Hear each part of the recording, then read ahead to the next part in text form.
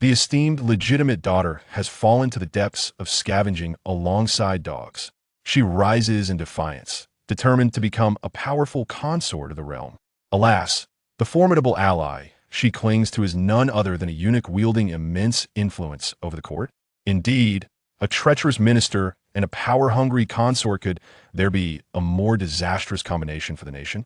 Yet in these times, even eunuchs may not be what they seem. She navigates each step with care, turning the tides of fortune, but cannot escape the perilous tenderness of his intricate web. A flickering candlelight, reminiscent of a delicate bean lamp, dances in the air. Shiliang Mo feels an unbearable heat enveloping her, while her frail limbs seem ensnared by some unseen force.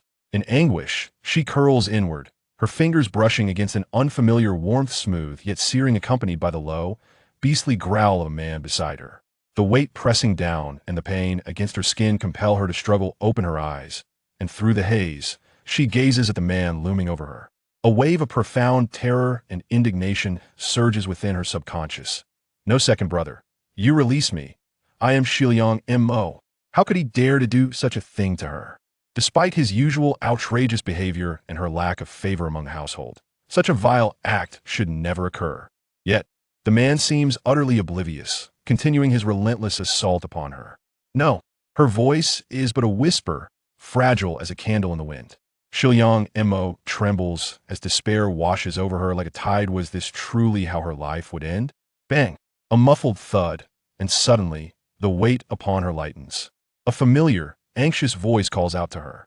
Miss, are you all right? Shiliang Mo opens her eyes to meet a pair of equally frightened, anxious eyes. After a brief pause, tears flow like a spring from her cheeks. Bai Mei Wu.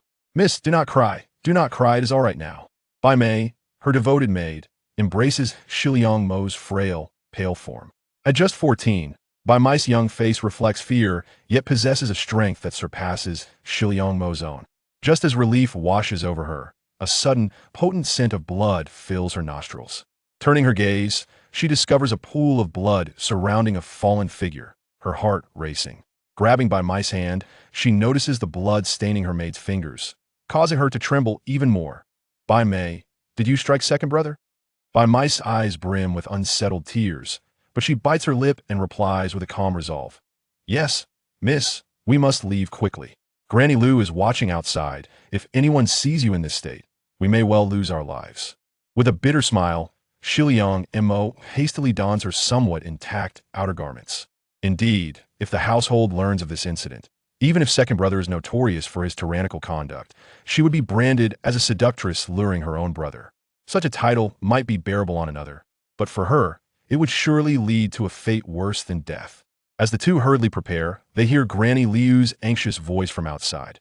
Miss, hurry, someone is coming. Within the confines of the room, two young girls were taken aback, hastily making their way to the rear window. This window, originally meant for ventilation, appeared rather elevated for the underdeveloped 14-year-old girls. Bai Mei assisted Shiliang Mo by lifting her waist, allowing her to step onto her hands in a bid to ascend. In a flurry of anxiety, Shiliang Mo struggled several times before finally climbing up. She quickly leaned down to pull Bai Mei up, only to be met with the cacophony of footsteps outside and the sharp reprimand of Ziyu, the favored personal maid of the second young master. Lu Mama, what are you doing at the second young master's door in the dead of night? Wait, what is that heavy scent of blood? The latter half of her command was laced with confusion. Lu Mama, outside the door, stammered in alarm. Miss Ziyu, this is... After a prolonged hesitation, she could not articulate her thoughts, only to hear Ziyu's furious interjection. You old crone, do you dare obstruct my way? Step aside at once. She seemed to command several rough servant women to forcibly move Lu Mama aside. A commotion erupted outside, while inside, Shiliang Mo grew increasingly frantic as she tried to pull Bai Mei up. Despite her efforts, she could not manage it. The door threatened to burst open at any moment. Suddenly, Bai Mei's expression hardened, and she withdrew her hand, biting her lip resolutely as she took a step back. Addressing Shiliang Mo, she urged, Miss, you must leave at once.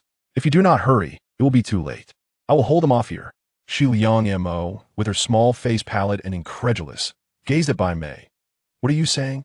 Bai Mei took several steps back, her round face exhibiting an unexpected resolve for one so young. Miss, You saved my life from the second young lady. My mother and I cannot allow anything to happen to you. From this day forth, should I no longer be able to serve by your side, I only hope you take care of yourself." She paused, forcing a sorrowful smile. "Miss, remember that you are the daughter of General Huang Yi. Do not allow yourself to be bullied any longer." With that, Bai Mei abruptly closed the window. Shi Liang Mo, still in shock, could not utter a word before she fell into the courtyard outside. Quickly recovering, she scrambled to her feet, her vision blurred with tears as she desperately jumped to knock on the window. Inside, terrified screams erupted, a cacophony of chaos. "Oh heavens, the second young master! There's a dead person! Help!" Various shouts intertwined with Bai Mei's cries and Lu Mama's pleas, causing Shi Liang Mo to tremble as she fled through the flower bushes in the backyard. The inner courtyard had descended into utter disorder. Shi Liang Mo dashed back to her secluded courtyard, her heart racing with panic. Her gaze fell upon the clothes hanging out to dry. She hastily tore them down, frantically preparing herself. Just as she finished arranging herself, the courtyard door was suddenly kicked open with a loud bang. Startled, Shi Liang Mo stepped back, only to trip over a wooden tub and tumble to the ground. The one who entered was none other than Ziyu, the personal maid of the second madam. Standing gracefully in a pale purple gown, with a silver embroidered jacket cinched at the waist, she accentuated her round, porcelain-like face, exuding an air of elegance that rivaled even Shi Liang Mo's own. Ziyu had long grown accustomed to Shi Liang Mo's timid demeanor, showing no sign of suspicion. She merely furrowed her brow and coldly stated, "Miss, the second madam requests your presence." Within the Jingwa Duke's residence, aside from Bai Mei and Shi Liang Mo's wet nurse, Granny Lu, as well as the rough servants by Rue and Granny Bai, no one referred to Shi Liang Mo as Mississippi. Although she was born the eldest daughter and the biological child of the first madam, she was treated like an unwelcome trinket by all. With a pale face, Shi Liang Mo bit her lip and timidly inquired, "Sister Ziyu, does the second madam seek me for something? It is rather late." Ziyu impatiently interrupted, "The miss shall come with us." As the senior maidservant to the managing second madam, Ziyu maintained the barest semblance of decorum, though she never concealed her disdain for the neglected Shi Liang Mo. However, the matrons and servants surrounding Ziyu bore expressions akin to ravenous wolves, eager to drag Shi Liang Mo away. Shi Liang Mo's heart raced in trepidation, yet she could only nod vigorously, fearing to provoke Ziyu's ire, and hurriedly followed her. Ziyu exchanged a glance with a nearby matron, who respectfully led them deeper into the courtyard to commence their search. Shi Liang Mo's heart leaped to her throat at the thought of her tattered, bloodied garment being discovered. After a considerable time, the matron reemerged and shook her head at Ziyu, who then cast a cold glance at Shi Liang Mo before turning towards the second madam's quarters. Shi Liang Mo exhaled a sigh of relief, discreetly glancing at the well, reassured that her bloodied garment lay undiscovered at the bottom. With her head bowed, she followed closely behind. Upon reaching the inner courtyard, Shi Liang Mo noted the somber expressions of the matrons, maidservants, and the rarely seen household attendants. The atmosphere was heavy, silence enveloping the courtyard, broken only by the faintest sound of footsteps. Increasingly anxious, Shi Liang Mo was led by Ziyu into a room where a significant matter had unfolded. In the main hall, members from various branches of the household had gathered. Aside from the Jingwa Duke, who was away at the summer resort with the emperor and the perpetually ailing duchess, all were present. Seated at the upper right was the managing second madam, Lady Han. Shi Liang Mo furtively raised her eyes to glance at the second madam. A woman of noble lineage, she hailed from a family that had produced 3 empresses. Her beauty was nearly unparalleled, and though she had entered middle age, her complexion retained the freshness of spring. Yet her expression was cold and distant. Her second son was at the heart of the current crisis, and she exhibited no visible signs of anger. The chilling gaze in her eyes sent shivers coursing through Shi Liang Mo's body. The ability to mask emotions with such precision was far more terrifying than open displays of anger. Shi Liang Mo had never dared to lift her gaze before the second madam. Before dawn, the dim candlelight cast an eerie glow within the hall, illuminating the impassive faces of those seated like malevolent spirits in the underworld. The silence was so profound that even the sound of a falling needle could be heard. Outside, the mournful wails of a woman mingled with the cracking of a whip against flesh, growing ever clearer. After a prolonged silence, Shi Liang Mo trembled, feeling as though the sound of her chattering teeth was audible to everyone present. Shiliang Mo, what mischief are you up to? Could it be that your elder brother's injury is connected to you? Did you instruct that wretched maid to seduce him? The cold, mocking voice of the fourth young lady of the Jingwood Duke's residence, Shiliang Dan, suddenly echoed through the hall. Shiliang Mo clenched her teeth in silence, lowering her head even further when a gentle feminine voice interjected, Dan's sister, mother, and the esteemed elders are present. Do not act so recklessly. The voice was soft like the gentle spring rain of March, enchanting to the ears. Seeing her own sister, Shiliang Xian, speak up, Shiliang Dan merely scoffed and fell silent, disdainfully fixating on the awkward and cowering Shiliang Mo, who was clearly doomed after such an incident. Indeed, moments later, the second lady spoke coldly. That wretched maid, by May, failed to seduce her master and has committed further offenses. She shall receive 30 strikes. Shiliang Mo felt a wave of relief as a hint of color returned to her sharp, thin face. 30 strikes. If by May could endure, there might still be hope. Was the second lady truly showing such rare compassion? Shiliang Mo's expression could not escape the second lattice keen gaze. Zue respectfully presented tea, which the second lady accepted with elegance, adding coolly, this vile servant, lacking in virtue, shall be sent to the outer courtyard after her punishment for sale on a chosen day. As for Lu Momo, her neglect in teaching has led to a conspiracy against her master. Death is the only fitting punishment. Regarding Mo girl, due to her laxity in discipline, allowing a servant to harm kin, she shall kneel in contemplation before the ancestral hall for a month, and further judgment will be rendered upon the master's return. At the mention of the outer courtyard, and upon hearing the second lattice decree, even those present, who had maintained a stoic demeanor or appeared inattentive, could not help but show a slight reaction. In such a frigid February, a month of kneeling in contemplation could leave one with more than just a life. It could leave them crippled. And the thought of a proper young lady being made to witness by mice punishment was indeed shocking. Chapter 2. Invitation to the trap. Upon hearing the news, Shiliang Mo felt as if a bucket of ice-cold water had been poured over her. Bai Mei was to be sent to the military brothel. The young women of the inner courtyard remained oblivious, but Shiliang Mo, having mingled among the servants since childhood, had heard whispers of such fates. The Duke of Jinghua and her biological mother, Lady Lan, both hailed from martial backgrounds. The outer courtyard of the Duke's residence housed a training ground for the Duke's personal soldiers and the officers stationed there, akin to a military camp where there existed a brothel filled with women of low status, condemned to serve as military concubines. The women in the military brothel were regarded as even lower than those in pleasure houses, forever barred from redemption, often not surviving beyond 30 years of age. Could it be that Bai Mei, who had protected her since childhood, along with Nurse Lu, would meet such a tragic end? Shiliang Mo collapsed to the ground, her forehead striking the floor repeatedly as she gritted her teeth and implored, "Second mother, I beg of you, for the sake of Nurse Lu, who has faithfully served the matriarch for so many years, consider her efforts, if not her merits, and retract your command. I beseech you." Nurse Lu had originally been a handmaid given to Lady Lan as part of her dowry, and later, owing to her exceptional medical skills, she was entrusted to the matriarch, serving her for many years. In the dead of night, the sound of Shiliang Mo's prostrations echoed like the beating of a drum. Lady Han, however, did not lift her gaze, gracefully savoring her tea, until Shiliang Mo's forehead began to bleed. Only then did she delicately flick her fingertips, sending tea droplets scattering, and calmly remarked, "Rules are rules. The Duke, who leads troops and manages the household, places great importance on them. Moreover, a transgression must be punished. Orders must be obeyed, a principle established by the late lady of the house. Are you suggesting that you would disregard your parents' commands?" I did not. Just as Shiliang Mo struggled for words, her head spinning from her fervent bowing, Lady Han's voice turned icy. "So you believe that a servant who has committed treason is worth more than your own legitimate elder brother? To disregard your parents' commands is unfilial, and to shield a villainous servant is unjust. Is it possible that the Duke of Jinghua's residence has raised such an unfilial and unjust daughter like you?"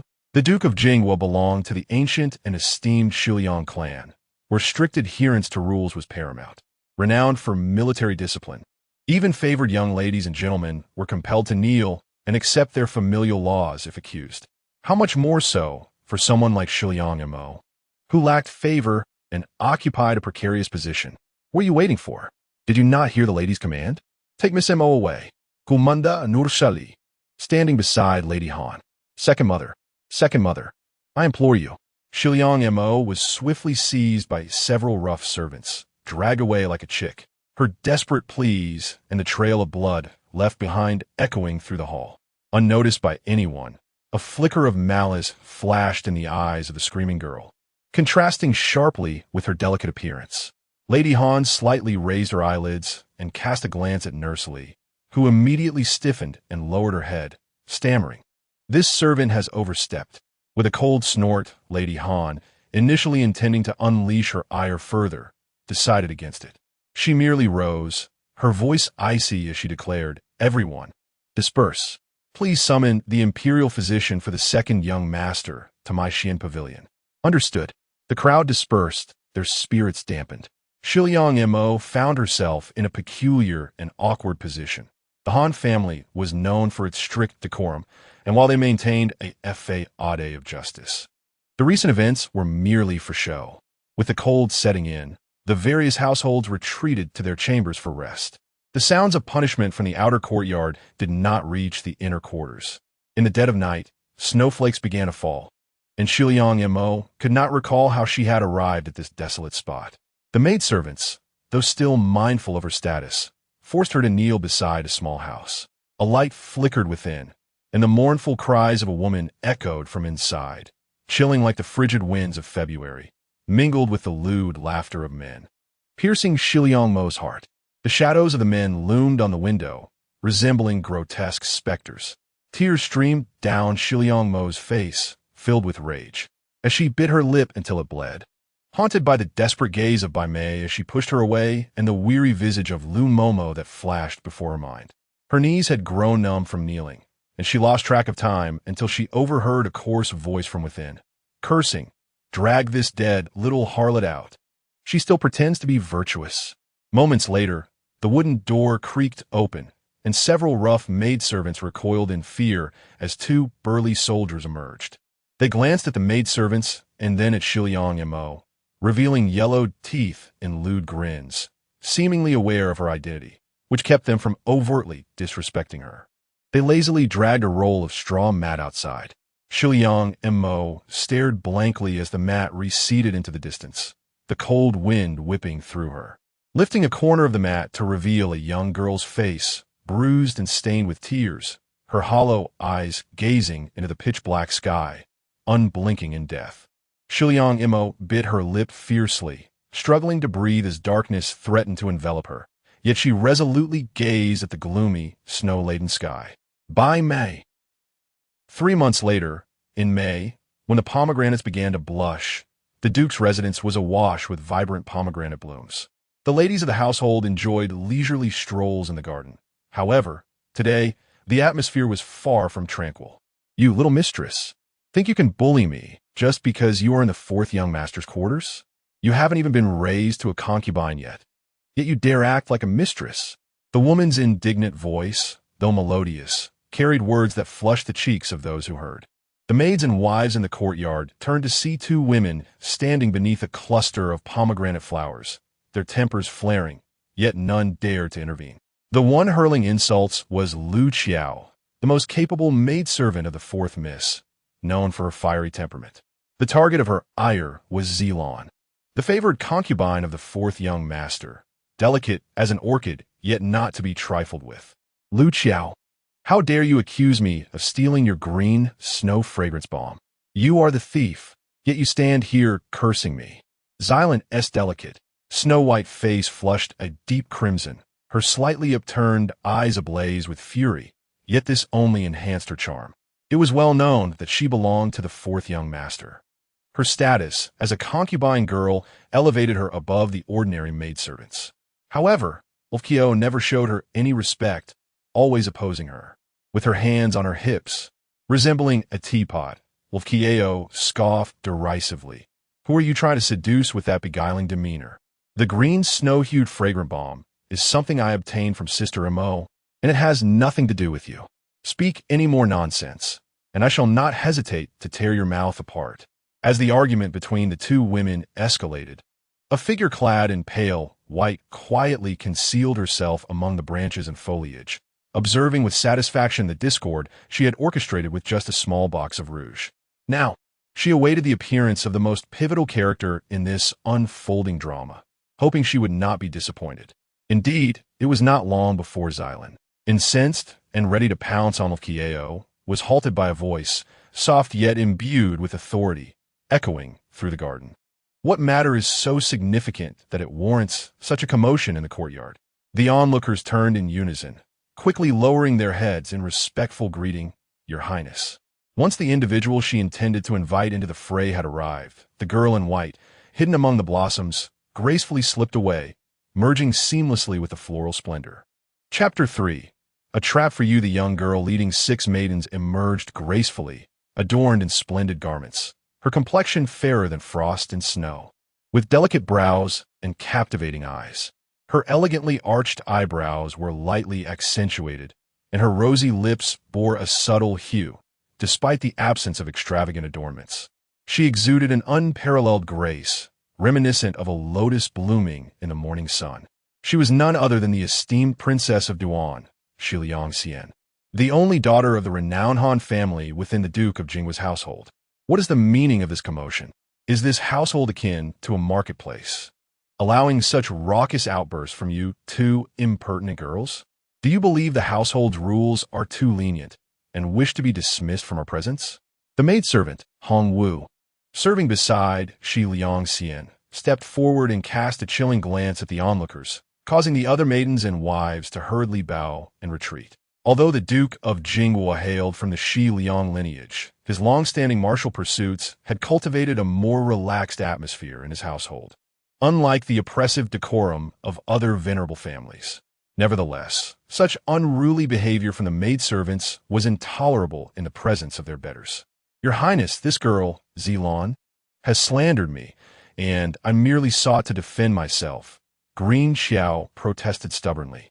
She, too, was of the same maternal line as Shi Liangxian and Duan, favored by the family, and her status had risen accordingly. With Shi Liangxian present, she was determined not to let this opportunity slip by. Shi Liangxian had taken her seat at a stone table in the garden, attended by her maidservants. She lifted her gaze with an indifferent glance towards the 2 girls, but remained silent. Xylan, with a tearful and aggrieved demeanor, appeared quite poignant. It only served to cool the autumn waters of Shi Liangxian's eyes. Being of noble birth, she valued propriety and was not fond of such overt displays of emotion. However, since her half-brother, born of a concubine, was favored by their father, she chose to remain silent on the matter. With elegance, Shi Liangxian settled in her seat and smiled. What trivial matter could provoke such a dispute, especially in such a public setting, where dignity ought to be preserved? Xylan pressed her lips together and, stepping forward, reverently presented a small porcelain box. It is this green, snow-hued cosmetic, which is not particularly valuable, but I had it specially ordered. A few days ago it went missing, and, as I share a room with Green Xiao, I was puzzled as to why she possessed it as well, hence my inquiry. Her words, polite and cunning, were a notch above Green Xiao's. Shi Liangxian glanced at Green Xiao, whose indignation was palpable. This girl, much like her sister, reflected the disposition of her mistress, unrefined and overbearing, truly an ineffectual servant. She then examined the porcelain box in her hand, a delicate light green porcelain crafted with care. Although it held no great value, it was exquisite. Upon opening it, she found a layer of pale green, creamy powder, partially used, adorned with several intricate chrysanthemum patterns, releasing a tantalizing fragrance. Hong Lian could not contain a laugh and remarked sarcastically, "Is it merely a box of rouge? A green one at that, which would surely turn one into a green-headed fly. How unfortunate that both of you, despite your station, display such superficiality, leaving room for the younger maidens to mock you." Shi Liangxian, too, found it peculiar. The cosmetics in the household were custom-made, and the maidservants were provided with quality products. Though this creamy substance was fragrant and visually appealing, she had never encountered a green cosmetic before. It appeared less valuable than those from the esteemed Fanghua studio, and she pondered its purpose. Green Xiao pouted and said, "Sister Hong Lian, you may not be aware, but although this cream is not as precious as that from the Fanghua pavilion, it is freshly made, with a delicate layer that, when applied to the face, bestows a translucent radiance without being overly pale." Upon hearing this, Shi Liangxian and Hong Lian scrutinized the faces of Green Xiao and Zilan, and indeed, they appear to have a luminous and smooth complexion. No young woman can resist the allure of blush and beauty, and though it may not be an expensive item, Shi Liangxian, intrigued, inquired, "You mentioned it was freshly made. Where was it made?" Green Xiao and Zilan exchanged a glance, hesitating for a moment, before Zilan softly replied, "It was made by Sister Mo." Upon hearing Mo's name, Shi Liangxian paused, then smiled gently. "Is that so?" "It was made by Sister Mo." Her tone revealed no discernible emotion, yet everyone in the room understood that Mo's position within the household was rather awkward, particularly in relation to Shi Liangxian's status. Traditionally, Mo was the only legitimate daughter of the Duke's wife, Lady Lan, making her one of the most esteemed individuals in the household, second only to the legitimate son.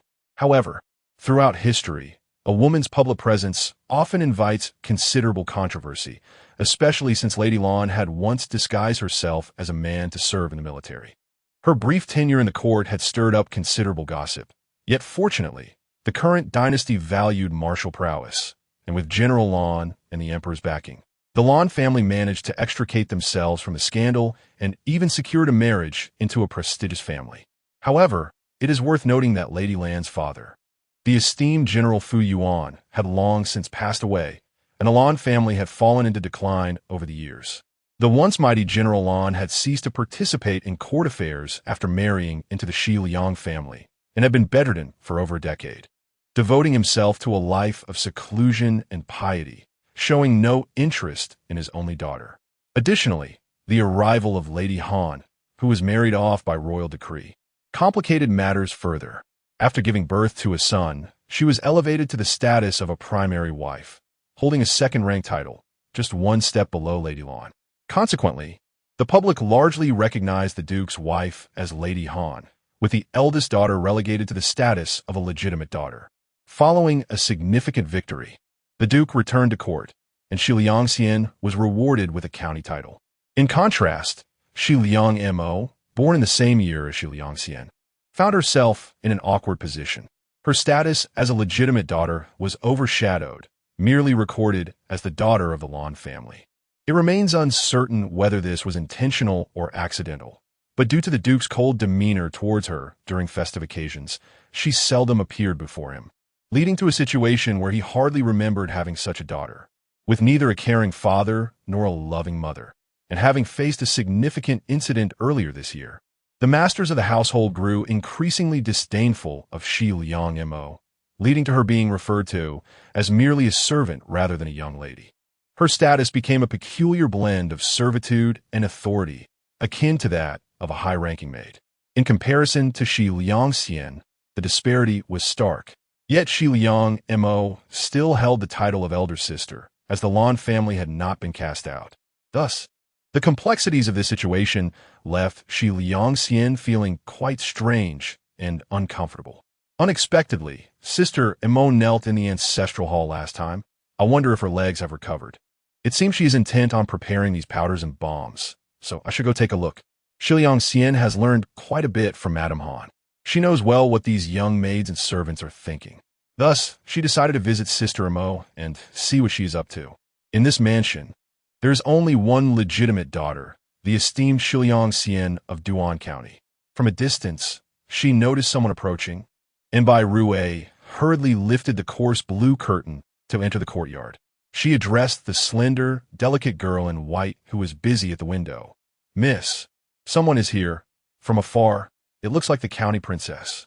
Since the passing of Bai Mei and Granny Lu at the beginning of the year, the housekeeper seemed to have forgotten to send assistance to Shi Liang Mo, leaving only this rough maid to attend to the young lady. Shi Liang Mo paused her work of grinding flower petals and replied nonchalantly, "If she comes, let her come. How can things be accomplished without her?" Observing Shiliang Mo's calm demeanor while extracting the juice from the petals, Bai Rui felt a sense of confusion. Ever since the incident in February, the only attendants left in Mo's courtyard were herself and Granny Bai, who did the rough work.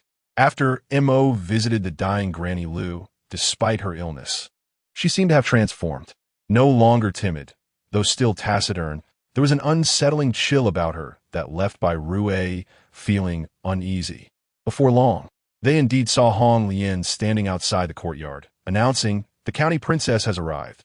Go inform Sister Mo." Bai Rui promptly stepped out to pay her respects to Shiliang Xian, lifting the curtain to let her enter. "Your Highness, please come in," she said. Shiliang Xian first surveyed the small courtyard.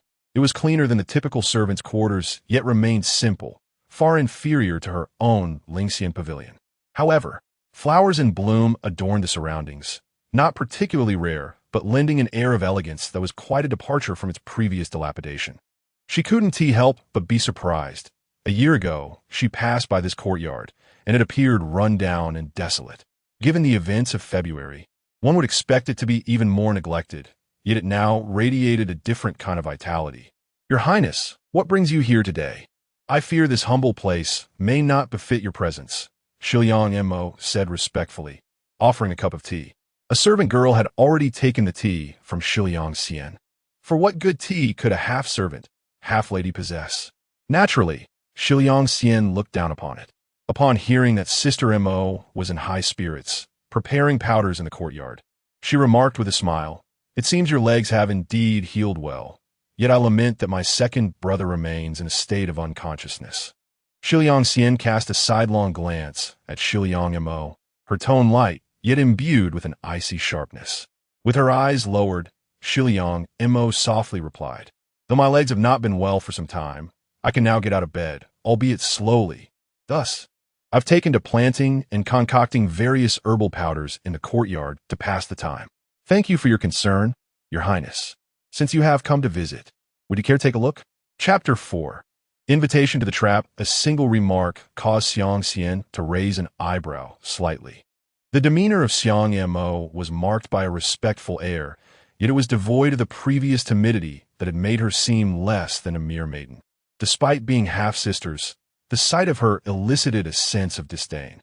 Curiosity piqued regarding what Xiang Mo had concocted. Xiang Xian entered the room, immediately engulfed by a fragrant aroma, which prompted her acquiescence. Xiang Mo led her to a side chamber adjacent to the main room. Inside, Xiang Xian observed 3 long tables. The easternmost one displayed an array of small white porcelain boxes. The western and southern tables were adorned with small stone mortars, pestles for grinding medicinal herbs, and various other diminutive utensils, some of which were unrecognizable to her. She approached the eastern table first, where the porcelain boxes and vials were embellished with elegant floral patterns, arranged in hues of green, red, and yellow. Though they bore no great value, they exuded an air of refinement.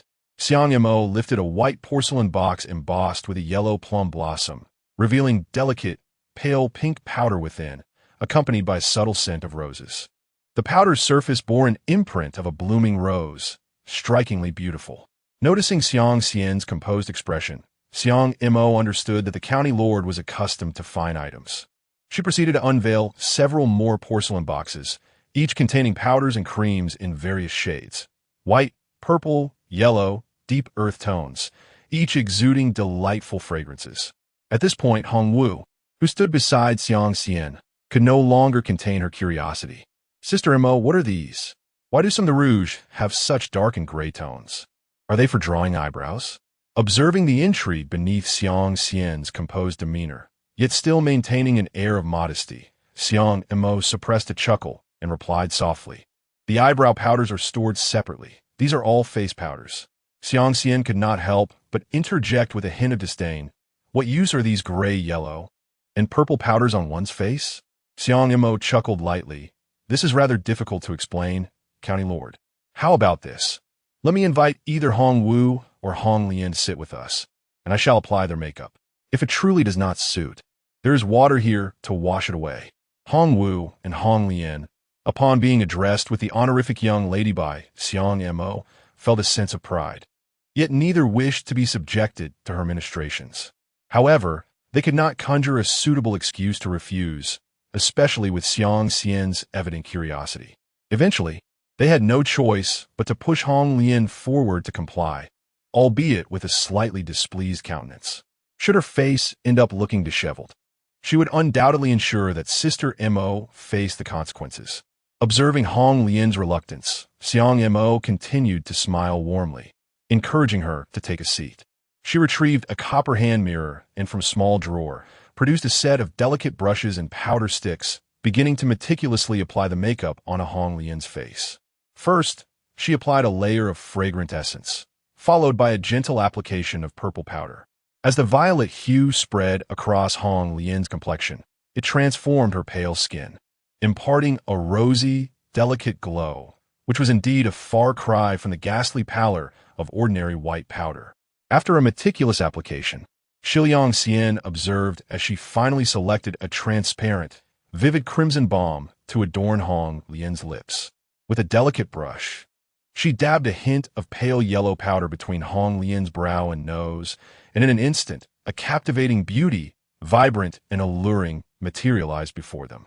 Though Hong Lian was of decent stock, she had previously been but a mediocre beauty. At this moment, her features were animated. Her once slightly sunken nose now stood elegantly high. Her eyes radiated depth and emotion, and her lips resembled tender, delectable fruit jelly, irresistible to the eye. The onlookers were left in awe, and Xiang Xian's maidens wore expressions of envy mixed with astonishment. Indeed, Hong Lian possessed a remarkable allure. Previously, she had been somewhat pale and refined, or else the concubine would have achieved similar results. Xiang Mo, having gathered her belongings, chuckled lightly, causing a flush of embarrassment to sweep across Hong Lian's face, yet her heart brimmed with joy. In the past, she had been the least attractive among the maidens by the county lord's side, with the young masters only having praised Hong Wu and Hong Han. In a rush, Hong Lian exclaimed to Xiang Mo, "No wonder Xylan and Luqiao are so enamored with your items. They truly are splendid." Xiang Mo, maintaining her composure, replied with a subtle smile, "These trinkets cannot compare to the treasures of renowned establishments. They merely possess novelty, freshly crafted without the addition of any dubious lead powders. They are beneficial for the skin, and if you all fancy them, I shall gladly gift some." She selected a few boxes of cosmetics to present to Xiang Xian's maidens, who, seeing their mistress's approval, accepted with delight. Xiang Mo had already noted that while Xiang Xian remained silent and somewhat disdainful, she understood that despite her apparent disinterest in these items, no maiden truly shunned cosmetics, especially fresh ones. Moreover, Xiang Mo had asserted that they were beneficial for enhancing beauty. It was unseemly to request them directly, lest she compromise her dignity. With discernment, Xiang Mo retrieved 2 or 3 gilded oval porcelain boxes along with 2 small bottles and a compact lip balm from another drawer, presenting them gracefully to Xiang Xian with a warm smile. Today, it is rare for the county lord to visit, although these may not hold great value. They are freshly made lip balms from pomegranate and rose petals, along with violet-scented powder and narcissus essence gathered just yesterday. Please take them back to reward your diligent servants. Xiang Xian had always favored the fruit jelly-like lip balm and powder the most, yet felt it beneath her to request such items. Now that Xiang Mo had offered, she gracefully acquiesced. As she observed Xiang Mo respectfully escort her to the door, Xiang Xian's demeanor softened slightly from when she had first arrived, leading her to abandon the notion of reprimanding her. "Miss, fortunately, this time the county lord did not gain any leverage against us. Your leg must not endure further injury. The doctor warned that if it suffers again, you may struggle to walk. It is best to avoid such situations." Bai Rui, hesitant and still shaken, recalled that although the county lord, confident in her noble status, did not torment the eldest young lady like the 4th miss and other ladies and concubines, she would not let Xiang Mo off easily. Watching the graceful figure of Xiang Xian disappear from view, Xiang Mo, initially poised with her waist gently curved, straightened up as she touched her still recovering leg, offering a faint smile. "Avoid? What is there to evade? We are all part of the same family." Since these sisters, ladies, and concubines enjoy being attended to and served, I shall dutifully provide for them, for there will be ample opportunities in the future. Has she not evaded enough already? In her past life, she served as the esteemed secretary to a prominent politician. After being kidnapped and rendered unconscious by her political adversaries, she awoke to find herself inexplicably transformed into an unloved ancient young lady of around 10 years old. She grew weary of those dark and bloody days, believing she had finally escaped the treacherous intrigues of her previous existence. Her sole desire was to quietly accumulate wealth and accompany Lady Lu to seek refuge with her distant relatives in Jiangnan, unaware that certain fates are inescapable. Those individuals regard the lower classes as mere weeds. She would ensure they learn that even weeds can claim lives. Miss, observing the icy indifference etched on her face, Bai Rui felt an inexplicable shiver. She had previously witnessed a similarly chilling expression from the Duke. The day for the fourth Miss S betrothal is approaching, is it not? Shi Liang Mo inquired suddenly. Bai Rui nodded. Yes, the second lady has been deliberating for quite some time. All the suitors are esteemed gentlemen. I have heard that the day after tomorrow, the wife of Inspector Wang will personally come to vouch for her. Shi Liang Mo narrowed her eyes slightly, rendering it momentarily difficult for Bai Rui to discern her expression. She then asked, among the rough servants sweeping outside the fragrant snow pavilion, is there a compatriot you are fond of? Bai Rui nodded and noticed Shi Liang Mo smile faintly. In these days, do share more tea with her. As expected, that day, the rough little maid rushed to find Bai Rui, exchanged a few words, and departed. Shi Liang Mo then led Bai Rui to the grand garden to gather flower petals. They had just collected half a basket of rose petals when a sharp female voice pierced the air from behind. Shi Liang Mo, you little wretch. Are you not coming with me to see the fourth miss? Hearing the scolding, Shi Liang Mo paused in her flower gathering, a slight smile curling at her lips. Indeed, she had come. Chapter 5. Punishing the Wicked Slave, Part 1. What is happening? Shi Liang Mo turned her gaze to see the fourth young lady, Shi Liang Dan's maid, Qingyue, accompanied by two burly women, standing behind her with their hands on their hips, striking a teapot-like pose, glaring haughtily. Shi Liang Mo's eyes momentarily lingered on the bamboo boards held by the two women before she smiled politely at Qingyue. Miss Qingyue, what brings you to my humble abode? One should not strike a smiling face, yet Qingyue found Shi Liang Mo's demeanor, no longer resembling a frightened mouse at the sight of a cat, disconcerting. She quickly adopted a cold smirk. Sister Mo, let us speak plainly. Your lowly maid has brought misfortune upon the second young master. Now, are you here to bring calamity upon our fourth young lady as well? I must inform you that we have yet to report this to the second madam. So confess what you have given to the fourth young lady.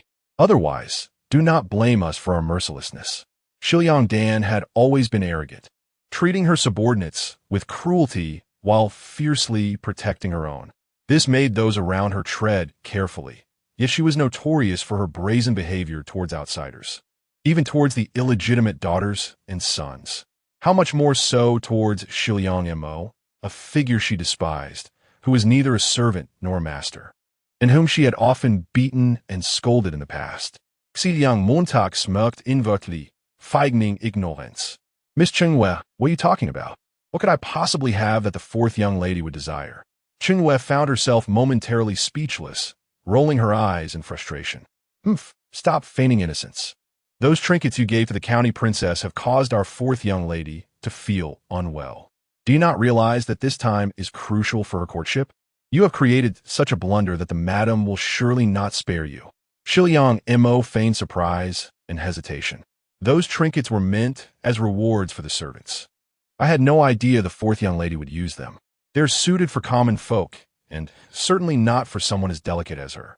Qingyue felt the sting of her words, realizing the implication that the inferior items were for their own use and not to be blamed on others. Suddenly, she seized upon Shi Liang Mo's admission, exclaiming in anger, since you acknowledge that your belongings have harmed the fourth young lady, what more is there to discuss? Teach this little wretch a lesson in retribution for the fourth young lady. With that, the two burly women advanced to seize Shi Liang Mo. She let out a cold laugh. suddenly speaking in a commanding tone. Dare you? I am still a mistress here. Only the elders of the household can punish me. You mere servants do not have the right to lay a hand on me. The fierce energy that erupted from her was palpable, striking like a tangible force towards Chang Yue and the two women. The chilling glare in her eyes caused the burly women to tremble, taking a step back. One even dropped her club in shock. You! Chang Yue felt a shiver under Shiliang Mo's icy gaze, a sensation that unsettled her, but she quickly regained her composure, feeling both embarrassed and furious. Having consumed the audacity of a leopard's gallbladder, Orange Moon, humiliated, immediately bellowed at the two matrons beside her. She hastily seized a wooden stick, rushing forth to strike Shiliangma. However, a sudden shadow descended upon her, striking her head with a searing pain. With a sharp cry, she instinctively touched her head, only to find her hand drenched in blood. Glancing down, she noticed a scattering of flower petals and an overturned flower basket. She had not pondered why such a trivial basket could cause her injury. In a fit of rage, she charged at the seemingly inferior master before her, thinking, what if I kill her? This time, she successfully tackled Shi Liangma, reveling in her moment of triumph as she reached out to slap the delicate face of her opponent. Shi Liangma, you little wretch. Yet, before her hand could even graze the other's skin, a furious voice erupted from behind her. What is the meaning of this? Have you all lost your minds? As the crowd turned to face the commotion, they beheld the second madam, Han, her face ashen, accompanied by a throng of equally pale maids and matrons, standing amidst the flowers. Orange Moon felt a surge of hope and was about to lodge a complaint. Second madam. Look at what that she-girl has done. The second madam, known for her disdain toward Shi Liangma, might very well order a punishment on the spot. Silence. Han barked fiercely, glaring coldly at Orange Moon. She then turned to the women behind her, sighing, I apologize for the embarrassment caused to the esteemed Madame Yushur. It is a failure of discipline within our household, and I hope you can forgive us. Only then did the crowd notice that behind Han stood a refined lady in her 30s, the wife of Inspector Wang, Madame Chun. Observing the chaotic scene, Madame Chun's gaze settled last upon Shi Liangma, who sat on the ground, pale and covering her face, a flicker of surprise and pity crossing her features. Suddenly, she remarked coldly, it seems that even a servant of the Duke's residence can treat their master in such a manner, resorting to shouts and violence. This truly opens my eyes. Chapter 6. Punishment of the wicked servant. Madame Han, who favored understated elegance, was adorned in a delicate lavender embroidered silk gown today, enhancing the cold beauty of her elongated visage. Lady Han air furrowed her brow slightly. This magistrate Wang was as unyielding as stone, known for his rigid adherence to tradition. Perpetually engaged in denouncing this individual or accusing that one, never yielding to anyone's favor. Perhaps it was precisely this steadfastness that endeared him to the perpetually suspicious emperor, who, though engrossed in alchemy, was inclined to heed the words of such incorruptible stalwarts. His wife, too, possessed a straightforward disposition. Should news of this matter reach Magistrate Wang, there was a risk that he might report Duke Jinghua to the emperor for a lack of discipline in managing his household, thereby allowing wicked servants to oppress their masters, which would certainly be undesirable. Her husband was already embroiled in a fierce struggle against treacherous foes in the court, facing dire circumstances. She could not afford to add to his burdens. Determined, Lady Han cast a cold glance at the self-satisfied, yet oblivious Cheng Yue, who was blissfully unaware of the impending doom that loomed. She waved her hand and ordered coldly, "Take this malicious servant away and execute her." After a moment's contemplation, she turned to her long-serving aunt, Madame Ma, with a frown, adding, "Anyone capable of raising such a wicked servant cannot be regarded as virtuous. The entire family should be sold far away." Having served beside Lady Han for many years, Aunt Ma understood her mistress's intentions immediately. She approached respectfully, offering a bow with a countenance full of shame. It is entirely the fault of the servants. These past days, as we busied ourselves with the marriages of the young ladies, and given that the fourth young lady has always been kind-hearted, it led to the emergence of a servant like Chang Yue. I humbly request a penalty of 3 months' salary. with a few carefully chosen words. She deftly extricated Lady Han from the situation, absolving her of any blame while simultaneously erasing the charge of condoning a servant's insubordination from the fourth young lady's reputation, allowing her to retain her image of kindness and compassion. Lady Han was quite pleased, though she feigned a look of reproach. Let this not be a precedent. Should there be another offense, I shall not allow you to remain in my household. Aunt Ma immediately bowed again, expressing her gratitude, before turning with a cold demeanor to command 2 maids to drag Cheng Yue away for execution. Cheng Yue, still bewildered, could not comprehend how she had suddenly fallen from being the most favored maid by the fourth young lady to facing a brutal demise. It was only when she heard the threat of her entire family being sold away that sheer panic gripped her. Madam, I know I was wrong. Please spare my life. I will never dare to offend again. Cheng Yue knelt and fervently knocked her head against the ground. Lady Han took a step back in disgust, but Aunt Ma immediately exchanged a knowing glance with Cheng Yue. Cheng Yue, not lacking in wit, quickly understood and began to crawl towards Xiangliang Mo, knocking her head as she went and attempting to grasp the hem of Xiangliang Mo's skirt. Jia, no miss, please spare me. I have a mother who is bedridden and younger siblings who depend on me. You are the kind-hearted Bodhisattva, always compassionate towards us lowly servants. These words, laced with venom, unmistakably reveal that Madame Han intends to eliminate her and betray her family. Yet now, she seeks the intercession of Shiliang Mo. Should Shiliang Mo refrain from pleading on behalf of Madame Chun and Madame Han, she would surely be branded as ungrateful and cruel-hearted, with several young ladies nearing the age of marriage, who would desire to wed a girl marked by disdain and perceived malice. A glimmer of cold light flickered in Shiliang Mo's eyes. How dare they attempt to drag her into this quagmire at such a juncture? This wretched servant, truly deserving of her fate. She swiftly retreated, her face a mask of terror as she gazed at Cheng Yue, whose large eyes, set in a gaunt face, brimmed with tears, as if she were confronted by a malevolent specter. You, do not come closer, please. Then, as if unable to suppress her trembling, she turned to Madame Han for salvation. Madam, it was evident to the discerning that this vile servant had long tormented Shiliang Mo, instilling in her such abject fear. Originally, Madame Chun had begun to view Shiliang Dan and Madame Han in a more favorable light due to Aunt Ma's words. However, she now perceived that not only was the latter inherently cruel, but also adept at concealing her own malice. She shook her head, increasingly filled with compassion for Shiliang Mo. She recalled that within the Duke's household, there was a daughter born of Lady Lan, and it must surely be this young woman, who appeared to suffer greatly under the hand of her stepmother. A glimmer of icy fury crossed Madame Han's eyes as she regarded Shiliang Mo, and she promptly commanded, "Someone, silence this wretched slave and drag her away." Immediately, a coarse servant approached, unceremoniously gagging Cheng Yue and hauling her away, her face a portrait of despair and terror. Cheng Yue struggled fiercely, yearning to speak. She caught a fleeting glimpse of Shiliang Mo's derisive and venomous smile as she bowed her head. Yet she was deprived of any further opportunity to voice her thoughts. It dawned on her that today was a trap laid by Shiliang Mo. She had once relished in bullying her, reveling in her tears and pleas, but now she found herself paying the ultimate price. The 2 accompanying servants were likewise dragged away, receiving 30 strikes, left in a state of near death, uncertain of their survival. The other servants were taken aback, not anticipating that Madame Han would truly act against a young lady deemed inferior, especially one so close to her own daughter. They now regarded Shiliang Mo, who appeared utterly bewildered, with renewed scrutiny.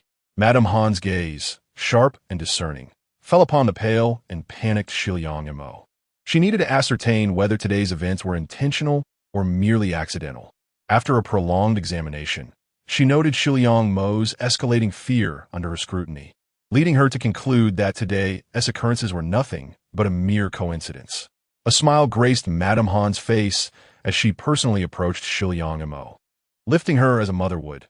"My dear Mo, it is I who have caused you distress today." Shiliang Mo, taken aback by the unexpected favor, grasped Madame Han's hand and timidly replied, It is I, Mo, who has been foolish and has offended you. Mother.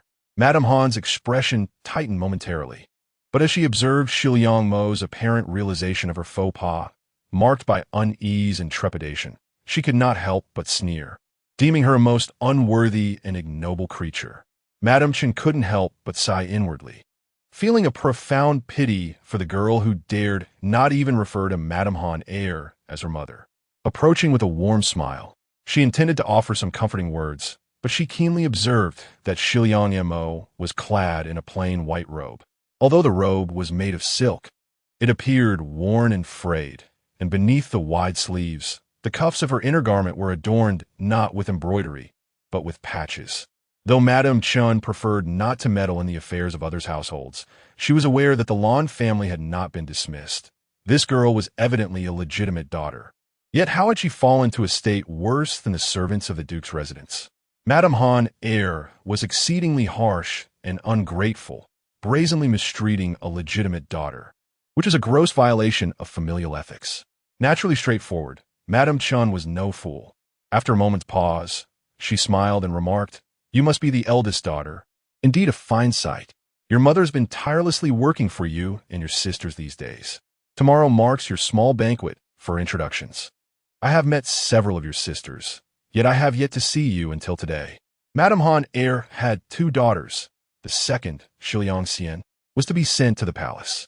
Besides the 4th daughter, Shiliang Dan, and the 5th, who were of marriageable age. She had resolved to use the marriages of her illegitimate daughters to pave the way for her 2 legitimate ones, sparing no effort in the matchmaking process. However, she had no intention of attending to the eldest daughter, Shiliang Mo, for the Duke of Jing had long forgotten about this daughter, let alone the noble families frequently visiting the capital. The presence of this girl constantly reminded her of her status as a mere secondary wife.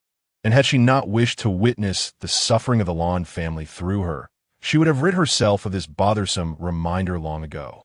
She had originally planned to send her off casually to an ordinary merchant or perhaps a rural landlord, or even to be a concubine, simply whisking her out through a side door. Unexpectedly, Madame Chen chanced upon this scene today. She could not allow anyone to seize the opportunity to speak against her.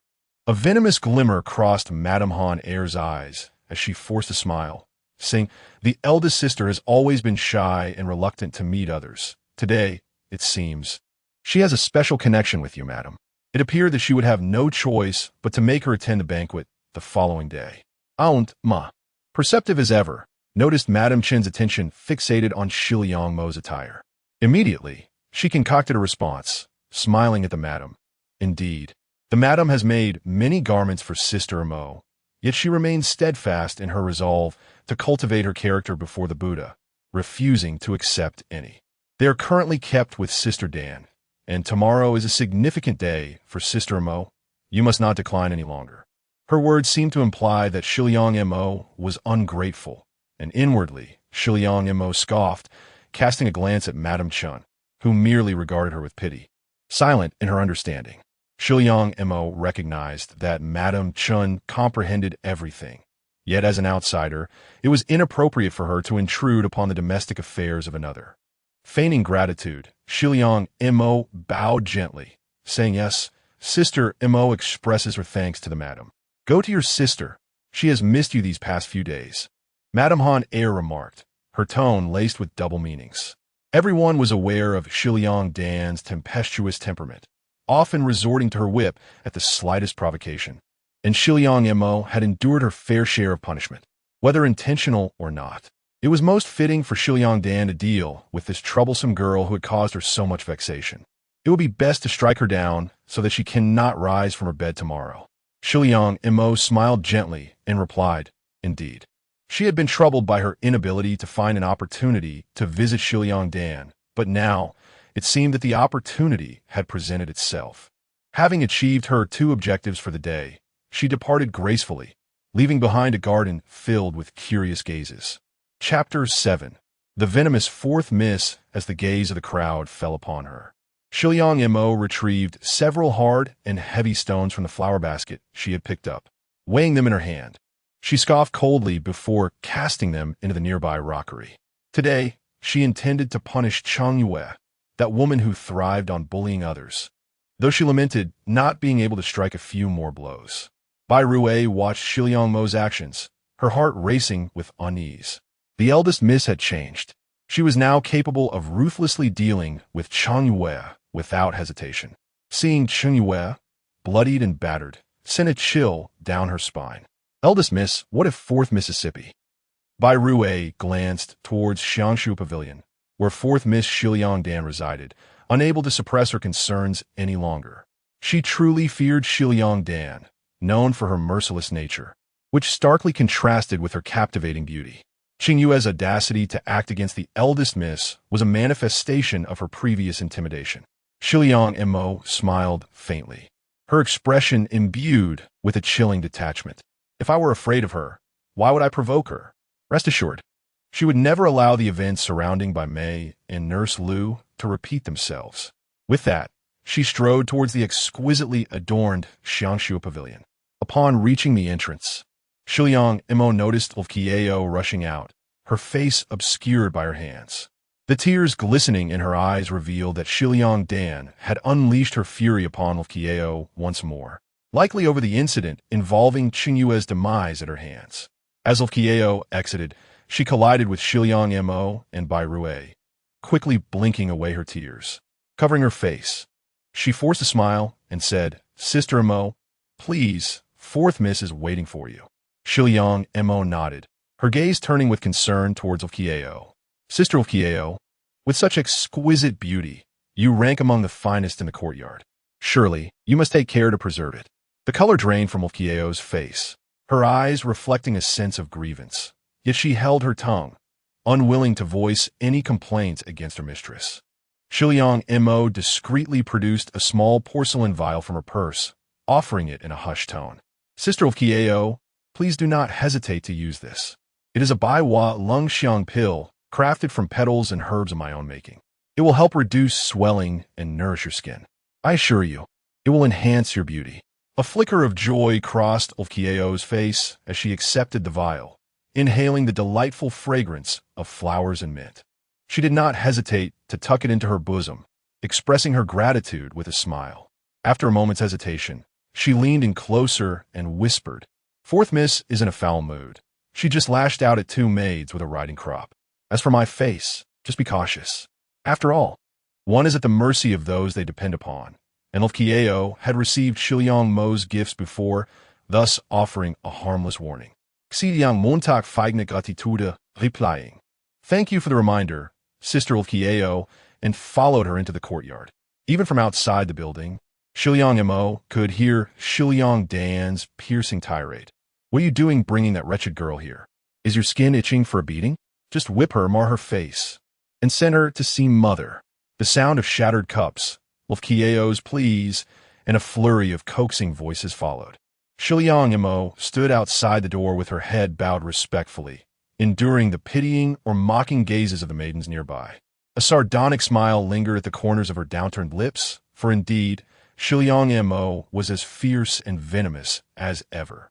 One could only wonder which noble house had the misfortune of claiming such a fiery spirit. She stood for nearly an hour before El Chiao, looking disheveled, finally emerged to open the door, tearfully urging, "Sister Mo, please go inside." El Chiao, having benefited from her kindness, had likely spoken a few words on her behalf. But alas, she had suffered the wrath of Shiliang Dan. With a face full of concern, Shiliang Mo cast a grateful glance at her and nodded before entering. However, no sooner had she stepped inside than a cup filled with scalding tea was hurled towards her head. Just in time, she tilted her head to evade the blow, yet feigned a startled fall to the ground, tears welling in her eyes as she gazed at the enchanting figure seated before a round table carved from rosewood. Siliang Dun, adorned in a gown of pure white and flower-patterned gauze, wore a golden brocade top and an intricately woven shawl. Her delicate features were framed by large, black, glassy eyes, long lashes, a pert nose, and cherry-red lips, presenting a picture of a fragile beauty. Though her skin lacked the alabaster quality of Shiliang Xian's, her features were more exquisitely refined, reminiscent of her mother, the renowned beauty, Madame Han Eyre.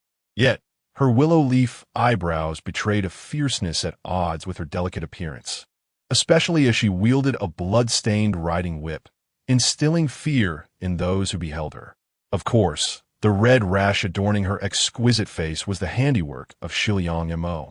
You vile wretch, you have caused Chen Yu's demise, and yet you dare hide. Shiliang Dan's brows furrowed in anger as she rose, slamming her palm on the table and glaring fiercely at Shiliang Mo. She had intended to ruin the wretched girl's face with the tea, but now that the girl had dodged, her irritation only grew. Nevertheless, Shiliang Mo's overly frightened demeanor still satisfied her sadistic cravings, preventing her from immediately lashing out with the whip. Fourth miss, what are you saying? How could I dare? Xiliang Montag feignet Trepidation. Receiving assistance from Bairue several times before mustering the strength to rise. With tear-filled eyes, she explained, I recently came across a recipe in an ancient text that claims to enhance one's complexion, rejuvenate the skin, and render a woman increasingly beautiful. Thus, I intended to gather petals from the garden to concoct more. However, upon encountering Miss Chunyu, she informed me that the fourth miss wished to see me. I had planned to return home to put down my basket before coming, but Miss Chunyu was too anxious and pulled me along. It was nothing of great consequence until that Madame Yusher happened to pass by and insisted that Miss Chunyu was being indiscreet. Before she could finish, Shiliang Dan's eyes sparkled with interest as she interrupted, What recipe are you speaking of? Have you managed to prepare it? She completely disregarded the matter of her maid's tragic fate. In the eyes of these individuals, a maid's life was worth no more than that of a cat or dog. Shiliang Dan's inquiry about Chen Yu stemmed merely from the fact that Shiliang Mo had affected those around her, thus undermining her authority. Now that she had heard something intriguing, she promptly cast aside the incident involving Chen Yu. Shiliang Mo accurately assessed her own disposition, a cold laugh echoing within her heart, while her countenance remained as compliant as ever. Indeed, I have already concocted a small vial. It would be most suitable for the fourth miss, whose beauty is unparalleled. Shiliang Dan initially felt a surge of joy, but promptly recalled the crimson blemishes adorning her face, leading her to retort with fury, You insolent wretch! How dare you speak so boldly? If it weren't for my mother's preoccupation these past few days, I would have shattered your limbs for your audacity. Do you truly believe your skills surpass those of the imperial physician? If my face does not recover by tomorrow, I shall mar yours, ensuring you are forever concealed from the world. Shiliang Dan's malevolent nature was not mere jest. She was fully capable of delivering on her threats. Shiliang Mo replied softly, The fourth miss's visage has been marred solely due to the improper use of certain substances. I assure you, by tomorrow, you shall be restored to your former radiance. This had been her intention from the outset, knowing full well that Shiliang Dan would seek novelty from Shiliang Xian. For her tempestuous nature would undoubtedly lead her to procure something new from there. Having been allergic to narcissus flowers since childhood, Shiliang Mo had infused those concoctions with narcissus pollen, waiting for the day Shiliang Dan would suffer an outbreak, all to ensure that she would come to rely on her craft. And once she utilized her own creations, a flicker of chilling apprehension crossed Shiliang Mo's lowered gaze. Chapter 8. Punishment of Shiliang Dan. In the stillness of the night, the flickering candlelight cast a soft glow. Bairue, while deftly weaving, hesitated to voice her concern. Miss, the fourth miss has always been at odds with you. What prompts this decision? It will be far more prudent to stay by the county princess's side. Shiliang Mo, grinding petals with graphite, replied nonchalantly, Though Shiliang Xian appears gentle and refined, she is, in truth, a master of intricate schemes, concealing daggers beneath a veneer of softness. In contrast, Shiliang Dan's overt harshness is, paradoxically, more manageable. Once one's intentions are discerned, it becomes simpler to navigate. Observing Shiliang Mo's demeanor, Bairue's previously restless heart gradually settled. Perhaps the eldest sister's insight was indeed astute. On a bustling day at the Jingwood Duke's residence, there was an air of festivity. The unwed young ladies, having reached a suitable age, adorned themselves meticulously. The Duke had invited several esteemed officials and their families to visit, ostensibly for social pleasantries. But everyone understood that the true purpose was to discuss potential matches for their eligible daughters. This gathering was colloquially referred to as a viewing banquet. Under Shiliang Mo's skilled hands, Shiliang Dan's visage not only radiated a youthful glow, but also became increasingly enchanting. Early in the morning at Xiangshua Pavilion, the third Miss, Shiliang Shuang, and the fifth Miss, Shiliang Yu, born of Concubine Yin and Concubine Lu, surrounded the day's belle, Shiliang Dan, showering her with compliments. Fourth sister, your makeup today is utterly exquisite, surpassing even Princess Lingrong in beauty. Indeed, the title of the capital's most beautiful woman belongs undeniably to fourth sister. Xiliang Dan, languidly seated before an intricately carved pearwood vanity mirror, feigned a smile and replied, "Oh, but Princess Lingrong was the star of last year's Lotus Banquet, renowned for her exceptional grace and beauty. Today, she donned a flowing gown of deep purple tulle, complemented by a white gradient half-sleeve adorned with pearls. Her hair was loosely styled in a lofty bun, with a few strands cascading down her chest, embellished with a simple yet elegant white peony and a long tassel pin that glimmered with pearls. Last year, my sister had not yet reached maturity, allowing others to shine in her stead. The third Miss, Shiliang Shuang, remarked with a smile, suddenly gazing enviously at Shiliang Dan's lips. By the way, is that fragrant peony flower jelly upon your lips? It is indeed a rare treasure. I've heard that Mo's sister labored for over half a month to produce just 3 small boxes. Might you spare a box for your sister? Xiliang Dan's lips, adorned with the exquisite jelly, appeared irresistibly alluring. Pausing for a moment, she then let out a cold laugh. Ah, third sister, you are aware of her laziness. Hence only 3 boxes were made. Presently I have 1, the county princess has 1, and I gifted 1 to mother. Which one do you wish to claim? Do you believe you are worthy? This woman, relying on her frequent flattery in Shiliang Dan's presence, and having received more than her fair share of kindness, had the audacity to ask for a gift. That precious peony flower jelly was not meant for the likes of a mere concubine's illegitimate daughter. Shiliang Shuang was momentarily taken aback, her countenance tinged with embarrassment, and she hurriedly forced a laugh, saying, "Indeed, such a rare flower is certainly beyond our worth. It is only fitting for a beauty like you and the county princess." Fifth Miss Shiliang Yu remained silent, casting a disdainful glance at Shiliang Shuang, perceiving her as greedy and lacking in discernment. The two stood awkwardly for a while until Shiliang Dan, indifferent, soon saw Green Xiao enter through the curtain, announcing, "Fourth Miss.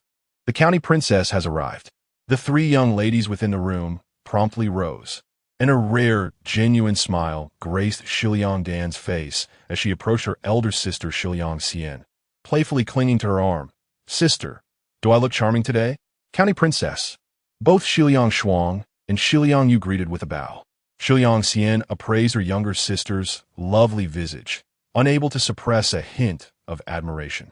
With a teasing touch of her finger, she affectionately remarked, "My dear girl, with such attire, beware of the swarm of admirers that may flock to you." "Sister, you only tease me." Shiliang Dan pouted in protest. "It seems your face is no longer severely affected. This makeup was done by Mo Jia, wasn't it?"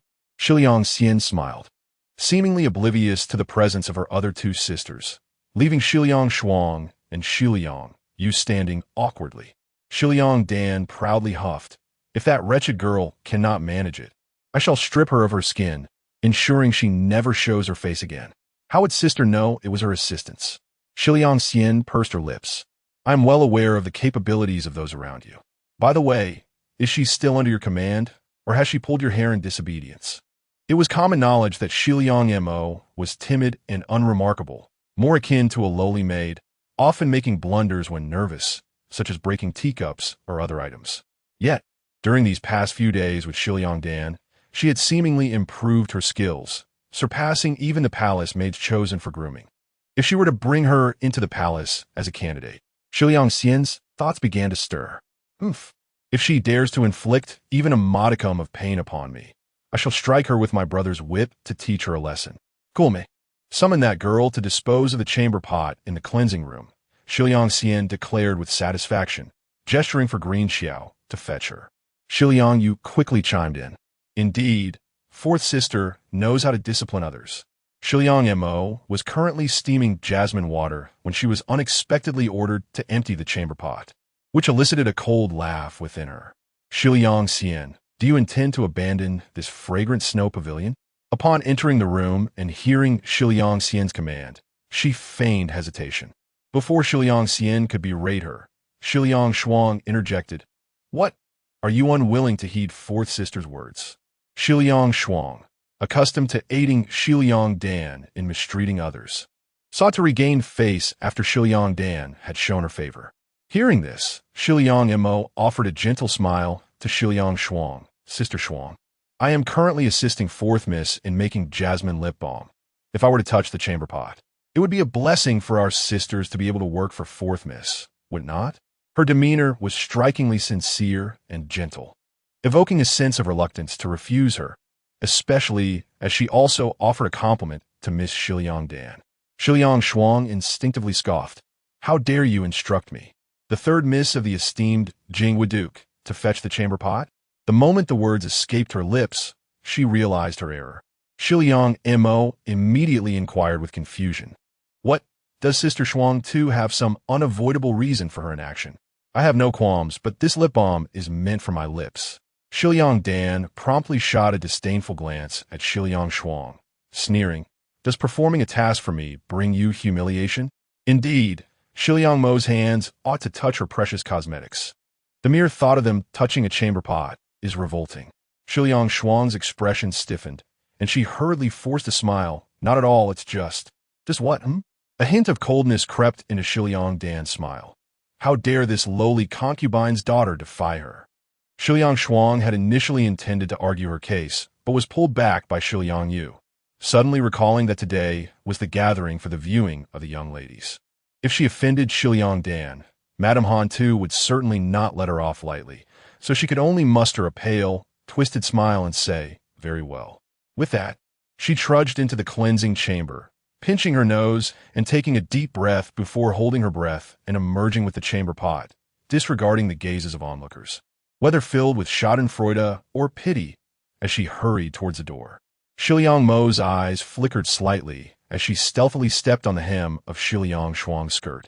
Shiliang Shuang's body staggered, and the chamber pot in her hand tilted to the right, splattering its contents directly onto the smirking Shiliang Dan, filling the room with a foul stench. The air instantly thickened as everyone stood in stunned silence, staring at the disheveled and soiled Shiliang Dan. Chapter 9. West Liang Shuang is punished. West Liang Mo, with a face full of panic, exclaimed, Sister Shuang, how could you do this? Even if you're dissatisfied, you cannot throw a chamber pot at the fourth miss. West Liang Shuang stood there, her complexion pale, gazing at West Liang Dan, who was in a daze, while everyone around looked at her in horror, feeling an impulse to flee. Upon hearing West Liang Mo's words, she immediately glared back in anger and retorted sharply, I did not. Someone tripped me. Before she could finish, another scream, almost piercing the roof, interrupted her. West Liang Dan finally snapped out of her shock from being doused in urine, her delicate face contorting into a fierce grimace as she seized a whip nearby and, without a moment's hesitation, lashed out at West Liang Shuang. You wretched girl, how dare you douse me with urine? I will whip you to death, you insufferable wretch. In her 10 years of life, as the only daughter skilled in martial arts, even her usually stern father regarded her as a formidable daughter of a general. She was rarely given a hard time, and her mother and sister lavished her with affection. Now, someone dared to oppose her and subject her to such humiliation. West Liang Dan, trained in martial arts and possessing considerable strength, struck with merciless blows that tore through West Liang Shuang's garments, drawing blood from her skin. Although West Liang Shuang was a concubine daughter and not as esteemed as the legitimate daughters, she was still a delicate young lady unaccustomed to such pain. She immediately collapsed to the ground, screaming. West Liang Dan continued to pursue her, beating her until she cried out in anguish, rolling about in utter disarray. It was only then that West Liang Xian, recovering from her shock and confusion, realized that today was meant for a small gathering. This could not be allowed to continue. She hastily ordered the maidservants to separate the two. Are you all deaf and blind? Quickly take the fourth miss and the third miss away to be redressed. Montag, you should assist them as well. West Liang M.O. complied respectfully and turned to exit, a flicker of cold laughter passing through her eyes. West Liang Xian's gaze lingered on her retreating figure, noting that this girl indeed seemed different from before.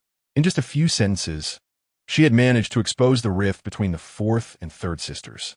It was uncertain whether this was intentional or not. After a considerable effort to restore order, West Liang Xian promptly led her entourage to the front courtyard. The most pressing matter now was the small gathering. Everything else would have to be postponed for later discussion. In the garden of the front courtyard, a lively atmosphere prevailed. This time, the Duke of Jinghua had not only invited the young prince of the Dawang residence, but also the entire family of the Marquis of Ning, along with the Minister of War and his wife and son, totaling 3 esteemed families as guests. Naturally, Madame Chun, the censor's wife, was the guest of honor. As it was still early, they set up cool seating by the fish pond in the garden, with delicately arranged stacks of exquisite pastries and fruits displayed like flowing water. The pavilion was quite spacious. The adults and young gentlemen sat on one side, while the customs of this dynasty were notably more relaxed than those of the previous one, allowing men and women to share seating. However, the unmarried young ladies sat on the opposite side, with a veil as thin as a cicada's wing draped in front of them for modesty. Before the ladies, there was no need for veils. Madame Han Er sat beside the Duke of Jinghua, adorned in a splendid sapphire silk embroidered gown with gold, complemented by a skirt of peony and phoenix motifs, which accentuated her beauty even further. The young gentleman could not help but speculate on the extraordinary beauty of the fourth miss, eagerly awaiting a glimpse of her visage. Shortly thereafter, 2 young ladies of lesser birth took their seats at the table, one of whom appeared timid, her eyes glistening with tears as she dared not lift her gaze. Indeed, she was a sight of exquisite beauty. After a brief interlude, fragrant breezes wafted through as Princess Duanyang entered, accompanied by another young lady clad in purple. This maiden was strikingly delicate and graceful, exuding an enchanting charm akin to a blooming purple peony atop her head, her presence radiating a captivating fragrance that surpassed even that of the princess, drawing the attention of all the gentlemen present. The wife of the Minister of War was the first to speak, exclaiming, "Miss Dan is indeed a vision of ethereal beauty. Madame Han has finally unveiled her treasure after many years." Madame Han Er, clearly pleased with the effect, humbly replied, "Oh, my daughter is quite unrefined. How could I dare to bring her out so casually? A true lady of the court naturally possesses the grace befitting her stature. It seems that in the future, Dan Er's beauty will be renowned, and she shall have no shortage of suitors." The Duke of Jinghua and Lady Lan were already famed for the talents of Princess Duanyang, and now, with Miss Dan's unparalleled beauty, even the ladies present, all possessing exceptional charm, were indeed fortunate. The heir of the Marquis Ning raised his glass toward the Duke and his wife seated at the head of the table, and everyone echoed their compliments. Seated at the upper left was the young prince of the Dawang residence. "Have you seen clearly?" Shi Liang whispered to her sister beside her. Shi Liang Dan had finally managed to compose herself from her earlier distress and anger. Her cheeks now flushed as she cast a glance toward the upper left. Just a single look sent her heart racing, beneath the dappled sunlight of summer. The young man's countenance resembled the snow of the western ridge, his deep-set eyes dark as ink, his nose regal, and his thin lips curled in a gentle smile. Clad in a white embroidered waistcoat, he exuded an air of refined elegance, akin to pristine snow atop a mountain. Unlike the others whose gazes were fervent, he regarded her with a subtle appreciation that left Shi Liang Dan feeling flustered. "I have heard that there are 5 young ladies of marriageable age in the Duke's household. Why do we only see 4 today? Could it be that the most beautiful one is not deemed fit to be seen?" The son of the Minister of War remarked after admiring the beauties. Others seemed to recall having heard such a notion, vaguely remembering the existence of another. "Ah!" Madame Han Er stiffened and glanced at the Duke of Jinghua, only to find him maintaining a tranquil demeanor. She steeled herself to speak. It was interrupted by the gentle laughter of Madame Chun, the censor. "Madame Han, Might the reason be that the young lady is unwell and unable to attend? I observe that the eldest miss, while slender, is indeed a lively and charming individual. Her words caused Madame Han Eyre to swallow the retort she had prepared, feeling a mix of annoyance and helplessness as she cast a sidelong glance at Madame Chun, who was smiling amiably at her. Just as Madame Han Eyre contemplated another excuse, the Duke of Jinghua casually remarked, "Perhaps we should have Mo come out as well." Chapter 10. A small gathering mother has summoned me to attend the banquet. As Shiliang Mo was washing pomegranate flowers in her small courtyard, she glanced at Zidai with a bemused expression, raising an eyebrow slightly. Zidai, a second-tier maidservant by the side of the madam, was accompanied by a little maid carrying a somewhat worn silver-inlaid jewelry box and a few garments. With an impatient shake of her handkerchief, she urged, "Yes, Mo, Jia, quickly change your clothes. Do not keep the madam and the lord waiting too long. Be cautious, or you may find yourself on the receiving end of a reprimand." "Thank you, second madam, for your consideration. Sister Zidai, you have worked hard. Please, have a seat in the courtyard while I assist the young lady in changing her attire promptly." Bai Rui hurriedly stepped forward to take the garments and jewelry box from Zidai and the accompanying maid, inviting them to sit down before entering the room with Shiliang Mo to change clothes. Bai Rui, along with Granny Bai, who was the only one in the courtyard doing rough work, wore cheerful smiles. It was a rare occasion for the lord and lady to remember the young lady. Perhaps she would be promised to a good family, bringing hope for a brighter future. Granny Bai, smiling kindly, said as she helped Shiliang Mo sit down, "Young lady, allow me to assist you with a beautiful hairstyle. Do not be misled by my rough hands. I once served Miss Jing, the only sister of the Duke of Jinghua, who was renowned for her beauty in the capital. She married far away to a prince in Shu and has seldom returned, yet she holds great affection for her niece. See, young Montak, there is no need for excessive fuss. Just a simple and neat bun will suffice. Being too ostentatious is not advisable," Shiliang Mo replied with a faint smile. Sifting through the garments, recognizing them as the old clothes of Shiliang Xian or Shiliang Dan. Having suffered from long-term malnutrition, she was smaller in stature than her sisters, and these garments were likely old coarse fabric that the second madam had given her out of concern to maintain appearances. Uncertain whether it was the second madam or the lord's idea to remember their daughter, she did not share the same anticipation as Bai Rui and Granny Bai. Granny Bai considered this, and proceeded to style Shiliang Mo's hair into a double-ring bun. Selecting a silver hairpin inlaid with Han Erbao and delicate strands of golden osmanthus beads, along with jade leaf from the jewelry box held by Bai Rui, adorning her ears with 2 small pearl drops. After the finishing touches, Shiliang Mo led Bai Rui to follow Zidai towards the front courtyard. In the front courtyard, a gentle breeze swept across the pond, where the lotus flowers were half open, and guests were enjoying light wine and engaging in lively conversation. Ning Ho, the young lord, raised his cup and leaned slightly towards the young prince, whispering curiously, "I have heard that the eldest daughter of the duke's residence has been neglected since childhood, possessing an unremarkable appearance, and has received little education, exhibiting coarse manners. Hardly anyone has seen her. Perhaps this is why Second Lady Han has kept her from appearing." Si Lu Feng, with an unperturbed countenance, replied calmly, "Matters of others' households are beyond my knowledge. However, it is said that the Jinghua Duke's household is quite strict. Thus it is unlikely." Ning Ho, encountering a lackluster response, understood the young prince's indifferent nature. He shrugged and turned to discuss beauties with the young master of the Bing Shangshu residence. The gaze of Si Lu Feng swept over the golden gauze, and he happened to catch sight of the fourth miss, who was staring at him in a daze. It was said that she was the only one among her sisters skilled in martial arts, a true daughter of a general, and she appeared quite spirited, prompting a smile from him.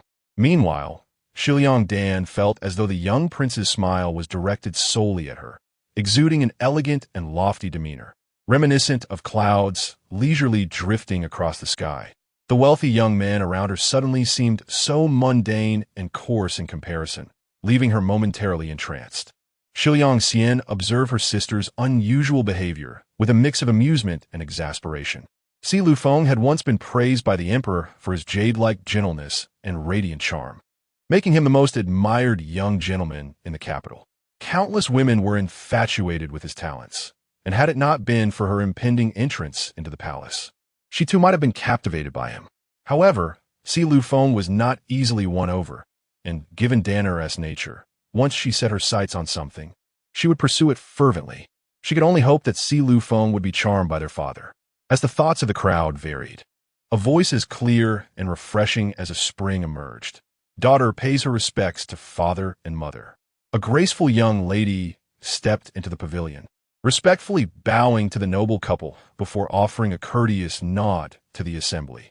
Dressed in a pale pink and purple upper garment paired with a white skirt, the sunlight danced upon her delicate features, adorned with small glass beads and jade leaves.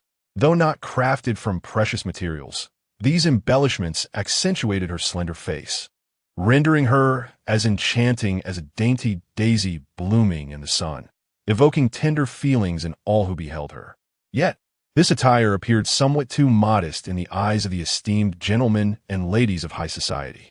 Some keen observers noted that while the fabric was of fine quality, it seemed somewhat worn and ill-fitting, suggesting that this young lady was indeed less favored.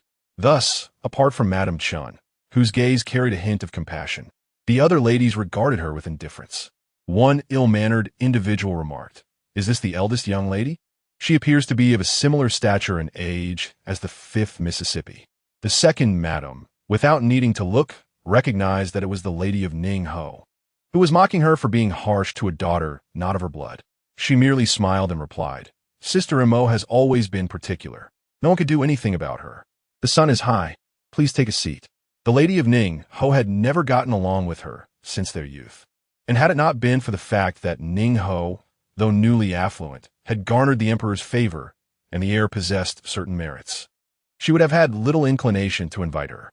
Upon hearing the seemingly indulgent words, Shiliang Mo felt a shiver run down her spine, yet maintained a smile, stating, "Mother dotes on all of us sisters equally." With an appearance of maternal kindness and filial piety, those with discernment understood that if such affection were truly equal, the differences in stature among the sisters would not be so pronounced. The lady of Ning Ho's gaze towards the second madam grew increasingly disdainful and mocking. The second madam, undeterred, had not even contemplated inviting Shiliang Mo, but since the noble gentleman had spoken, she decided to allow her presence. Without the comparison of such an inconsequential person, how could she showcase that her well-bred, legitimate daughter was a true peony of Luoyang? After Shiliang Mo took her seat, she directed her gaze inward, observing her breath and her heart, choosing to disregard the lively atmosphere of the banquet and the flattery directed towards Shi Liangdan. Unintentionally, she exuded an air of serene detachment that epitomized the genteel lady's demeanor. Although she did not command the same attention and admiration as Shi Liangdan and Shi Liangxian, she nonetheless attracted a few appreciative glances. Yet, the focus of the gathering remained fixated on Shi Liangdan and her counterparts. However, trouble has a way of finding those who seek to avoid it. Lady Ning, unable to tolerate the second lady's self-important demeanor regarding her daughter, smiled sweetly and posed an unexpected question to Shi Liangmo. "Might I inquire what books you typically read and what hobbies you pursue?"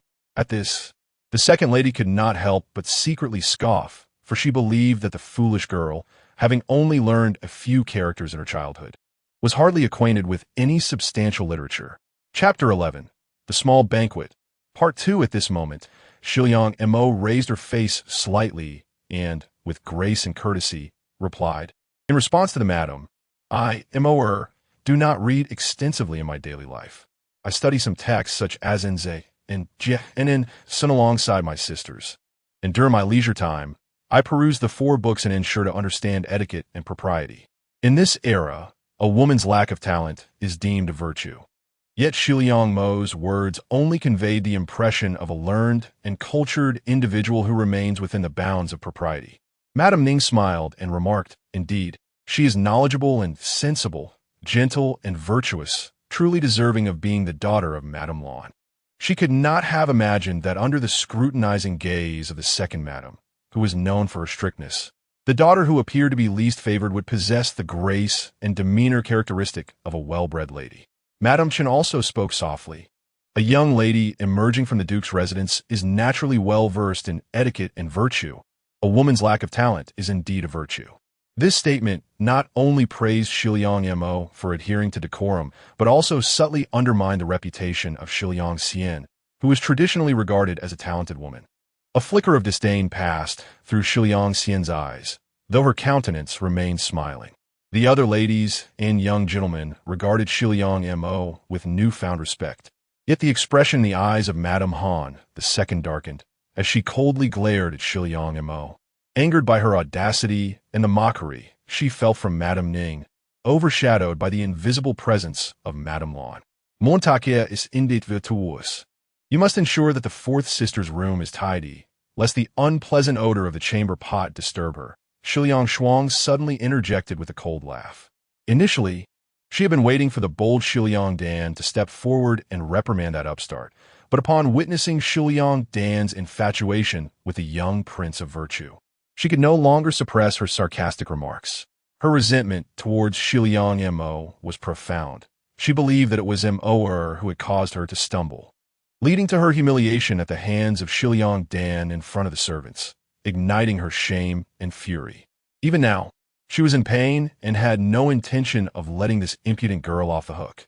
Shiliang Shuang's voice, neither too loud nor too soft, clearly reached everyone's ears, implicitly suggesting that Shiliang Mo's status in the household was akin to that of a servant. And what sort of refinement could one expect from a servant? Moreover, how could she ever aspire to become the head matron and manage the household? Such words, if they were to circulate outside, would make it exceedingly difficult for Shiliang Mo to find a suitable match within a respectable family of officials. As if their private affairs had been exposed, the once lively atmosphere became awkward.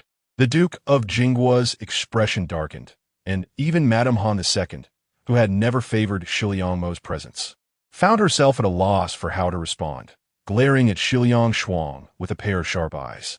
Xiliang Montaxite, originally thinking that Shiliang Dan was merely a reckless and brash character, only to discover that like attracts like, revealing a greater foolishness in Shiliang Shuang. Maintaining her composure, she smiled gently and said, "In history, we have the example of Huang Xiang warming the mat and Kong Rong yielding pairs. Given that my fourth sister has been unwell these past few days, as the eldest daughter, it is only fitting that I demonstrate care and affection for my younger sister by attending to her illness. How could I claim the title of virtuous? Now that I see my fourth sister recovering well, bringing ease to our parents' hearts is my duty as the eldest sister." Her words were both graceful and magnanimous, eloquently citing historical examples, showcasing her deep affection for her younger sister, and reflecting her sincere desire to comfort her parents.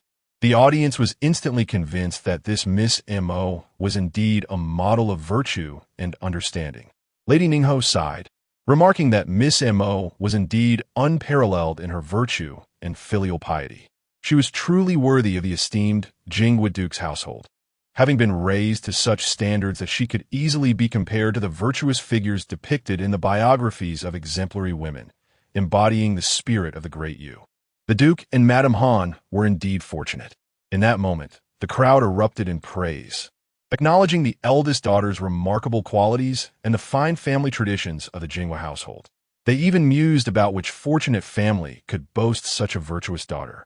Shiliang Mo lowered her head, feigning modesty, yet the glimmer in her eyes was tinged with sarcasm. Madame Han felt a surge of indignation, thinking to herself that the reference to the great Yu clearly implied her mistreatment of the eldest daughter while favoring her own. However, upon seeing the Duke's content expression, she could only maintain a composed smile and replied, "Your praises are excessive. Mo has always been a good girl." Shiliang Shuang, realizing the trap she had set was now backfiring, felt frustrated to see Shiliang Mo gain such a commendable reputation.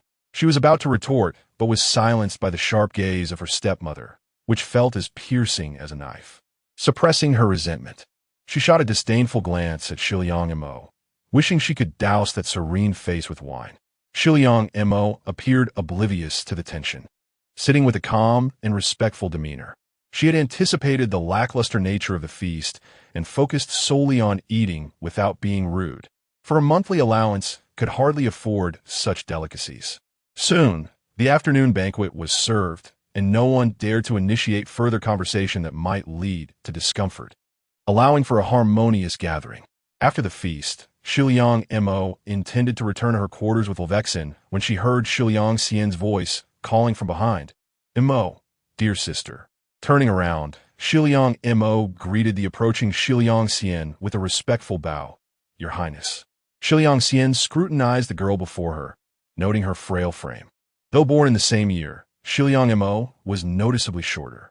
Despite the respectful demeanor, the earlier timidity was absent, making Shiliang Xian feel as though she had never truly known this sister who was not her sister. With a gentle smile, she remarked, Mo, dear sister, I had no idea you possessed such wit and cleverness. You have truly surprised me. Shiliang Mo tilted her head slightly, appearing both bewildered and subtly pleased. Oh, it is nothing. I merely spent a few days gathering flowers and listening to the tutors tell stories outside the family school. Granny mentioned that if I could recount 2 tales, it would help others see me as anything but foolish and perhaps attract a better match. Upon hearing this, Shiliang Xian scrutinized her with renewed interest, pondering whether she had overestimated this girl. It seemed her cleverness stemmed from guidance, and indeed, Granny Bai was worthy of her former status as Lady Jing's esteemed maid, which inadvertently benefited this foolish girl. However, if this girl proved too astute, she would need to be dealt with promptly. Chapter 12. The marriage of Mei Jie. Shiliang Xian observed her with an expression of pure innocence as she spoke so casually about marriage. Losing patience, he coldly admonished her, if you wish to marry into a good family, then dutifully serve by the side of your 4th sister. Once she is betrothed, I shall plead with our mother for a favor, and you may indeed become a wealthy matron. Those trivial matters are not for you to concern yourself with. With a smile, Shiliang Mei acquiesced, but after Shiliang Xian departed, she raised her head and mockingly remarked, what a shrewd one she is, imbued with the spirit of the Han family. It is indeed fitting for her to marry into that disreputable palace. Bai Rui, somewhat perplexed, wondered when the old mistress had ever taught the young lady to speak in such a manner. However, given that they had appeared before the noble lord and the esteemed elders, it must bode well for the young lady's prospects. My lady, how could you marry into a wealthy family? Even if you have not been listed in the family tree as the legitimate daughter, you are still the eldest. Your status far surpasses that of Shuang Jie and Yu Jie, and surely a match with a young prince or heir is within reach. To marry into a wealthy family?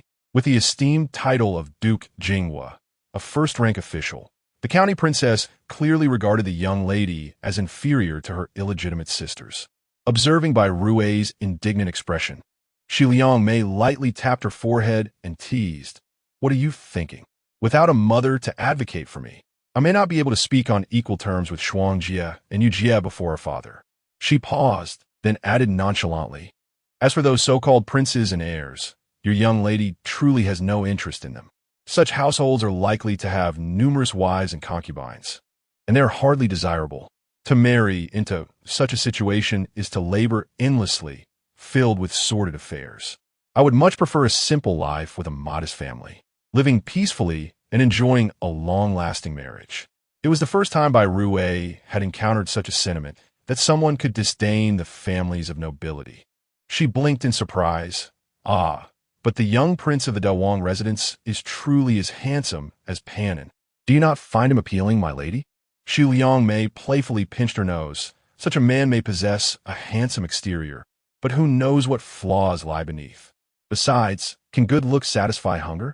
If so, I shall save these osmanthus dumplings and jade silk rolls for Bai Momo. Bai Rui's eyes brightened, and she touched her nose. My lady, you have hidden such delightful treasures. We shall not dine solely on pickled vegetables and congee tonight. With that, she reached out to seize the treats, and the two of them walked away, laughing and chattering. Unbeknownst to them, behind the rockery stood a tall figure, Si Lu Feng, who had been observing. His attendant wore a disapproving expression and spoke, young prince, this woman, only to be interrupted by Si Lu Feng raising a hand. His demeanor remained unfazed. He had merely taken a wrong turn. Yet he had stumbled upon an intriguing scene. The girl, appearing as delicate as a chrysanthemum, was inconspicuous among the remarkable maidens of the Jingwa Duke's household. It was evident that her life was not easy. Such a girl should have been timid and cautious. Yet she had effortlessly deceived the renowned and intelligent princess of Duanyang, Shi Liangxian, and had boldly expressed surprising thoughts, deeming him inferior to an ordinary commoner. In this lifetime, Si Lufeng had yet to encounter a young lady who regarded him with such disdain, and a shadow of a smile, tinged with melancholy, curled upon his thin lips. Little did he realize that a mere fleeting thought of his could alter the fates of countless individuals, including his own, a tale for another time. After a moment's contemplation, he turned to depart, unaware that not far from where he stood, a young girl clad in yellow and green emerged from the osmanthus blossoms, her beautiful eyes glinting with an enigmatic expression. "Miss, what are you about to do?" Bai Rui observed the peculiar demeanor of her young mistress with a hint of confusion. Hadn't the young lady just expressed her intention to return? Why had she wandered back after approaching the stone hillock? Shiliang Mo plucked a sprig of osmanthus and inhaled its fragrance, her lovely eyes shimmering with a chilling light. "Tell me, if the young Prince De were to take a liking to another woman, would the fourth miss become utterly enraged?" The mantis stalks the cicada, while the yellow oriole lies in wait. She had noticed Si Lufeng hiding behind the stones, and her words were intended to capture his attention. "Huh?" Bai Rui was momentarily taken aback, gazing at her mistress whose eyes sparkled with an almost bewitching charm, even more captivating than the renowned beauty of the fourth Mississippi. Within the main hall of the Xiangwu Duke's residence, the Duke, having finished a bowl of lotus seed soup under the attentive care of Madame Han, suddenly remarked, "Madam, do keep an eye on this matter. It is time for Mo to be betrothed, and I believe that the heir of the Ning family would be a suitable match." Upon hearing this, Madame Han hesitated momentarily before responding. "Your Grace, you may be unaware, but since the beginning of the year, Mo has been afflicted with an ailment in her leg, making her mobility difficult. While she may be suitable as a secondary wife to the heir of the Ning family, I fear he may not treat her kindly. It might be better for her to become the matron of a common but affluent family instead. Moreover, it is well known that Madame Ning has never seen eye to eye with her. Could someone like Shiliang Mo truly be worthy of marrying into a noble family?" The Duke continued to peruse military texts, his expression remaining unperturbed. "In the past, I have refrained from concerning myself with how Mo has fared at home. Yet she is still the eldest daughter of this residence. I owe a debt to honor. Thus, even if Mo's marriage cannot be excessively humble, it must at least align with a family of equal standing, as is the wish of the matriarch." "The matriarch? How is it that she suddenly takes an interest in a granddaughter she has neglected for over a decade? Furthermore, ensure that Mo is provided with several new garments. We cannot let others mock the Duke's household for failing to support daughter." The Duke's tone was cold, his words carrying considerable weight. Madame Han, observing the Duke's countenance, understood that there was no room for rebuttal. She recognized that his concern for this daughter was minimal. Today's events had merely tarnished his reputation, all due to that troublesome girl. A flicker of resentment crossed Madame Han's eyes, yet her voice remained exceedingly compliant. "Indeed, I shall ensure that girl is matched with a good family." Chapter 13.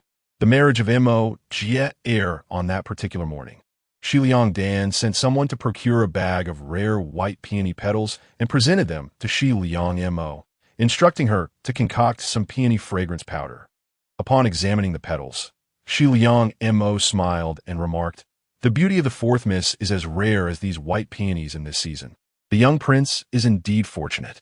In recent days, under Shi Liang Mo's meticulous care, Shi Liang Dan's complexion had become increasingly radiant. Moreover, Shi Liang Mo had a knack for articulating her thoughts in a manner that resonated with Shi Liang Dan's heart, leading to a noticeable reduction in her haughty demeanor and a significant improvement in her attitude. As Shi Liang Dan adjusted her hair in the mirror, she chuckled softly and teased, "Your way with words is quite impressive. I never knew you possessed such wit before."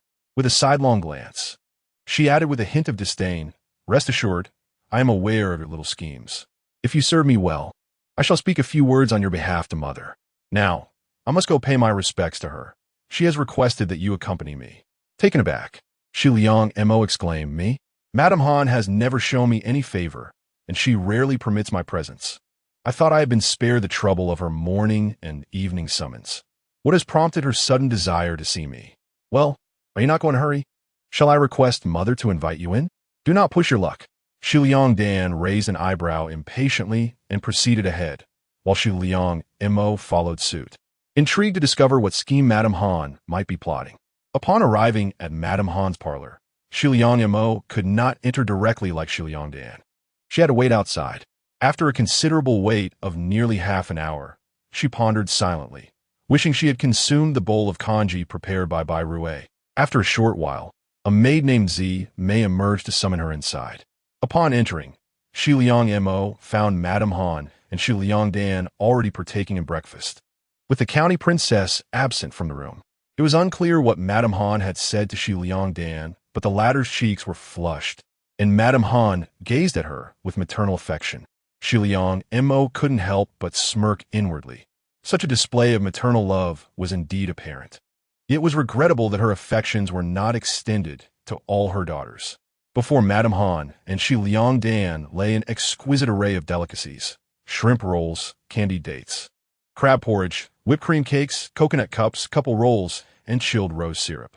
Although some had already been consumed, the enticing aromas wafted through the air, causing Xu Liang Mo to swallow involuntarily. This spectacle did not escape Madame Han's notice. She disdainfully sneered inwardly, recognizing Xu Liang Mo as a coarse and unsophisticated girl. Reflecting on Xu Liang Mo's earlier appearance at the banquet, she thought how the girl had merely pretended to be refined under the guidance of old Madame Bai. Yet her recent public presence had drawn unwarranted attention from various noble ladies. Vit av frostedeminer, Madame Han edrest exe lianmo, moyar, you likesionar. Shall be turning 15 this year, correct? Yes, Xu Liang Mo replied, lowering her gaze while her ears perked up with caution. Suddenly recalling Xu Liangdan's words from earlier that morning, which instilled within her an unsettling premonition. As anticipated, Madame Han, under the attentive service of Zimei, took a silk handkerchief dipped in fragrant orange peel water to wash her hands and said, "Please invite Madame Min in." The beaded curtain of crystal tinkled as a robustly built woman entered, appearing to be in her 40s, adorned entirely in a uniform hue of rose-red satin. A large Eastern pearl hairpin and a phoenix flower embellished with emeralds crowned her head. Despite her somewhat harsh features, her complexion was fair, and her smile conveyed a graciousness that belied her sharp gaze. Upon entering, Madame Min first offered a respectful nod to Madame Han and then fixated her keen eyes on Xu Liangmei, making the latter quite uncomfortable, as if she were being appraised like merchandise by a brothel keeper. This was indeed the esteemed young lady that all the ladies had been inquiring about. Renowned for her beauty and poised demeanor, Madame Min began to lavish compliments, eliciting a disdainful scoff from Xu Liangdan. Yet Madame Min remained unfazed, continuing to scrutinize Xu Liangmei from head to toe. "Have you not had your breakfast, Madame Min? Please do sit and partake. Surely, my dear Mei is well suited to be the legitimate wife endorsed by the foremost matchmaker." Madame Han said with a knowing smile as she savored a sip of chilled rose dew. It dawned on Xu Liangmei that Madame Min was none other than the illustrious matchmaker of the capital, and from Madame Han insinuation, she had already arranged a marriage for her. Madame Min, with a cheerful demeanor, took a seat, expressing her gratitude. "Thank you, Madame Han.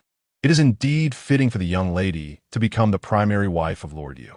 Unable to contain herself, Xu Liangmei feigned modesty and turned to Madame Han, saying, "Mother, I am but a young girl," and she trailed off, leaving the rest for Madame Min to elaborate. As expected, Madame Min eagerly interjected, "Though the young lady is indeed youthful, Lord Yu is in the prime of his life at 48, and with the passing of his first wife, his concubines are all older than the young lady. Your youth, beauty, and noble lineage surpass them in every regard, making you the rightful wife who will certainly gain his favor. The bride price is substantial, reaching 100 carts." Xu Liangmei's face turned pale with anger. In ancient times, marriages occurred at a young age, with men becoming fathers in their teens, and by their 40s, they were nearly grandfathers. The Duke of Jing married at 23, which was considered late. What nonsense! Lord Yu was significantly older than her father, the Duke of Jing, and to be wed to an old man as a mere supplementary wife was unthinkable. Is something amiss, young lady? You appear quite pale, Madame Min asked, noticing Shiliang's amazed distress, pondering whether Madame Han had neglected to inform her of the arrangements, especially since they had exchanged betrothal gifts. Nothing is wrong. I merely rose early to prepare something for my sister and skipped breakfast, leading to a slight dizziness.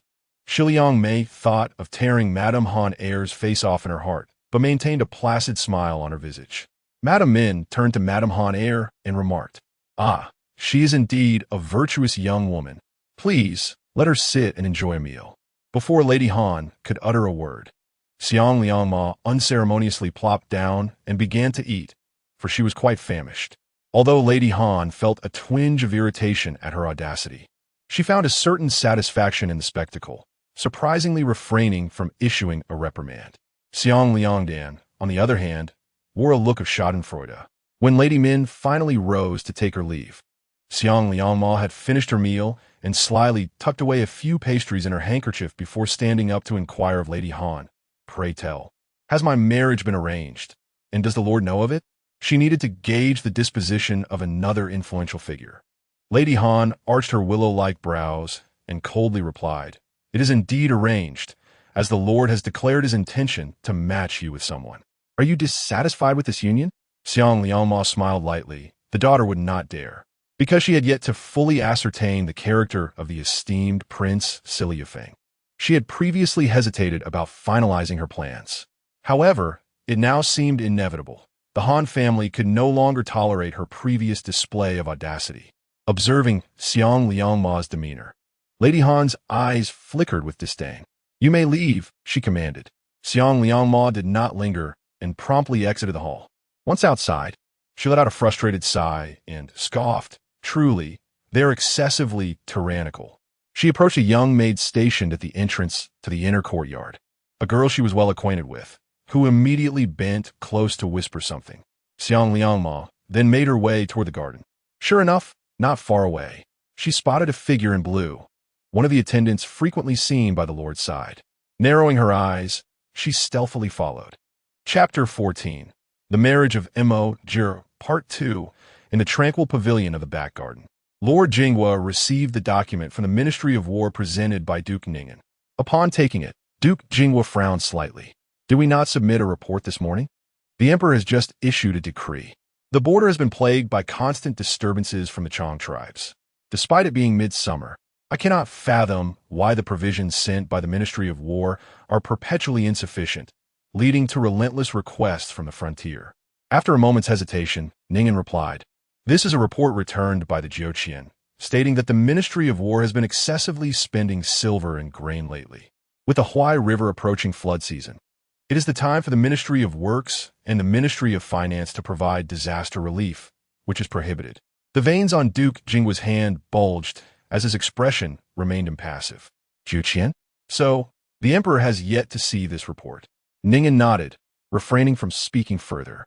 Who did not know that the Emperor's health was frail and that he was captivated by the doctrines of Huang Lao? The power of governance had fallen into the hands of the Crown Prince's tutor, the commander of the Imperial Guards, and the Grand Eunuch Jiuqian, with all submitted memorials requiring the latter's review before reaching the Emperor. In the cabinet discussions, the Emperor was often absent. Yet Jiuqian frequently occupied the golden chair beside the Emperor's throne, approving documents on his behalf. Countless ministers in the court dared not voice their anger, for the Imperial Guards in Jiuqian's command were akin to the assassins and spies of the court, silently eliminating dissenting voices. Much like the infamous Eastern Depot of the previous dynasty, Jiuqian engaged in factionalism and wielded power over the realm, earning the notorious title of the most treacherous and duplicitous figure. "Enough, you may leave. I wish to walk alone," Duke Jinghua said, gazing silently at the azure lake for a moment before waving his hand. Ningen complied and withdrew, aware that when the Lord was troubled, he preferred solitude without disturbance. Instructing others to refrain from entering the garden, Duke Jinghua strolled slowly along the lotus pond, lost in thought, when he suddenly heard rustling from the bushes. He frowned, coldly demanding, "Who goes there?" How is Ningen performing his duties? After a considerable pause, a gentle and timid voice emerged. I apologize. Emo did not realize the Lord was here. Xiangliang Emo, who never referred to Duke Jinghua as father, believed him unworthy of the title. From the grass stepped a delicate and slender figure, who bowed slightly towards him. Duke Yingguo Haizetan Ayable, Montakia? He noticed her hastily concealing something within her sleeve. What do you have in your hand? Years of military experience had taught Duke Jinghua to be intolerant of any suspicious behavior. In nothing, Xiangliang Mo stammered, her expression flustered. As she perceived Duke Jinghua's growing displeasure, she reluctantly retrieved a small bundle wrapped in a handkerchief from her sleeve. Duke Jinghua scrutinized the item in her hand. What is this? Suddenly, Xiangliang Mo knelt down, her voice trembling. My lord, Mo acknowledges her mistake. Upon closer inspection of the open handkerchief, Duke Jinghua discerned it contained a few snacks. He could not help but frown slightly. You're stealing snacks? When did our residents become so impoverished that even a young lady cannot satisfy her hunger? Yet, Shiliang Mo seemed to have misunderstood his intent, hastily pleading, my lord, I beseech your grace. It is merely that the aged nurse in my household has fallen ill these past few days. The meager monthly allowance I receive can only afford her a few medicinal doses. I cannot bear to see her suffer from hunger in her sickness. Thus I shall never dare to do so again. The Duke of Jinghua observed her pale visage, her frail form clad in coarse fabric as she knelt upon the ground. Yet she maintained an upright posture. Though she was pleading for mercy, she did not appear subservient or craven. He could scarcely believe that Madame Han would be so stringent, treating his previous instructions as mere whispers in the wind. How outrageous! A fleeting shadow of anger crossed the Duke's countenance. He extended his hand to assist Shiliang Mo to her feet. His tone softened with a hint of warmth. Rise, I shall instruct Madame Han to increase your monthly allowance. You are on the verge of marriage, and your health appears to be in decline. It is imperative that you recuperate. He trailed off mid-sentence. At his words, Shiliang Mo could not help but smirk inwardly, though her countenance reflected a gentle and bashful gratitude. Yes, thank you for your concern, my lord. You and Lord you serve as comrades in the court. Since you believe him to be a commendable match, then it must be so. However, I have not been trained in household management, and I wonder if I shall be able to coexist harmoniously with the other concubines in the family. Lord you. The Duke paused, a glimmer of intrigue flashing in his eyes, his brow furrowing involuntarily. Could it be that Madame Han had indeed chosen Lord Yu for her? His reputation in the court was decidedly licentious. Although he had permitted her marriage to be her decision, yet he had heard that the marriage decree had already been issued. Madame suggests that, as the primary wife, you should take the opportunity to learn the management of the household as well, so that you need not worry excessively. After a moment of silence, the Duke spoke with a measured tone. Shiliang Mo chuckled within.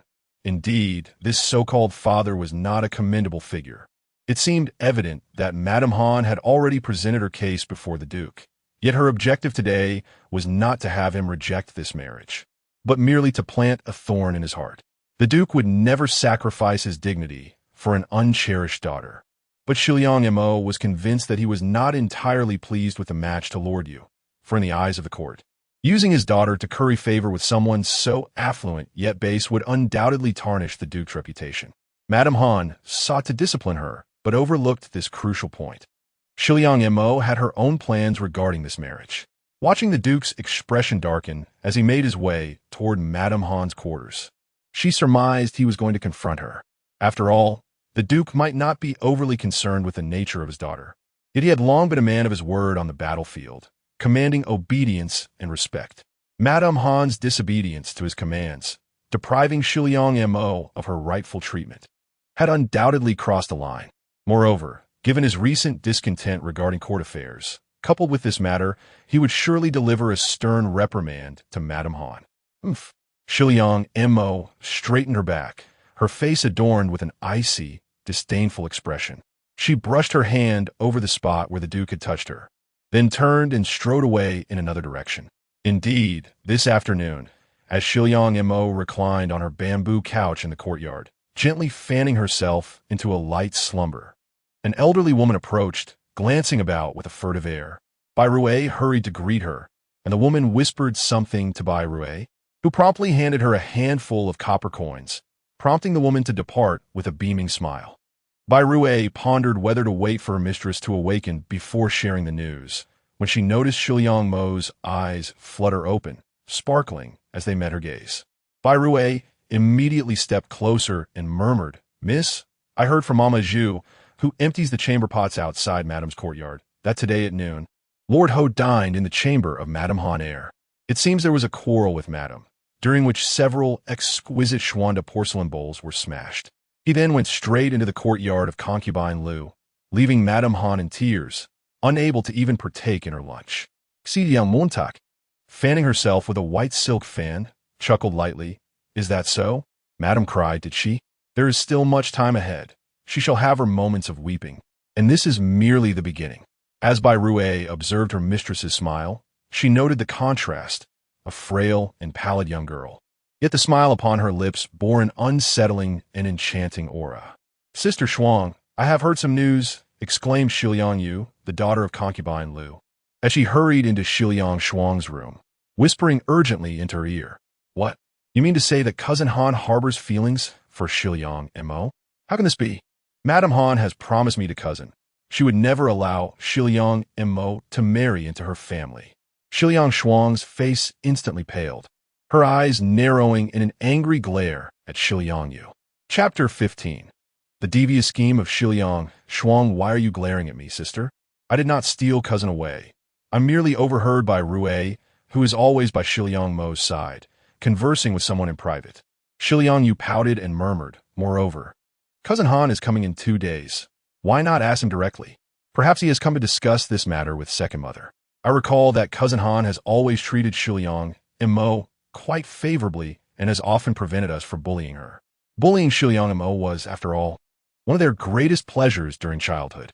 Shiliang Shuang possessed a rather beautiful visage and had always believed herself to be on par with the Shiliang sisters, having been raised under the auspices of the Han family, excelling in the arts of music, chess, calligraphy, and painting.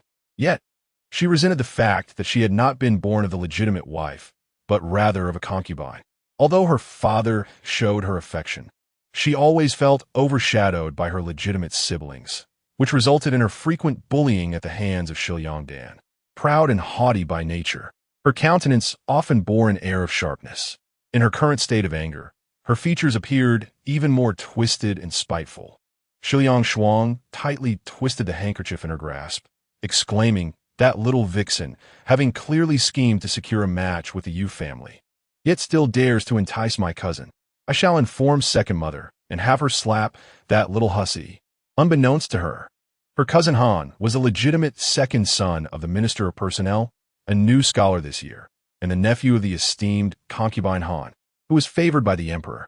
His future prospects were boundless. Han Air's wife merely found Shiliang Shuang's infatuation bothersome, casually suggesting to consider the matter, while secretly looking down upon this illegitimate daughter, a girl of her standing, so lacking in self-respect, daring to dream of marrying her legitimate nephew as his first wife. Despite being the youngest at merely 13, Shiliang Yu, with her charming round face and innocent demeanor, was indeed quite astute. She understood the thoughts of Han Air's wife well and recognized that both she and Shiliang Shuang were being groomed to marry off, paving the way for the Shiliang sisters. All she desired was to please the Han family and secure a good match, unlike Shiliang Mo, who was destined to be sent to an undesirable old man as a concubine. Observing Shiliang Shuang, she could not help but shake her head in dismay. Oh, this impulsive, foolish sister.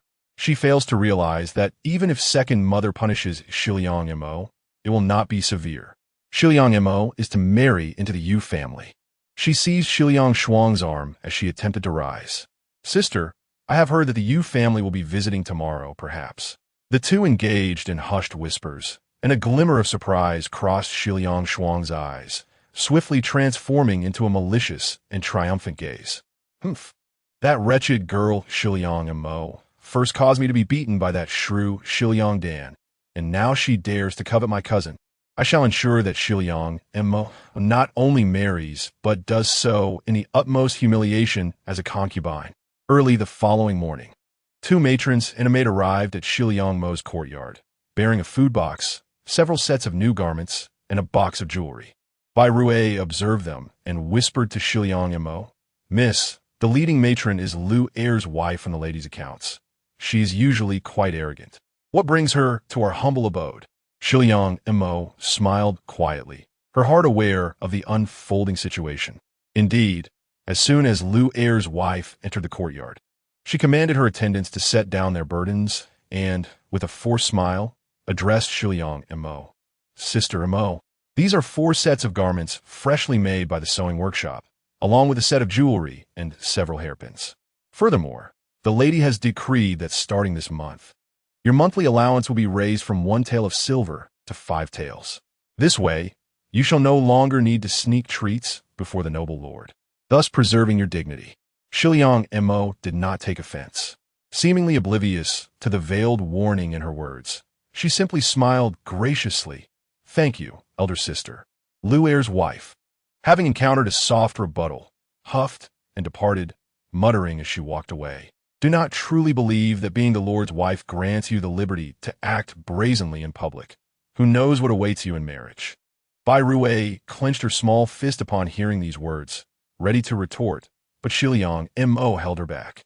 Once the others had distanced themselves, Bai Rui reluctantly exclaimed, "Miss, they have gone too far. Shall you retaliate when a dog bites you?"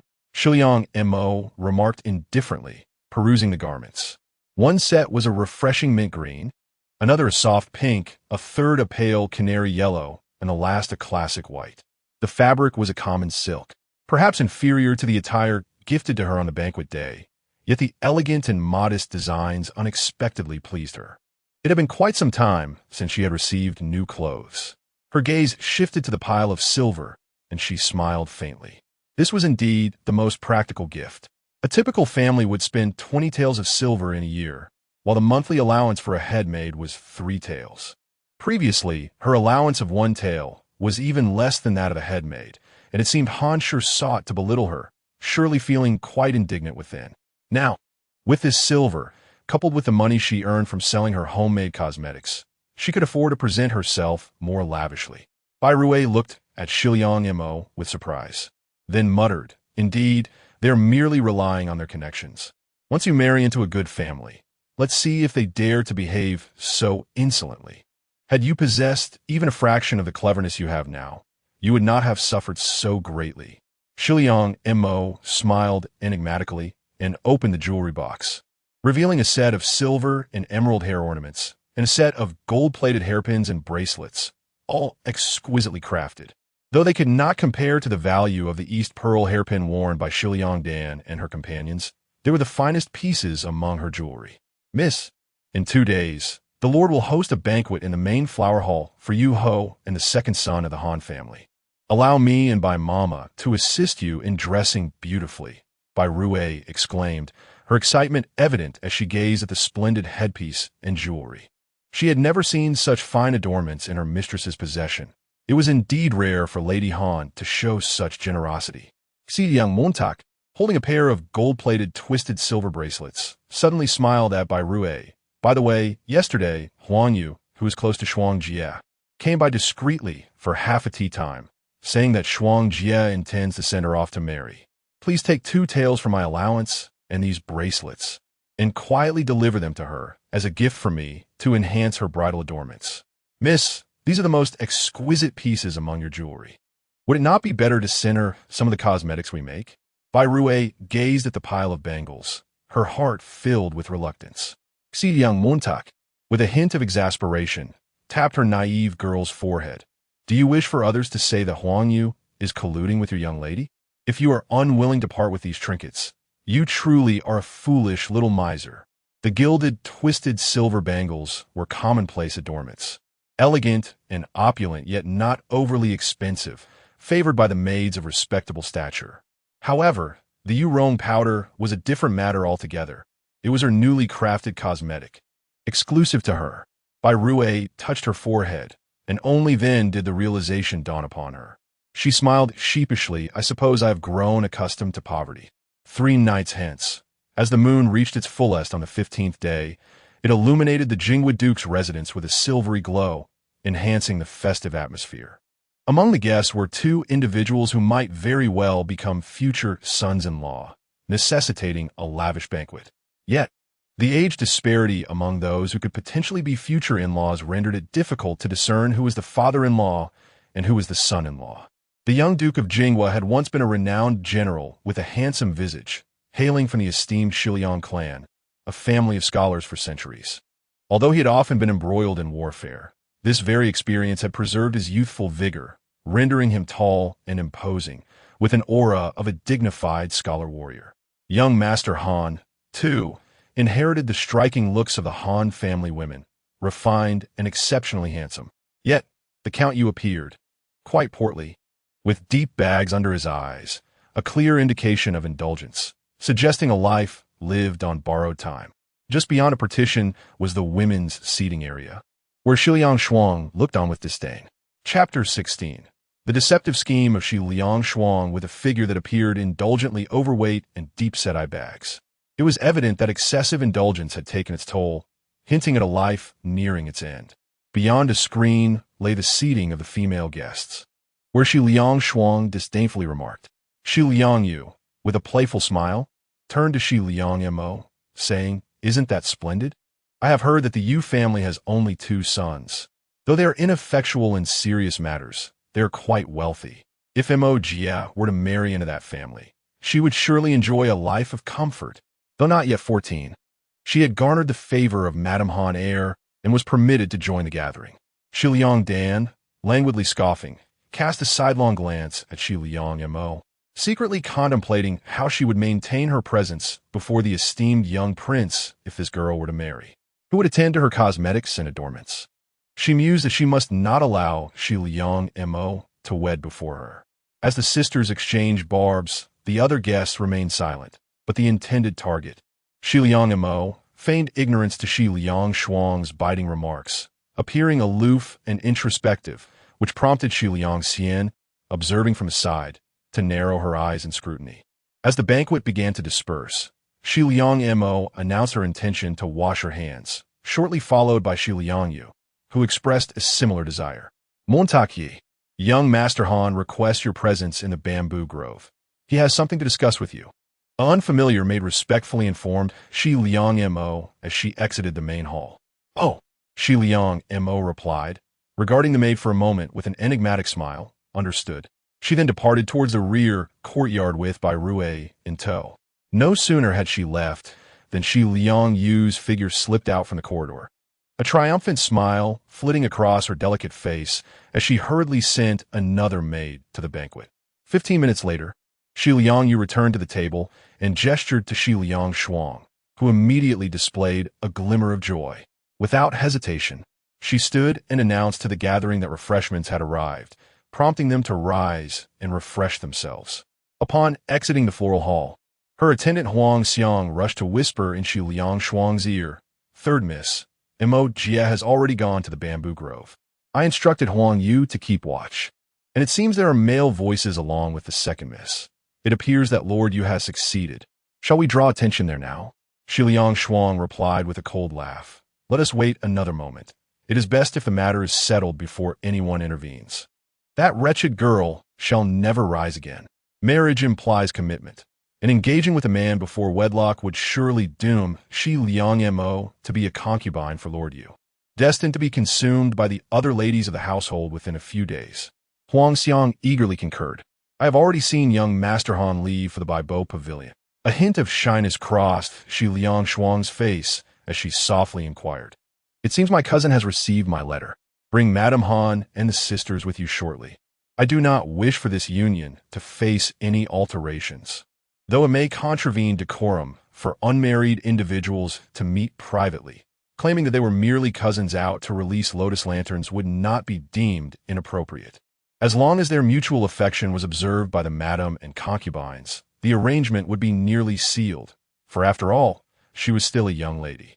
This cunning plan, a veritable 2 birds with 1 stone, was devised after much contemplation by her and Shiliang Yu.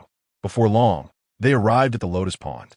Shiliang Shuang's figure stealthily approached the pavilion adorned with white drapes.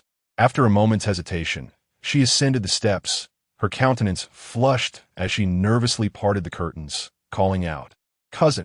Before she could finish her sentence, a pair of strong arms enveloped her, drawing her into a fragrant embrace infused with the scent of wine.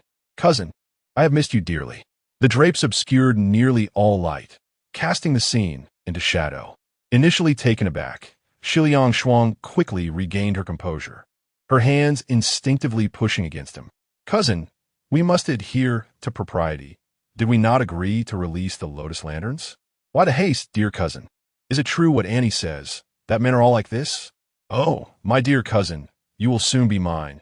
Our betrothal is all but arranged. I have already prepared a generous bride price of 100 taels." The man tightened his embrace around Shiliang Shuang's delicate form, inching closer. At his words, Shiliang Shuang's heart soared with joy. Could it be true? Had her cousin truly arranged the bride price? She had suspected as much. How could that unsightly and coarse Shiliang Mo possibly capture his heart? The man, growing impatient, asserted, "Indeed, there is no falsehood in this. The invitation has already been exchanged." Overwhelmed with excitement, Shiliang Shuang found herself weak and unable to resist, allowing him to kiss and hold her. As a sheltered young lady, she had never experienced such intimacy with a man, and her limbs felt as if they had turned to jelly. Just then, she heard the anxious whisper of Huang Xiang outside. "Call a miss. Auntie and Madame Han are coming this way." Startled, Shiliang Shuang abruptly regained her senses and pushed him away with urgency. "Cousin, let us release the lanterns. Someone is approaching. If Madame Han were to see me like this, I could never become a proper wife." The man, exasperated, replied, "Truly troublesome. One moment you wish to be addressed as cousin, and the next you demand to release lanterns. I am no longer a youth. I have no time to indulge in the frivolities of a girlesque games." At this, Shiliang Shuang's muddled mind began to discern the unsettling nature of the situation. She abruptly tore aside the flowing white drapery of the pavilion, only to find herself face to face with the lecherous, bloated visage of her most detested relative, Yu-ho. Panic surged within her, and she screamed, "Ah, how can it be you? Where's my cousin?" Her shrill cry attracted the attention of several ladies who had just finished their banquet and were now strolling by the lotus pond to admire the moon. The second lady furrowed her brow, glancing towards the pavilion. Who is causing such a ruckus over there? Chapter 17. The Devious Scheme of Shiliang Shuang. Part 2. Upon hearing her beloved daughter's piercing scream, Madame Su, the mother of Shiliang Shuang, was seized by a sudden panic. She hurriedly ascended the pavilion, her steps hurried and clumsy as she approached the draped curtain. However, as she drew near, her body wavered, and she hesitated to lift the veil, instead turning to Madame Han with a forced smile. "Madame Han, it's nothing." Madame Han, her brows furrowing in concern, took a few steps forward and assertively pushed Madame Su aside. "Be cautious, don't fall from the pavilion." As she spoke, she raised the drooping curtain, her expression stiffening. "What is this?" Realizing the gravity of the situation, Madame Han led the others closer. After just a few steps, they beheld the scene within the pavilion, and a collective gasp escaped their lips. 3rd Mississippi. Yu-ho. Shiliang Shuang, already overwhelmed with anxiety, clutched her disheveled garments, her eyes welling with tears as she shook her head vigorously, her lips trembling. "No. It cannot be. Why has it come to this? No."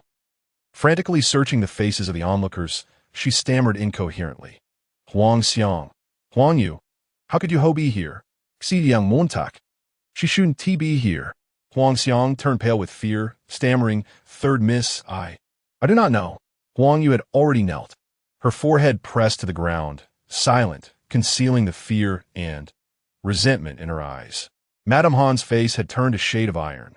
"Madame Su, is this the daughter you raised so well? Hurry and take her away. I have matters to discuss with Yu-ho." She immediately shifted the blame onto Madame Su, completely forgetting that Shiliang Shuang had been nurtured under her own care. Madame Su felt a surge of resentment, but could only tremble as she moved to grasp Shiliang Shuang. However, Shiliang Shuang, discerning the implications in Madame Han's words, forcefully pushed her mother away. She fell to her knees at Madame Han's feet, crying, "Mother, it is not what it seems. Allow Schwanger to explain. Yuho must be here for Shiliang Mo. That little vixen. She mustn't marry Yuho. She absolutely must not. Third sister, were you searching for me? Amidst the clamor, a gentle voice like a clear spring emerged. The crowd turned to see a slender boat approaching the pavilion's edge, and descending gracefully was Shiliang Mo, adorned in a flowing green silk gown. Her presence as ethereal as a fairy. Accompanying her was the tall and elegant Han Wei, a striking pair indeed. Shiliang Shuang, stunned by the sight before her, suddenly recalled something and lunged at Shiliang Mo, who had just disembarked. It's you, you little harlot. You seduced my cousin and framed me. You were meant to be here. It's you. Shiliang Mo nimbly stepped back, taking refuge behind Han Wei, her voice trembling. Third sister, what has happened to you? Why do you look this way? You vile creature, how dare you do this to me? Shiliang Shuang's face twisted in rage as she lunged once more at Shiliang Mo. Shiliang Mo had previously subjected her to humiliation at the hands of Shiliang Dan, and now she sought to tarnish her reputation, displaying an unmistakable malice. She seemed entirely oblivious to her own malevolent intentions. Observing Shiliang Shuang's demeanor, Shiliang Mo felt a cold amusement. Shiliang Shuang was nothing but a venomous fool, perfectly matched to a lecherous and shameless man like Yu Ho. Third cousin, Han Bei exclaimed, furrowing his brow in confusion as he restrained Shiliang Shuang, who was desperately attempting to strike Shiliang Mo with his fan. What is the matter with you? He glanced towards his aunt, Lady Han Er, signaling her to escort Shiliang Shuang away. A lady of her standing should not be seen in such disheveled attire. To his surprise, Lady Han Er showed no inclination to intervene, unlike before. Shiliang Shuang, observing Han Wei and then the displeased Yu Ho in the pavilion adjusting his clothes, felt a chill descend upon her heart. Yet, refusing to give up, she threw herself onto Han Wei, tears brimming in her eyes. Second cousin, did we not agree to release the lotus lanterns here? How could you be entangled with this little vixen? She should be behind the bamboo grove, engaging in illicit affairs with Yu Ho. Her jumbled words caused Han Wei's handsome face to flush with embarrassment. Coming from a distinguished scholarly family, he valued his reputation, and such accusations were intolerable. He immediately adopted a stern expression, summoning a maid to pull Shiliang Shuang away. Third cousin, although we are kin, you must not slander me in such a manner.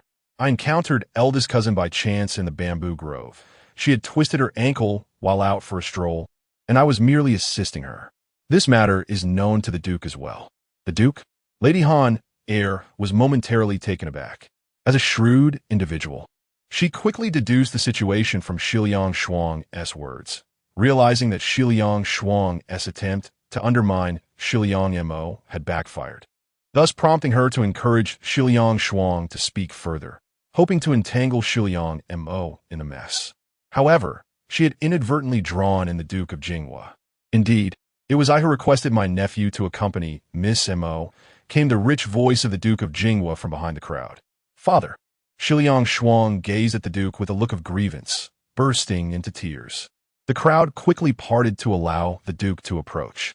He cast a cold glance at Shiliang Shuang and then at Lady Han Er, who lowered her head under his scrutinizing gaze. He ordered someone to silence Shiliang Shuang and take her away. The ankle of Miss Mo is injured, and there is not a single servant or housekeeper in the bamboo grove to assist her. I had no choice but to summon Wei Gu and Ning and to help, only to witness this disgraceful spectacle. He continued, his tone icy. Shall I not invite Yu Ho to the main hall to sit? Upon seeing the Duke's arrival, Yu Ho's expression shifted, and he quickly followed Ning and out, a hint of embarrassment crossing his face. Such a fine oversight. The Duke reprimanded Lady Han Er coldly, then turned on his heel and departed. As the crowd exchanged glances in bewilderment, Lady Han's complexion turned pale. She had never before been humiliated by the Duke in front of others, and she was acutely aware that there were usually caretakers and servants in the woods overseeing the construction of the garden stones. Yet, this night, they had mysteriously vanished, undoubtedly orchestrated by Shiliang Shuang to eliminate Shiliang Mo, only to be outmaneuvered in a most foolish manner. In her heart, she cursed Shiliang Shuang vehemently. With a frosty gaze, she scrutinized the submissive Shiliang Mo, her delicate fingers turning pale from attention. Finally, she let out a cold snort, her penetrating gaze sweeping over the assembly as she declared with chilling finality, "If anyone dares to speak a word about tonight's events, they shall face death and be sold into servitude." Once the crowd dispersed, Han Wei turned to Shiliang Mo, concern flickering in his eyes. "Cousin, how is your foot?" Shiliang Mo executed an elegant curtsy, her eyes glistening with unshed tears as she softly replied, "Thank you, cousin, for your kindness. I did not inform Lady Han that it was I who invited you to the bamboo grove. I had hoped you might persuade her not to betroth me to you, Ho, yet I never anticipated such a series of misfortunes." Observing the trace of helplessness on Shiliang Mo's delicate face, Han Wei felt an inexplicable stirring in his heart, a surge of affection rising within him. He spoke gently, "Elder cousin, you know I cannot abide those who bully the weak. I shall certainly discuss your situation with my aunt. If she insists on your marriage," he paused, unable to finish his thought, but after assisting her to her feet, he seemed to resolve something within himself and turned towards the Shuangge.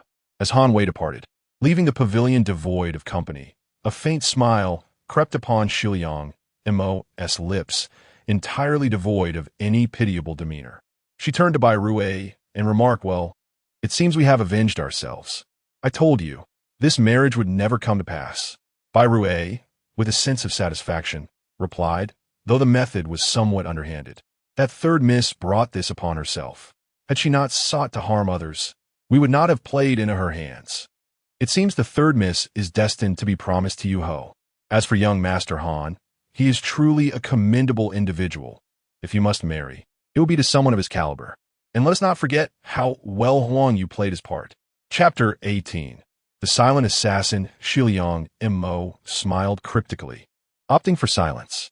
Midway through, she instructed Huang Yu to deliver a message to Yu Ho, altering their meeting place, and ensured that Bai Rui would invite Han Wei to the bamboo grove, while she herself would delay in informing Duke Jinghua, feigning a sprained ankle. Both locations were shrouded in darkness, and with Bai Rui lowering the curtains of the small pavilion and extinguishing the lanterns, the stage was set for the ensuing drama. For a family of such high standing as the Dukes, they could not afford to lose face over the events of this night. Undoubtedly, Shiliang Shuang would be wed to Yu Ho. Gazing at the faint lights by the lakeside, Shiliang Mo revealed a cold smirk and clenched her fists. After recovering somewhat from the incident earlier in the year, she began to orchestrate her plans.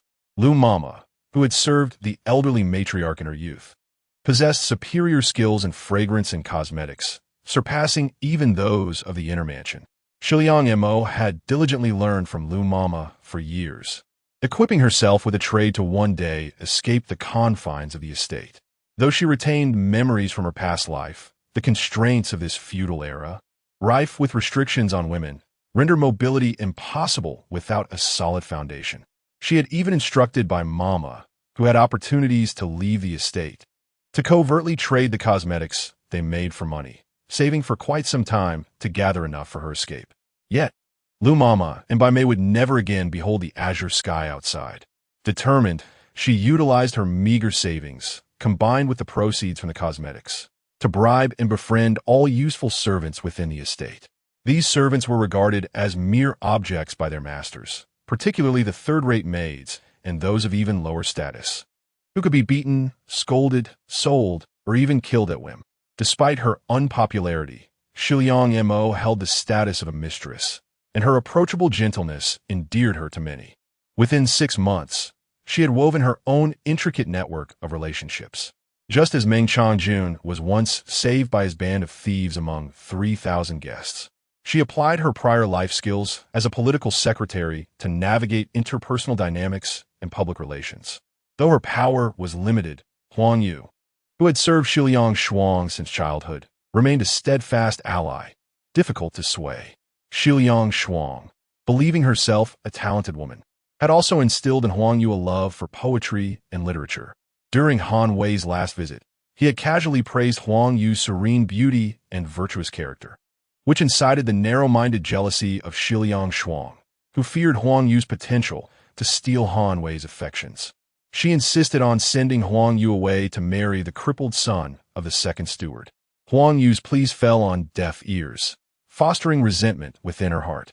Earlier, she had sent Bai Rui to approach Huang Yu, and now, upon learning of these events, she saw an opportunity to leverage the situation.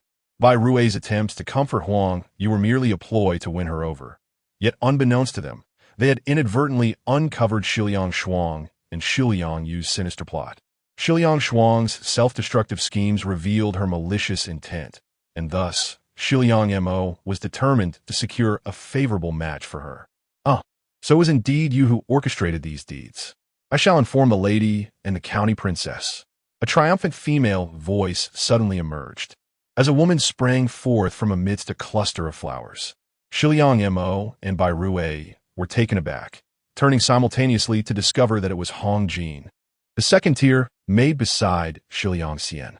It turned out that Shiliang Xian had always found the situation suspicious, so she instructed Hong Jin to stealthily follow Shiliang Mo, not realizing that Hong Jin would overhear so much. Hong Jin circled around Shiliang Mo and Bai Rui, boasting with delight. Who would have thought that Sister Mo harbored such malevolent intentions? We have underestimated you.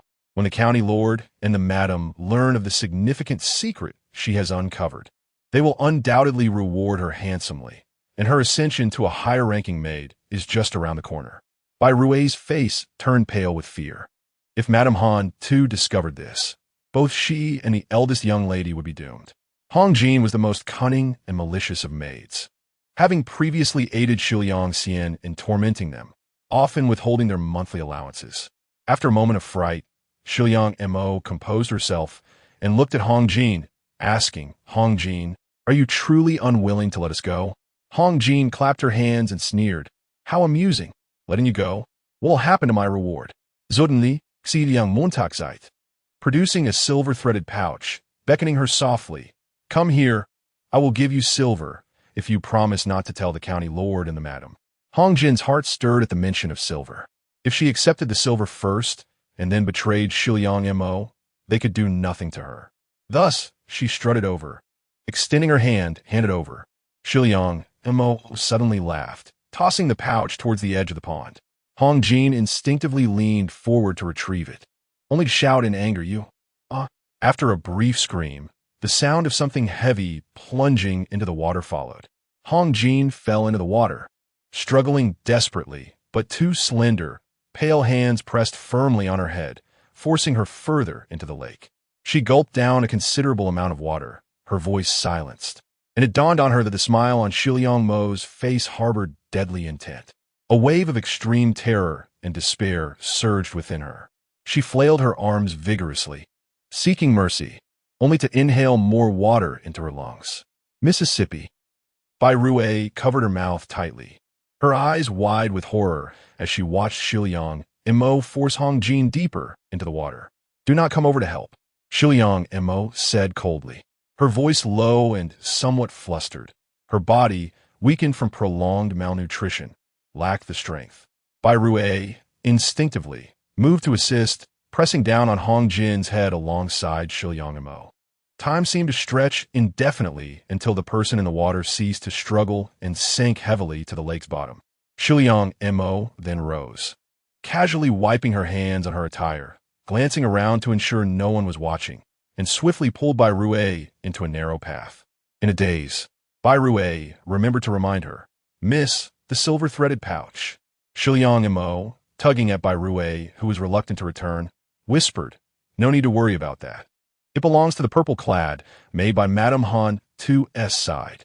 When I delivered cosmetics to her, she took it without a second thought. It may prove to be of great use." This time, she had been too careless, believing that after such an incident, no one would dare to approach the pond, unaware that Shiliang Xian, with her cunning nature, would resort to such tactics. The master and servant hastily supported each other as they departed, oblivious to the two shadowy figures in black, masked and reclining upon the pavilion of azure waves. One of these figures, tall and slender, possessed a pair of resplendent phoenix eyes, large with elegantly slanted outer corners, sparkling with intrigue. At this moment, a mischievous smile graced their lips. "How amusing. I never anticipated that the old man of Shiliang had such an intriguing daughter. The governor would certainly take a liking to her. If he desires her, I shall arrange it. The last one has already been buried for some time. The accompanying black-clad attendant spoke with a tone of reverence. It conveyed a sense of treating a person as one would a mere plaything, easily discarded if unsatisfactory. A flicker of light glimmered in the otherworldly gaze of the man referred to as the governor, as he toyed with the silver-threaded purse in his hand. A smirk playing upon his lips. There's no rush. Today, I merely came to see if the old man of Shiliang had been driven to his demise by anger. I did not expect to witness such a captivating spectacle. That diminutive girl, seemingly fragile and pitiable, acts with such ruthless resolve, extinguishing lives without a blink. Truly fascinating. Do not even think about it. Accompanied by the shattering sound of porcelain crashing to the ground, was the woman's icy rebuke. Han Wei's expression darkened slightly, yet he remained undeterred. Aunt, why must it be so? You have stated that Wei must marry a woman from the Shiliang family to strengthen the ties between the Han clan and the Shiliang lineage, ensuring the foundation of our clan remains steadfast. The second madam's striking features were now clouded with fury. Having lost his mother at an early age, Han Wei had often traversed between the two households, and she had always cherished him dearly. He held her in high esteem as his beloved aunt.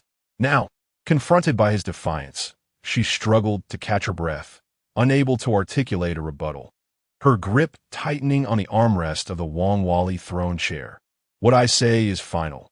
You may marry any woman from the Shiliang family, but Shiliang Mo is absolutely out of the question. Chapter 19. Turbulence resurfaces. Han Wei, filled with indignation, implored, "And if you refuse to allow me to wed Mo heir, you must provide a reason. You previously mentioned that you could allow cousin Shuang to be my esteemed concubine, yet after witnessing tonight's events, how could I possibly marry such a disreputable woman? Even my father would never permit it. How dare you invoke your father to intimidate me? Were it not for your sister's unwavering support in the palace, and were it not for my careful scheming within this Jingwood Duke's residence, do you think the Han family would enjoy its current prestige? Now, you choose to wield your father against me." The second lady seethed, her anger erupting as she shattered a teacup with a resounding crash, silencing the surrounding maids into a fearful hush. Observing his beloved aunt, who had always been like a mother to him, clutching her chest in distress, Han Wei's heart softened. He stepped forward and performed a deep bow, saying, "Aunt, that was never my intention. I have always regarded you as my mother. Please do not let your health suffer due to this matter." After a brief moment, the second lady's fury began to subside. She assisted Han Wei to his feet and sighed deeply, "Wei heir, do not speak of this matter again. Anyone may marry a woman from Shiliang, but she shall never be accepted into our Han family. Remember this well. Your marriage is not something you need to fret over. Your aunt and father will make the arrangements, ensuring you are wed to a beauty from a prestigious family, so you shall not suffer." Han Wei dared not speak further, merely sighing in resignation. Indeed, I shall not mention it again. Was it truly the case that he and cousin Mo heir were destined to be apart?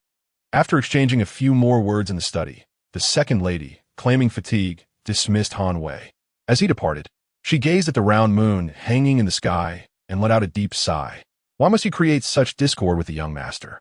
Mama Zhang lamented, attending to the second lady's preparations for rest.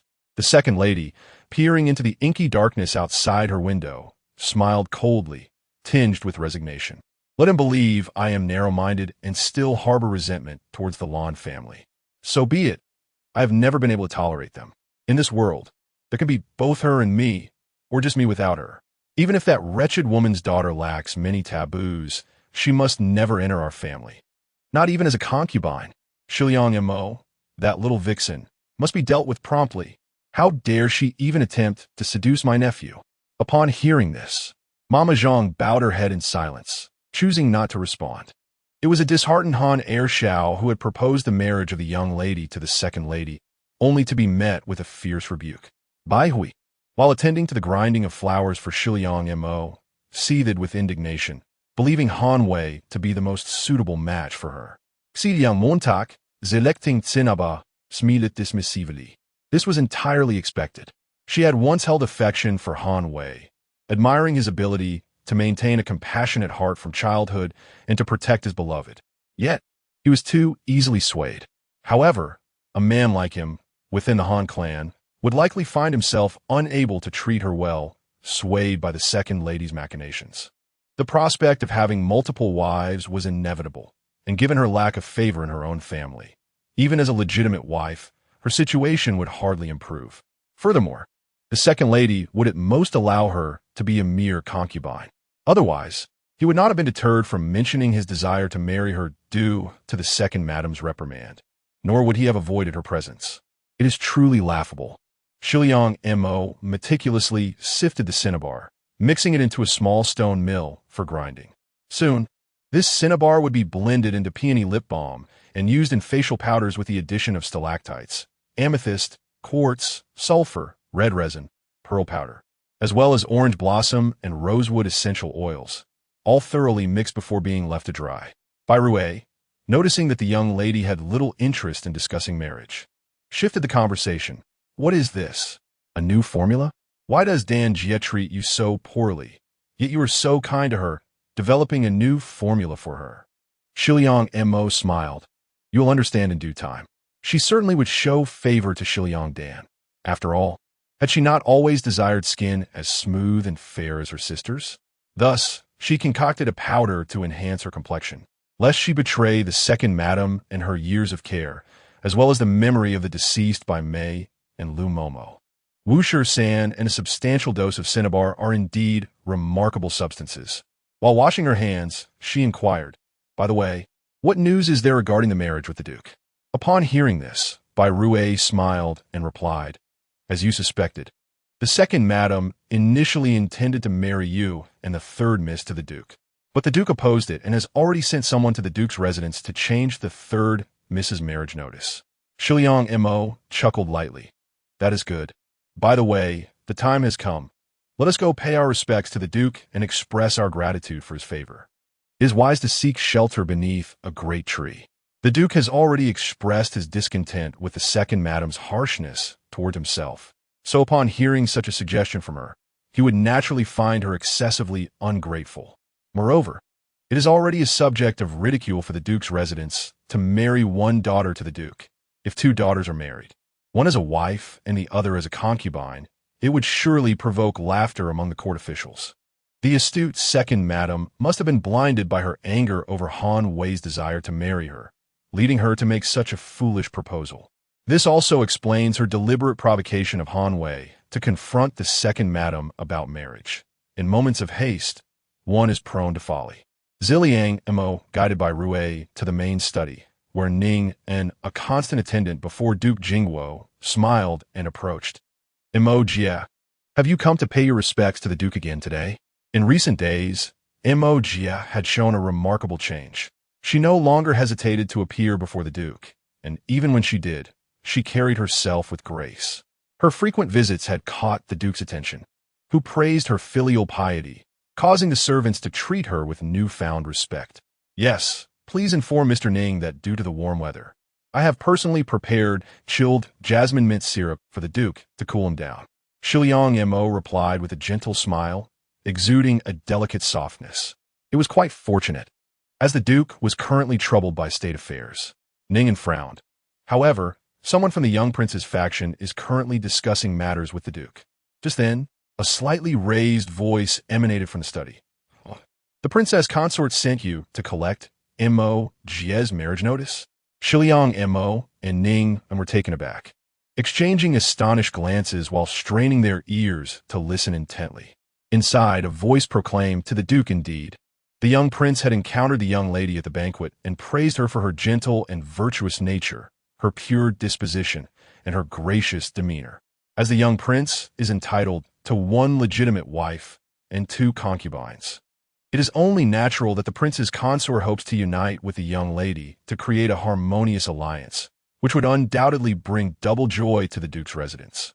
Upon hearing this, Shiliang Mo felt a tumult of emotions. Shock, suspicion, and anger surged within her. How could Si Lu Feng? From the implication, it seemed he intended to marry both her and Shiliang Dan. Chapter 20. The grace of the elderly lady Miss by Rue glanced at Shi Liang Mo with a mixture of joy and concern, wanting to speak, but ultimately refraining due to the presence of others. Shi Liang Mo bit her lip, standing by as Ning and smiled awkwardly. There is no need to mind me, Manager Ning. I shall enter once the people from the De Wang Fu have departed. After a moment of uncertainty, she quickly regained her composure. Indeed, she had initially intended to deliberately entice Si Lu Feng, yet she did not anticipate his boldness.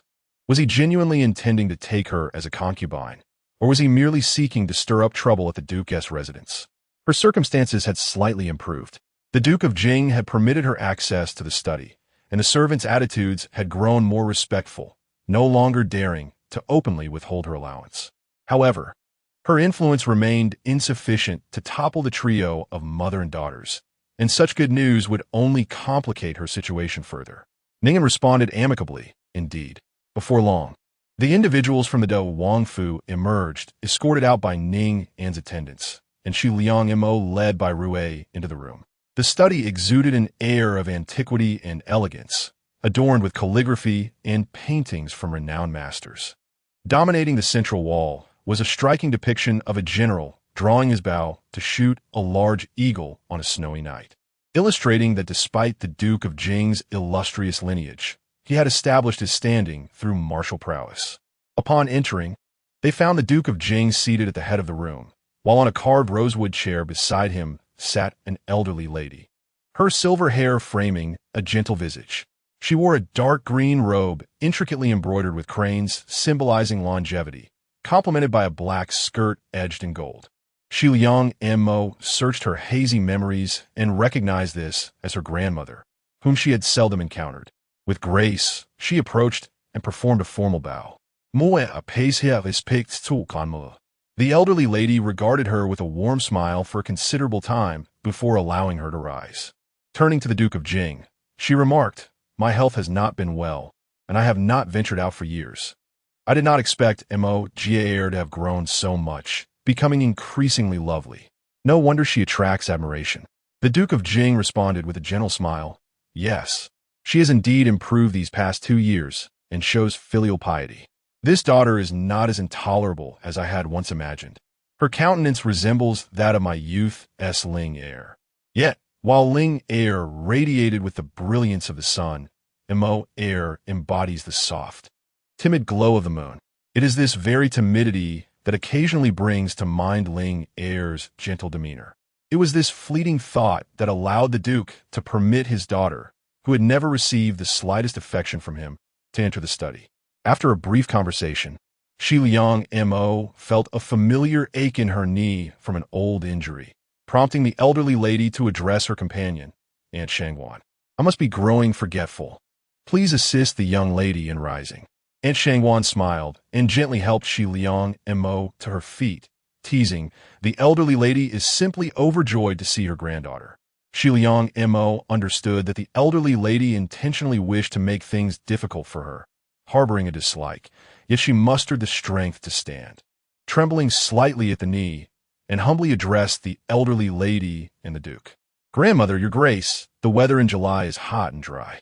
I have prepared freshly made jasmine mint dew, mixed with chrysanthemum honey, which is most refreshing." Jing Wagong graciously accepted the honey dew offered by Shi Liang Mo, turning to the elder matriarch and saying, "Mother, you might wish to try this. Sister Mo's skill in preparing herbal teas is quite remarkable. Though it is not made from precious tea leaves, it is neither overly sweet nor cloying, making it quite suitable for health." The elder matriarch smiled gently as she took the cup from Shi Liang Mo, remarking, "It is rare for Sister Mo to display such delicate thoughtfulness. I had not heard of it before. You have always preferred green tea, and now you seem to appreciate these concoctions. I can only hope this honey dew truly serves to clear the heart." As she spoke, she cast a sidelong glance at Shi Liang Mo, who understood that the elder matriarch was reproaching her for being too considerate and trying to curry favor, suggesting a lack of genuine affection. She bit her lip lightly, her mind racing through several thoughts and ultimately feigned ignorance. After both had sampled the honey dew, Shi Liang Mo finally spoke, "My lord, I wish to request your and the elder matriarch's support in a matter. Jing Wagong, taken aback, replied, "Speak your mind." Suddenly, she knelt, bowing respectfully before them, and said, "My lord, I inadvertently overheard a request from the attendants of the Duke of Da's residence. However, I wish to implore you and the elder matriarch to intervene, as I neither desire nor can I accept a marriage to the Duke of Da." Oh, Jing Wagong's expression grew slightly somber. Traditionally, the marriages of children are arranged by their parents. The elder matriarch, however, beamed with a twinkle in her eye as she regarded Shiliang Mo. The latter, maintaining her humility and deference, replied, "Indeed, my lord, it is not for a daughter to speak of such matters. They are to be decided by her parents. Yet, I am aware that my fourth sister has already promised herself to the young duke, and she holds affection for him. As the elder sister, I should not vie for my sister's favor. Moreover, if we were to claim positions as the main and secondary consorts of the duke's household, it could lead to gossip among outsiders. Our Jingwa Gong residence seeks to foster a close relationship with the Duke of Da, and such a situation might not reflect well on either my father or our household." Every word was spoken with the consideration of others in mind. Jingwa Gong's gaze lingered on Shiliang Mo for a long while, his penetrating eyes seeming to delve into her very soul. Undaunted, she met his gaze with earnestness and clarity. After a moment, his expression softened, returning to a calm and gentle demeanor as he smiled faintly. "It is commendable that you, in the confines of your chamber, can think so far ahead with such detail." The elder matriarch remained silent for a time, while Ani Shangwan, beside her, jestingly chimed in, "Sister Mo truly does not wish to marry? The other day, you encounter the young duke, who possesses exceptional grace and charm, and yet you remain aloof. How many young women in the capital would?" "Auntie, please do not say more," Shiliang Mo interjected, her eyes glistening with unshed tears. "Must I demonstrate my feelings by throwing myself into the fray?" The room fell silent in astonishment, and Auntie Shangwan, glancing anxiously at the elder matriarch, faltered in her words. "Sister Mo, I merely jest. How can a young lady, yet to be married, not feel embarrassed?" Truly. Finally, the elder matriarch took the lead, rising affectionately to assist Shiliang Mo to her feet. This time, there was a hint of sincerity in the old lady's smile, causing Shiliang Mo to lower her head shyly, feeling a tinge of embarrassment. "It is my lack of decorum that has troubled you, grandmother. Well, I must say, your jasmine mint dew appears quite delightful. Would you be willing to come to my room and teach those maidens how to prepare it?" The old lady inquired with a beaming smile. "Of course." Xiliang Montak replied, somewhat taken aback by the compliment. The old lady had devoted several years to a life of simplicity and meditation, rarely seeing outsiders, and even her own granddaughters, Shiliang Dan and Shiliang Shuang, were only occasionally granted an audience. Such a favor felt to her like a timely blessing. Chapter 21. The grace of a matriarch in this scene. It is evident that Duke Jinghua is quite pleased to witness the harmonious interaction between the grandmother and granddaughter. Thus he shares a few kind words, allowing Shiliang Mo to assist the elderly lady. As they traverse the courtyard, numerous servants and overseers gaze in astonishment at the sight of Shiliang Mo and the grandmother engaged in light-hearted conversation as they enter the latter's quarters. They exchange knowing glances, suggesting that not only has Mo received the Lord's favor, but she has also gained the grandmother's affection. It seems she is on the verge of ascending to the status of a true young lady of the Duke's residence. Once inside the side room, Shiliang Mo helps the grandmother settle into her intricately carved longevity chair adorned with auspicious patterns, and then respectfully stands aside, adopting an attentive demeanor. The grandmother casts a sharp glance at her, a smile dancing in her eyes. "You are indeed a clever girl. I only wish to ask you, the Dawang residence is such a splendid place, far superior to your years spent here, both in dignity and prestige. Should you venture there, Dan would surely afford you some regard. Why hesitate? Do you harbor other concerns?" The grandmother's forthrightness causes Shiliang Mo's heart to tighten. It seems the second madam has indeed spoken of Han Wei before her, perhaps insinuating that Mo has been deliberately enticing him. With the young prince's proposal looming, The grandmother might perceive her as a schemer, embroiled in a web of intrigue. Although she might fit that description, it is unjust for others to hold such an opinion. Is it not? Moreover, the grandmother is not oblivious to the hardships Imo has endured within the residence, suffering indignities without a shred of affection bestowed upon her. Yet she remains preoccupied with Shiliang Dan, which is truly disheartening. Shiliang Imo kneels, raising her eyes to meet the grandmother's kind gaze with calmness and warmth. Since you have spoken plainly, I too shall be forthright. I am well aware of my standing and identity within this household. I have witnessed enough of the treachery that accompanies ambition. Given these trials, why must I further entangle myself in such a quagmire, provoking the second madam and my sisters? Would that not be a degradation of my own dignity? I only wish to beseech you, dear grandmother, to consider my lineage and advocate for a match with an ordinary, virtuous family. I seek not wealth or status, but rather a harmonious union, filled with peace and tranquility. Her words cause a flicker of light in the grandmother's eyes, and after a prolonged silence, she sighs with a touch of melancholy. Indeed, you are a wise and sincere child, but alas. She pauses, genuinely grasping Shiliang Mo's somewhat calloused fingertips with tender compassion. You have endured much these years, and there is little choice. Do not worry, my dear. I shall diligently seek a suitable match for you, ensuring you do not suffer any further indignities. Just as her words conclude, the commotion of Shiliang Dan's vehement argument with several maidservants in the grandmother's courtyard erupts. Let me in. I must confront that scheming vixen. What audacity she has to come here. I shall not rest until I have marred her face. Xidiang Montak smux invatli, pondering whether the news of the prince's proposal has spread swiftly or if some individuals possess extraordinary influence. She remains perplexed by how Madame Han could raise two daughters with such contrasting temperaments. Shiliang Dan embodies none of the grace befitting a refined young lady.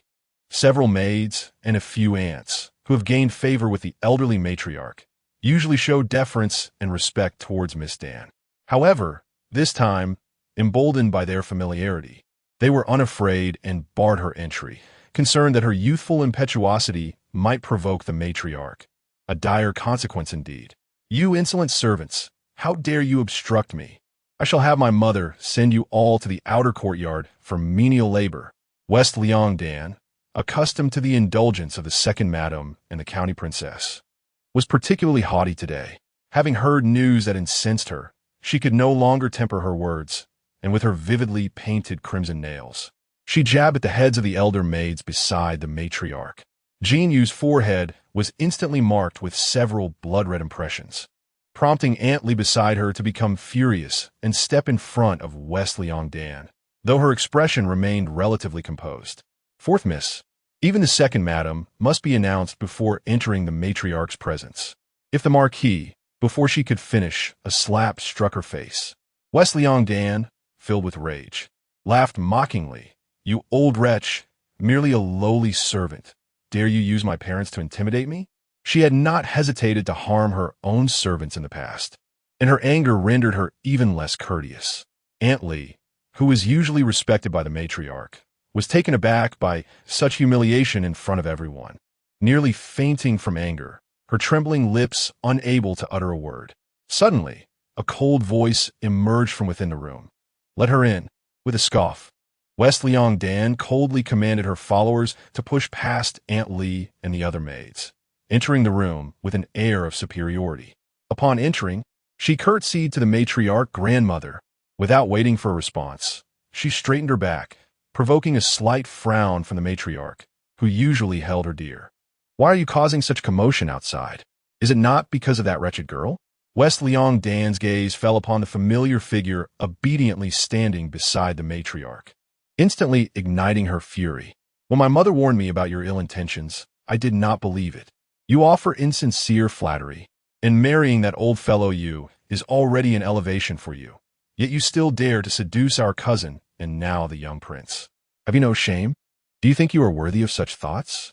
Had I known you were such a shameless creature, I would have insisted my mother send you, and that vile, by maid to the brothel to serve men, fulfilling your desires enough. The matriarch's expression darkened as she observed West Liang Dan's increasingly outrageous behavior, her voice cutting through the air with authority. Where did you learn such words? Do you possess any semblance of a refined lady? Is this how your mother raised you? You have no decorum. How do you expect to be married into the royal family? The elderly lady was accustomed to those who spoke insincerely, and although she privately acknowledged that Shiliang Dan was fierce and venomous, she appreciated her straightforwardness, thus seldom reprimanding her. Yet, it appeared that there was little distinction between her and a common shrew. When Shiliang Dan was first scolded by her grandmother, taken aback by the old woman's stern expression and harsh words, she felt a pang of grievance. Biting her lip and welling up with tears, grandmother, with her delicate beauty, her pitiful demeanor was indeed heart-wrenching. You storm in here and shout like this. Do you not regard me as your grandmother? It is evident that your father and mother have indulged you too much. The elderly lady was distinctly displeased. Her gaze shifted to the side where the sorrowful Li Gu was being supported by Jinyu. This girl, possessing a charming exterior, had been spoiled to excess. Despite her sharpness, she was far removed from the cunning of her elder sister Sienna, rendering her unfit to be the head of the household or to capture her husband's heart. She would inevitably be cast aside. Xidiao Montag timidly interjected, Grand Mota. Please do not be angry. It would be unwise for your health. The Duke and the second madam would be concerned. Fourth sister merely has not yet heard my explanation, which is why she is so enraged. The elderly lady sighed. If she possessed even a fraction of your gentleness, I would have no need to pray to the gods. With that, she turned to Li Gu and instructed, Go inform the second madam that starting today, the mower's monthly allowance shall be increased to 10 taels. Proceed to my treasury and fetch a pair of gold-threaded soft pillows. Select 3 or 4 bolts of brightly colored silk brocade. And also bring the jewelry from the 5-inch sandalwood box on the right side of the small table to the eldest young lady, along with the silver incense and silver jade to attend to her. Shiliang Mo secretly chuckled in her heart. Yet her countenance remained shy and astonished at the favor bestowed upon her. Mo thanks the esteemed matriarch. The servants exchanged furtive glances.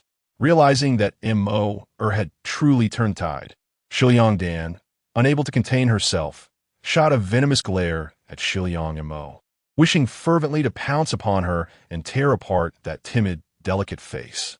A determined thought crossed her mind, and her beautiful eyes glinted with malice. Chapter 22. The Grace of the Elderly Lady, Part 2. As soon as the elderly lady had imparted her admonitions to the two sisters and stepped out, Shiliang Dan suddenly seized Shiliang Mo by her hair and began to lash out at her with a whip, exclaiming, You wretched creature, you have incited our grandmother, thinking I would not know how to deal with you. Now, I shall mar your delicate visage and tear your mouth apart. Shiliang Mo was taken aback. She had not anticipated such audacity before even leaving the elderly lady's courtyard. Moreover, Shiliang Dan was robust and strong. Caught off guard, Shiliang Mo was pulled to the ground, a sharp pain shooting through her scalp. Fortunately, the narrowness of the doorway and the presence of nearby maids and aunts meant that Shiliang Dan's whip did not strike Shiliang Mo, but instead hit the maids standing close by. The maids, with their tender skin, could hardly withstand such blows, and they immediately cried out in sharp, piercing wails, nearly raising the roof with their commotion. The nearby aunts and matrons, realizing the chaos, rushed to intervene, creating a scene of tumult and disorder. Incensed, Shiliang Mo thought to retaliate against this brazen woman, nearly reaching out to slap Shiliang Dan, but the image of the elderly lady flashed before her eyes, prompting her to restrain herself. Instead, she shifted her stance and delivered a fierce punch to the soft flesh of Shiliang Dan's left breast. Women's bodies are different from men's.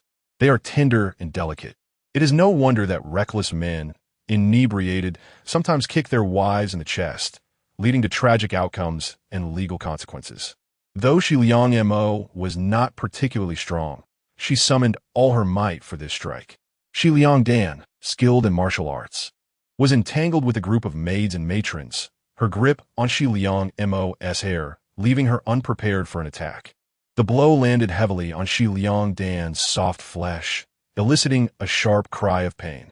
In her life, no one had dared to inflict even a minor wound upon her, and her anger surged, momentarily forgetting that she was still within the elderly lady's domain. Ignoring her own safety, she brandished her whip with reckless abandon, shouting, "You little harlots! How dare you strike your elder? I shall ensure you do not survive this day." In her frenzy, not only did she destroy antique vases and furniture near the entrance, but she also nearly struck the elderly lady as she approached to intervene. Fortunately, Shi Liang Mo had been observant of the elderly lady's approach. Seizing the moment, she lunged forward, placing herself protectively in front of the elderly lady, thereby receiving Shi Liang Dan's lash. A searing pain coursed through her back, and her complexion paled as tears welled in her eyes while she clung to the elderly lady, exclaiming, "Grandmother, be careful." Startled and momentarily stunned, the elderly lady's fear quickly transformed into fury as she commanded all the aunts and maids to forcibly separate the two. "Quickly, pull the fourth miss and the eldest miss apart. If anyone is injured, you shall be held accountable." Initially, the maids and matrons hesitated to engage with Shi Liang Dan, fearing punishment, but upon receiving the elderly lady's directive, they immediately rushed in. Despite Shi Liang Dan's martial prowess, she was but one against a multitude, and soon they had her firmly restrained, grappling her arms, legs, and waist, effectively subduing her. Annie Shangwan and Jin Yu promptly assisted Shi Liang Mo, who lay prostrate at the feet of the elderly matriarch. The old lady gazed at Shi Liang Mo's disheveled hair and pallid visage, filled with both compassion and heartache. She sighed deeply. "What a predicament, dear Mo. Are you all right?" The granddaughter was unharmed. It was her fault that had startled the old lady, leading to this unfortunate situation. It is the granddaughter's insubordination and unfilial behavior that has necessitated your reprimand, dear matriarch. With tears welling in her delicate eyes, Shi Liang Mo released Auntie Shangwan's grasp and knelt deeply before the old lady, her forehead touching the ground, inadvertently revealing the bloodstains on her back. A sight that was utterly shocking. The old lady and Auntie Shangwan, along with the others present, were taken aback. The old lady, both furious and anxious, struck the ground with her phoenix-headed cane several times, exclaiming, "Are you courting death? Do you not see the severity of the young lady's injuries? Hurry, fetch my badge and summon Dr. Zhao. Assist the young lady to a chair." Annie Shangwan, Jin Yu, and others rushed to support Shi Liang Mo. Yet she resolutely refused to rise, tears streaming down her face as she murmured repeatedly, "It is my fault. How could I dare to stand? I beg for your punishment, dear matriarch." The old lady, observing the frail little girl trembling with fear and shame, could not help but feel a surge of pity for Shi Liang Mo, especially when contrasting her with the furious and scolding Shi Liang Dan nearby. With this juxtaposition, the old lady approached Shi Liang Mo personally to assist her.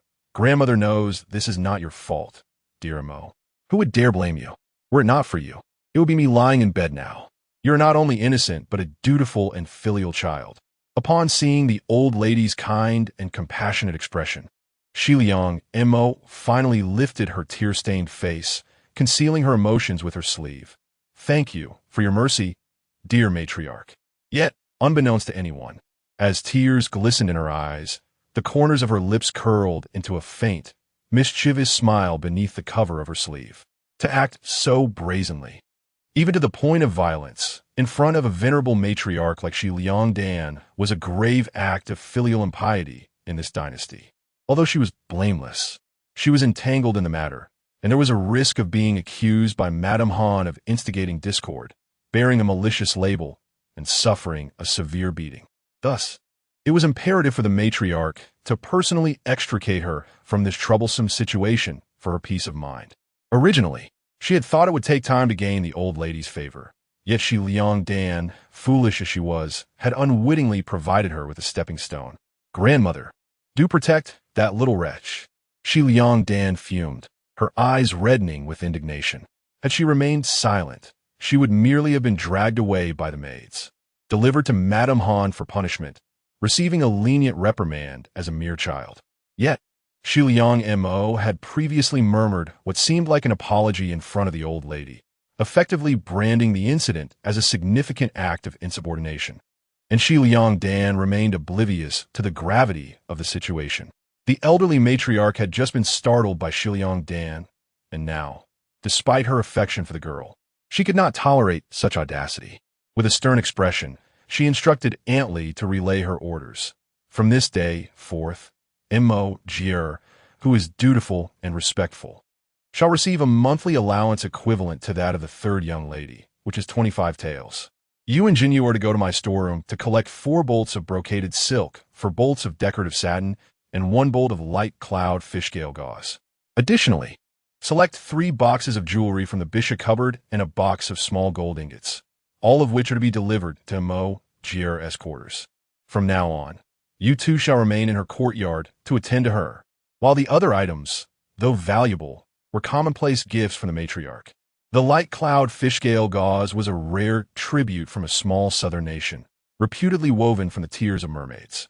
It was as delicate as mist, adorned with fine beads that shimmered like dreams, and exceedingly rare, with only 10 bolts existing in the entire celestial empire, 5 reserved for the nobility in the palace, while the remainder was bestowed upon meritorious subjects by the emperor.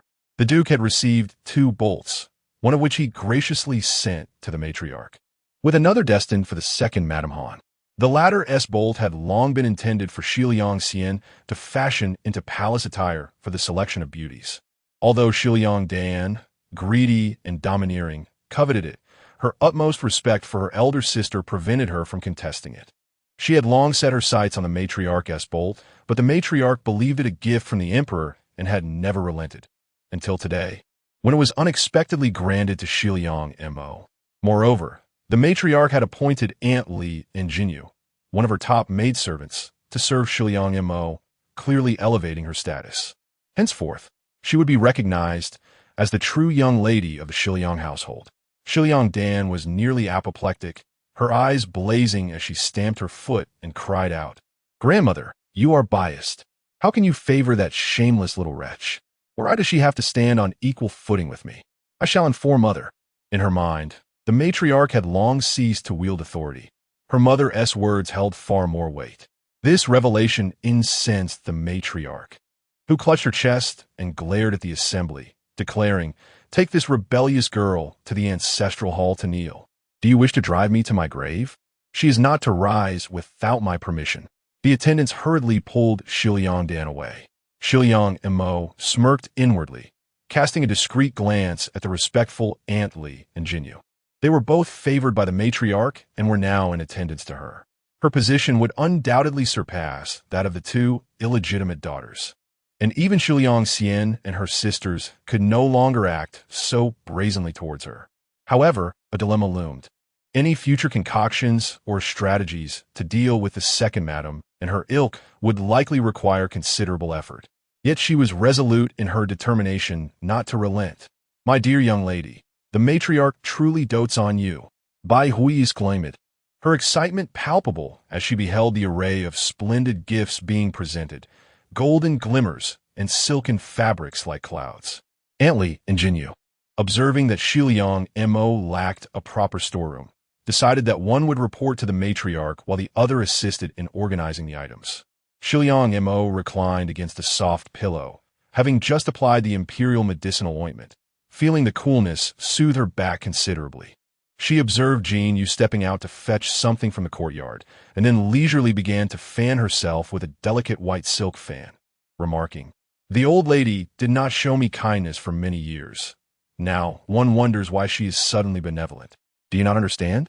Bai Rui was taken aback, genuinely perplexed. She merely believed she was being favored as a means to temper Shi Dan's temperament. A mocking glint flickered in Shi Mo's eyes. The old lady was merely using her as a whetstone for Shi Dan. The old lady's affection was not born out of gratitude for her rescue, but rather a constant reminder of her own transgressions, as the whip of Shi Dan had nearly struck her. The old lady, originally a noble daughter of the esteemed Lord Rome, had basked in favor throughout her life. Yet in her old age, she almost fell victim to the hands of her juniors, a source of both pain and potential ridicule. This realization rendered her both alarmed and fearful, hence her sudden elevation of Bai Rui. Bai Rui remained silent, yet acknowledged the truth in her mistress's words. A grave commotion erupted from outside the courtyard. A corpse had surfaced in the lake. The second-tier maid, Hong Jin, who served the county princess, had been murdered. Suddenly, a flurry of frantic cries from the servants echoed from outside. Bai Rui's complexion turned ashen, trembling involuntarily amiss. Shiliang Mo sat up, her expression calm as she coldly reproached Bai Rui. Are there not enough deaths within this residence? What is there to fear? How fortuitous that it occurred right before her courtyard. Chapter 23. Who is the demon? Mississippi. What should we do? Bai Rui bit her lip, trembling uncontrollably. Shiliang Mo observed the quaking Bai Rui, acutely aware that this kind-hearted girl had never committed any heinous acts in her life. Standing in stark contrast to her own past of aiding politicians and concealing numerous gruesome affairs. With a gentle sigh, she inquired, Bai Rui, what is it that you fear? I am afraid of being discovered. Afraid that Hong Jin, now a ghost, will come for me, to seek revenge. Bai Rui instinctively covered her face and crouched down. For these past nights, she had been plagued by nightmares, dreaming of Hong Jin, blood streaming from her 7 orifices. Seeking her out, only in the presence of her mistress did she find some solace.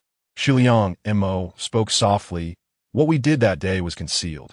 If anyone had seen, they would have already known. Moreover, how many have died in this household? The most crucial aspect is who those deceased were. Hong Jin was merely a maid. Who would care for the life of a maid unless there was a personal gain? Just like Bai Mei and Lu Mama, how many still remember them? Had she not awakened, she would have been lost to these high walls. And who would have remembered her? A girl unloved, even by her own parents, is nothing more than a speck of dust.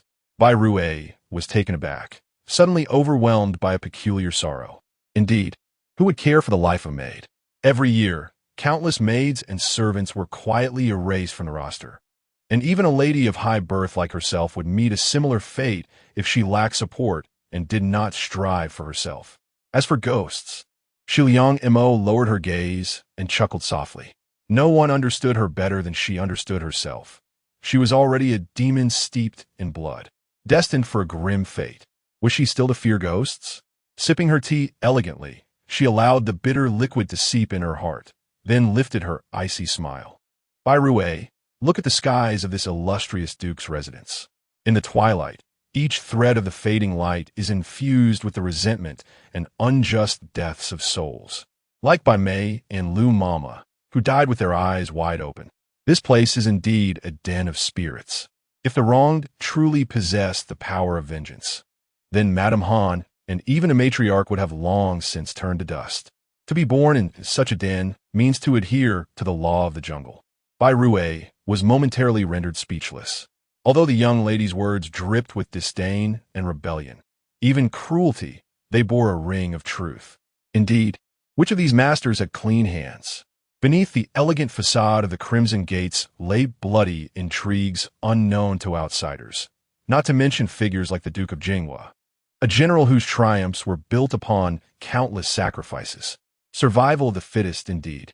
Had Hong Jin not perished, it would have surely been her fate, or even the young lady's. She could no longer afford to be afraid or retreat.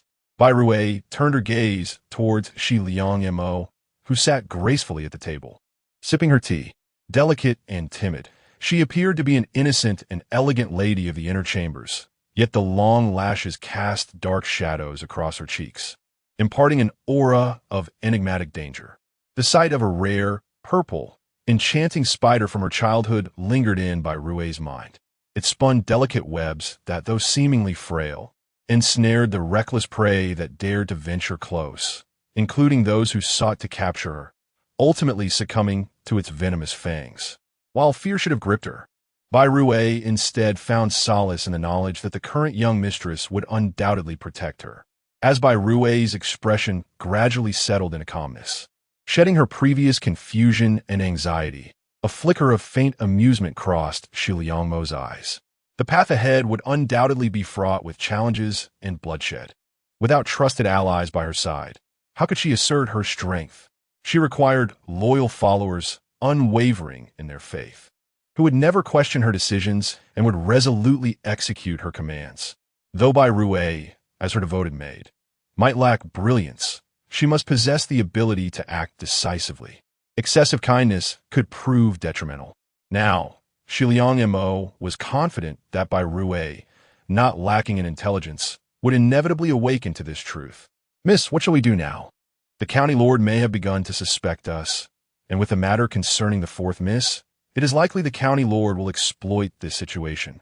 Bai Rui inquired softly, glancing out the window. Shiliang Mo regarded her with appreciation before smoothing her garments.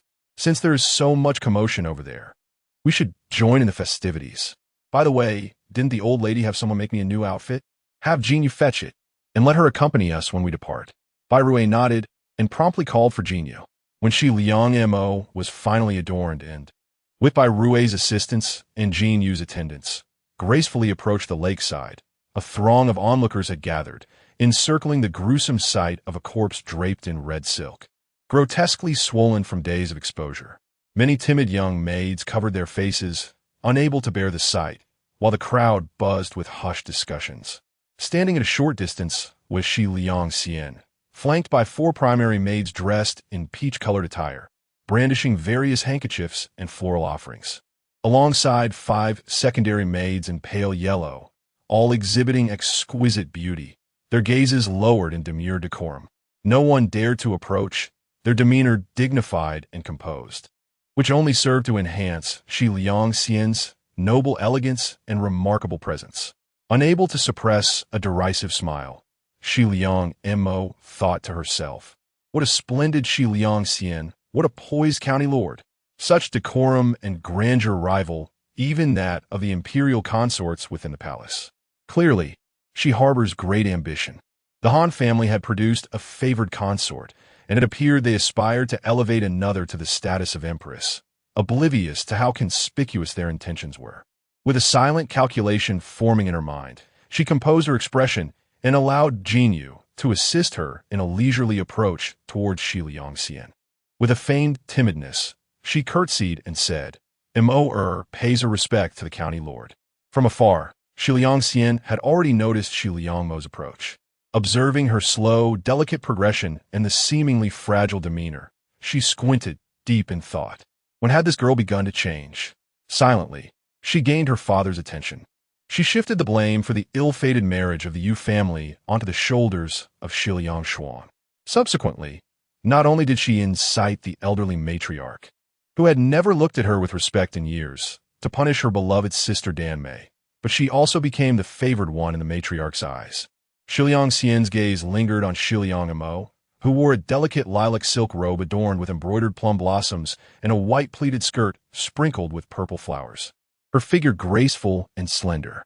Her long, ebony hair was simply styled into a bun atop her head, adorned with several silver and purple crystal tassel hairpins.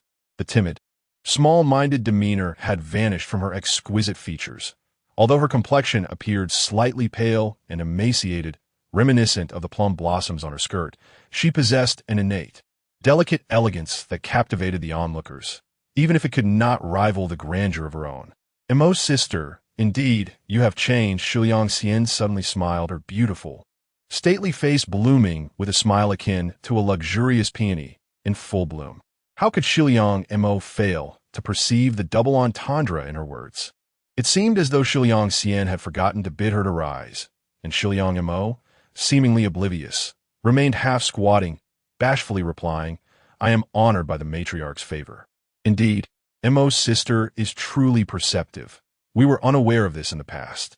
Had we not inadvertently offended Mo's sister one day, we might have been sent to kneel in the ancestral hall by the matriarch.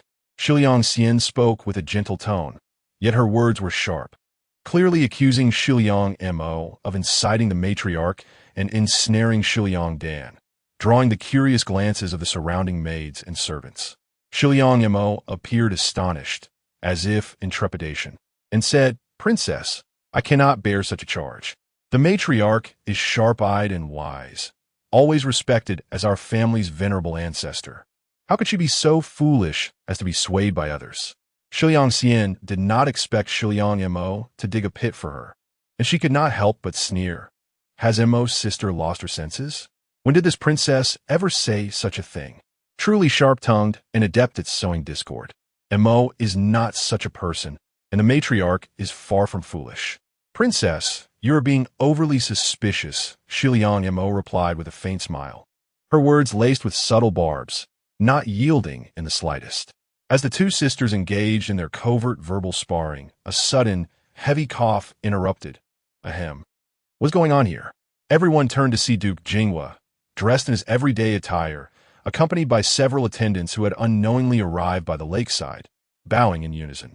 Shiliang Xian and Shiliang Mo also offered their respects, though Shiliang Mo appeared somewhat unsteady, swaying slightly. The large maid beside Shiliang Xian, Honglian, immediately stepped forward to support Shiliang Mo, smiling. What has caused Mo's sister to falter? If you cannot stand before the Duke, how would it fare in the presence of esteemed guests? Her seemingly playful words were, in fact, a critique of Shiliang Mo's lack of upbringing, implying disrespect to their father.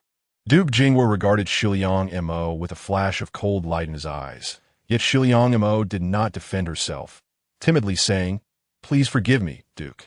Shiliang Xian smirked inwardly, but she was not allowed to revel in her triumph for long, as someone soon emerged to defend Shiliang Mo.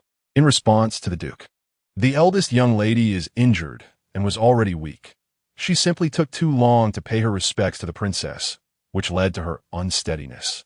Jin Yu suddenly spoke, respectfully bowing to the Duke with neither deference nor arrogance.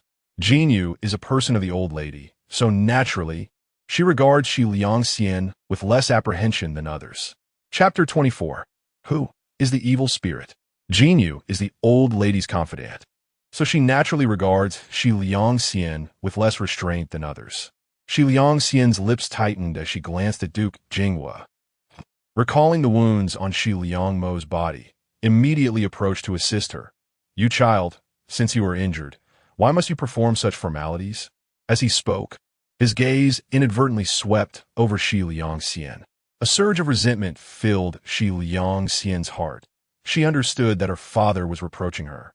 For even if he wished to reprimand Shiliang Mo to vent his frustration regarding Shiliang Dan, he should not be so harsh in consideration of the old lady's presence. Father, it was my oversight. I was so engrossed in conversation with Mo Jia that I forgot to instruct her rise. We are sisters. After all, there is no need for excessive formality. Shiliang Xian pouted playfully. Duke Jinghua, observing Shiliang Xian's demeanor, could not help but express his affection. You are always so gracious and poised. It is clear that you did not intend any offense.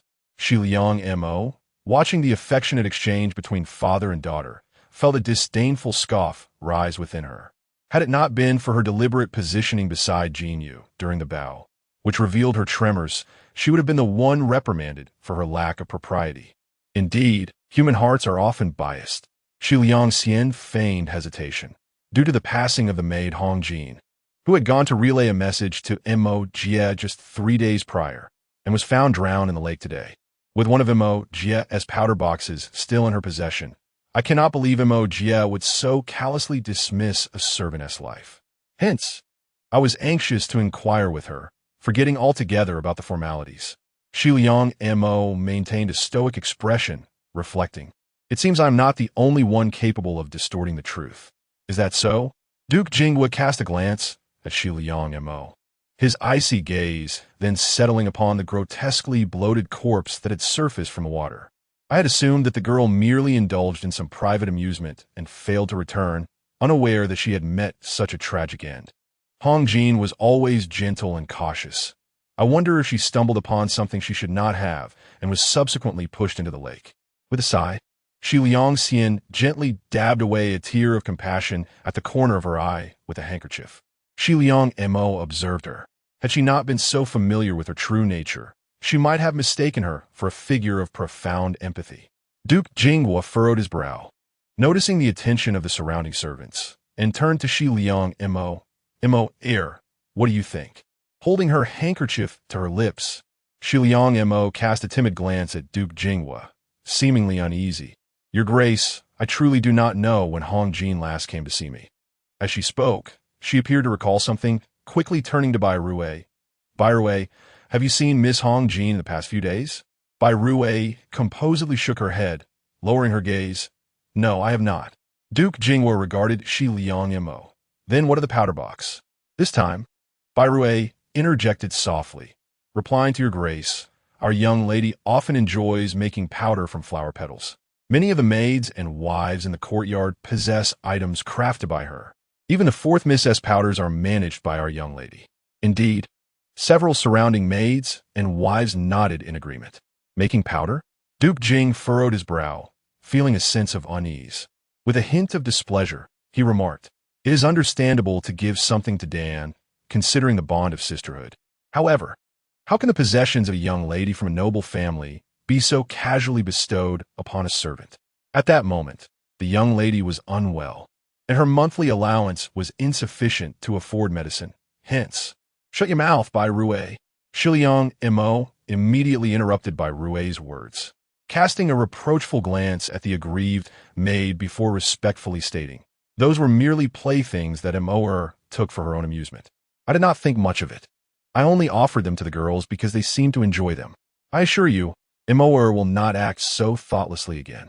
Upon hearing this, Duke Jing grasped the situation, feeling a twinge of frustration towards Madame Han. How could a young lady be so deprived that she lacked even the means to purchase medicine and had to rely on selling cosmetics to survive? Even if she had no affection for Mo, she could have simply ignored her. There was no need to create such an embarrassing scene. The last time he conversed with Inspector Wang, the insinuations he made suggested that Duke Jing was unable to maintain discipline in his household and was overly harsh on his half-sister. At that time, he paid little heed to such remarks, but in retrospect, they rang true. Was Madame Han implying that his affairs in the court were not chaotic enough? Montakia Holvafa was astute. She had cleverly distanced herself when a maid sought her out and had evaded any blame. Shiliang Xian remarked coldly, Mo, do not take offense. I truly have never encountered the young lady in question. She is merely a maid. If we make a grand spectacle of this, it would be unfavorable for the entire household. In the past, we would quietly handle the remains before discussing the aftermath. Shiliang Xian fell silent, momentarily at a loss for words. When she finally gathered her thoughts to speak, Duke Jing's voice resounded once more, enough of this matter. In my opinion, a maid's accidental fall into the water warrants a proper burial, and her family should be compensated with 100 taels. Father, Shiliang Xian was taken aback, not expecting Duke Jing to support Shiliang Mo, her face lifting in astonishment. All right, you may all leave. This place carries ill fortune. Upon returning, both of you shall transcribe 15 sections of Buddhist scriptures for the old lady to dispel the misfortune and calm your hearts. After Duke Jing concluded his words, he cast a glance at the two sisters before departing.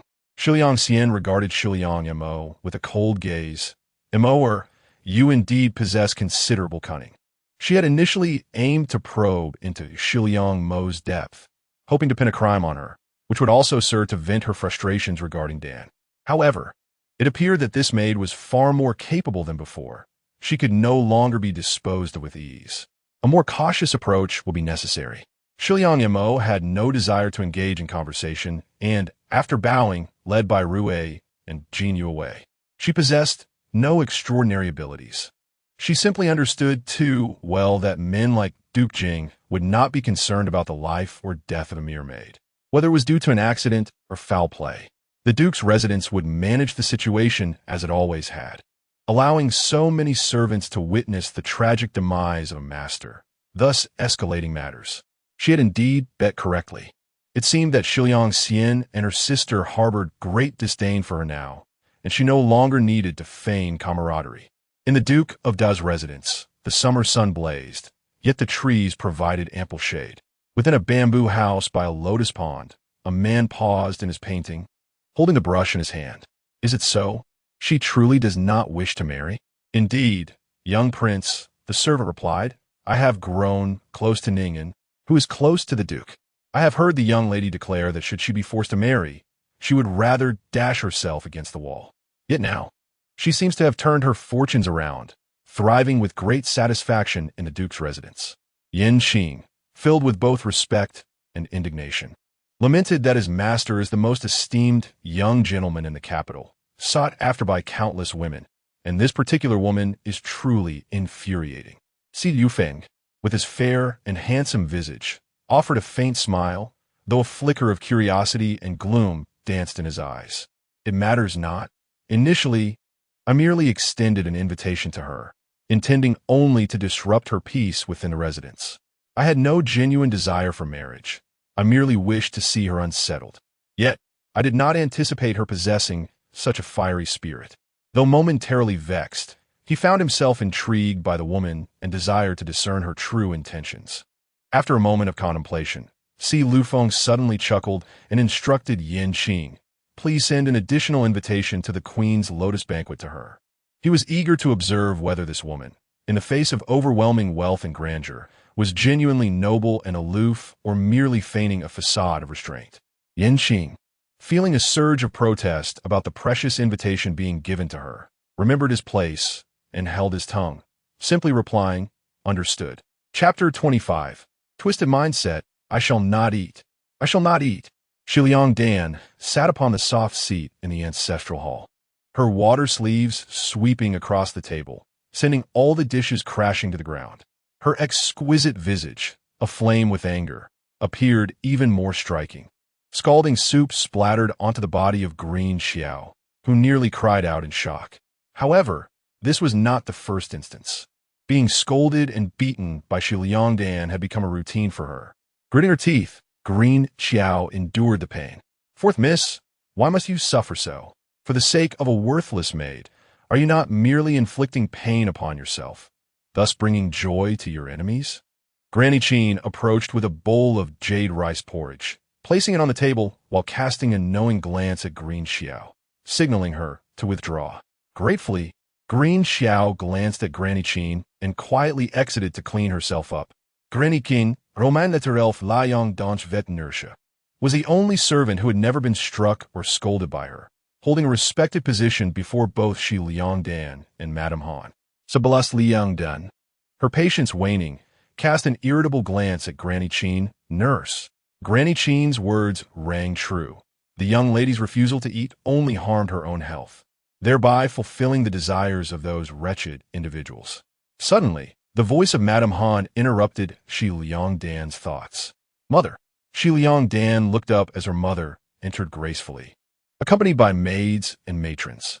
Instantly, her eyes welled with tears, and she rushed into Madame Han's embrace. Madame Han tenderly stroked Shi Liang Dan's head, soothing her, there, my dear, mother has arrived, so rise now."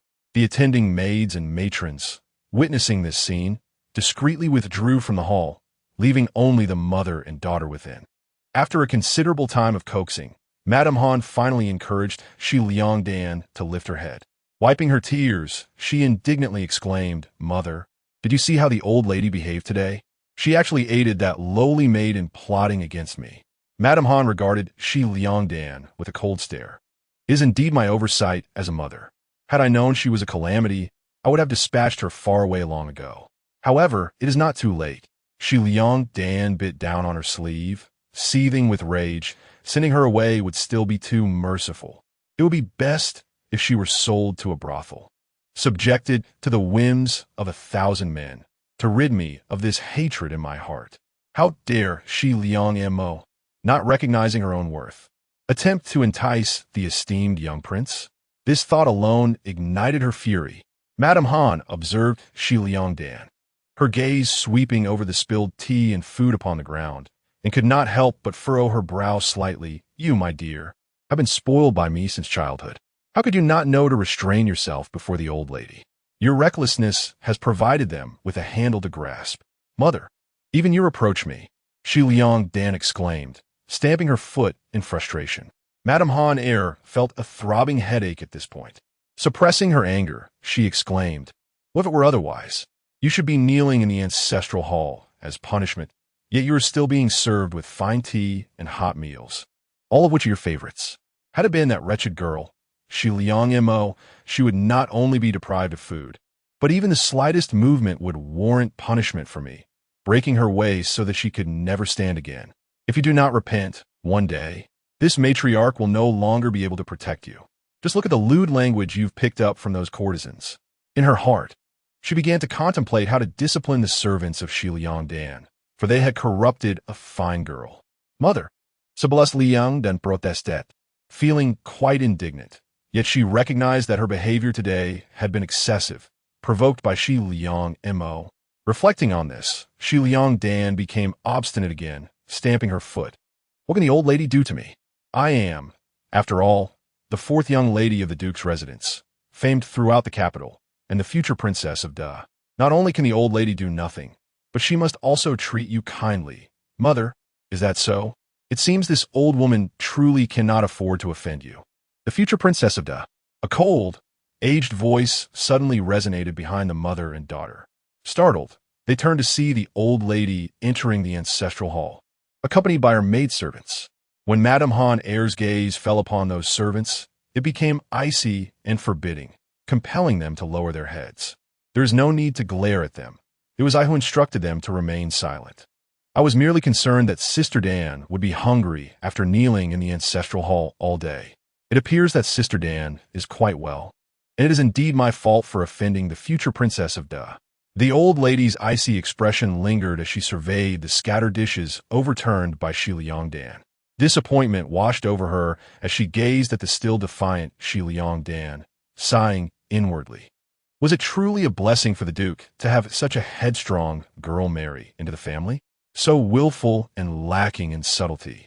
She could hardly compare to Shi Liang Xian, much less Shi Liang Mo. The old lady was not oblivious to Shi Liang Mo's schemes that led her to witness Shi Liang Dan's behavior. After decades of experience within the household, she understood such petty machinations all too well. Yet she had hoped that Shi Liang Dan would not go too far. But it seemed she was completely unaware of her own limits. Though Shi Liang Dan was indeed unruly and direct, she was not entirely devoid of awareness. Noticing the old lady's grim countenance and peculiar gaze, she sensed the gravity of the situation. The Duke valued filial piety above all else, and having offended the old lady, she had been fortunate to only be made to kneel in the ancestral hall. Should she further provoke the old lady, the consequences could be dire. Grandmother, Dan is simply straightforward and impulsive, unable to contain her anger at that shameless Shi Liang Mo for seducing the young prince and sowing discord between us. Please do not fall for that wretched girl's tricks. Shi Liang Dan pouted, stepping forward to tug at the old lady's sleeve. Her voice filled with indignation and a sense of grievance, her bright eyes brimming with tears. Upon seeing the old lady, her heart softened considerably.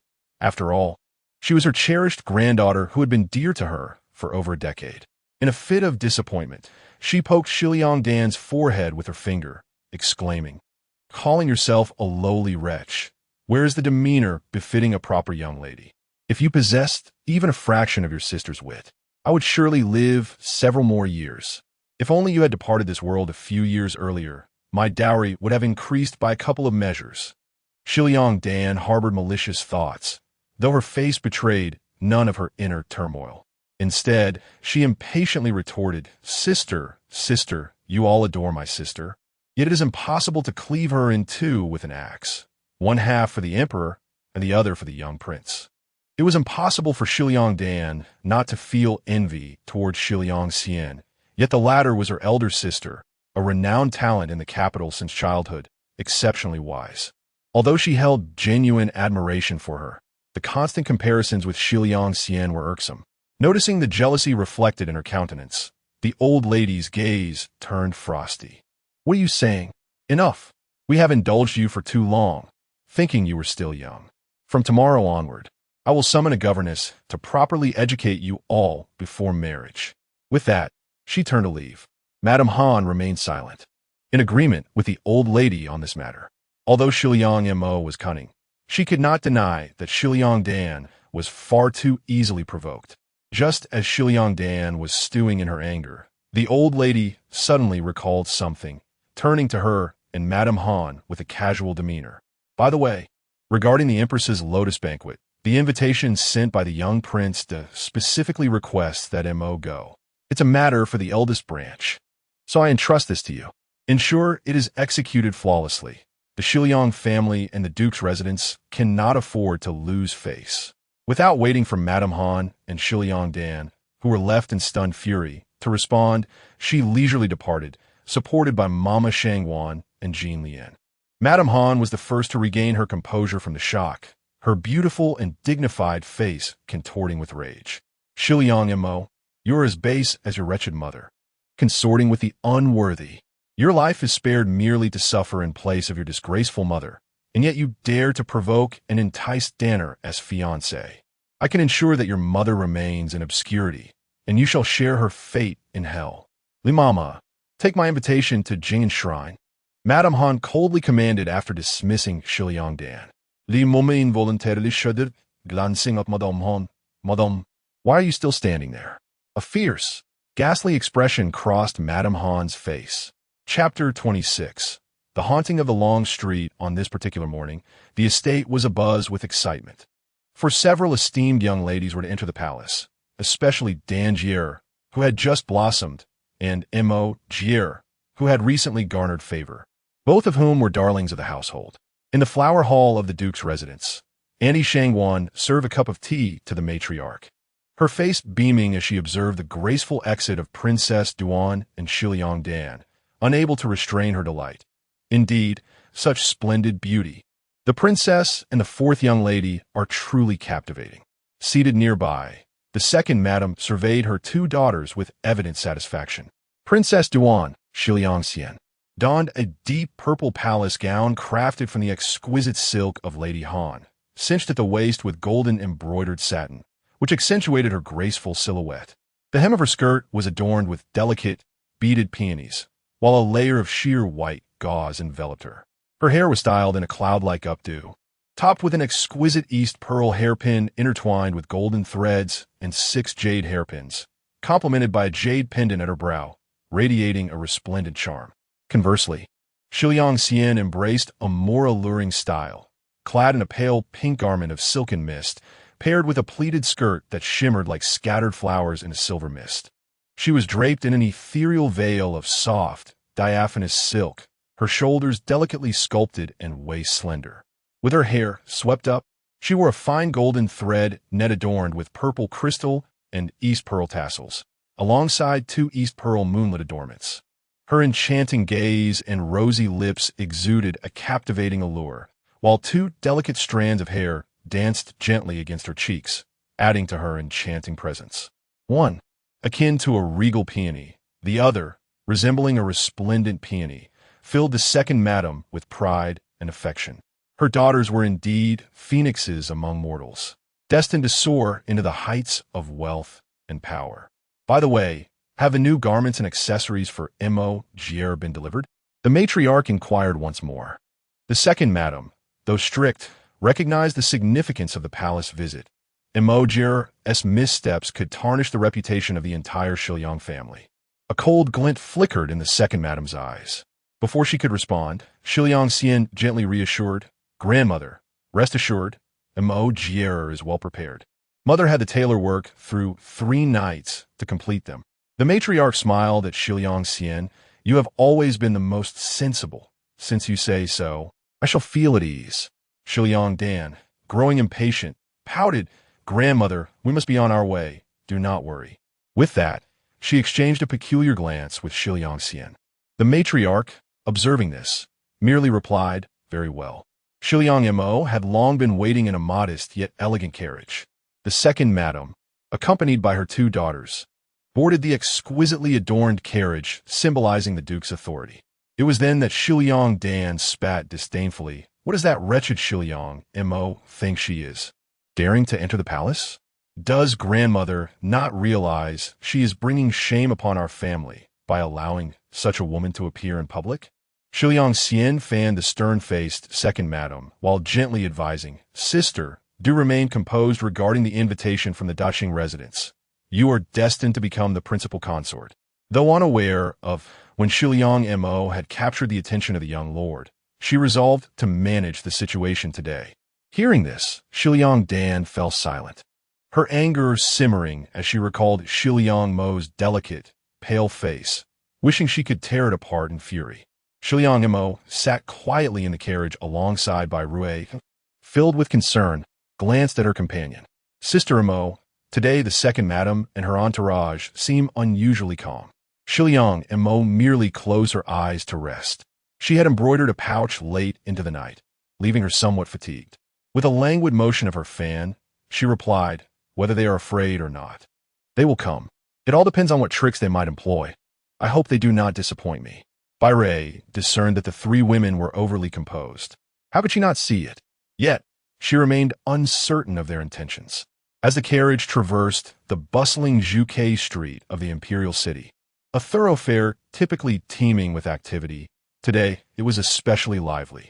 Young masters and ladies from prominent families made their way to the palace, while groups of noble youths galloped past, laughing and joking.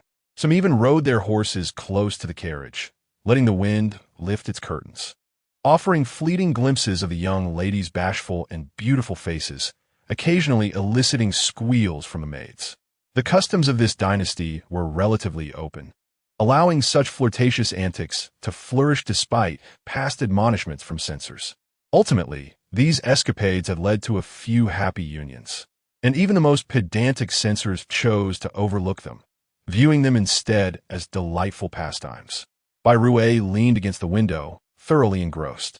Whenever a handsome youth passed by and cast a glance her way, her cheeks would flush with embarrassment. Shiliang Mo found the scene amusing. It was a rare outing, and her spirits were high. Just as she was about to tease Bai Rui, a sudden thunderous sound of galloping hooves filled the air. Bai Rui quickly exclaimed, "Oh no, it's the young masters riding by. I wonder whose curtain they intend to lift this time." With a relaxed demeanor, Shiliang Mo, propped against a soft pillow with a book in hand, chuckled, "It certainly won't be your young lady." Such trivial pursuits by a group of idle young men were aimed merely at Shiliang Xian or the recently renowned Shiliang Dan. As the sound of hooves grew ever closer, Bai Rui gasped in surprise, "Wait, are they coming towards us?" Before she could finish her sentence, Shiliang Mo heard a loud crack, and the carriage suddenly tilted to one side. Both she and Bai Rui were thrown uncontrollably from the vehicle, tumbling to the ground. The piercing whinnies of horses filled the air as Shiliang Mo fell, and upon raising her head, she saw two horses' hooves poised above her, the panic evident on the faces of the riders. What had begun as an elegant spectacle on Zhuke Street was about to devolve into a gruesome tragedy. The onlookers instinctively cried out, knowing that the two delicate young ladies would surely meet their doom beneath those hooves. A chill ran through Shiliang Mo's eyes, and without a second thought, she lunged towards the wheel of her carriage, attempting to roll beneath it. Even if she were to be injured by the wheel, it would be preferable to being trampled by the horses. Yet what about Bai Rui? In that fleeting moment between life and death, Shiliang Mo's gaze fell upon Bai Rui, who could only scream in terror. Without hesitation, she reached out to grasp Bai Rui. Although this maneuver spared her from a fatal kick, she could not evade the horse's hooves as they came crashing down upon her leg. Xidiang Montak braced herself, closing her eyes in preparation for the excruciating pain. However, instead of the anticipated agony, a resounding thud echoed, as if a heavy object had fallen to the ground. As Shiliang Mo opened her eyes, she beheld the gruesome sight of two magnificent steeds, their heads severed and lying lifeless by the roadside, blood splattering in every direction, alongside the noble young men who had been thrown from their mounts with anguished cries. The other youths had already reined in their horses, staring in shock at this horrific scene. Miraculously unscathed, Shiliang Mo relaxed momentarily, yet as she gazed upon the blood-soaked ground, an icy coldness enveloped her gaze. Her attention shifted to a figure astride a towering steed, entirely cloaked in blood red, a masked visage wielding a bloodied long knife, flanked by several similarly masked knights. What manner of gaze was this? In that instant when Shiliang Mo met the stranger's eyes, a singular phrase resonated within her, the depths of the underworld. The otherworldly allure of the blood-red flowers blooming amidst the abyss, cold and macabre. Shiliang Mo fixed her gaze upon him. He possessed strikingly beautiful eyes, filled with unfathomable depths and cruelty. The man seemed intrigued by her audacity to meet his gaze directly, narrowing his eyes slightly, yet he remained silent. Suddenly, Shiliang Mo smiled at him, forming the words with her lips, "Thank you. This kindness shall be repaid." In his eyes, she discerned something familiar, a reflection of herself. A flicker of unusual light danced in his gaze just as a commotion arose nearby. A group of individuals was hastening towards them, led by the renowned young prince of the family, whose reputation echoed throughout the capital. "Miss Mo, are you unharmed?" Si Lufeng called out as he approached, having witnessed the chaos from a distance, only to realize the one in peril was the delicate maiden he had invited. "Thank you for your rescue, your highness." Mo. Montakea. Her face turned pale at once, tears welling in her large eyes, yet she valiantly held them back, raising a sleeve to partially conceal her delicate features while tremblingly grasping the equally shaken by Rue, who had just managed to rise. Like a beautiful pear blossom battered by storm and rain, its petals scattered yet exuding a captivating fragility, by Rue's pitiful beauty stirred something deep within Si Lufeng, rendering him momentarily speechless as he gazed at her. Meanwhile, the masked knight on horseback observed Shiliang Mo's sudden change of demeanor, noting her indifferent glance in his direction. He let out a sharp, mocking laugh that grated on the ears, provoking Si Lufeng to glare at him. "Who are you, to roam in daylight with your face concealed?" The man offered no reply, only laughing heartily as he rode away, the embroidered crimson and gold lotus on his cloak gleaming conspicuously in the sunlight. Si Lufeng's expression hardened as he gritted his teeth, muttering, "Such a disgraceful sight. He is undoubtedly a lackey of the eunuchs from the Court of Rights." Chapter 27. The Imperial Banquet. Shiliang Mo gazed thoughtfully at the lone figure amidst the tumult, where shadows seemed to swirl as if accompanied by ominous clouds. This was indeed the renowned eunuch of the Directorate of Ceremonial Affairs, Jiuqing Sui, whose reputation echoed throughout the realm, exuding an aura of wickedness. Yet what of it? Regardless of their ruthless nature, who would not take a life as easily as harvesting grain, committing bloody atrocities against the loyal, these were the very individuals who had come to her rescue. This kindness she would remember. Of course, the grievances she harbored were equally vivid. Mo Jier, you are simply too enamored with novelty. How could you tumble from the carriage in such a public display? Excitame Madame Honna, leading the Shiliang sisters and their maids over in haste. She grasped Shiliang Mo's hand, sighing dramatically as though she held immense affection for her daughter. Not only Shiliang Xian, who offered gentle comfort, but even the typically sharp-tongued Shiliang Dan feigned concern, covering her mouth. Mo Jier, have you taken a fancy to some young master? You must tell your mother, rushing about like this and injuring yourself is unacceptable. The three women played their roles with feigned sincerity, yet their words brimmed with reproach for her undignified behavior, lacking the grace expected of a lady of high standing. Shiliang Mo lowered her gaze, refraining from defending herself, and with tearful timidity, she replied, "Mother speaks true. I should not have been out, should not have boarded this carriage. I humbly ask you to send someone back to fetch another vehicle. Should I be at fault, I implore you to spare my life." After speaking, Shiliang Mo cast a timid glance at Si Lufeng before lowering her head again, revealing a delicate and fair neck. Si Lufeng, captivated by the sight of her porcelain skin contrasting with her raven-black hair, felt a warmth bloom within him as her almost mournful gaze met his. Few men could remain impervious to the plea of such a beautiful girl, resembling a frightened doe. His eyes narrowed as they fell upon the seemingly unremarkable carriage. Meanwhile, Madame Han Air's countenance darkened. "What, does Mo Jier imply that I am too harsh?" Anger simmered within her. She found Shiliang Mo cunning, for had she openly challenged her, it would have provided grounds to label her reckless and disrespectful to her elders. Though Mo did not argue, her words implied that someone had tampered with the carriage, endangering her life, making her sound like a wicked stepmother, despite her true intentions to rid herself of this insufferable girl. She could not allow the young prince to harbor suspicions. Shiliang Xian immediately interjected. "What do you mean by such words, Mo Jier? Though you are not of our mother's blood, she treats us three sisters equally. Otherwise, she would not have taken the trouble to bring you to court, creating so many fine garments and adornments." Upon learning of your misfortune, she rushed over without regard for us. Such word from you. Do they not wound the bond of mother and daughter? Her tone was filled with genuine emotion, and tears glistened in her eyes. Even the onlookers felt that Shiliang Mo was being thoughtless. They hurried over, wondering if she had met her demise. In the heart of Shiliang Mo, a silent mockery brewed as she covered her lips with her sleeve, her complexion as pale as parchment. She spoke little, merely shedding tears. Deeply bowing her head, Mo acknowledges her fault. May the county princess forgive my transgressions.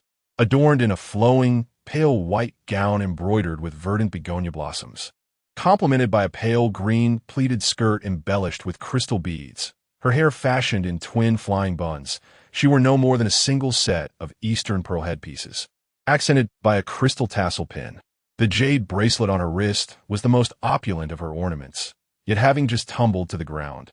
Her hair appeared somewhat disheveled, accentuating her likeness to an orchid besieged by a tempest in a secluded valley, starkly contrasting with the resplendent presence of Shiliang Xian and her two daughters. Now, she wept, exuding an air of pitiable fragility, a demeanor that shattered the spoiled and willful image Shiliang Xian had meticulously crafted. The gathered onlookers, moved with compassion, silently mused upon the misfortune of the girl, pondering how she could not possibly have been born of the same mother. Silly Yifeng strode confidently toward the carriage, lifting the curtain to feel the broken support beam. Then glancing at the coachman's averted gaze, he discerned the truth.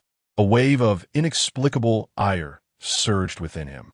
Although the Duke of Jinghua had declined his proposal to take Shiliang Mo as a concubine, a prediction he had anticipated, he had no intention of marrying a woman devoid of influence and favor. Yet, the cruelty displayed by Madame Han and her daughter was excessive, brazenly threatening Shiliang Mo's life before him. Conveniently forgetting that it was he who had provided the invitation for her to enter the palace, a blatant affront to his dignity. With narrowed eyes, Silly Yifeng seized the coachman, dragging him from the ground, and raised his whip to strike down with fury. You wretched slave, how dare you tamper with the carriage, seeking to endanger your master's life? The proclamation sent shockwaves through the crowd, their gazes towards Shiliang Mo and her servant filled with greater sympathy. How could a mere coachman, unbidden, dare to threaten the life of his master? Madame Han and her daughter had not anticipated that Silly Yifeng's words would render this accident a conclusive judgment, their expressions darkening. Especially Shiliang Dan, who could scarcely contain her agitation. She could not abide Shiliang Mo's feigned pitiful demeanor and grumbled resentfully. She's merely a lowly maid. If she dies, so be it. Why such theatrics? Before she could finish, her words were silenced by a chilling glare from Madame Han. Yet this was sufficient. Shiliang Mo's eyes brimmed with tears, yet the curve of her lips beneath her long sleeves bore a chilling smile. Besides Shiliang Mo, another had sensed the disquiet, Shiliang Xian, whose heart tightened slightly as she gazed at Silly Yifeng. Indeed, Silly Yifeng's eyes turned cold. While he could accept that his future wife might possess a cruel and willful nature, such traits were not uncommon among noble ladies. He would not tolerate anyone challenging his authority. He regarded Shiliang Dan with a slight frown, as if pondering something, yet simultaneously kicked the wailing coachman before Madame Han. Madam, this is your vile servant. I leave his fate in your hands. He had no intention of offending Madame Han, but merely aimed to convey that he was not one to be trifled with. Unfazed, Madame Han nodded, casting a disdainful glance at the bloodied coachman. Thank you, young prince, for your concern. At last, she gently grasped Shiliang Mo's hand, her tone imbued with deep compassion. Poor child, you must have been frightened. Let us return to the residence. As for the esteemed one, I shall intercede on your behalf. Is it not enough that I am unharmed? Must you obstruct my entry to the palace and prevent me from mingling with other noble families? I had no intention of entering the palace initially. However, how can I now comply with your wishes? Shiliang Mo timidly glanced at Si Lufeng. This invitation was issued by the young prince, and here I am. Miss Mo appeared unharmed. If the carriage of Madame Han was too cramped, she could simply join me in mine. Shouta, bring forth my steed, Benfeng. Si Lufeng seemed unyielding in granting Madame Han no further opportunity for refusal, instructing his attendant to fetch the horse, mounting it with ease, and then turning to Bai Rue, assist your young lady in her preparations. Madame Han, though dignified, found it inappropriate to directly confront the young prince. She could only force a smile at Shiliang Mo. Do not forget to express your gratitude to the young prince. Yet her gaze was filled with venomous resentment, wishing to carve flesh from the girl, let alone Shiliang Dan. Had it not been for Shiliang Sienna's firm hold, she would have lashed out with her whip. Shiliang Mo observed the trio of mother and daughters, offering a gentle smile. Yes, I thank the young prince. With Bai Rue's assistance, she ascended into Si Liufeng's opulent carriage, which boasted a modest makeup kit and exquisite hair oils, presumably belonging to Si Lufeng. She instructed Bai Rue to disassemble her coiffure and tidy herself. Are you all right, miss? Bai Rue inquired, still shaken, noticing the abrasions on her wrist. Shiliang Mo narrowed her eyes, her smile growing ever more chilling. Madame Han, I shall surely repay this grand gesture with overflowing gratitude. How shall I repay you? Perhaps by ensuring your beloved daughter faces disgrace and loses her beloved forever? Author's note, it seems the pace is slow to tad. I must hasten. Please, do show your support with collections and clicks. Your support fuels my motivation. Today, we aim to surpass 610 collections for an additional update. Chapter 28. The fall of the Western Yongdan into water upon arriving at the imperial city. The palace attendants and maids emerged in succession to escort the various family members inside. With the assistance of Bai Rue, Shiliang Mo gracefully dismounted from the carriage and trailed a few meters behind the second madam and her daughters, quietly surveying the resplendent palace adorned with azure tiles and red walls, its ornate eaves and brackets. The meandering waters of Xiujiang had been directed into the palace, while the imposing Jinwu guard stood proudly at the palace gates. The sinuous white marble bridge arched over the water, leading deep into the palace, all of which showcased that this grand imperial residence was the pinnacle of power in the mortal realm. Miss, please follow me. A beautiful palace maid approached with a smile. Shiliang Mo politely returned a bow and followed her and Bai Rue toward the imperial garden. By the banks of the Huabi Lake in the imperial garden, the familiar young ladies and matrons exchanged greetings, engaging in lively conversation as they awaited their turn to board the boat to the island at the lake center. The ladies vied for beauty like a vibrant array of flowers blooming by the pond. With her esteemed status and designation as a talented maiden, Shiliang Mo, alongside her sister Shiliang Dan, the future princess, was soon surrounded by the familiar daughters of noble families, who showered them with congratulations and playful jests. Elf Liang Montauk, feeling somewhat cool towards the scene, sought refuge beneath a quiet rose trellis to avoid unwanted attention while waiting to board the boat. As she settled down and adjusted her skirt, she noticed a figure in a sky-blue embroidered robe standing before her, though she wished to feign ignorance. He seemed intent on remaining in her presence. After a moment, she reluctantly greeted him, Your Highness. Though she held a slight affection for him, she had no intention of becoming a target for another woman due to this man. Miss Mo, please take a seat, he replied with a gentle smile. I merely wandered here out of boredom. There is no need for such formality. He regarded the young woman before him, her pale white attire intricately embroidered with green begonia complemented by a light green, pleated skirt adorned with crystal beads, enhancing her serene elegance. Her skin glowed like jade, reminiscent of a white hibiscus blooming by the canal. Such a woman was not uncommon in his life yet. Miss Montauk, I have heard that you once declined a marriage proposal before the Duke, stating that you would rather touch the pillars than marry me. The question was abrupt and incisive. Certainly not the sort of inquiry a courteous gentleman should pose to an unmarried maiden whom he had never met. Shiliang Mo regarded him with a hint of surprise before turning her gaze toward the nearby roses. Your Highness, do you not find your question rather presumptuous?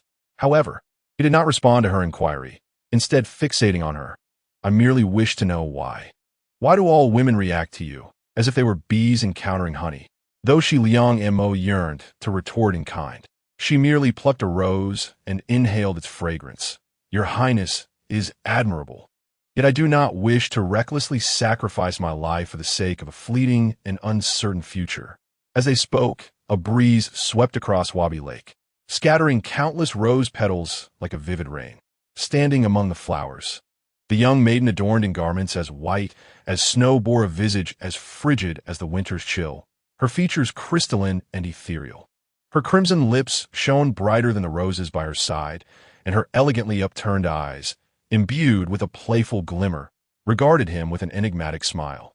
A blood-red petal clung to the corner of her eye, transforming her delicate beauty into something utterly captivating.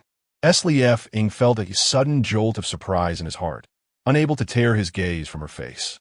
Were she to express disinterest in competing for affection or to dismiss worldly riches, he might have deemed her no different from the insipid, noble women who feigned interest in him. Yet, she candidly declared that her own life held greater value than his betrothal. Having witnessed the events on the bustling street earlier that day, he understood that his engagement had unwittingly drawn peril upon her. A feeling of guilt unexpectedly stirred within him, a sentiment previously reserved for the jest he had made of Ex-Li-Ing-Em. Ex-Li-Ing-Em cast him a sidelong glance, idly toying with the rose by her cheek, and remarked nonchalantly, "There is no need for the young prince to take it to heart. Ex-Li-Ing-Em is quite well." Ing was taken aback as he gazed at the maiden before him. She resembled the rose beneath her delicate fingertips, its petals soft and easily damaged, yet beneath their tender exterior lay sharp thorns, a testament to her hidden strength. Indeed, she thrived in the treacherous environment of the Duke's residence.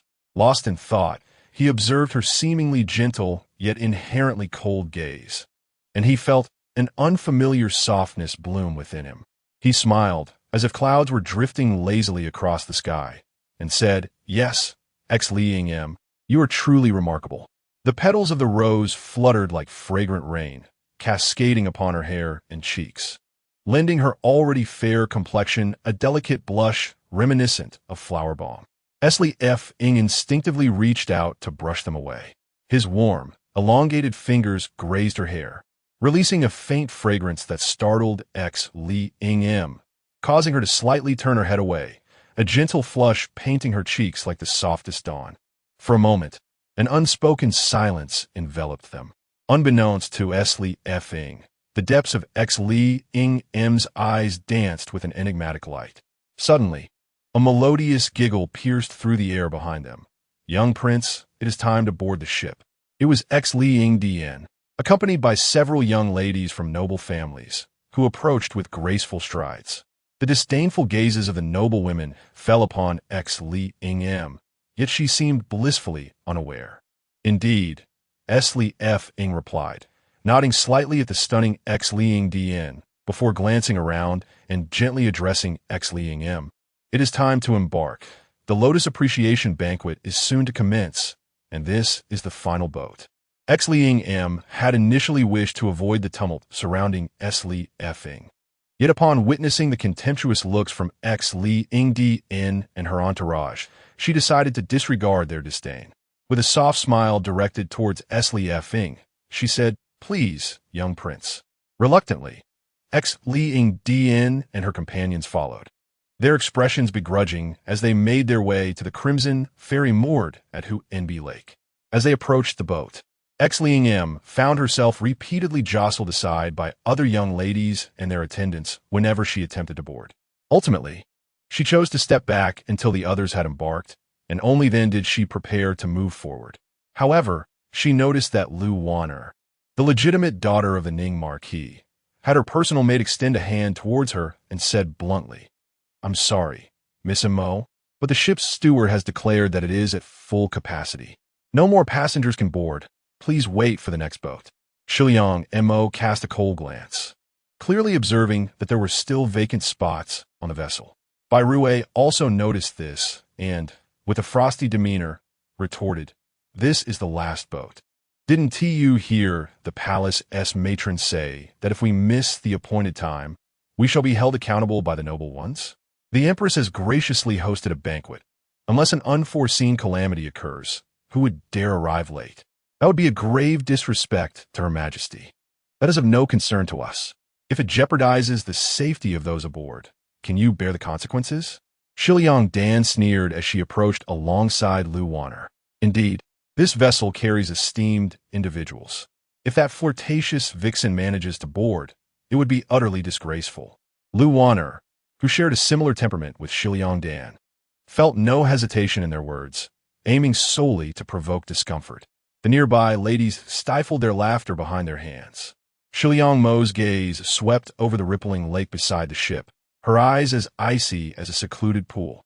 She turned her attention back to Shiliang Dan, stepping forward to confront her, and spoke with a soft, mocking laughter. "What's the matter, dear Dan? Are you afraid that the young prince might be captivated by me? With your obstinacy and folly, you will inevitably find defeat at my hands." Lu Wanner stared in astonishment at Shiliang Mo, bewildered by her audacity. Si Liang Dun, already simmering with suppressed anger on the long street, could no longer tolerate seeing Shiliang Mo whispering with Si Lu Feng as if they were in a romantic exchange. With a sharp cry, she exclaimed, "You wretched girl, what nonsense are you spouting?" With that, Shiliang Dan raised her hand and forcefully pushed Shiliang Mo, intent on sending her tumbling into the lake, hoping to rid herself of that provocation-filled face forever. However, inexplicably, just as she made contact, Shiliang Mo seemed to vanish before her eyes, while suddenly Shiliang Dan felt a weight at her waist, and before she realized it, she plunged uncontrollably into the water with a loud splash. A piercing scream shattered the tranquility of the Imperial Garden. Everyone was taken aback by the sudden turn of events. But Si Lu Feng was the first to react, rushing down the stairs. His keen eyes spotted Shiliang Mo precariously hanging by the railing of the ship, her hands gripping the bar, her wide sleeves billowing in the wind obscuring her face, as she weakly cried out for help. "Save me." Unbeknownst to her, she was gazing down at Shiliang Dan, floundering in the water like a distressed duck, a malicious smile creeping across her face as she silently congratulated her. "Congratulations, fourth sister. Your hero has come to save you." Little did she know, the one coming to her rescue was a bear. Chapter 29, 9,000 Years. By Li Qing, Part 1. Help me. The soft and feeble call of Shiliang Mo drifted through the cacophony of gasps and exclamations, landing squarely in Si Liufeng's ears. "Mor." Without a moment's hesitation, Si Lufeng rushed over, disregarding the proprieties as he called her by name. He seized Shiliang Mo's delicate, exposed wrist, which pale and slender, seemed so fragile that it might snap under the slightest pressure, evoking a sense of pity that made him reluctant to pull her too forcefully. After a brief moment of hesitation, he sprang into action, vaulting over the side of the boat. With a sweeping motion, he wrapped his arm around Shiliang Mo's waist and, with a swift push off the edge, soared back into the boat like a great bird taking flight, gently placing her on the deck before stepping back slightly. Even though the customs of the current dynasty were more liberal than those of the previous one, embracing an unmarried, noble woman still contravened societal norms. As soon as Shiliang Mo touched the ground, she sagged toward it, and Si Lufeng instinctively moved to support her. However, Bai Rui had already darted forward, steadying Shiliang Mo and taking a respectful step back as she said, "This servant expresses the young lady's gratitude to the young prince for saving her life." This time, Shiliang Mo was not merely acting, she genuinely felt weak. Her long-standing malnutrition had taken a toll on her health, with doctors warning that her constitution was severely damaged. Were it not for her youth, she might have succumbed to her condition by her early 20s, leaving nothing but a handful of earth to cover her once radiant beauty.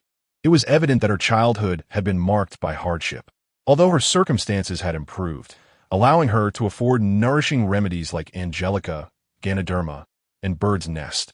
It would take years for her health to fully recover. The exertion she had just expended had drained her of energy, but she needed to earn Si Liufeng's trust. "Thank you, young prince," Shiliang Mo murmured, her eyes cast down, biting her lip. Her trembling hands clutched Bai Rui tightly, while the crystal tassels brushing against her cheeks shimmered like dewdrops.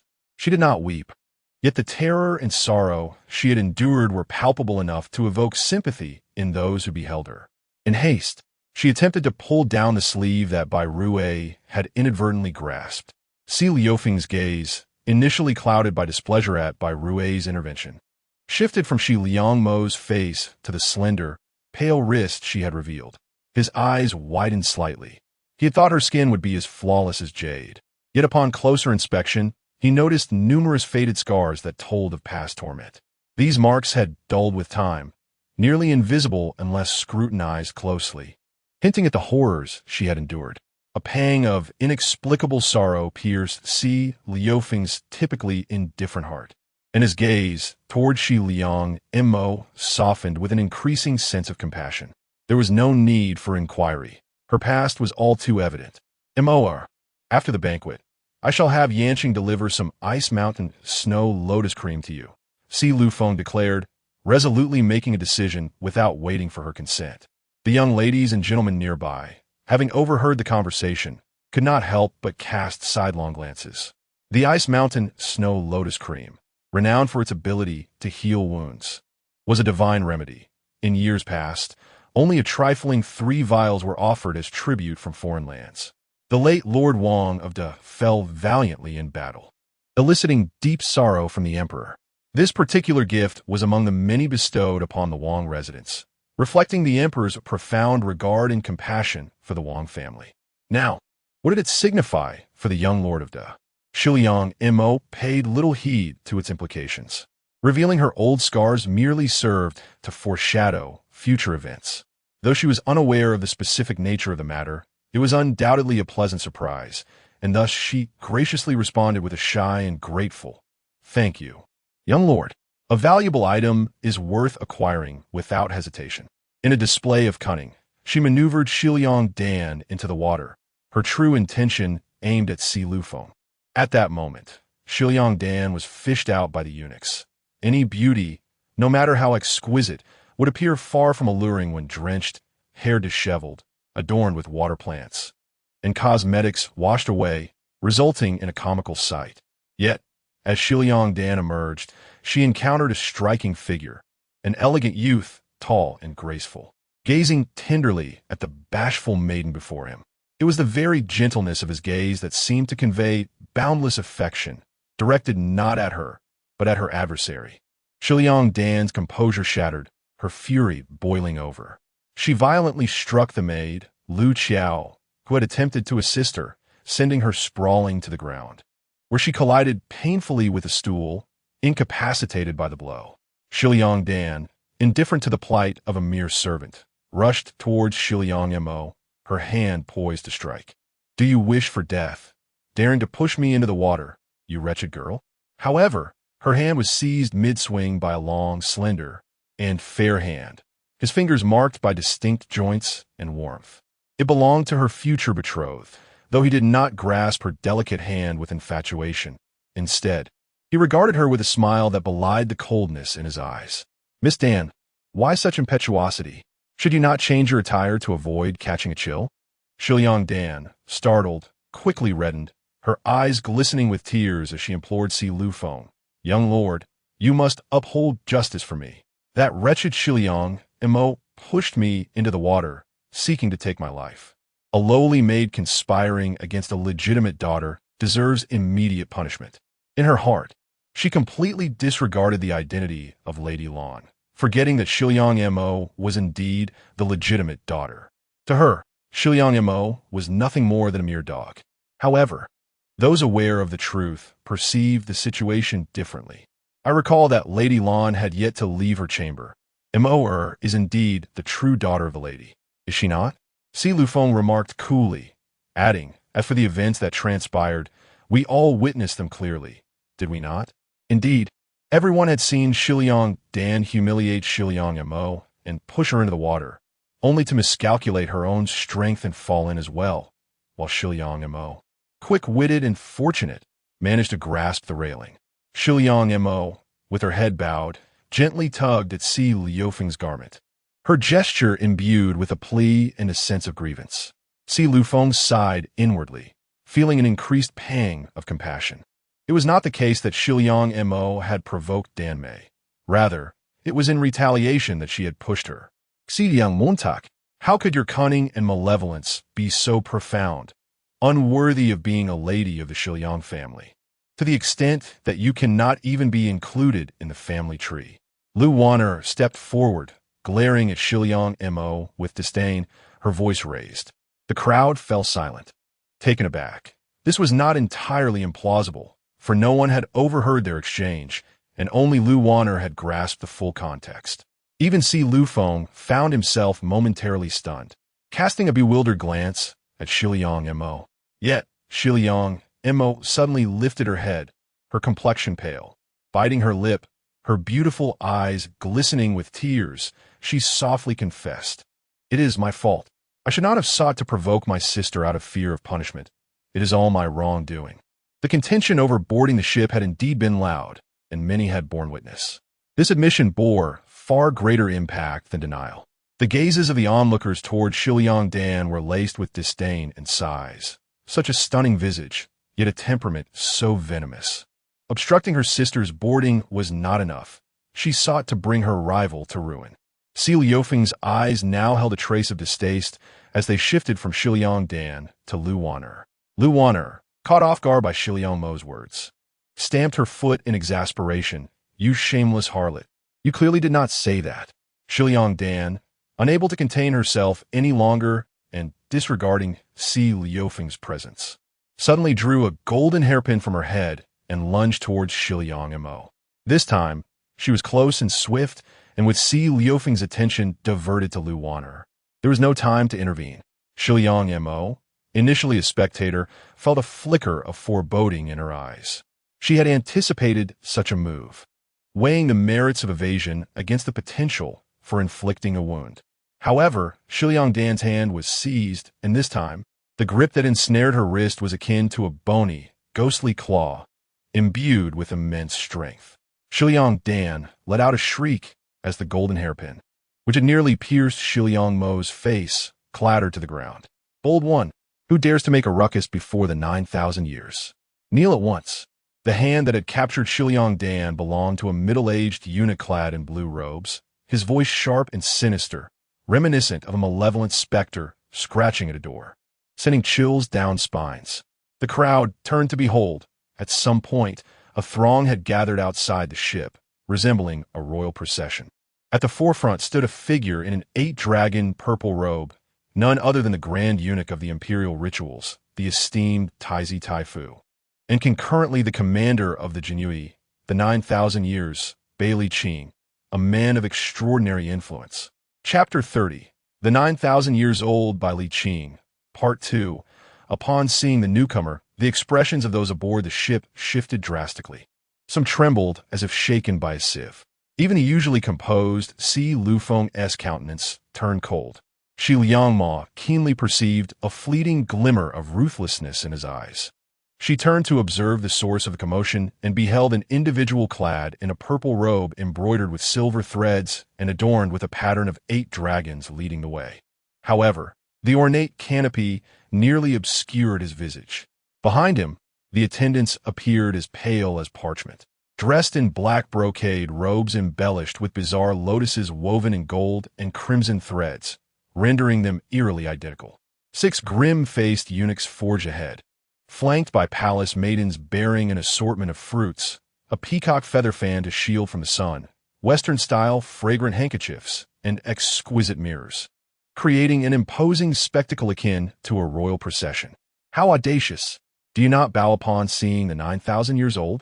A blue-clad eunuch, who had discarded Shiliang Dan, shrieked sharply, his beady eyes scanning the frozen crowd, seemingly intent on marking those who dared to show disrespect. Who does not know that the Directorate of Ceremonial Affairs excels in monitoring officials, employing ruthless methods of covert surveillance? Those marked by them seldom meet a favorable end. The infamous prison under their jurisdiction is known for its one-way passage. These eunuchs, with their twisted psyche, relished in the sight of bloodshed and the sounds of lamentation. Terrified, the crowd hastily bowed, men kneeling on one knee while women prostrated deeply. 9,000 years old, 9,000 years old, 9,000 plus 1,000, is indeed eternal life. Shi Liangmo raised an eyebrow, pondering whether this was the infamous heart of Sima Zhao, known to all. Yet, It is regrettable that even if one were to gain the vast expanse of the realm, it remains devoid of successors. Is that not why the ministers and historians exhibit such tolerance? Shi Liangma's gaze swept over the blood-red lotus woven with golden and crimson threads. She too lowered herself in respectful homage alongside the others, uttering 9,000 years old, 9,000 years old, 1,000,000 years. After a brief moment, a voice emerged, hauntingly melodic like the sound of a zither, yet imbued with an unsettling chill. Rise. The voice lingered, ethereal and delicate, meant to be delightful. Yet the crowd found it chilling, as if an eerie, pallid hand from a profound abyss had silently pressed against their throats in the stillness of midnight. Thank you. 9,000 years old. This time, the voice trembled involuntarily. As a member of the royal lineage, Si Lufeng was not obliged to bow before the 9,000 years old. He coldly lowered his gaze, intending only a brief acknowledgement. However, it was evident that some could not bear his nonchalance. The 9,000 years old chuckled lightly. Ah, my nephew is also here. It has been many days since we last met. Why do you not come to gather with your uncle, both within and beyond the palace? Si Lufeng's formerly frigid expression instantly stiffened, a deep murderous intent flickering in his lowered eyes. The crowd dared not raise their heads, wishing they had not appeared at all that day. Who does not know that a mere eunuch, bolstered by the emperor's favor, has seized control of the entire court? Elevated to the status of 9,000 years old, he has become an anomalous prince, enjoying greater affection than any of the emperor's brothers or nephews, standing above all others, with every prince compelled to address him as uncle. This is indeed a profound humiliation for all members of the royal family. While it cannot be said that no one has contemplated rebellion, the consequences, upon recalling the fate of those 3 rebellious princes and their kin, a shiver ran through the crowd. When Si Lufeng raised his gaze once more, it was like a deep, tranquil pool.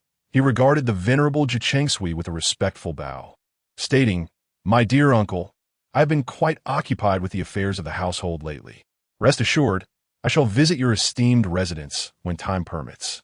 That would be splendid," Jichengsui nodded, appearing quite satisfied. He continued, "I have heard that you are engaged, seeking the beautiful daughters of the Jingwadukes family.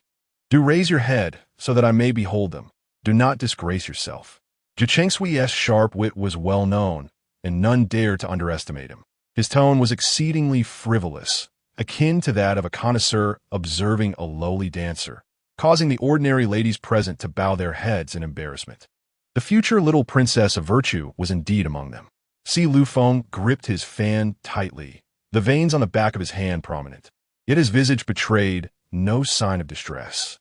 At that moment, Shiliang Dan, clad in a garment handed to her by Granny Qin, her hair disheveled and in utter disarray, was hardly inclined to disgrace herself.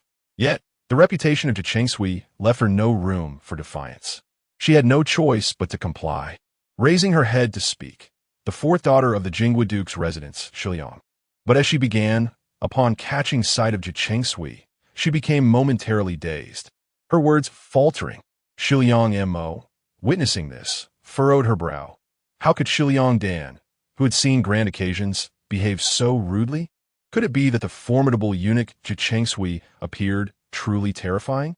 Images from past dramas flickered through her mind, of grotesque, corpulent eunuchs with faces painted white, their mouths smeared with vermilion. Determined not to be ensnared by Shiliang Dan's folly, Shiliang Mo quickly raised her head, her voice clear as she declared, "The eldest daughter of the Jingwei Duke's residence, Shiliang Mo, pays her respects. Jichengsui, may you enjoy boundless blessings." Her voice faltered for a moment, though there was no significant pause, for in that instant of raising her gaze, she comprehended why Shiliang Dan had been left speechless. It was a countenance beyond description. Long raven locks cascading behind a dragon crown hat, features exquisitely transcending gender, and a pair of phoenix-like eyes meticulously delineated, adorned with layers of purple rouge that shaded toward his temples, as if a multi-petaled mandala had blossomed upon his alabaster skin. His large, slightly slanted eyes held an uncanny allure, accented with deep purple outlining that rendered them even more enigmatic. Unlike the typical deep brown of ordinary eyes.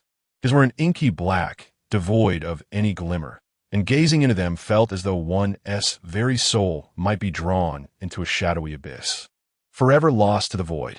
His complexion was nearly translucent, a ghostly pallor, while his lips bore a rich, dark crimson hue, reminiscent of blood. He stood there like a paper effigy in a sacrificial hall, an unsettling presence that evoked a sense of dread, casting an ominous shadow that seemed to warp the very space around him, leaving Shiliang Mo with a sensation of suffocating distortion. To behold this individual was akin to gazing into an expansive, desolate realm, where the mournful cries of night owls echoed amidst the stark whiteness of bleached bones. A haunting glimpse into the otherworldly depths of the netherworld.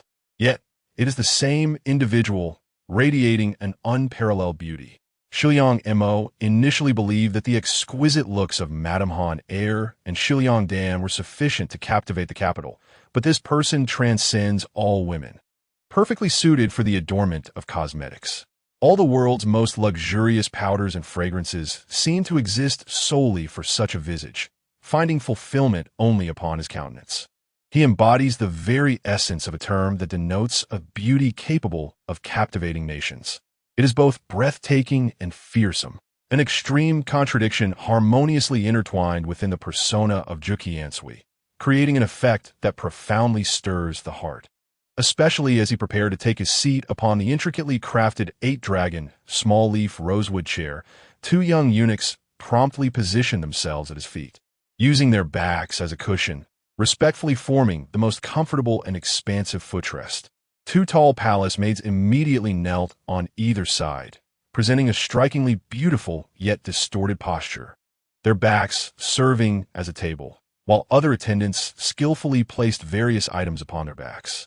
Even steaming hot water and ice jugs failing to elicit any change in the expressions of the two maids. At that moment, the effect reached its zenith. Si Lufeng withdrew his visibly veined hands behind him, appearing oblivious to the spectacle. Shiliang Mo completed her greetings, adeptly controlling her emotions, revealing not a hint of discontent, and, after displaying a gaze of admiration, lowered her eyes once more. The inky depths of Bai Liqing's pupils shifted, locking onto the woman below, and Shiliang Mo instantly felt the weight of scrutiny upon her, akin to thorns at her back. His gaze then fell upon the now subdued Shiliang Dan. Delicately flicking his fingers to lightly tap his teacup, he chuckled softly. Indeed, my nephew possesses a discerning eye. This fourth miss has truly embarrassed herself. Bai Liqing's malicious mockery deepened the shadows in Si Liufeng's eyes, his gaze sweeping over the aggrieved Shiliang Dan, a flicker of disdain passing through him. This woman had nearly stripped him of his dignity before Bai Liqing. However, his attention shifted to the composed Shiliang Mo, a tender warmth emerging. This was the poise befitting the matriarch of his noble house. Naturally, his affectionate demeanor did not escape the watchful eye of Bai Liqing, who subtly gestured with his fingers. A grand eunuch, clad in an ocean blue brocade robe, stepped forward, his voice a strange blend of gender, chillingly announcing, Juqiansui has decreed, granting the young prince to accompany Miss Shiliang Mo, the eldest daughter of the Duke of Jinghua, to the Huangbi Lake. The assembly gasped, fear evident in their glances towards Si Lufeng and Shiliang Mo, particularly Shiliang Mo, as if she were on the brink of facing a dire fate. Those who caught the interest of Juqiansui seldom lived long. Unfazed, Shiliang Mo once again bowed gracefully. Thank you, Your Excellency. Chapter 31. The 9,000-year-old Bai Liqing, 3. As she bent down, Shiliang Ma felt Bai Liqing's gaze resting upon her crown, imbued with a hint of intrigue. When a man regards a woman with such a curious expression, the woman may feel bashful, embarrassed, or her heart may flutter uncontrollably. Yet, the look from this individual only sent shivers down her spine. Nevertheless, Shiliang Ma reassured herself that fear held no dominion over her. What was there to fear? Merely a return to the dark world she had always known, perhaps once more plunging into its sanguinary depths. An opportunity so splendid had unexpectedly presented itself before her. All she needed to decide was whether to seize it. Si Lufeng narrowed his eyes, but did not refuse, for the other party had invoked an imperial decree. Indeed, in this realm, the only authority that could not be defied besides the imperial edict was by Liqing's command.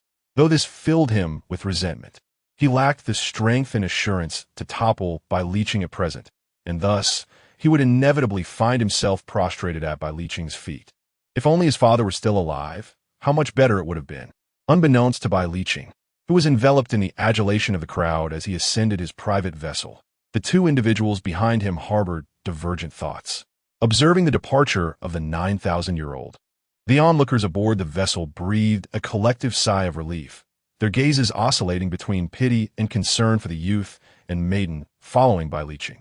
Shi Liangdan cast a glance at Shi Liangma's retreating figure, a glimmer of malicious delight flickering in her eyes. Bai Liqing's temperament was notoriously capricious. He often meted out severe punishments for the slightest transgressions. Dismemberment, flaying, or subjecting his subordinates and eunuchs to cruel fates were all fitting ends for someone as contemptible as Shi Liangma. Yet the matter of the young prince. She could not resist stepping forward, but strong hands restrained her. Upon turning, she found her nurse and Lu Wanner shaking their heads in disapproval. Ultimately, she subdued her impulses, for no matter how handsome a man might be, none could compare to the value of her own life. However, Shi Liangma suddenly addressed Bai Liqing's retreating back with utmost reverence. "My lord, I am concerned that fourth sister may catch a chill. She requires a moment to freshen up. May I beg your permission to borrow your esteemed vessel for a brief respite?" Gasps of astonishment echoed through the crowd, their eyes fixed on Shi Liangma with a mix of incredulity and alarm. Was this woman audaciously foolish or foolishly bold? Setting aside Shi Liangdan's disdain for her, simply making a request to the 9,000-year-old was an act of unparalleled audacity. While their pleasure boat lacked the private quarters of Bai Liqing's grand craft, how dared she? Bai Liqing paused momentarily, without turning his head, and languidly yet elegantly motioned with his hand. The eunuch clad in azure, resembling waves crashing against the cliffs, bowed respectfully before stepping forward to stand before Shi Liangdan, his voice dripping with malice as he inquired, "Miss, do you require assistance in freshening up?" Still bewildered, Shi Liangdan considered what Shi Liangma was attempting, but upon recalling how nearly her wrist had been crushed, she involuntarily nodded. To her astonishment, the eunuch suddenly grinned, seized her collar, and hurled her overboard as if discarding refuse. "Ah!" Shi Liangdan's shriek pierced the air as she plunged into the lake once more. Her second grand entrance into the water. Behold, how pristine was this cleansing! The thin-eyed eunuch tucked his hands into his sleeves, letting out a few strange chuckles before swiftly boarding the ship, leaving the crowd behind in stunned silence, their expressions a mixture of shock and fear.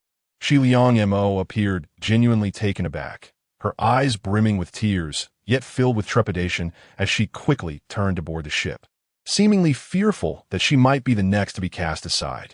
This elicited a chorus of sighs from the onlookers, though she may be foolish. The girl undoubtedly possessed a kind heart. Once aboard and steady, Shi Liangmo finally had the opportunity to scrutinize the vessel, which indeed was a masterpiece of intricate craftsmanship, adorned with gold and silver, remarkably splendid yet devoid of vulgarity. The curtains were made of fine gauze, and the air was infused with a calming fragrance. Upon closer inspection, the tables and chairs were exquisitely carved from precious rosewood, which was even more valuable than gold of the same weight. Such opulence left her gasping in astonishment. Although the Duke of Jingwo was known for his martial prowess and disdain for extravagance, as a high-ranking noble, his residence was furnished with exquisite items. Yet it paled in comparison to this lavish ship. Regrettably, aboard this grand vessel, the palace maids and eunuchs moved about with a strict adherence to decorum, resembling finely wound automatons, devoid of superfluous gestures or expressions, which rendered the atmosphere oddly tense and uncomfortable. The air was thick with the scent of expensive incense, evoking an air of luxurious splendor, as if one had entered a realm adorned with silks and jewels. In a soothing whisper, Si Lufeng leaned close to her ear, offering words of comfort. "Do not be afraid." He stood protectively beside Shi Liangmo, his cold gaze scanning their surroundings. Elf Liang Montag nodded weakly, though her eyes glimmered with an icy resolve. Miss Mo, His Excellency requests your presence in the cabin. The blue-robed eunuch approached once more, his narrowed eyes glinting with an unsettling light. Si Lufeng frowned but then smiled. The view outside is delightful. Why doesn't His Excellency join us to admire the lotus? The blue-robed eunuch cast a cold glance at him, his smile devoid of warmth. That is not within our purview. With that, he strode into the cabin. Shi Liang Mo glanced at Si Lufeng with a hint of fear, as if she had a myriad of words unspoken, prompting Si Lufeng's heart to swell with empathy. Do not be afraid. Call for me if needed. Shi Liang Mo nodded and then stepped into the inner chamber. His Excellency sat leisurely by the window on a soft couch, reclining slightly as he cracked sunflower seeds. In truth, Shi Liang Mo had envisioned various expressions from His Excellency: dark glares, cold smirks, and imposing authority, but she had never anticipated him engaged in such a mundane activity. Naturally, the shells were discarded into an exquisite jade platter held by a beautiful Pallas maid who acted as a human seat.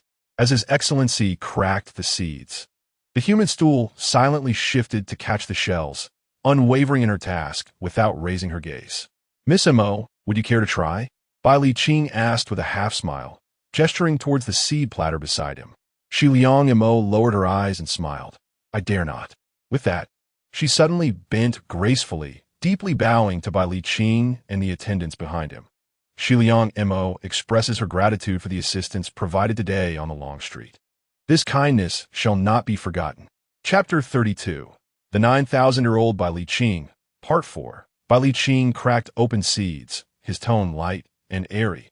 Is that so? Miss Mo is indeed a clever person. He neither affirmed nor denied that the masked leader was he.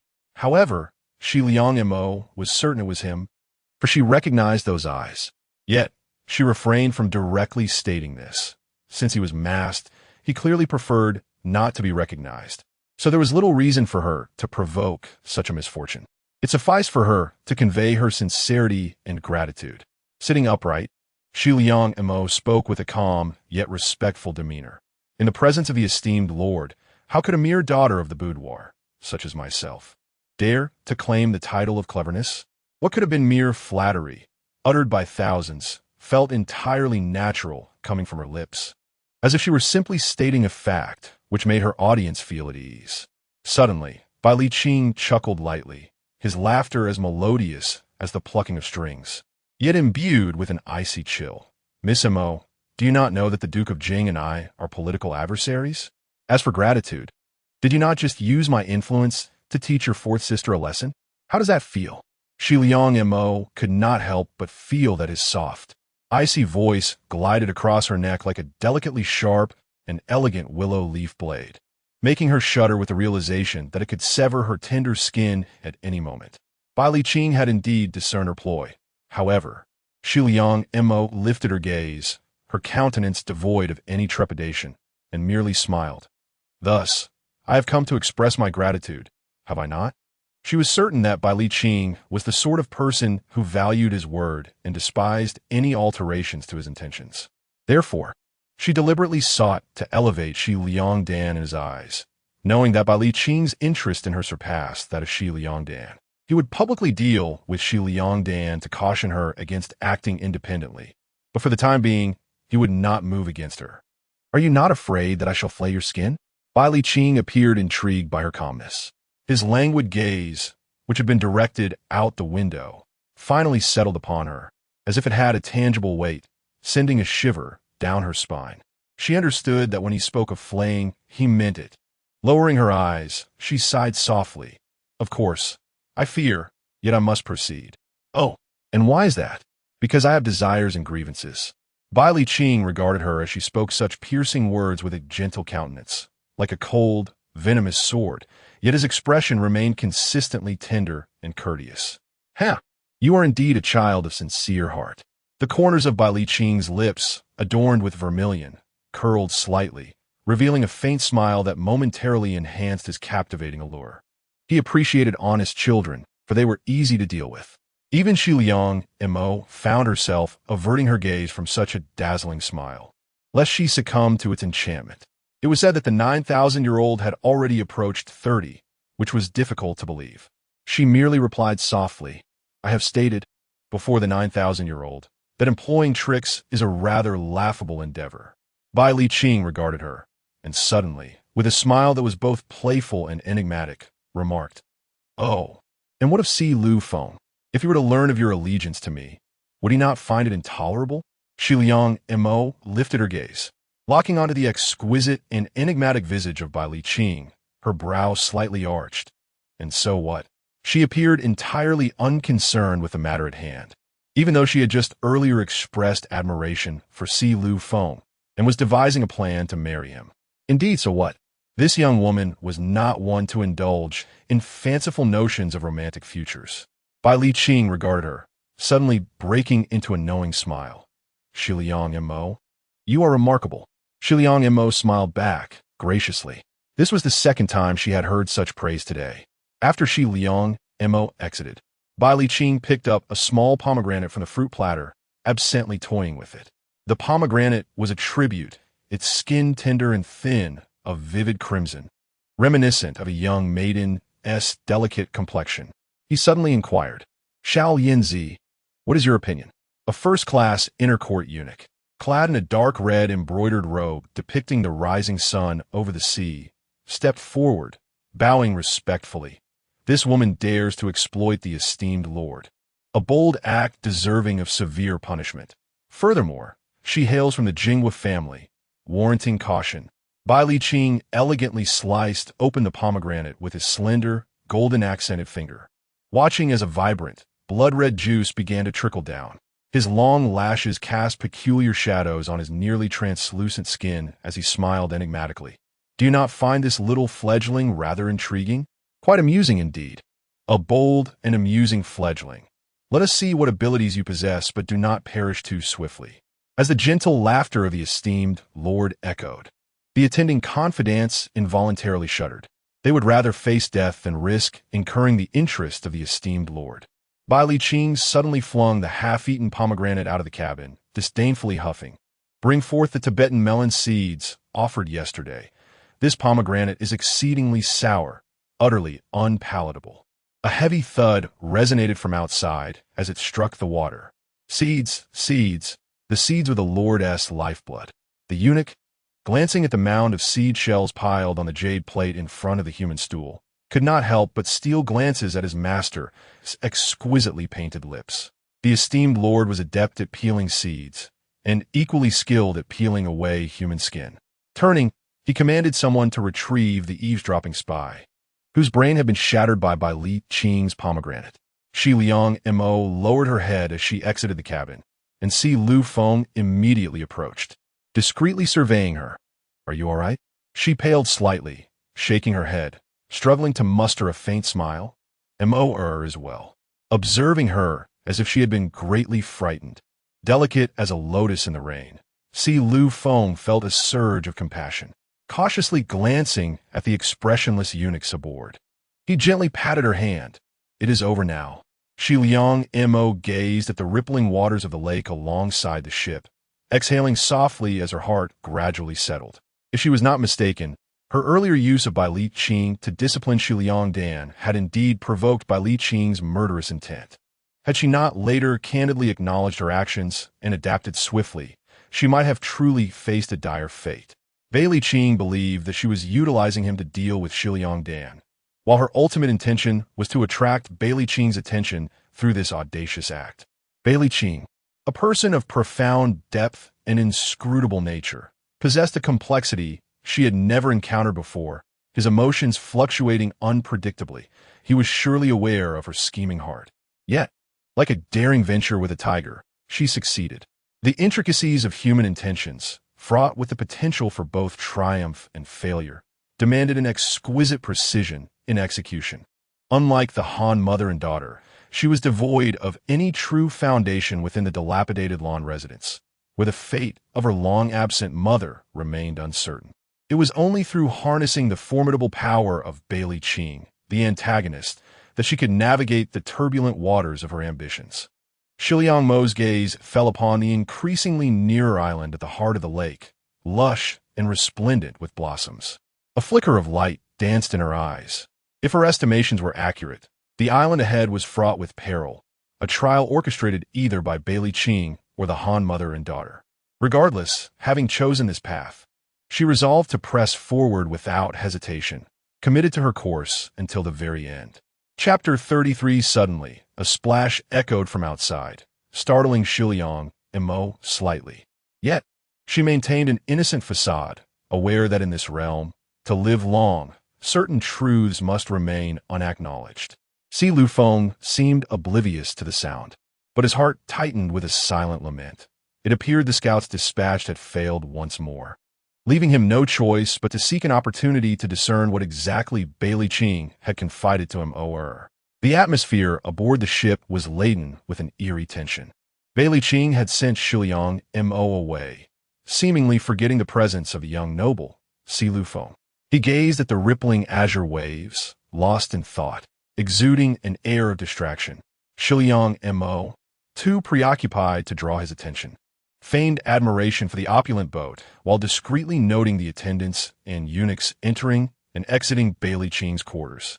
In the midst of the silence, Si Lufeng abruptly raised his gaze toward the shore. They had arrived. Only then did Shiliang Mo come to her senses, covertly retracting her gaze, her expression transforming into one of relief, akin to a startled kitten eager to flee.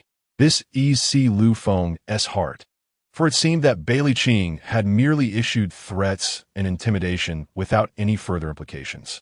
The entourage of the esteemed Jiuqing Emperor disembarked with great fanfare. As Si Lufeng stepped off the ship, he extended his hand to Shiliang Mo, concerned that she might be startled and unsteady. Observing his long, strong fingers, which bore no resemblance to the pallor of a scholar, she hesitated before gracefully acknowledging him with a bow. She then placed her hand upon the arm of the approaching Bairuei, descending the ship with poise. Si Lufeng's gaze dimmed slightly, taken aback by the steadfastness of such a seemingly delicate girl, and he withdrew his hand, following behind them. This courteous exchange, however, pierced the hearts of those who observed it with keen interest. Shiliang Xian had boarded the ship earlier, not sharing the same vessel as Shiliang Dan. She had already heard of the events leading up to their arrival on the island, and now scrutinized Shiliang Mo, who resembled a delicate lotus, alongside the seemingly distant, yet closely following Si Lufeng. A gentle smile graced her lips as she approached. Danner was currently changing her attire, looking rather disheveled, and it was uncertain whether she might catch a chill. In contrast, Mo appeared to be enjoying a leisurely outing on the lake with the young prince. Shiliang Mo regarded the noble and graceful visage of Shiliang Xian and replied coolly, "Those who revel in discomfort often find themselves even more unsettled." Shiliang Xian, with a penetrating gaze, remarked, "Then I wish for Mo to truly find comfort here." With that, she turned elegantly away, making her way toward a group of noble women nearby. The ladies cast disparaging glances at Shiliang Mo, openly whispering and pointing in her direction. Surely, the eldest miss was once again distorting reality. Bairuei could not help but emit a low huff of indignation. Yet, Shiliang Mo remained in good spirits, ignoring the pointed remarks, and mused. Do you know the fate of the one who dared to distort truth in history? Bairuei, being merely a maid who had only recently learned a few characters alongside Shiliang Mo, could scarcely grasp the tales inscribed in history books. Shiliang Mo gently brushed her hair and remarked, "That man is Zhao Gao. Though he once basked in glory, he ultimately met a fate of dismemberment and brutal execution." After speaking, she turned her attention to the scenic beauty of the island's heart, while Bairuei, recalling that gruesome imagery, couldn't help but shiver and hastened to follow her young mistress. Meanwhile, Shiliang Xian, who had been smiling and listening to the conversations of the noble ladies, inexplicably sneezed, her mood momentarily unsettled. Yet, as a thought crossed her mind, she soon regained her composure. Elf Liang Montak, the true freedom lies in your ability to leave this island alive. Indeed, the heart of the lake island is renowned as the finest retreat within the imperial garden. With gentle breezes wafting from all directions, the fragrance of lotus flowers permeating the air. The island is adorned with shady willow trees that naturally shield against the relentless sun. At the island's center, The garden is ablaze with the vibrant blooms of autumn roses, where palace attendants had already set out the banquet provisions. Delicate pastries and tea were served, each arranged according to rank and the proximity to the emperor and empress, reflecting the distinctions of status. Although Shi Liang Mo hailed from the esteemed Jingwa Duke-S family, she found herself seated in a middle position further back. The noble ladies of higher rank cast scornful glances at her as she mingled among the daughters of third-rank officials. Yet Shi Liang Mo appeared utterly unperturbed. Before her lay a plate of verdant lotus cake, a dish of jade coconut rolls, a plate of rose honey dates, and a bowl of emerald lotus dew. Though the selection was modest, each item was exquisitely crafted, enticing enough to make Bai Rui drool in envy. As for the noble ladies and esteemed women, their array of pastries was far more elaborate and exquisite. The empress and emperor had yet to arrive. Only the favored consort was present, engaging in light banter with the noble women. Madame Han naturally took the opportunity to reunite with her sister, while Shi Liangdan and Shi Liangxian also joined in to make an appearance. Shi Liang Mo, however, was left out and found delight in her solitude, indulging in the pastries and occasionally sneaking a piece to her green-hearted companion. Such delicacies were rare gifts from the emperor, bestowed only upon those who had rendered significant service or those with high-ranking relatives. Onlookers began to gather quietly, whispering curiously among themselves. I hear that within the residence, the servants, one would not expect such a gentle and demure demeanor to conceal a cunning nature. Shi Liang Mo remained unperturbed, as if in a world of her own, likely due to her sisters, Shi Liangdan and Shi Liangxian, having diminished her worth in the eyes of these familiar noble women. Why should she exert herself? Beneath her graceful demeanor, the murmurs of the crowd gradually subsided. In the distance, the radiant Han Guifei, her beauty reminiscent of blooming peach blossoms, exuded an enchanting allure. With every smile and frown, her natural grace shone through, almost as if she were still in her youth. Once celebrated alongside Madame Han as the twin beauties of the capital, she appeared even more captivating than her sister, which explained the emperor's favor and her authority in managing the 6 palaces.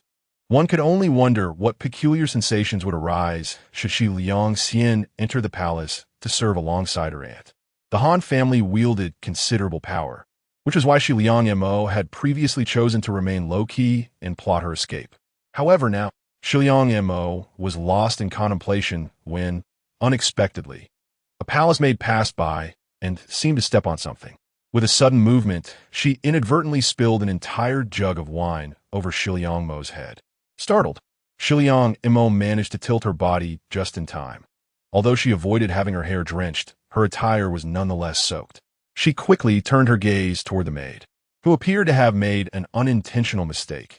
Yet Shi Liang Mo keenly caught a fleeting glimpse of disappointment in her eyes.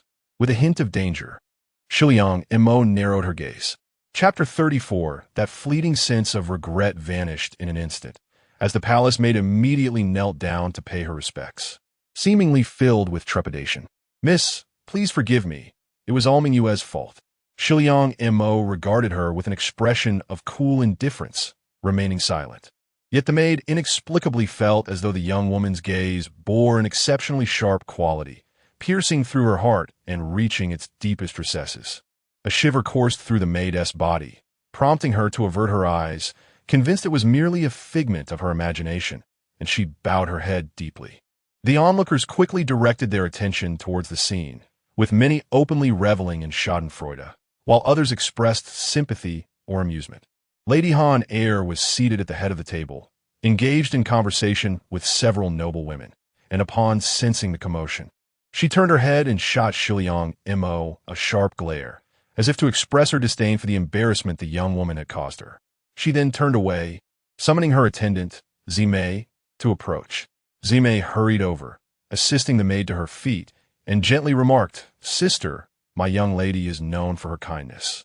She will not hold this against you.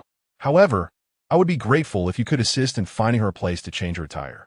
The maid cast a grateful glance at Zimei, then turned to Shi Liang Mo with a conciliatory smile, saying, "I shall serve the young lady well. Please follow me." To be cautious, The imperial household has already prepared various dresses for ladies in anticipation of such gatherings. This statement held truth, for prior to attending the palace feast, the matron had instructed the governess that, whenever a grand banquet was held, an assortment of garments should be on hand to accommodate any guests who might inadvertently soil their attire. Shiliang Mo cast a cold glance at Zimei and suddenly remarked, "So it appears Zimei can now convey my wishes. You may take my place." The words were blunt and unyielding, leaving both Zimei and the maid momentarily taken aback. The maid glanced between Zimei and Shiliang Mo, seemingly at a loss. Zimei clenched her fist within her sleeve, yet her face remained adorned with a gentle smile. "Young lady, I merely worry for your well-being." "Concerned? Do you believe you possess the right to feel so?" Shiliang Mo appeared disinclined to move from her position, coldly instructing Bai Rui, "Go fetch the garments we left in the carriage at the palace gate." Just as Bai Rui was about to comply, Zimei interjected. Suddenly, she lowered her head and forcefully struck her own face twice, bending deeply at the waist, gritting her teeth as she respectfully stated, "It is the Lady S concern for the young Miss S well-being that prompts her to urge you to change your attire promptly." The force of the two slaps caused Zimei's face to swell immediately. The noble women who had been observing could not help but be taken aback. Such a display of insubordination from a servant towards her mistress was certainly inappropriate. However, Shiliang Mo remained seated, exuding an air of elegance and composure, her demeanor refined despite the dampness of her attire. The sight of the penitent maid by her side only served to enhance the aura of a refined young lady from a prestigious family surrounding Shiliang Mo. Whereas the slightest hint of the long-standing neglect and the petty indignities that people spoke of. Consequently, the gazes of those present subtly shifted. Notably, several noble women with unmarried sons began to scrutinize Shiliang Mo with newfound interest. The individuals here are astute and perceptive. If this young lady truly embodies the timid and ordinary nature as rumored, lacking both proper upbringing and status, how could she possibly compel her mother's maidservants to humiliate themselves? Shiliang Mo maintained a serene demeanor, seemingly oblivious to the shift in the gazes of those around her. With grace, she rose and gently stated, "Acknowledging one's mistakes is commendable. You are a valued person before our mother. Should you behave in such an undignified manner again in her presence, even I shall be unable to assist you." Upon hearing these words, a hint of admiration flickered in the eyes of the onlookers. With her poised demeanor and deft handling of the situation, this young lady radiated the elegance befitting a daughter of a noble house.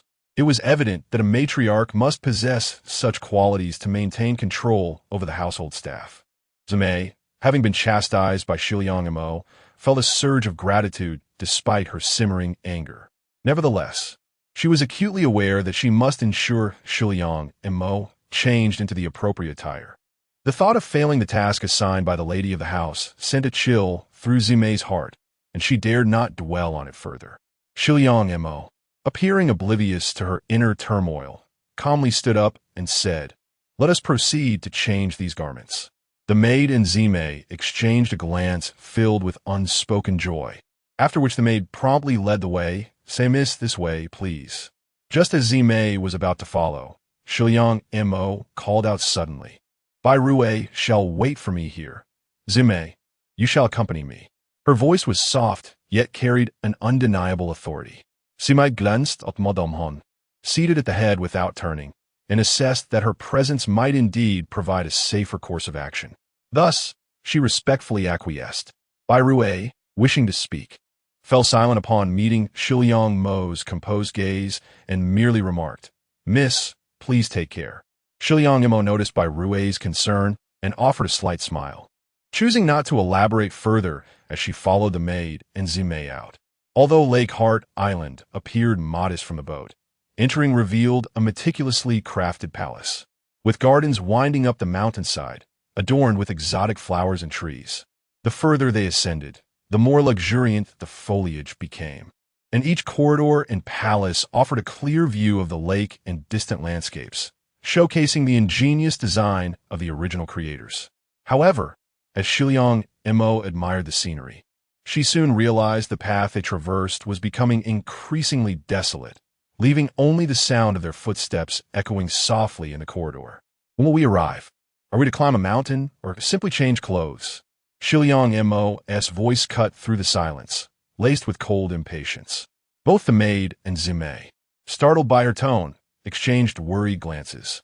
The maid hastily pointed toward a palace obscured by a lychee grove, smiling as she said, "Miss, it is just ahead."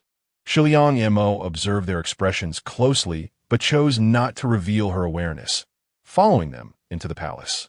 Before the palace gates, a maid and a eunuch stood guard. The maid, known as Mingyue, articulated the purpose of their visit, and she led them into the palace. Inside the hall, a plethora of splendid garments awaited them. Mingyue selected a delicate, pale yellow robe with wide sleeves, seemingly made of ordinary brocade but intricately embroidered with lifelike birds. The hem of the garment was adorned with beautiful pearls, and a sheer white veil enveloped it, creating an ethereal appearance as one moved, as if shrouded in mist, exuding grace and elegance. However, the dim light in the changing room obscured the details, and the burning sandalwood incense further added to the haze. Mingyue soon closed the door and departed. Shiliang Mo glanced at the brocade and, without objection, permitted Zime to assist her in changing attire within the chamber. Suddenly, Zime clasped her abdomen and addressed Shiliang Mo, saying, "Miss, I feel unwell and wish to." Shiliang Mo waved her hand dismissively, and Zime's eyes brightened with relief as she turned to leave.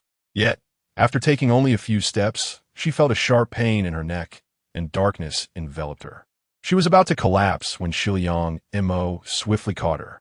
After a moment's contemplation, Shiliang Mo dragged her onto the bed, just as she intended to rise. Faint sounds emerged from outside the changing room. A low male voice, deliberately subdued, inquired, "Meyer, are you certain no one is here?" A soft, alluring female voice replied, "Of course, this is a place I entrusted to Mingyue. How could anyone be present?" Shadows of two figures began to appear on the door, about to enter. Startled, Shiliang Mo suddenly grasped the intentions of Madame Han Er. She promptly pushed Zime onto the bed and dashed into the main hall, swiftly concealing herself amidst the array of splendid garments hanging there. Chapter 35. The royal family at the very moment when Shiliang Mo concealed herself. The side door swung open, and a couple entered hand in hand. The woman let out a delicate moan, and before they could even reach the bed, they became entwined with one another. The rustling of their garments brushed against the ground, and the soft sound of fabric fluttering revealed that the newcomers were undoubtedly of high status. The Han family had orchestrated her arrival here to change clothes, intending for her to accidentally stumble upon their clandestine affair. In this secret rendezvous, the identities of the lovers were extraordinary, and they were surely accompanied by personal guards to prevent any disruption of their rendezvous. How many individuals in the royal private garden could afford to bring guards with them? Should a royal or noble be caught in such an act, how could they possibly allow her to live? Using her as a pawn to eliminate her was most convenient. Shiliang Mo's gaze deepened, and a cold smirk graced her lips. The Han family was indeed skilled, having managed to keep such secrets concealed. It was clear they intended to use this as leverage against the lovers, yet now they risked exposure in their attempts to eliminate her. It seemed the Han family regarded their neglected daughter as a formidable adversary, which was quite the honor. Strangely, one would think that the Han family merely needed to endure until her marriage, yet they seemed intent on trampling her at every turn, treating her as lesser than even a concubine, all because of the pressure from the Lan family. As Shiliang Mo sat amidst her lavish attire, resting her chin in contemplation, the actions of the couple grew increasingly fervent. At that moment, the unconscious May remained undiscovered. Through the seams of the garments, a vague silhouette of white could be discerned, a scene of boundless spring allure. Shiliang Mo let out a quiet sigh, touching her flushed face. Although she had witnessed such acts in her past life, and had even had a boyfriend, it was still unsettling. After all, she was but an innocent maiden in this lifetime. Witnessing such an intimate encounter could truly be overwhelming. The woman appeared to be thoroughly indulged, her consciousness drifting as she murmured, Ziyin, Ziyin. Shi Liang Mo felt a stir within her, frowning. Who is Ziyin? Presently, the royal family bore the surname Wei, and the current emperor was not the crown prince. Upon ascending the throne, he had executed 6 of his brothers and banished 5 sisters, leaving only 1 prince, 1 duke, and the emperor's younger sister, the grand princess, all of whom were once close confidants of the emperor. Among the emperor's 7 sons, 3 were of age, but she could not recall any of them bearing the name Ziyin. Could it be that she had misjudged the identities of the lovers? It was not until 15 minutes later that the scene dissipated, and remarkably, they had not even touched the bed. After a brief tidying up, they prepared to depart.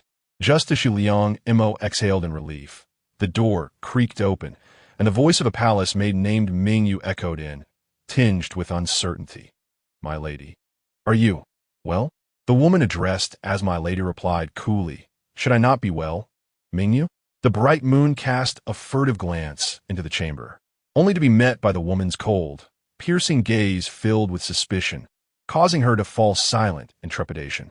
She found it peculiar that the lady and the master, upon entering, had not yet noticed the daughter of the Jingwa Duke. Where could that young lady have hidden herself? Just as Mingwei contemplated another glance, fear of her master's authority quelled her curiosity, leaving her anxious yet too timid to reveal the truth, lest she be unable to account for having let someone in. With a hushed tone, she murmured, "It's nothing, merely that an esteemed young lady from the Jingwa Duke's household came to change her attire, and I have not seen her descend the mountain, which has caused me some concern." This lady, appearing gentle, was in fact exceedingly suspicious and ruthless, not to mention the other one. One could only hope to placate her. Suddenly, with a resounding slap, 2 sharp blows landed on her face. The woman seethed. "Why didn't you speak up sooner, you worthless thing?" The woman, clad in protective gear, left deep lacerations on Mingyue's face. Mingwei, taken aback by the agony of her disfigurement, quickly knelt, bowing her head in supplication. "It is my fault for not executing my duties properly. I beg for your mercy." The man, having heard the commotion, waved his hand, commanding the guards nearby to search the surroundings. His gaze then shifted toward the inner chamber, sharp and brimming with lethal intent, sweeping across the expanse of colorful garments. He narrowed his eyes and rushed forward, sweeping aside the embroidered silks, yet found nothing amiss. At that moment, a soft moan emerged from the bed, prompting the man to dart over and draw back the curtains, only to confront the recently awakened Zimei. His eyes immediately fixated on her waist token, unmistakably from the Jingwa Duke's estate. A glimmer of murderous intent flickered in his gaze as he seized Zimei by the throat. She, just coming to consciousness, instinctively sought to scream, but a tightening grip silenced her. In a state of panic, she struggled, utterly bewildered by the sudden turn of events. The sound of bone cracking echoed in the air. A trickle of blood escaped her lips, and she slumped lifelessly to the ground. The atmosphere grew heavy with a chilling silence, infused with the fragrant haze of sandalwood, laden with an oppressive aura of death. Mingwei, paralyzed by fear, heard the man coldly instruct the woman, "Clean up this mess." With that, he turned on his heel and departed. The woman, aware that he blamed her for the oversight, seethed with rage and, in a fit of fury, delivered a vicious kick to Mingyue's chest. "Useless wretch, you can't even handle a trivial matter." Mingwei stifled a cry, lying prostrate on the ground, unable to rise, yet unable to fathom the whereabouts of the Jingwa Duke's daughter. Where could Miss Shi Liang Mo be? "Zimei, Zimei, I commanded you to fetch a cloth. Where have you gone, you wretched girl? Is anyone there? Someone." A delicate yet authoritative voice called from the lavatory at the back of the main hall. Standing 15 meters away, the man and his guards gazed at the pale wrist protruding from the lavatory, their expressions a mix of bewilderment and intrigue. Alas, is there anyone around? What is the matter with this restroom? Such a splendid privy, yet it lacks a side towel. The young woman inside seemed on the verge of tears, softly and indignantly voicing her complaints. "My lord, shall we?" The guard gestured to his throat, mimicking a kill sign. The man pondered for a moment before shaking his head. If his instincts were correct, this was the esteemed young lady from the Duke's family, who had come to relieve herself, but found herself trapped inside. No wonder she hadn't emerged. He felt a slight urge to laugh, yet deemed it inappropriate. Since she had not noticed his presence, there was no need for intervention. After all, she was a lady of the Jingwood Duke's household. If she were to meet an untimely end, it would certainly lead to considerable complications. He turned to leave, then paused and instructed the guard, "Go fetch some towels for her." With that, he ambled away, hands clasped behind his back. Before long, a palace maid delivered a stack of towels, alleviating the distress of Miss Shiliang. The maid endured a torrent of scolding from the young lady, while the guard concealed in the trees could not help but scoff in indignation. If not for his master's sudden benevolence, the young lady would still be awkwardly trapped in the lavatory. Once the distinguished lady from the Jinghua family failed to find the maid who had escorted her, she unleashed another round of reproaches before being reluctantly guided back down the mountain by the maid. Shiliang stepped out onto the mountain path, the cold mountain breeze enveloping her, infused with the refreshing scent of lake water, which instantly broadened her chest. The cold sweat from that moment of peril gradually dissipated. She exhaled softly, gazing at the lively banquet not far away. A fleeting glimmer of frost appeared in her gentle, exquisite features, and a cold smirk graced her lips. "Madame Han Air, you have bestowed upon me 2 splendid gifts today. I shall return the favor with 2 grand gifts of my own. I trust you will receive them well." As Shiliang maintained her composure while mingling among the guests, a note left in the previous hall was delivered to the hands of her ladyship by a devoted maid. The lady looked at the note, initially astonished. Then her eyes flashed with a fierce glint before she immediately summoned her paramour. Clutching the piece of paper, she violently tore it into fragments and spat through clenched teeth. "Han Wanyu, do you truly believe you and the Han family can dominate everything? Are you courting death?" Han Wanyu was indeed the given name of the hostess of today's banquet, the esteemed Han Guifei. Chapter 36. The Painted Skin. Han Wanyu, the esteemed host of today's banquet, engaged in conversation with her sister, Lady Han Air.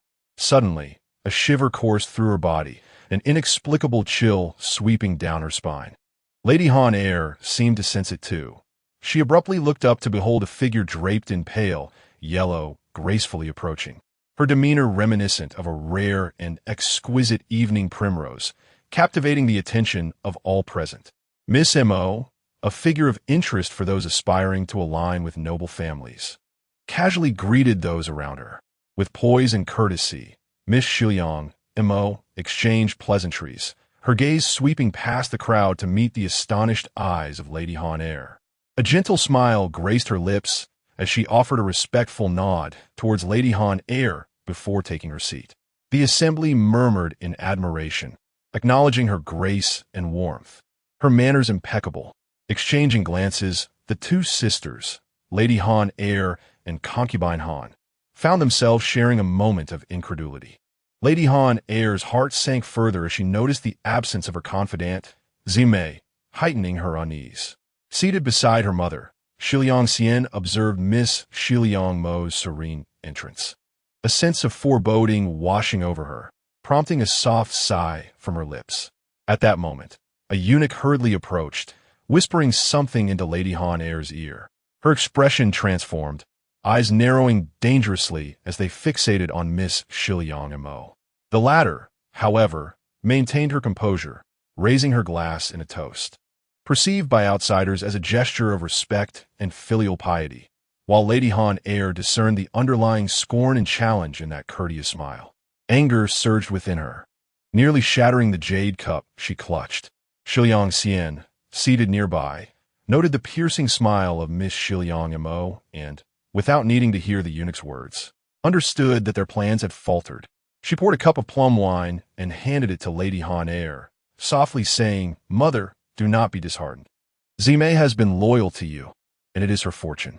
Lady Han Air accepted the cup, her gaze icy, downing the wine as though consuming Miss Shiliang Mo's very essence. Zimei had been her trusted aide, astute and vigilant. The palace servants claimed she had accidentally fallen from the corridor, meeting a tragic end against the rocks below. Lady Han Air could not accept that such a fate was not orchestrated by Miss Shiliang Mo. How had that girl managed to escape? Unbeknownst to her, Shiliang Xian cast a worried glance at her mother. Zimei's absence was a loss, but should they be suspected by that individual, it might lead to further calamities. Suddenly, the sharp voice of a eunuch rang out, announcing, "His Majesty has arrived, along with Her Majesty the Empress and the eldest princess." As the imperial procession entered, all present hastily rose, bowing in deference, with Miss Shiliang Mo following suit. "Rise," came the melodious yet commanding voice once more.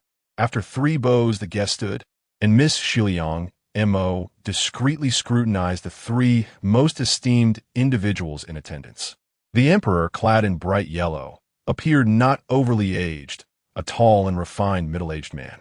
Though not as striking as her own father, he exuded an academic charm, yet the deep shadows beneath his eyes betrayed an air of fatigue, his elongated eyes still retaining a glimmer of vitality. Though her appearance may not seem befitting of foolishness, it is likely that excessive indulgence in alchemical concoctions such as 5-stone powder has led to the favoring of an extraordinary figure like Bailey Qing. Shiliang Mo mused quietly. The empress, a middle-aged beauty, donned a resplendent crimson palace dress intricately embroidered with a 9-tailed phoenix, and atop her head rested a lavish crown adorned with the Dan-Yang phoenix pearls. While her demeanor exuded elegance, the crown appeared burdensome against her somewhat pale and expressionless visage. It was rumored that the emperor had not graced her palace for quite some time. Even according to ancestral customs, he would typically visit on the 1st and 15th days of a lunar month without staying overnight. Meanwhile, the eldest princess sat silently beside the empress, her face veiled with a golden silk drape that revealed only her enchanting, icy eyes. Her hair was styled in an elaborate high bun, adorned with a single 8-tailed jade phoenix hairpin, and her gown of pure white embroidered with green peonies accentuated her noble and frigid demeanor, making her difficult to gaze upon directly. After summoning everyone to rise, the emperor took his seat beside the empress, a pairing that seemed suitable from a distance. However, the vibrant and charming favored concubine on his left clearly held his affection more than the empress, frequently leaning in to share laughter and whispers, to which the emperor responded with mild acknowledgement, occasionally smiling. The empress offered a gentle smile, yet her gaze would occasionally dart toward the concubine, revealing fleeting glimmers of icy sharpness. It appeared that the rivalry between the empress and the favored concubine was indeed as fierce as rumored. Shiliang Mo curled her lips slightly, revealing a thoughtful smile. Following this, the empress orchestrated various games and competitions, commanding the young ladies and gentlemen to showcase their talents in poetry, lyrics, song, prose, and dance, those familiar pursuits. Contrary to her expectations, Madame Han and her daughter did not concoct schemes to embarrass her, such as requiring her to recite poetry or perform. Reflecting on this, Shiliang Mo surmised that Madame Han, knowing her limitations, would not wish to present her as a failure, for it would reflect poorly on her as a stepmother. With the selection process ahead, an astute individual like Madame Han would not engage in self-destructive folly. As the women's competition unfolded with fervor, each young lady exerted her utmost efforts to earn the admiration of the noble gentlemen present, while anxious mothers schemed behind the scenes, attempting to help their daughters capture the emperor's attention. This year's contest proved exceptionally intense. The Shiliang sisters had prepared early, and Madame Han had expended considerable resources to engage renowned instructors, aiming for the top prize. Shiliang Dan donned a gown of pale purple and soft pink hues, intricately embroidered with pearls, her striking beauty enhanced by the vibrant colors. She appeared as a breathtakingly exquisite camellia in full bloom, radiating unparalleled allure. Accompanied by the melodious strains of a qin, honed under the guidance of a master since childhood, she evoked visions of the legendary beauty of the 2 Qiao sisters from the 3 Kingdoms era, now embodied in her singular form, captivating the gaze of nearly every man present. Even the emperor nodded in approval, acknowledging her unmatched beauty. The empress furrowed her brow slightly, but also offered a nod of commendation. Upon her entrance, Shiliang Dan overshadowed all the other young ladies.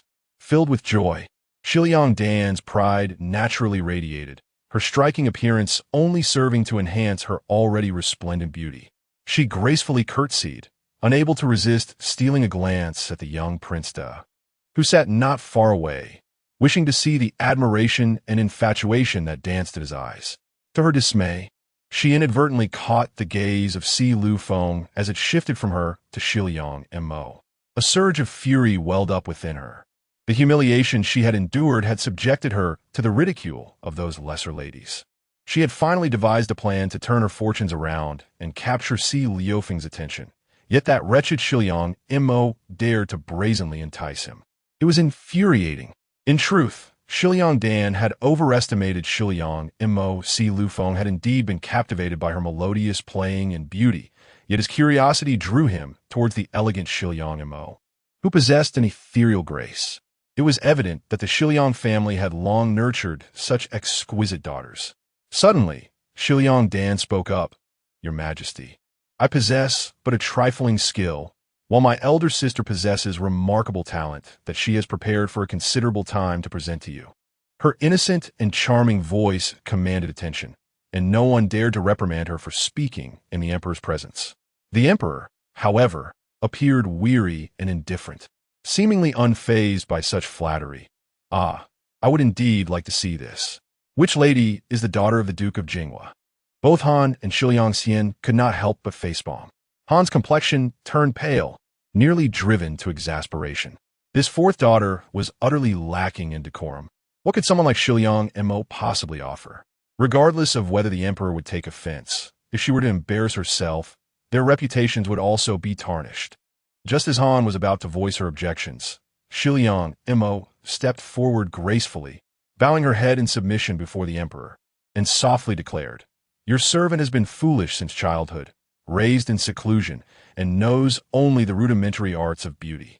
If your Majesty does not deem it beneath your dignity, I would willingly offer a humble performance to elicit a smile from you."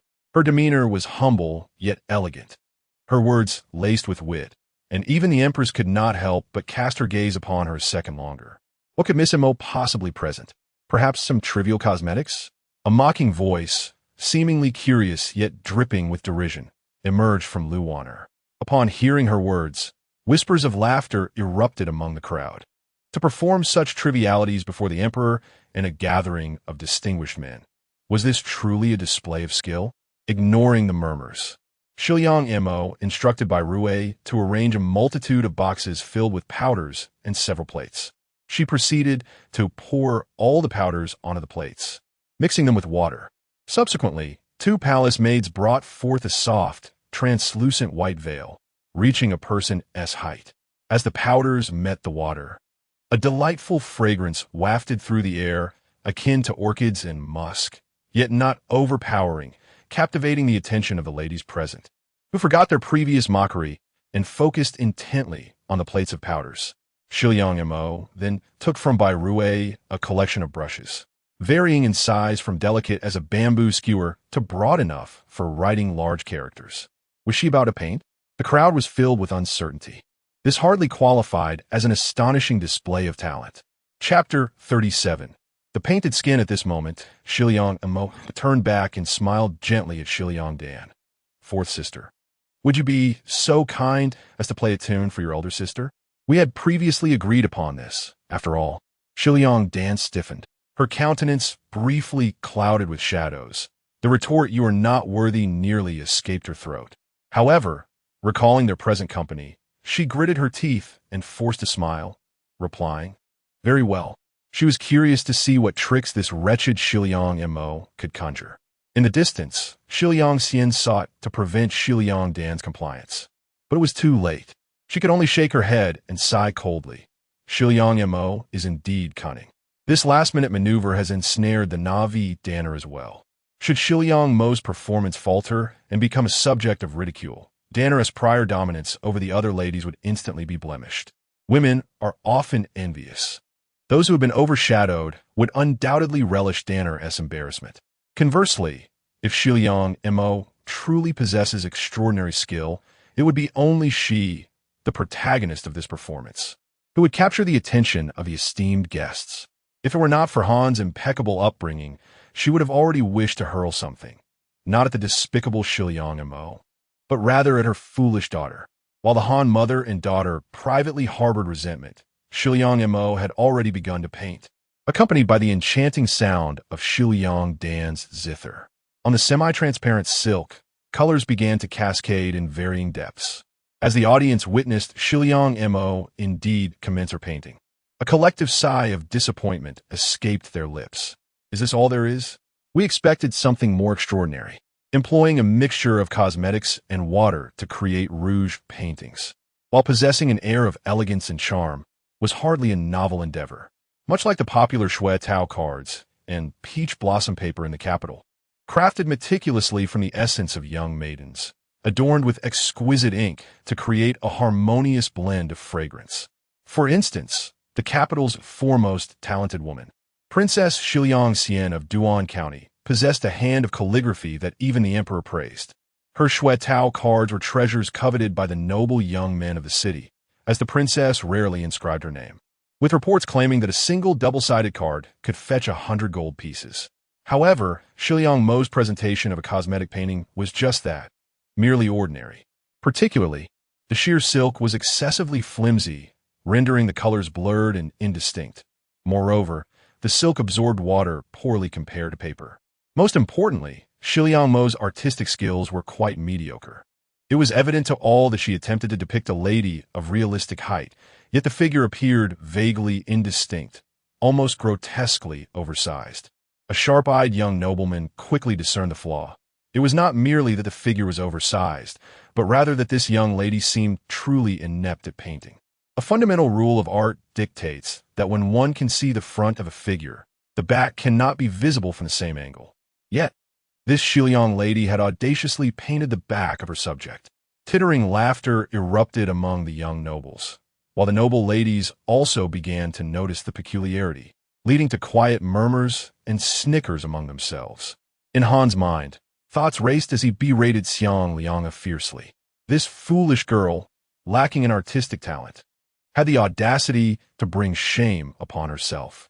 If the emperor were to take offense, how would she extricate Danner from the situation? Let this dim-witted Xiang Lianga face the consequences on her own. At the center of the banquet hall, Xiang Lianga seemed oblivious to the undercurrents swirling beneath her, focusing solely on her artwork. The brushes, both large and small, danced deftly between her fingers, her graceful strokes captivating the attention of several more composed young nobles. Amidst the clamor, her tranquil demeanor appeared as if it had transcended the superficiality of the world, evoking a sense of fleeting beauty akin to falling flowers and flowing streams. There was an almost zen-like quality to her presence.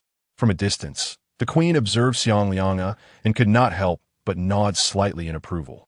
This was the essence of a refined lady. Even if her artistic skills were modest, her poise alone overshadowed the restless young women around her. By her side, the ever-loyal Nanny Nangong, an intimate confidant of the queen for many years, sensed her mistress's thoughts with a mere gesture. Leaning in quietly, she remarked, "This Miss Mo possesses a serene demeanor. I have often heard the ladies of the capital speak of her virtuous and respectful nature. During the last small gathering, her reputation indeed spread, particularly with Madame Chun, the censor's wife, who took a liking to her and mentioned her frequently in conversation, gradually attracting the attention of those in the know." Nangong was aware that the queen intended to use this banquet to select suitable brides for several princes, as many of them, despite having legitimate wives, still had vacant positions for concubines. The queen was also preoccupied with finding another suitable consort for the crown prince. In royal circles, it was not so much talent that was required, but rather a demeanor of humility and grace. Let's observe further, the queen said with a gentle wave of her hand, prompting Nanny Nangong to respectfully withdraw. Nearby, the grand princess, who had overheard the queen's whispers, shot a cold glance in her direction, her eyes betraying a hint of resentment. Before long, Xiang Lianga completed her work and, with a flourish, called forth a maid dressed entirely in white, her long black hair loosely tied behind her. The maid's face, devoid of any makeup, was plain to the point of being forgettable. Curiosity peaked among the crowd. They speculated whether Xiang Lianga had painted a garment for the maid. While it was indeed an amusing notion, it hardly showcased any exceptional skill, especially given the lackluster quality of the eldest Miss Mo's artwork. Xiang Lianga instructed the maid to stand behind a silk cloth, then directed two other maids holding damp silk to wrap the maid tightly. As she pressed her hands against the uneven contours of the silk enveloping the maid, her peculiar actions took everyone by surprise. The wrapped maid, startled by this unexpected treatment, began to squirm, causing the fabric to ripple over her form, resembling a large chrysalis. This odd spectacle only intensified the intrigue of the onlookers, while some, feeling repulsed by the bizarre scene, turned their gazes away. Even the emperor, lazily reclining on his dragon throne, could not help but sit up in curiosity at the unfolding spectacle. After a moment, Shiliang Mo stepped back, commanding the two palace maids to loosen the silk cloth. The silk was exceptionally soft, and it fell away in an instant, revealing the figure within. At this revelation, a collective gasp arose from the crowd, as they could scarcely believe their eyes. The sound of Shiliang dance abruptly ceased. The maid unveiled beneath the silk was a vision of beauty, her entire form adorned in a hue reminiscent of rouge, each feature perfectly accentuated. Her lips were crimson, her teeth pearly white, her eyes sparkling with life. And at the corners, a pink ink butterfly seemed poised to take flight, evoking a scene of vibrant landscapes and the brilliance of spring. Her gown, originally a pristine white, had absorbed the subtle colors of the silk, transforming into a resplendent garment of floral hues. Cascading down her back, her long, dark hair appeared even more luscious against the backdrop of the silk. With a gentle smile, Shiliang Mo raised her hand, and the maiden gracefully stepped forward towards the emperor and empress. With each step, the silk that enveloped her, now devoid of color, billowed in the lake breeze, rising like mist, fragrant and ethereal. Unbeknownst to them, several exquisitely beautiful peacock butterflies fluttered in, dancing around the maiden before finally alighting in her hair. The maiden then bowed deeply before the emperor, exclaiming, "Long live your majesty." Her enchanting beauty and unparalleled grace rendered her no mere palace maid. She was, in truth, a mesmerizing butterfly fairy descended from the heavens. The assembly fell into a hushed silence, hearts awash with awe as they grasped the reason behind the exaggerated proportions of the painting. Without such artistry, how could the gown have been dyed in such a way? This ingenious craftsmanship transcended mere artistry or cosmetic application. It was akin to a metamorphosis. What technique was this? The emperor, having witnessed an abundance of exquisite beauty, particularly from the radiant figure beside him, was the first to emerge from the overwhelming visual impact. Though his gaze lingered on the now transformed butterfly beauty, he began to inquire. "Your Majesty, this is known as Hua Pai, painted skin," Shiliang Mo replied with a radiant smile, having long contemplated employing the ingenious brush of Mr. Pu Songling. Painted skin? Indeed, it is painted skin. Though the term bore a hint of eeriness, it resonated remarkably well. The crowd came to an understanding, as the men gazed intently at the butterfly maiden, while the women fixated on Shiliang Mo's masterful artistry and exquisite cosmetics. Painted skin, painting a person, yet unable to depict the bones. One may know a person's visage, yet not their heart. I humbly present this small skill to entertain your majesty, and may the esteemed ladies share a smile. I wish for your majesty to possess keen sight and hearing for all eternity, ensuring that no deceitful guise escapes your discerning gaze. With your presence, our great dynasty shall undoubtedly enjoy peace and prosperity." With that, Shiliang Mo elegantly bowed deeply, calling out thrice for the emperor's longevity.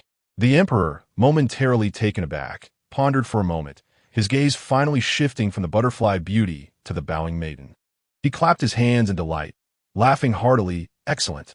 What a splendid painted skin! For while one may depict a person, the essence of their soul remains elusive.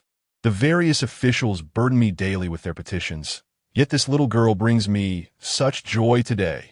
Originally merely a display of exquisite skill, Shiliang Mo now adorned it with a layer of pristine elegance. Not only did this delight the dragon heart, but even the empress revealed a smile. Initially, one might have thought that despite her virtuous demeanor and tranquil nature, the girl would still lack the finesse to shine on such a stage. To their surprise, She not only possessed skill, but also a heart as intricate as a finely crafted jewel. The emperor, overjoyed, inspired all present to hasten their flattery, proclaiming with fervor, "Our celestial empire shall surely enjoy peace throughout the four seas, with tranquil waters and clear skies. Your Majesty, it is fitting to reward this young lady from the Jingwaduke's family." The empress, in a rare moment, voiced her praise, instantly drawing the attention of the crowd. A reward, indeed, should be substantial. It would be prudent, in my humble opinion, to grant this young lady the title of county princess. Suddenly a voice, akin to the plucking of a zither, yet chillingly detached, echoed through the hall. Accompanying this voice was a figure clad in deep purple, gracefully entering the venue, flanked by eunuchs and guards. 9,000 years. The crowd involuntarily shuddered. Chapter 38, Painted Skin, Part 2, The Venerable Juqian by Li Qing, who had arrived on the island long ago, yet made his entrance with a leisurely pace, leaned on the arm of his personal eunuch as he glided in. With a wave of his sleeve, it seemed as though a wisp of cloud had brushed past, exuding an air of elegance and charm. However, as his deep purple, resplendent figure entered, a shroud of gloom enveloped the atmosphere, as if the sunlight had lost its warmth altogether. The gathered assembly promptly rose to pay their respects, their actions more orderly than when the emperor himself appeared. As Shiliang Mo bowed, a sudden chill coursed through her, her neck prickling with unease. She instinctively felt that it was due to Bai Liqing's gaze sweeping across their ranks. The expressions on everyone's faces were marked by caution and trepidation. Yet, the one whose demeanor diverged from the rest was the emperor himself. He appeared utterly unfazed by Li Qing's grandiosity, showing no sign of feeling overshadowed by the greater majesty he exuded, nor did he seem to regard it as an affront to his imperial authority. "My esteemed minister, no need for formalities." A glimmer of light shone in the emperor's eyes as he graciously rose to personally greet Bai Liqing, taking his hand and preventing him from completing the customary bow, a treatment even the empress had not received. Shiliang Mo discreetly glanced at the empress and the favored concubine, noting their momentary, synchronized stiffness, and could not help but let out a silent sigh. This was what they referred to as favoritism, was it not? The guards promptly brought forth a splendidly gilded chair made of purple sandalwood and placed it at the foot of the emperor's throne, designated specifically for the venerable Juqian. "Your Majesty, I beg your pardon for my tardiness. I humbly request a cup of penalty wine." Bai Liqing extended his hand gracefully, pouring a cup of wine to raise and salute. The eunuch beside him promptly presented the cup with utmost reverence before the emperor. Once seated, the emperor accepted the wine offered by Bai Liqing, chuckling, "I recall that the Duke of Jingwa seems to have welcomed a county princess into his family. It is rare for a subject of non-royal blood to have several county or county princesses emerge in succession, unless by great merit." Han Shi stepped forward, kneeling at the lower ranks with a respectful demeanor, her tone filled with gratitude and solemnity. "I thank you, venerable sir, for your generosity. However, the Duke of Jingwa's household does not accept rewards without merit. Xian is already a county princess, and now Mo is merely attempting to amuse your Majesty with trivial skills. How could we dare to seek a decree of honor? If the censor and officials were to learn of this, they might think our Duke's household resorts to shallow flattery. The Shiliang family has upheld the teachings of poetry and propriety for a century. Thus we, as humble servants and daughters, cannot presume to accept such accolades." Such noble words resonated deeply with the audience and the emperor, prompting profound admiration for Madame Han, who truly exemplified the virtues of a matriarch from a prestigious lineage. Meticulously upholding propriety, Shiliang Mo raised an eyebrow, yet inwardly scoffed. Han Shi was indeed gifted with a sharp tongue. Her apparent display of righteousness merely belied her intent to belittle her own family's achievements as mere trivialities, and she had grown accustomed to the label of shallow flattery. The implication that Mo's frivolity and impropriety could tarnish the esteemed reputation of the Duke's household was a grave concern. For even if the emperor did not take notice, the rumors could easily diminish her status, equating her to a performer on the streets. Zhu Qian rested one hand on the armrest, propping his chin with the other, idly toying with the delicate, unusual ruby earrings that adorned his earlobes. The rubies accentuated his exquisite features as he cast a sidelong glance at Shiliang Mo.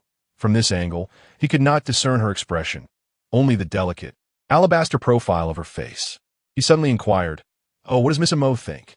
Shiliang Mo, unfazed, merely smiled gently and softly replied, "This humble servant expresses gratitude for the emperor's and the esteemed lord's profound kindness. However, as my mother has said, trivial pursuits in the boudoir, if they can elicit a smile from your majesty and alleviate your worries, would be a great merit, and I dare not claim any credit."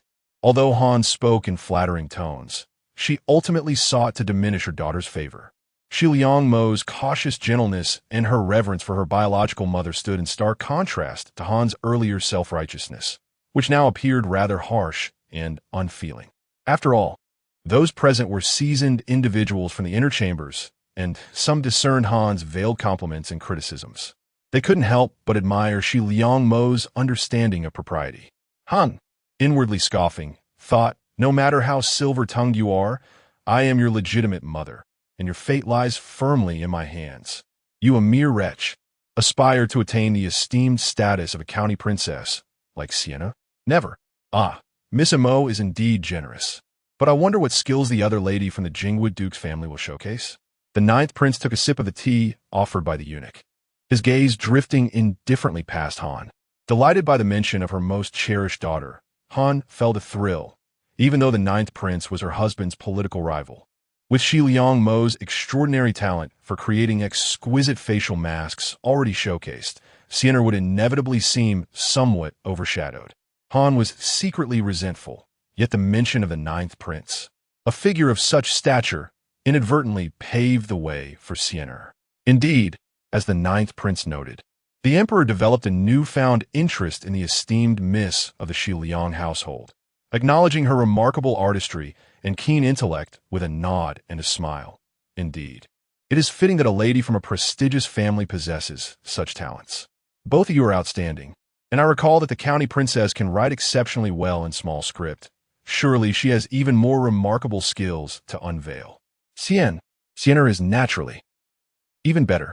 At that moment, as Han spoke, she accidentally met the ninth prince's cool gaze and felt an inexplicable chill coursing through her, akin to being scrutinized by a venomous serpent. She stumbled over her words, having intended to lay the groundwork for Sienna, hoping that even if she could not surpass Shiliang Mo, she would at least not disappoint the emperor too greatly. Han felt a twinge of frustration.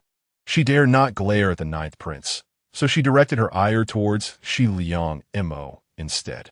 If Sienna were to disappoint his majesty this time, jeopardizing her chance to enter the palace, she would undoubtedly make Shiliang Mo pay dearly, standing quietly at a moderate distance. Shiliang Mo did not even raise her head, as if the world around her held no relevance.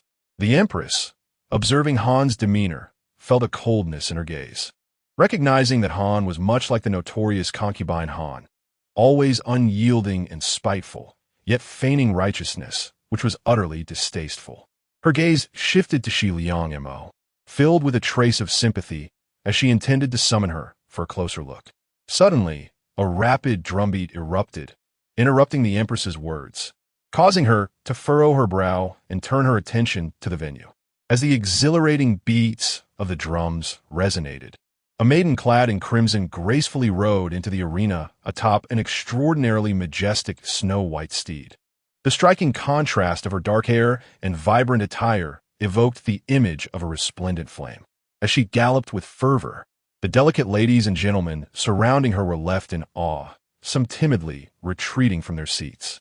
The young woman, possessing remarkable equestrian skills, deftly reined in her horse, which reared on its hind legs with a spirited neigh, coming to a precise halt. The young gentlemen could not suppress their admiration, erupting in a chorus of applause. Once the crimson-clad equestrian had steadied her mount, the onlookers beheld her true identity. She was none other than the renowned first talent of the capital, the esteemed Lady Shiliang, daughter of the Duke of Jinghua. It was astonishing to witness this usually demure and graceful lady display such exceptional riding prowess, befitting a scion of a family renowned for its martial capabilities. With a radiant smile directed towards the emperor seated above, her beauty shone like a blooming rose in spring, captivating the hearts of those present. At that moment, the ethereal sound of a flute harmonized with the drumbeats once more. With a nimble movement, Lady Shiliang produced a pair of long red silks, seemingly from thin air, and began to dance atop her steed. The flowing silks soared gracefully, reaching heights of several feet as she twirled with an elegance that seemed almost weightless. Yet, amidst the softness of her movements, there lay an underlying intensity, combining grace with strength, reminiscent of a martial display.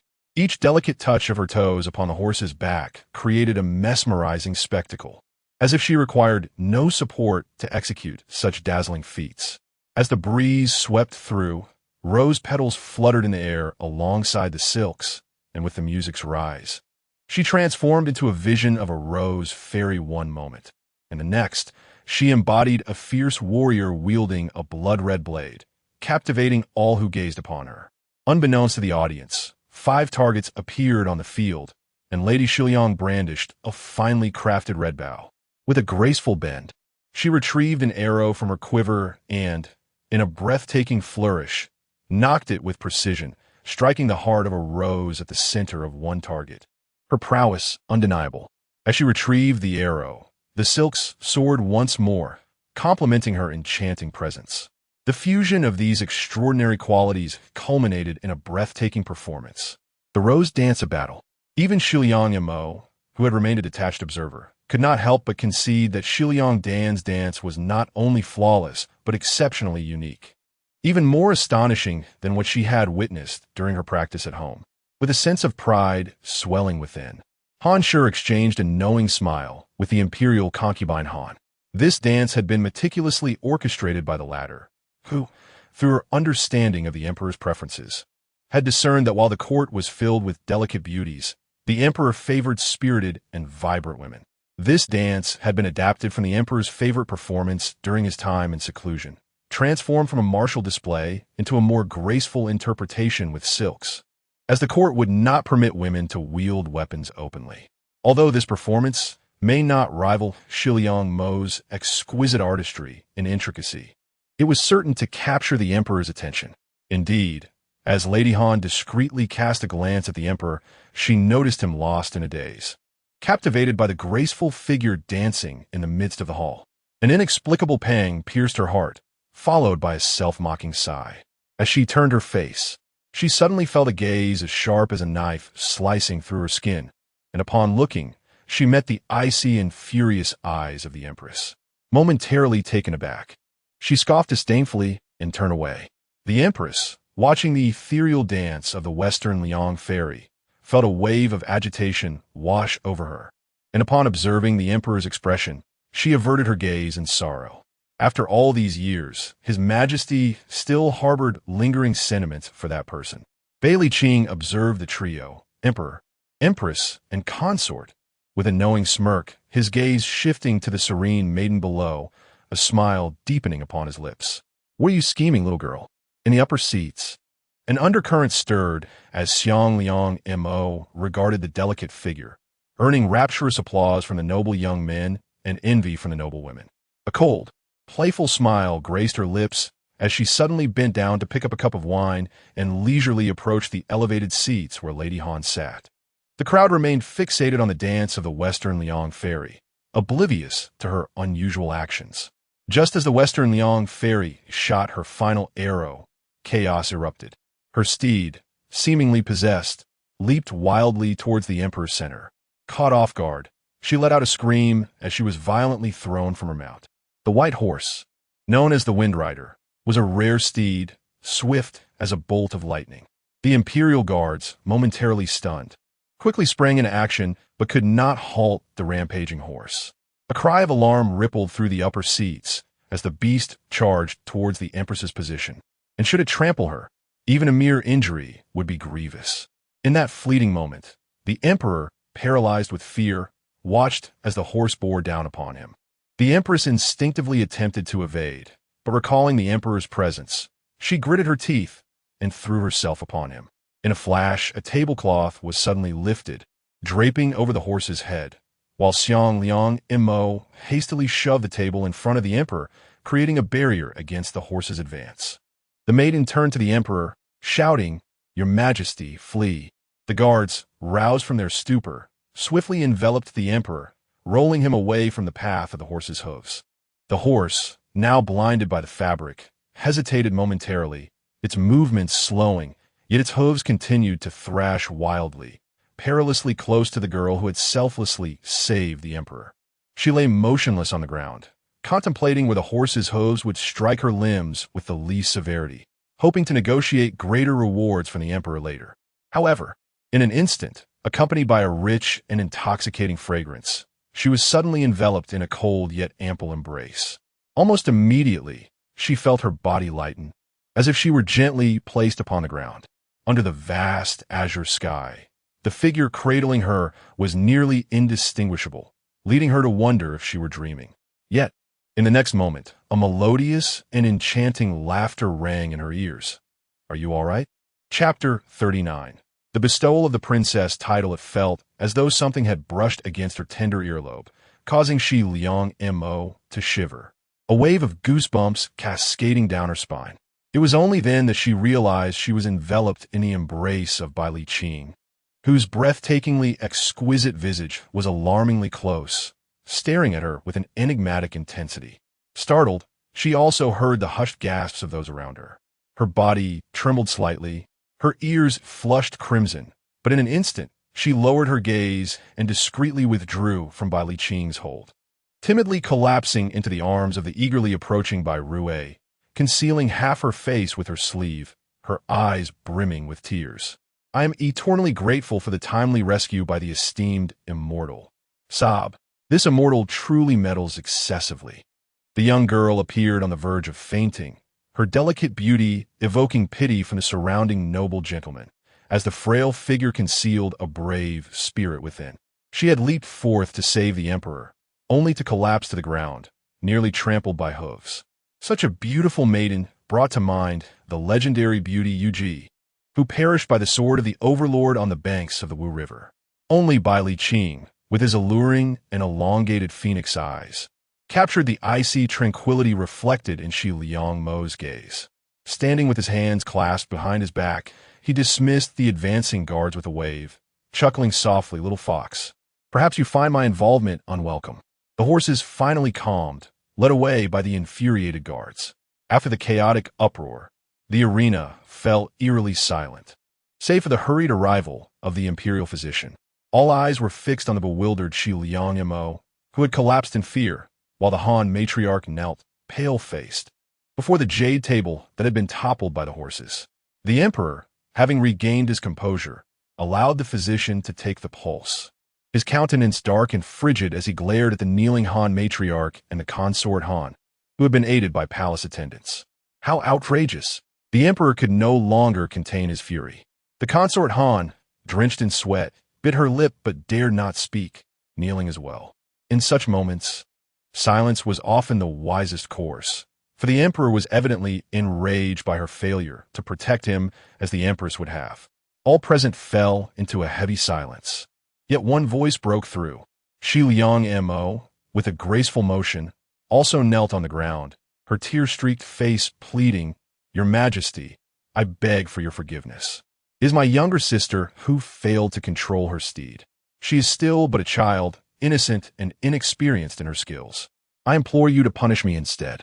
Everyone turned to regard Shi Liang Mo, some with admiration, recognizing her kindness in shielding her sister, even invoking her youth and ignorance. Yet, who did not know that Shi Liang Mo was also nearing her 15th year? While her skills may be lacking, she could hardly be considered child. The emperor gazed upon the trembling, tearful girl, recalling her courageous act of shielding him, unwavering in the face of danger, nearly sacrificing her life. His heart, once filled with wrath, softened, and he furrowed his brow slightly. The gravity of the accusation of negligence that startled the imperial carriage could vary greatly. Let us not forget that the Duke of Jinghua was a pillar of the military, and though the offense was committed by a daughter of the Xiliang family, it was also a daughter of the same family who had come to the emperor's aid. Should she be punished or rewarded? At this moment, the only figure languidly reclining on the opulent seat, unperturbed by the emperor's wrath, was Bai Liqing, who leisurely spat out sunflower seed shells while casually remarking, "Your Majesty, what is to be rewarded should be rewarded, and what is to be punished should be punished, and that is sufficient." The emperor's eyes flickered with a hint of interest. After a moment of contemplation, he spoke with a solemn tone. "The eldest daughter of Duke Jinghua, Xiliang Mo, has rendered meritorious service in rescuing the emperor. She is perceptive, steadfast, endowed with grace and virtue. Thus, I bestow upon her the title of first-class princess, named Jinmin, along with a reward of 100 taels of gold, 1,000 taels of silver, 10 chests of jewels, 500 acres of fertile land, and the fief of Liang County, as well as a princely residence." A wave of astonishment swept through the crowd, envy etched on their faces. The bestowed title of princess was unparalleled in honor. The gold, silver, and fief were secondary to the rarity of a princess's residence. Typically, princesses and the children of princes reside with their families, and few are granted the opportunity to establish their own abode, rendering this recognition akin to that of a royal. Xiliang Mo, covering her face in feigned surprise, knelt down in a somewhat flustered manner, murmuring her unworthiness, though no one noticed the sharp glint in her eyes.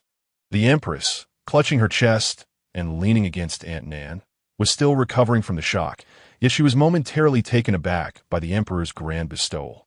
Her gaze fell upon Han, whose face was pale and whose eyes were fixed with malice upon Xiliang Mo. Suddenly, comprehension dawned upon her, and she gently urged, "All right, Princess Jinmin, express your gratitude. This is the emperor's grace." Xiliang Mo appeared somewhat bewildered, yet she promptly prostrated herself to express her thanks. Han could scarcely believe her eyes. Just moments ago, she had envisioned a golden path for her daughter, who the emperor had regarded with admiration. Now, an unexpected turn of events had transpired, as she had thwarted the title of county princess for that wretched girl, only for her to ascend to the rank of first-class princess, overshadowing Han's own status as a second-class duke's wife. How could this be? As Han raised her gaze, she caught sight of Xiliang Mo casting a look that seemed to convey pity, yet was laced with an icy and peculiar smile. A shiver ran down her spine, and she felt as though she had grasped a crucial realization, but there was no time to ponder it further.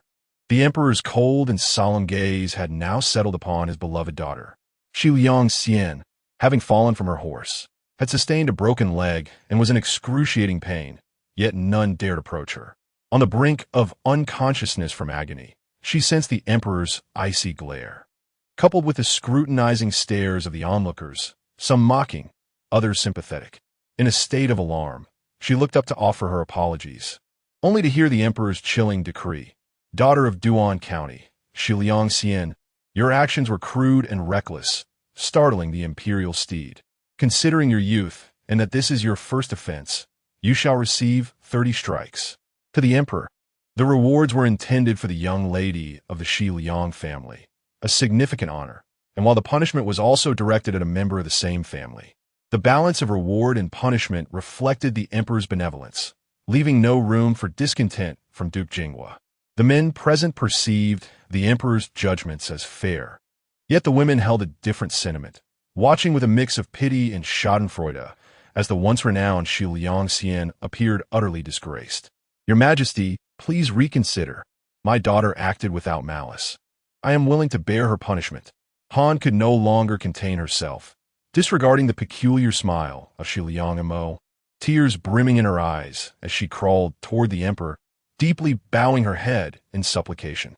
Without delving into the injuries sustained by Xian'er, a distinguished daughter of a prominent family and a county princess of the duke's lineage, one must ponder how she could possibly navigate her life in the capital after such a disgraceful beating. This incident only serves to solidify the reputation that she has fallen out of favor with His Majesty.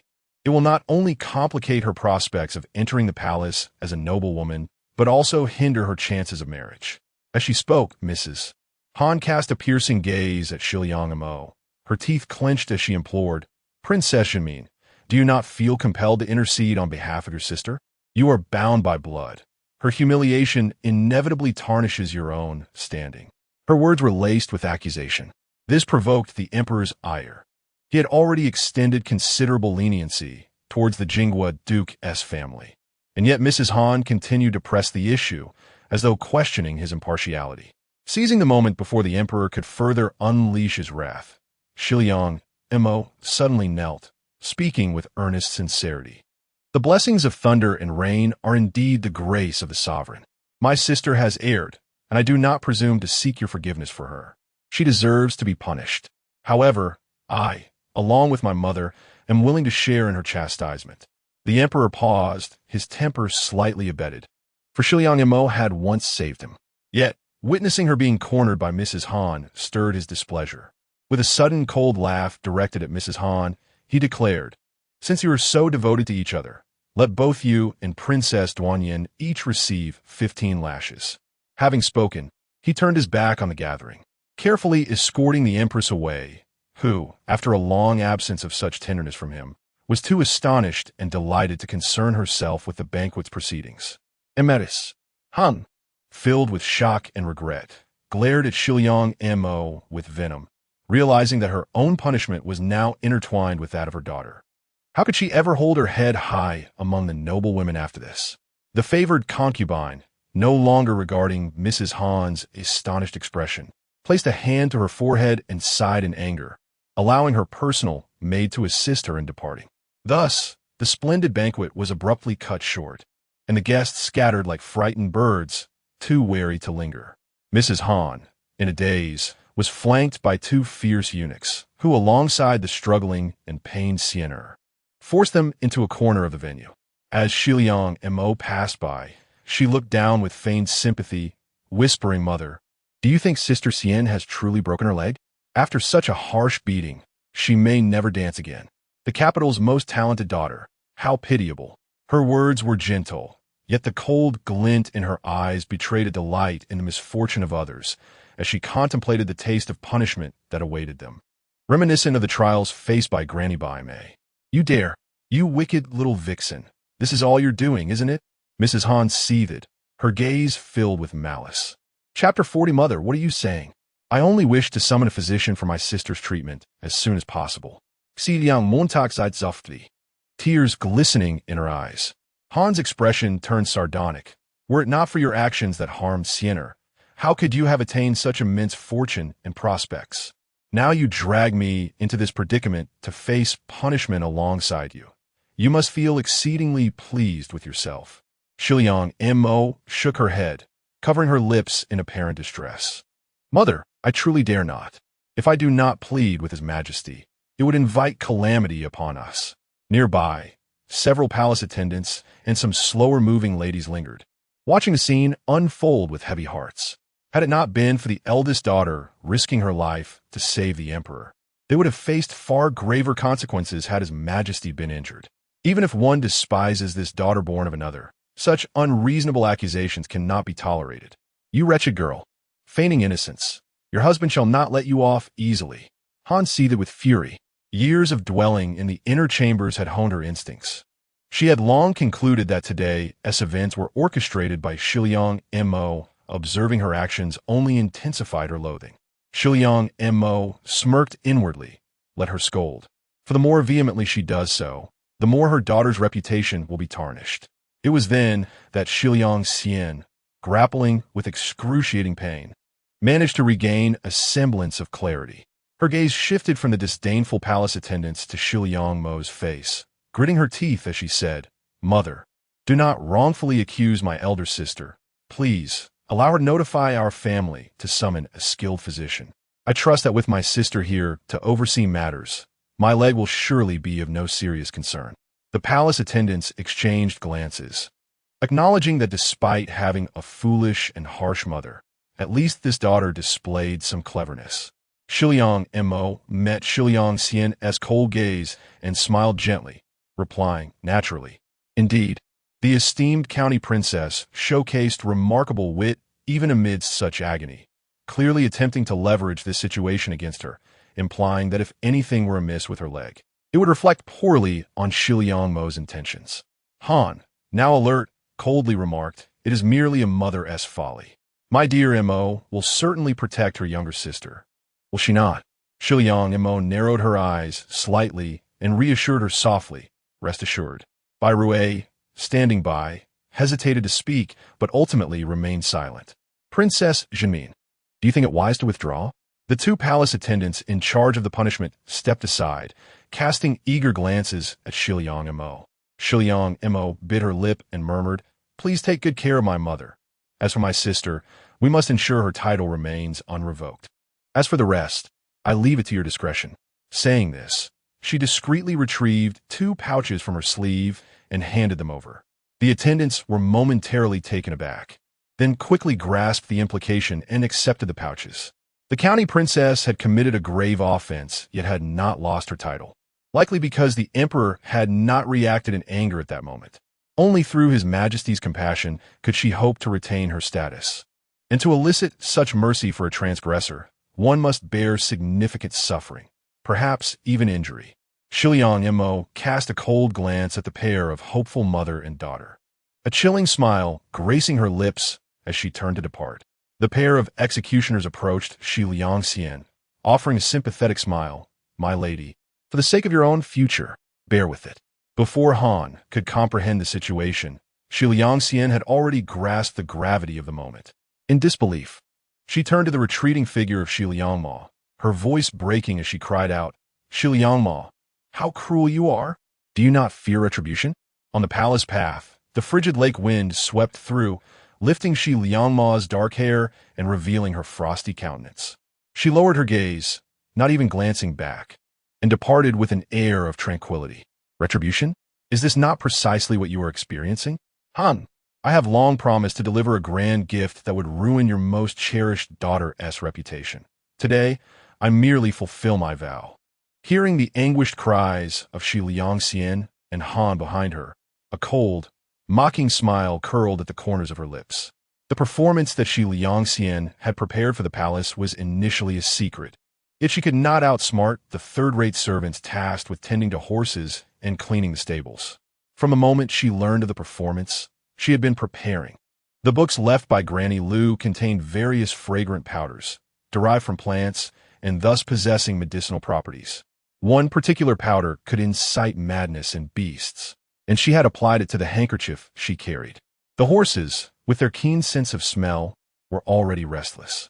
As she stealthily approached the emperor, she unveiled the handkerchief, causing the horses to gallop not towards the dragon throne, but towards her. This elaborate ruse was designed to secure the title of protector and elevate her status above Han and her daughter. "Miss, what if the Duke?" Bai Rui expressed her concerns about Han possibly retaliating after returning home. Shiliangmo replied nonchalantly, "In a struggle for power, both the matriarch and the Duke are shrewd individuals. Princess Jinmin, your rewards have already been delivered to the Jin Guogong residence," announced a middle-aged eunuch clad in ocean blue robes, leading 2 young attendants with a smile. "Thank you, Your Excellency," Shiliangmo replied with a gentle smile, recognizing him as the adept eunuch who had previously tossed Shiliangdan into the lake. "Just call me Xiao Shengzi, my lady," the eunuch grinned, adding, "Your reputation will soon spread throughout the capital. His Majesty wishes to have an audience with you. Please do honor his request." Shiliangmo discerned the underlying tone of the eunuch's words. It was less an invitation and more an imperative. She responded courteously, "If His Majesty summons me, I am truly flattered. I could not possibly refuse. Please lead the way." The eunuch, satisfied, smiled and took the lead. He appreciated those who understood the nuances of courtly interaction, especially since the emperor held considerable interest in this lady. Bai Rui, still anxious, expressed her concerns, Mississippi. Shiliangmo reassured her with a gentle pat on the hand, saying, "There is nothing to worry about. Simply inform the servants waiting outside the palace to notify our residents." They boarded an exquisitely adorned, fragrant carriage led by the eunuch, and after a brief interval of travel, the carriage came to a halt. Mo lifted the curtain and immediately spotted a young eunuch hastily approaching, kneeling beneath her carriage with a straightened back. Beside him stood a round-faced matron in court attire. her countenance radiating warmth and approachability. "Miss Shiliang, please," she beckoned. Shiliang Mo understood this to be what is referred to as a human stool and could not help but furrow her brow slightly. With polite gentleness, she replied, "Thank you, Madam He, but I shall manage on my own." Having said this, she took Bai Rui's hand and gracefully avoided the eunuch as she alighted from the carriage. The matron was not displeased. Instead, she continued to smile amiably at Shiliang Mo and said, "You may simply call me Madam He. This way, please." With that, she guided her through a side entrance of the estate. The entrance of the mansion bore an unusual peculiarity, lacking any signboard. Yet upon entering, one was met with opulence. The intricately carved beams and painted rafters rivaled those of the imperial palace. Every aspect of the estate revealed meticulous care, adorned with exotic flora and rare plants, many of which she had only encountered in books, deemed treasures beyond reach. Here, they seemed to flourish abundantly, epitomizing extravagance and prompting her to reflect on the fact that the esteemed 9,000 years truly stood above all others, crafted from the hard-earned resources of the common people. Madam He led her into a uniquely styled chamber and summoned a maid to present fragrant tea and pastries. With a smile, she remarked, "Please wait a moment, Mississippi. The master is attending to official matters and will join you shortly."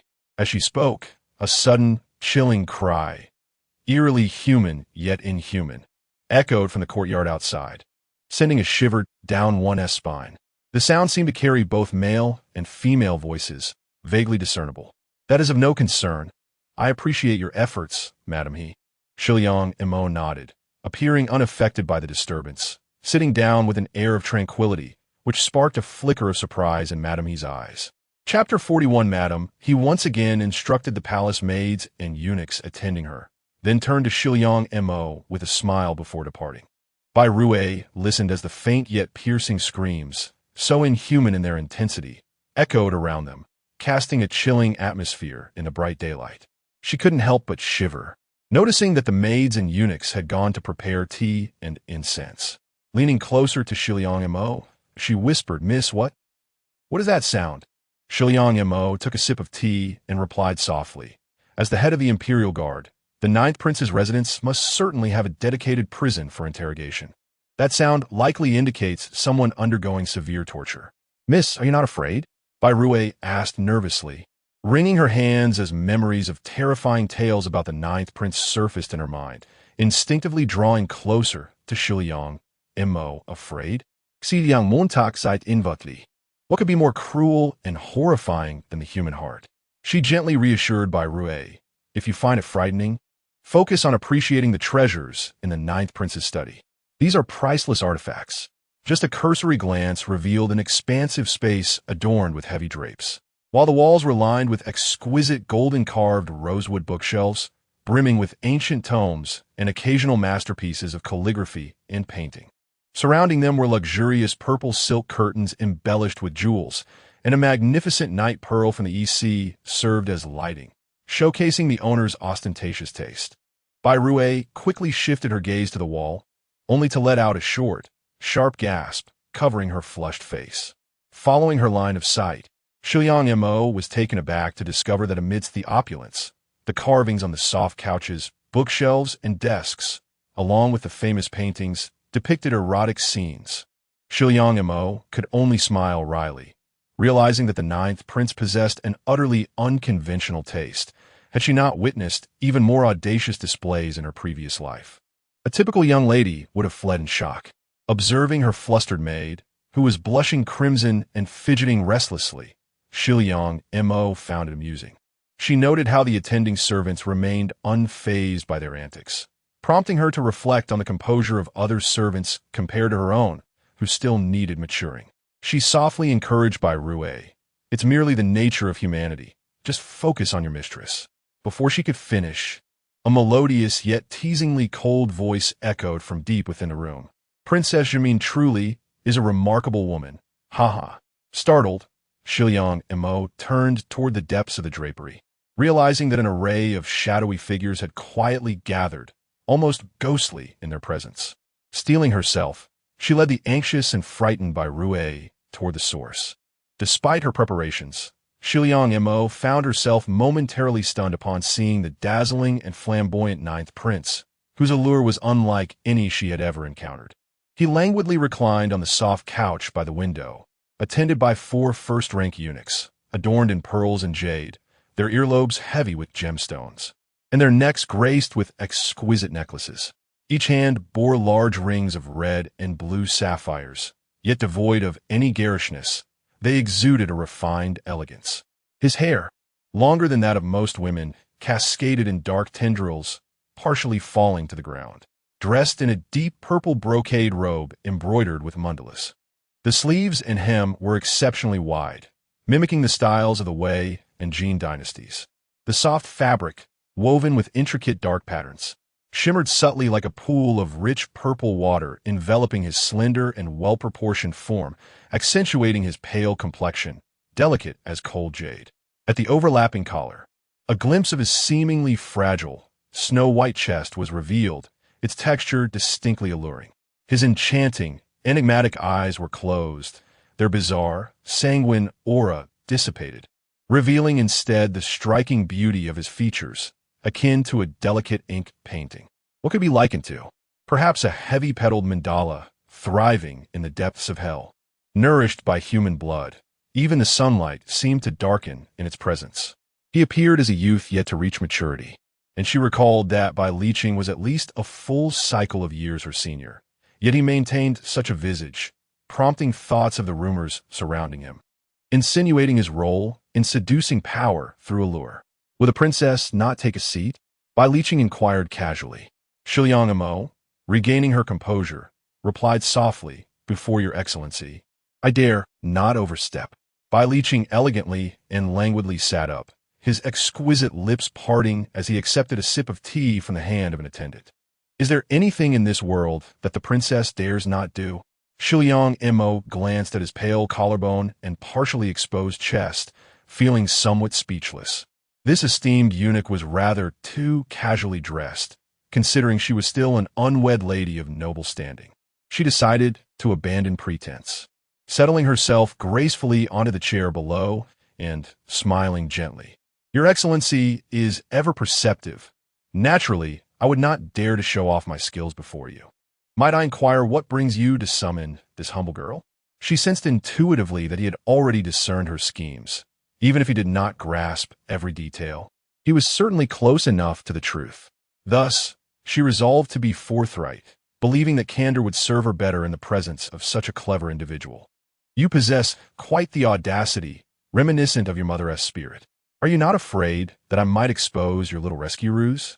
Bai Liqing regarded her with a knowing smile, as if she had answered without truly responding, making it difficult for anyone to seize upon her words.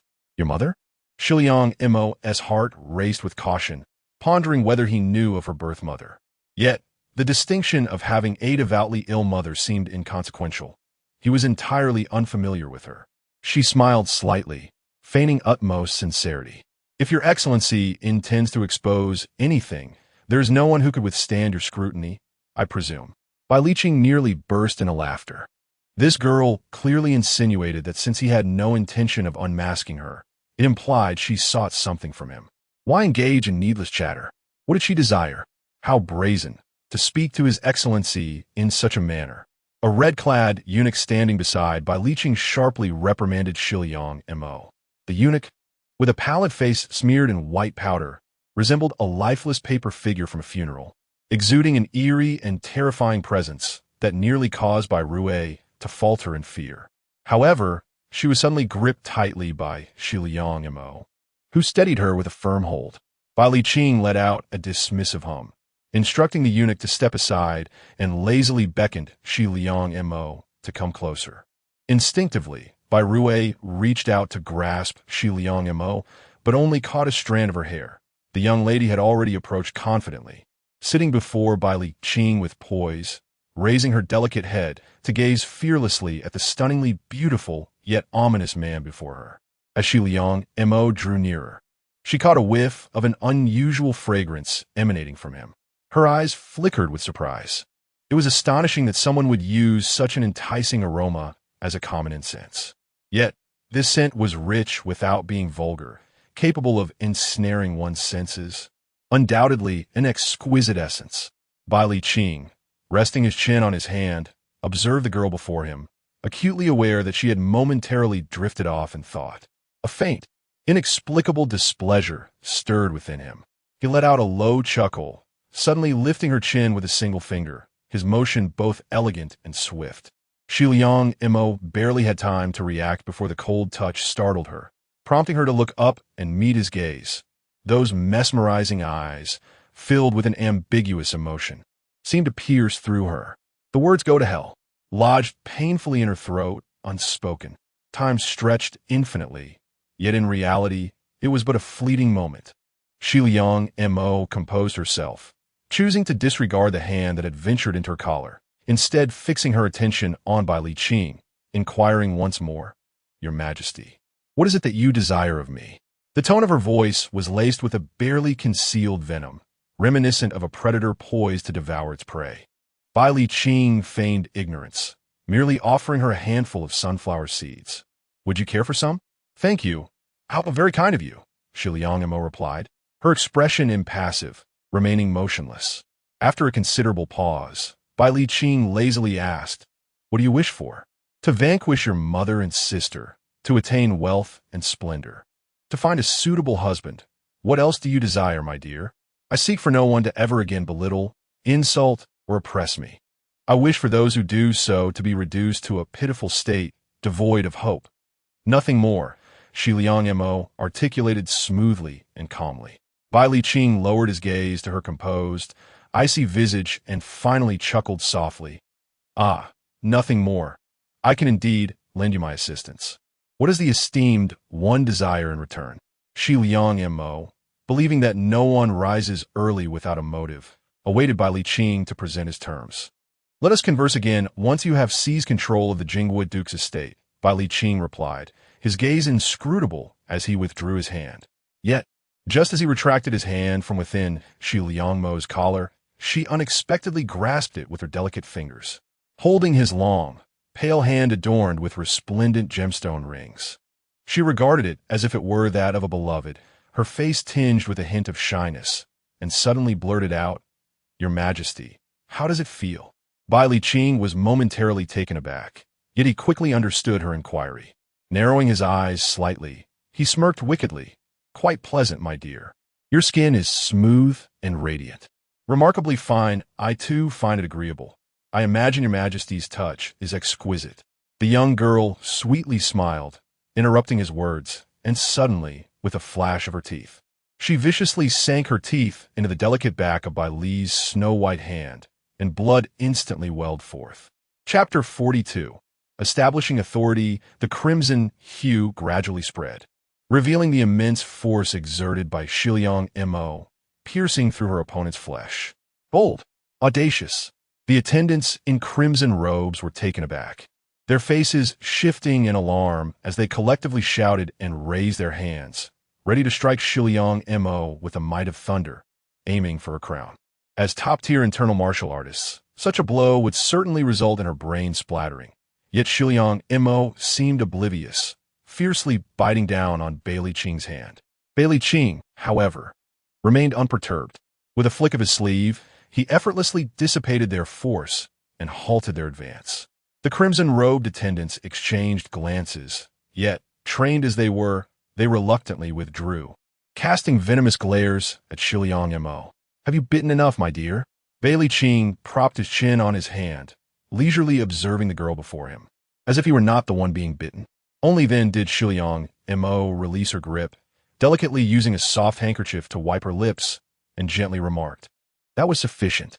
The taste of your blood is quite akin to that of an ordinary person." The lingering metallic sweetness left her feeling somewhat unsettled. She casually reached for the Yunding silver dew placed on the intricately carved cabinet and took a sip, allowing the fragrant tea to wash down the remnants of his blood. Bai Li Qing glanced at the visible injury on his hand, his phoenix eyes glinting with a ghostly light. "You truly fear not death. A mere county princess." He hardly regarded her with concern. Xiliang Mo, entirely unfazed by his sinister gaze, straightened her collar and stood, smiling as she spoke. Mo has declared that she shall not be bullied, insulted, or oppressed any longer. Since you have promised to lend me your assistance, as a person of your esteemed word, how could I allow you to be untrustworthy? My bite was merely to ensure you do not lose face. So, her fierce bite was actually for his benefit? Bailey Ching chuckled, bemused, lazily cracking a seed and placing it in his mouth. Little girl, not only are you audacious, but your tongue is also quite sharp. However, there shall be no next time. You may leave. His tone was exceedingly casual. It sent chills down the spine of anyone who heard it. Shiliang Mo smiled slightly. Of course, Mo believes that your excellency would not desire next time. With that, she averted her gaze from Bailey Ching's countenance, straightened her attire in respect, and led the stiffly poised by Rui to exit respectfully. Seeing Shiliang Mo emerge from the room unscathed, her complexion only slightly pale, Mama, he was taken aback, but quickly regained her composure. She guided Shiliang Mo out of the residence, and upon reaching the entrance, the lavish sedan chair made of fish silk awaited, still adorned with elegance. Mama, he maintained her warm smile. Princess, please board the carriage. His Excellency has instructed that if you can safely exit today, you may choose a gift, either this invaluable fish silk sedan chair or this old, ineffectual servant. Shiliang Mo paused, her gaze sweeping over the luxurious carriage. Crafted from the precious and heavy golden silk enamel wood, master artisans had meticulously carved its intricate designs, while the curtains of fish-scale silk added an air of opulence. It was apparent that among the remaining 5 pieces of fish-scale silk intended for the palace, at least 2 were now adorning this singular carriage, the only one of its kind in the entire celestial realm. Her eyes seemed to settle quietly on the lavish vehicle, prompting Himama to smile and say, I trust the princess has made her selection. This carriage indeed befits your noble status. Who would choose to keep a spy close at hand while forsaking such an exquisite carriage that would incite envy in all women? Surely, the princess would be no exception. Shiliangamo turned to Himama with a bright smile, saying, Mama, I will rely on you for my matters from now on. And please convey my gratitude to the esteemed elder. With that, she deftly avoided the small eunuch serving as a footstool, caring little for her image, and instead climbed onto the carriage using both hands and feet, assisting the still dazed by Rui in joining her. Himama gazed up at the young lady, the delicate silk wafting about her, obscuring her features yet radiating a faint luminescence, with a smile that was both clear and astute. A flash of admiration crossed Himama's eyes as she knelt before Shiliang Mo, bowing her head. He sure pays her respects to the princess. Shiliang Mo did not intervene. This was a gesture of acknowledgement from Himama. She glanced at Bai Rui, who promptly removed a pouch containing small gold ingots from her waist and presented it to Himama, who accepted it with both hands and secured it carefully. Himama then rose and assured Shiliang Mo, Rest assured, my lady, I hold the rank of second-class kitchen steward within the palace and am officially recorded in the Ministry of Internal Affairs, designated as a person of the palace for the princess. Have you even considered the route? Shiliang Mo smiled and nodded as Himama instructed the carriage to proceed slowly. After they had traveled for some time, Bai Rui finally exhaled a sigh of relief and, hesitating, looked at Shiliang Mo, lowering her voice. Miss, you were exceedingly bold just now. I have heard that the esteemed 9th prince kills without blinking. Those who serve him poorly lose their heads. How could you dare to provoke him? Leaning against the window of the carriage, Shiliang Mo finally released a breath she had been holding, lightly tapping Bai Rui's forehead in exasperation. Silly girl, did you not hear what Himama said? If your mistress can walk out of that study safely, only then can she select gifts. What if she does not? Do you think the vicious reputation of a 9th prince is mere fabrication? Just moments ago, she had discreetly glanced outside the study, where the anguished cries had faintly echoed, witnessing several eunuchs pinning down Lu Wanner, the legitimate daughter of the esteemed Ning Ho, her body covered in blood. Those eunuchs, incapable of human compassion, resorted to numerous cruel methods that rendered women's lives a living hell. She did not believe that the 9th prince had captured Lu Wanner out of a desire to avenge her. Indeed, it was Lu Wanner who, earlier on the ship, had scornfully muttered, damnable eunuch, as they had thrown Shiliang Dan into the water. Subsequently, Lu Wanner's wet nurse swiftly covered her mouth, unnoticed by others. Yet, she distinctly observed that the esteemed Juch Qiansui, who was poised to board his boat, momentarily paused. Although he did not turn around, an unsettling aura emanated from him, chilling the hearts of those nearby. However, a mere low curse from Bai Liqing was sufficient for him to disregard the fact that the Ning Marquis had recently gained the emperor's favor and wielded military power over the capital. As he brazenly abducted the legitimate daughter of the Ning Marquis to humiliate and toy with her. This demonstrated the extent of his overwhelming influence and reckless audacity. Today, Shiliangma not only exploited this vengeful Juch Qiansui, but also dared to perform a rescue act in his presence. Had it not been for her unconventional approach that piqued his interest, she would have been the next to be treated as his plaything. After all, Juch Qiansui was adept at manipulating power, accustomed to his lofty position. Her fearless and audacious antics before him intrigued him. Had she shown even a hint of trepidation, that demonic figure would have ruthlessly claimed her as his toy, subjecting her to humiliation and manipulation. This was a high-stakes gamble. She had already perspired profusely from anxiety, yet she triumphed, emerging unscathed, and now possessed a perilous yet immensely powerful ally. As Shiliangma gazed out at the resplendent autumn light, she sighed softly, acknowledging that her strength was insufficient to contend with the Duke's residence, and that she could only scheme with the tiger for its skin. However, one day, she would ensure that Bai Liqing would no longer dare to offend her with impunity. The chilling sensation of his fingers lingered on her chest, and a fleeting flush of irritation crossed her face. Upon hearing this, Bai Rayleigh turned pale, realizing that they had just traversed the precipice of danger. Unable to restrain herself, she inquired, "Why do you keep Juch Qiansui close? Are we not under his watchful eye with every move we make?" Shiliangma then revealed a faint smile. "Objects are lifeless, but people are vibrant. Juch Qiansui's gifts are bound to be extraordinary. That steed and luxurious carriage may appear valuable, yet they hold no greater worth than that of Mama He." As the carriage made its way toward the Duke's residence, they disembarked at the main entrance, where a young servant dashed inside, while another approached with an odd expression to tether the carriage, saying, "Miss, you have returned." Mama He cast a cold glance at the young servant, about to speak when Shiliangma suddenly alighted, gently patting her, causing Mama He to fall silent. Upon entering the courtyard, she encountered the lady of the house, accompanied by the maid Zillian and several court servants, who greeted her with forced smiles. "Sister Mo, the lady has been waiting for you for quite some time. Please, come in." With that, the burly servants surrounded her, and Bai Rayleigh, seemingly fearful of her escape. But Shiliangma knew that, more likely, they were wary of her seeking assistance. The other passing servants observed the scene with a hint of schadenfreude. Yet, did she still require assistance?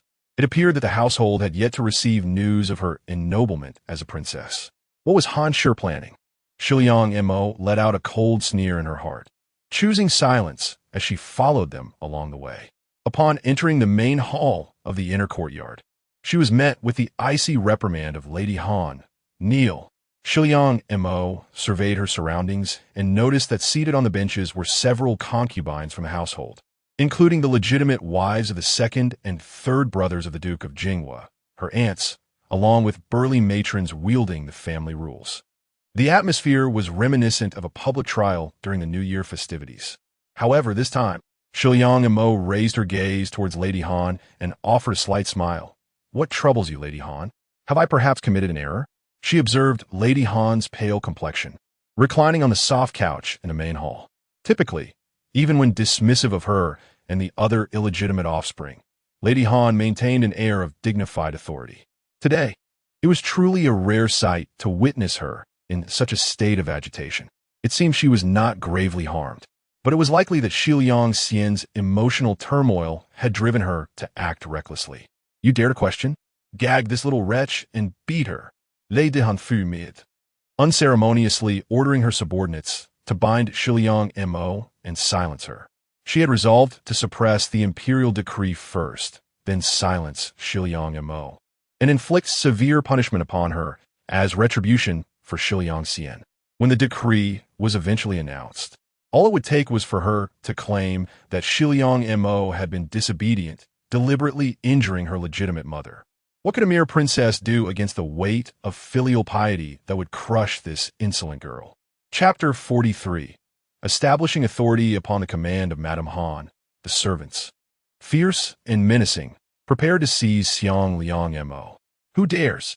Xiang Liang Mo's countenance suddenly turned cold, her gaze sharp and frigid, akin to the first flash of a blade, causing the rough servants to freeze in place, too intimidated to advance. You ungrateful wretch! Madame en fut mid. Xiang Liang Mo fixed her cold stare on Madame Han. Her voice, though exceedingly gentle, was laced with sharpness. The old matriarch often praises the second madam for her strict management of the household. If a daughter has erred, she should recognize her faults to face punishment and guidance from her mother. Otherwise, should others claim that her mother is harsh and unkind, it would be the daughter who has wronged her mother. The malevolent servants, intimidated by Bai Rui, who stood with arms crossed and a fierce glare, hesitated, deterred from advancing. The concubines and the matrons of the second and third houses exchanged astonished glances, taken aback by the once timid eldest daughter of the first house displaying such eloquence and audacity. How bold! To disregard her elders and challenge her legitimate mother, invoking the old matriarch to pressure me as the principal wife. This is the utmost disloyalty. She deserves a severe punishment. After years of managing the household, how could Madame Han be silenced by just a few words from Xiang Liang Mo? Her exquisite face turned pale, and she curled her lips into a cold smile. This insolent girl thought she could use her recent closeness to the old matriarch and her attempts to curry favor with the noble lord to seize an opportunity to harm her daughter. Madame Han resolved not to engage in a war of words with Xiang Liang Mo, denying her the chance to bring up the matter of titles. Instead, she aimed to incapacitate this insolent girl and vent her anger for Xianer. Silence this girl, lest she utters something disgraceful. Thinking of Xiang Liang Xian, who lay on her bed, barely clinging to life, Madame Han felt a pang of anguish. That was her cherished daughter, whom she had nurtured since childhood, now seemingly ruined by Xiang Liang Mo's actions. How could she not harbor resentment? Thus, even after enduring 15 harsh blows, she remained steadfast in her desire for revenge on behalf of Xianer. The brutish servants, with no reservations left, approached Xiang Liang Mo, intending to stuff a filthy rag into her mouth. Do you not find your reasoning rather far-fetched? If the old matriarch were to learn of your intention to administer punishment on this basis, it would surely tarnish your reputation. Xiang Liang Mo did not struggle. Her voice icy as she glanced at the expressionless Lady Li of the third house, dressed in a deep blue, bat-patterned robe paired with a dark green embroidered pleated skirt. As expected, Lady Li suddenly interjected, her voice cold and commanding. Halt! Do not act so disrespectfully. The brutish servants paused momentarily, but under Madame Han's watchful gaze, they continued their assault on Xiang Liang Mo without regard. After all, it was Madame Han who held authority, not Lady Li. Lady Li immediately rose in anger, exclaiming, "Do you not recognize your master? How dare you lay hands on the young lady of this household?" The third house was also a legitimate branch of the old matriarch's lineage, and the third master was a scholar of the Hanlin Academy, well respected among the literati, though he was known to be subservient to his wife, having married the eldest daughter of the Yunzhong Marquis. As the old matriarch was still alive, they had not divided the family, and the servants commonly referred to Lady Li as the third madam. Li Shi is a shrewd and astute woman who, after her marriage, regarded Han Shi merely as a secondary wife, perceiving her as harsh and unyielding. She has long aspired to manage the household, but found herself barred from doing so. Following the serious illness of her eldest son, her animosity towards Han Shi intensified. It was evident that Shiliang Mo would seize any opportunity to undermine Han Shi's dignity. The coarse servants were left in a state of indecision, exchanging glances. Enraged, Han Shi, wincing from her injuries, managed to utter, "Third madam, this matter concerns our primary household. You need not meddle without understanding the circumstances. Second madam, Mo Jier is the eldest daughter of our duke's residence, the apple of the elder lady's eye. Is it not inappropriate for you to impose such a severe punishment without consulting the elder lady? If you believe this matter does not concern our branch, why then have you summoned the rest of us here? The one who oversees the household must prioritize fairness. Why not clarify your intentions? Li Santaijia scoffed. Antirali di ragarding, Han Shi's dignity. Han Shi, filled with silent rage, clenched the handle of the redwood couch beneath her.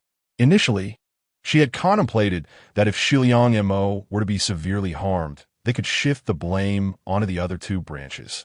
As the law does not hold the multitude accountable, the Duke would surely seek to protect the reputation of the household. However, she had underestimated this vile woman who continuously opposed her.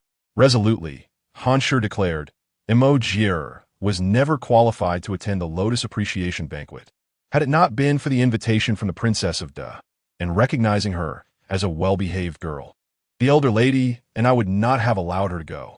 Yet today, she shamelessly seduced the young prince in public, tarnishing the virtues of womanhood and bringing disgrace upon our family, which has led to my punishment.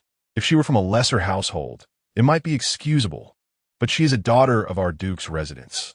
Does she not deserve punishment? Han Er Fu Rin feigned a look of disappointment. Yet her words drew gasps from the crowd, leaving even Li Shi momentarily speechless. The accusation was grave. If substantiated, it would irreparably damage Shiliang Mo's reputation.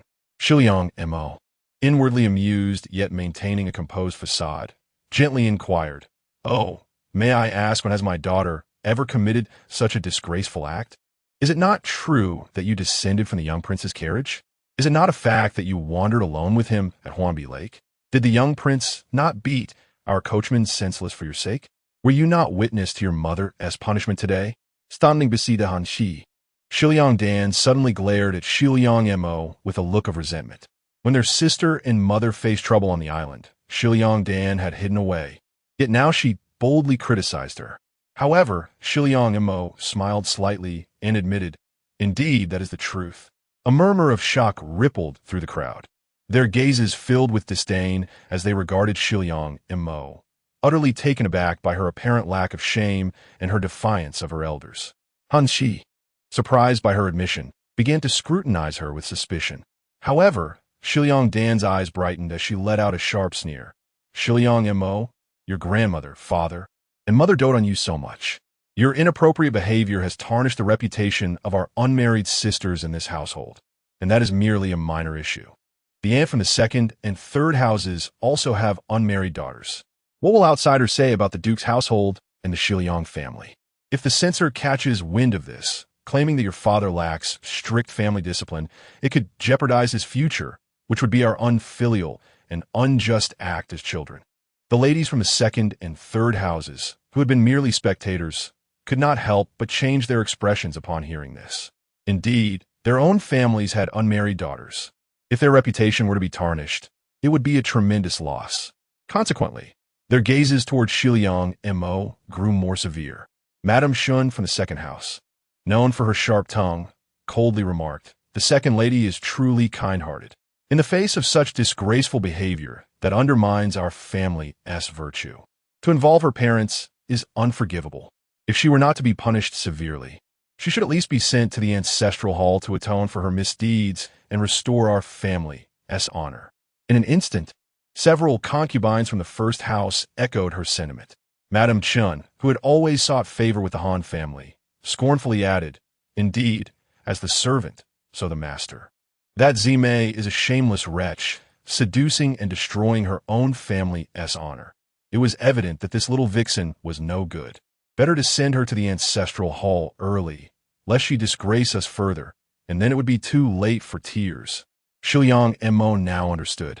They sought to condemn her utterly, to send her to the ancestral hall as a nun, never to see the outside world again, to obliterate her hopes, all while pretending to be virtuous.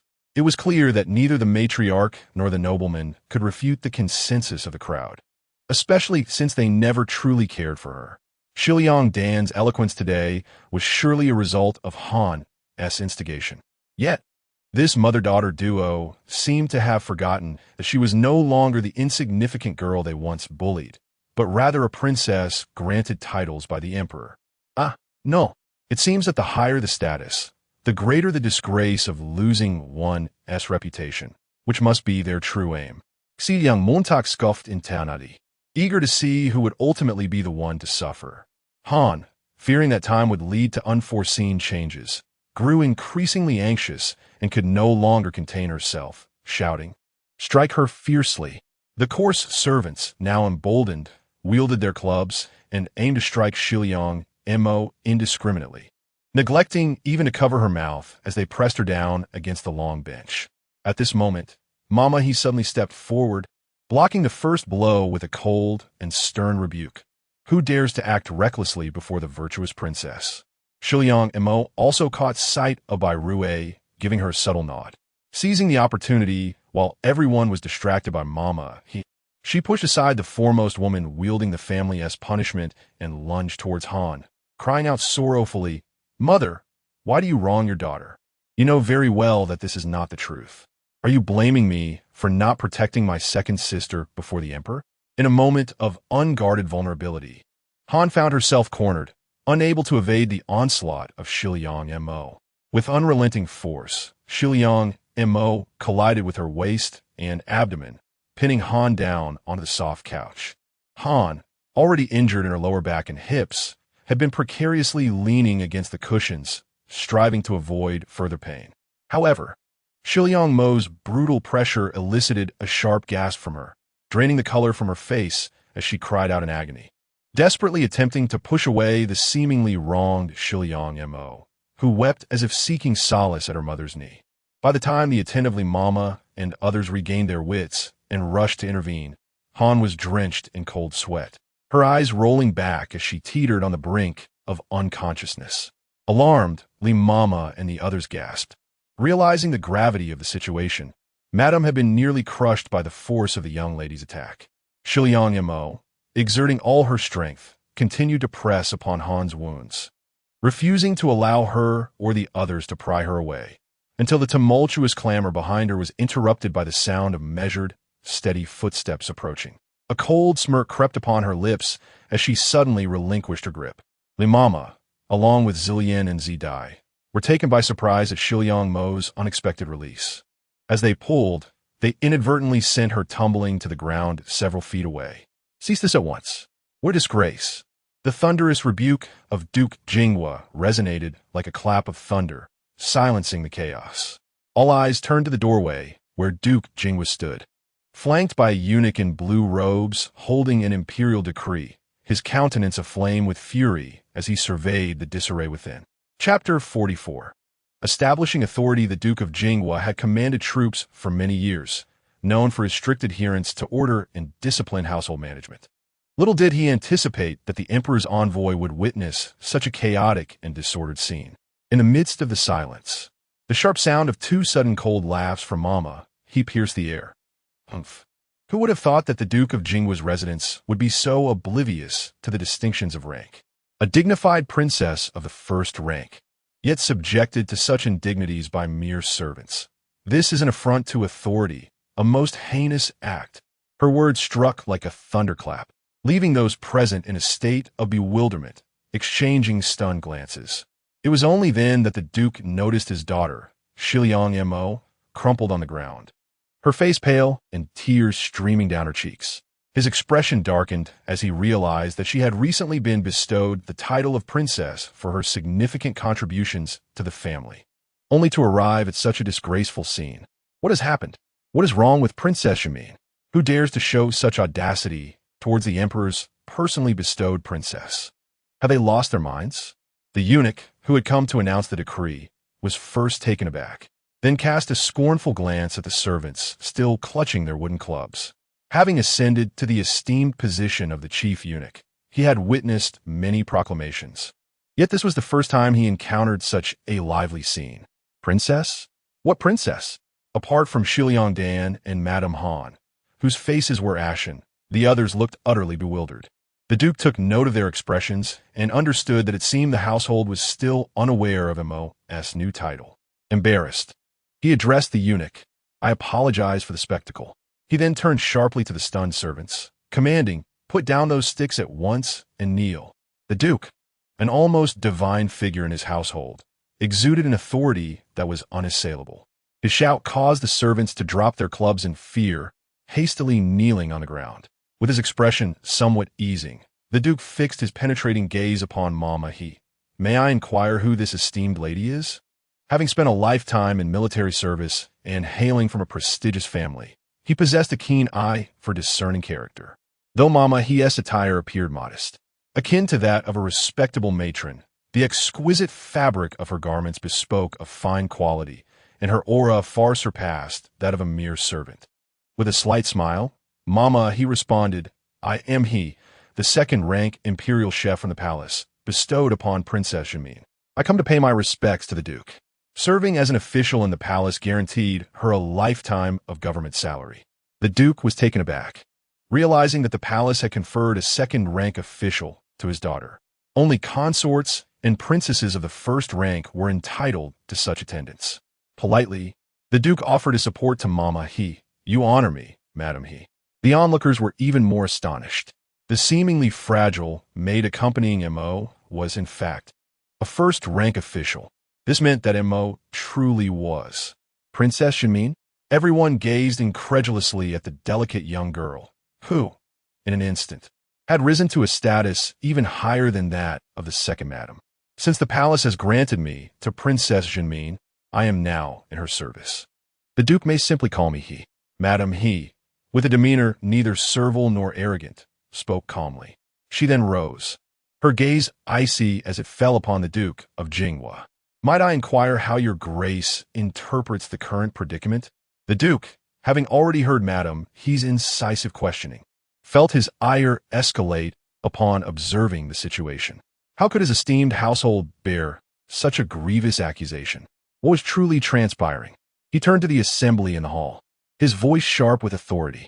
Madame Han had yet to recover from the excruciating pain clouding her vision, and the ever-cautious Shiliang Dan had quietly slipped away upon sensing the mounting tension. The remaining guests exchanged glances, their expressions a mix of confusion and concern, except for the third Madame, Li, who steadied herself and spoke. "Your Grace, the matter unfolds thus." She recounted the events in chronological order, maintaining a semblance of impartiality. Yet Shiliang Mo inevitably emerged as the frail, innocent daughter, maligned by her stepmother and nearly subjected to the family's disciplinary wrath.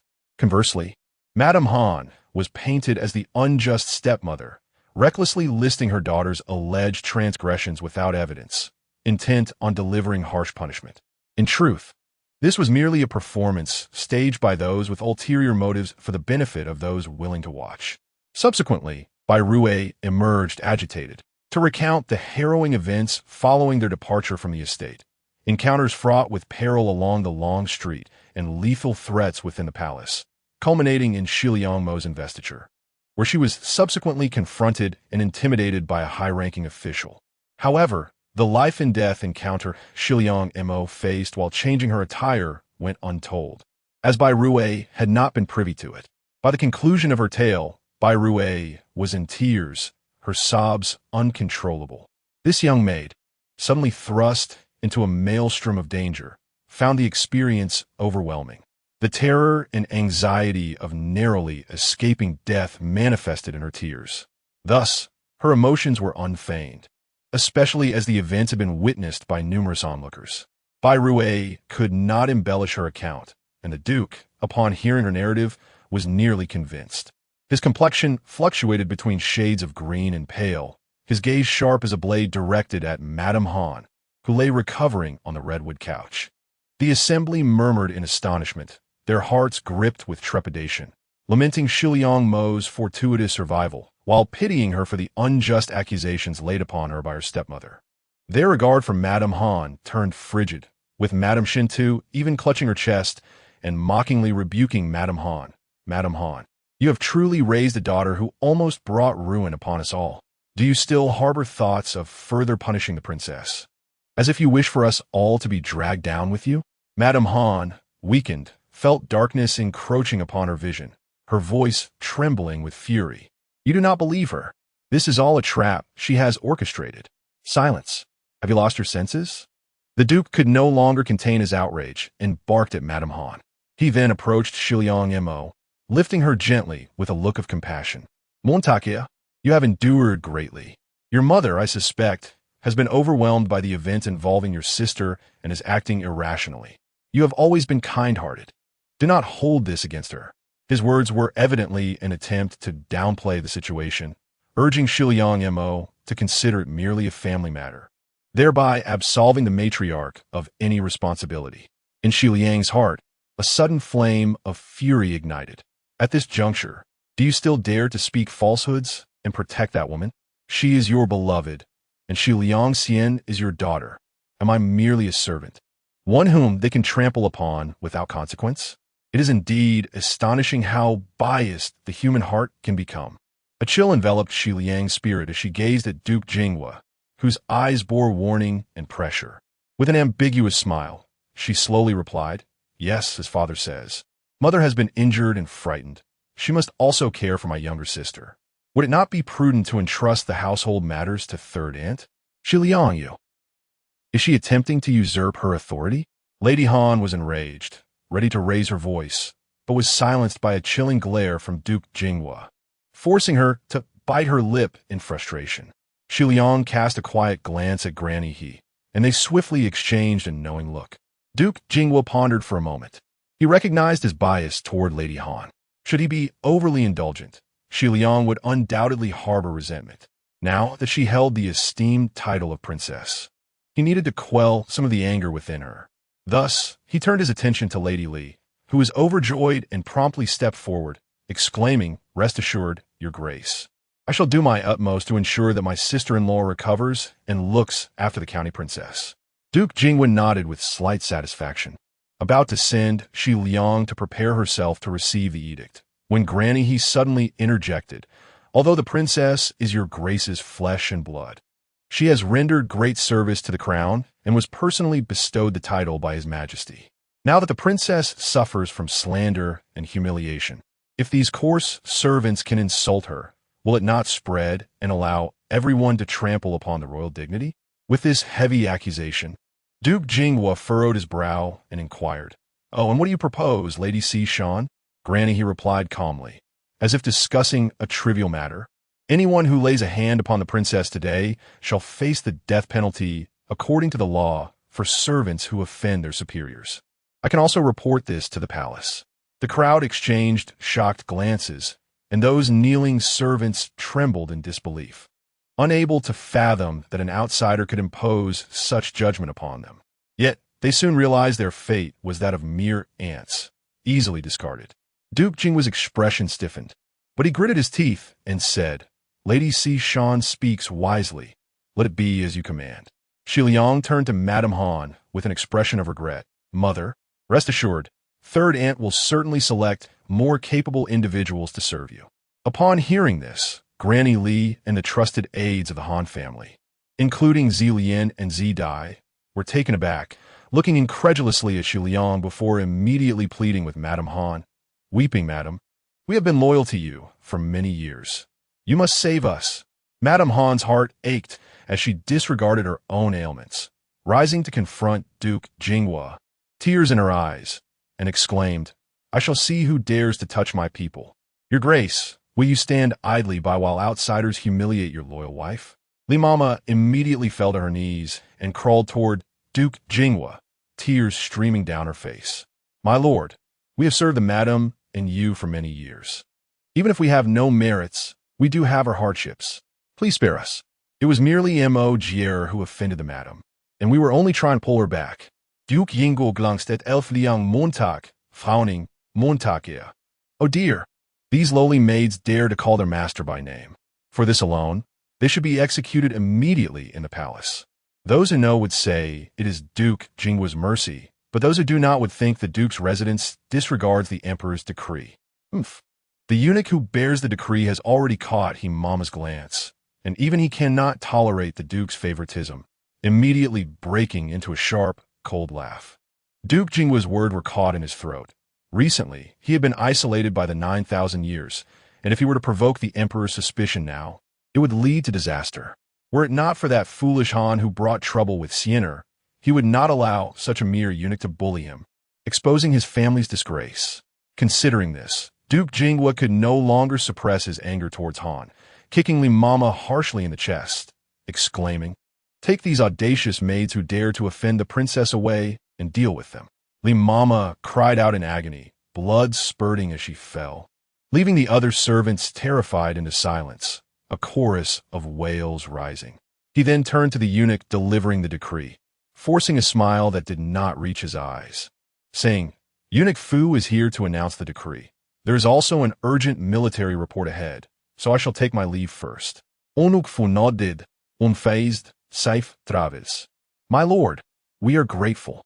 After Duke Jinghua hastily departed, Bai Rui immediately went to assist Shi Liang Mo in her grooming and changing of clothes.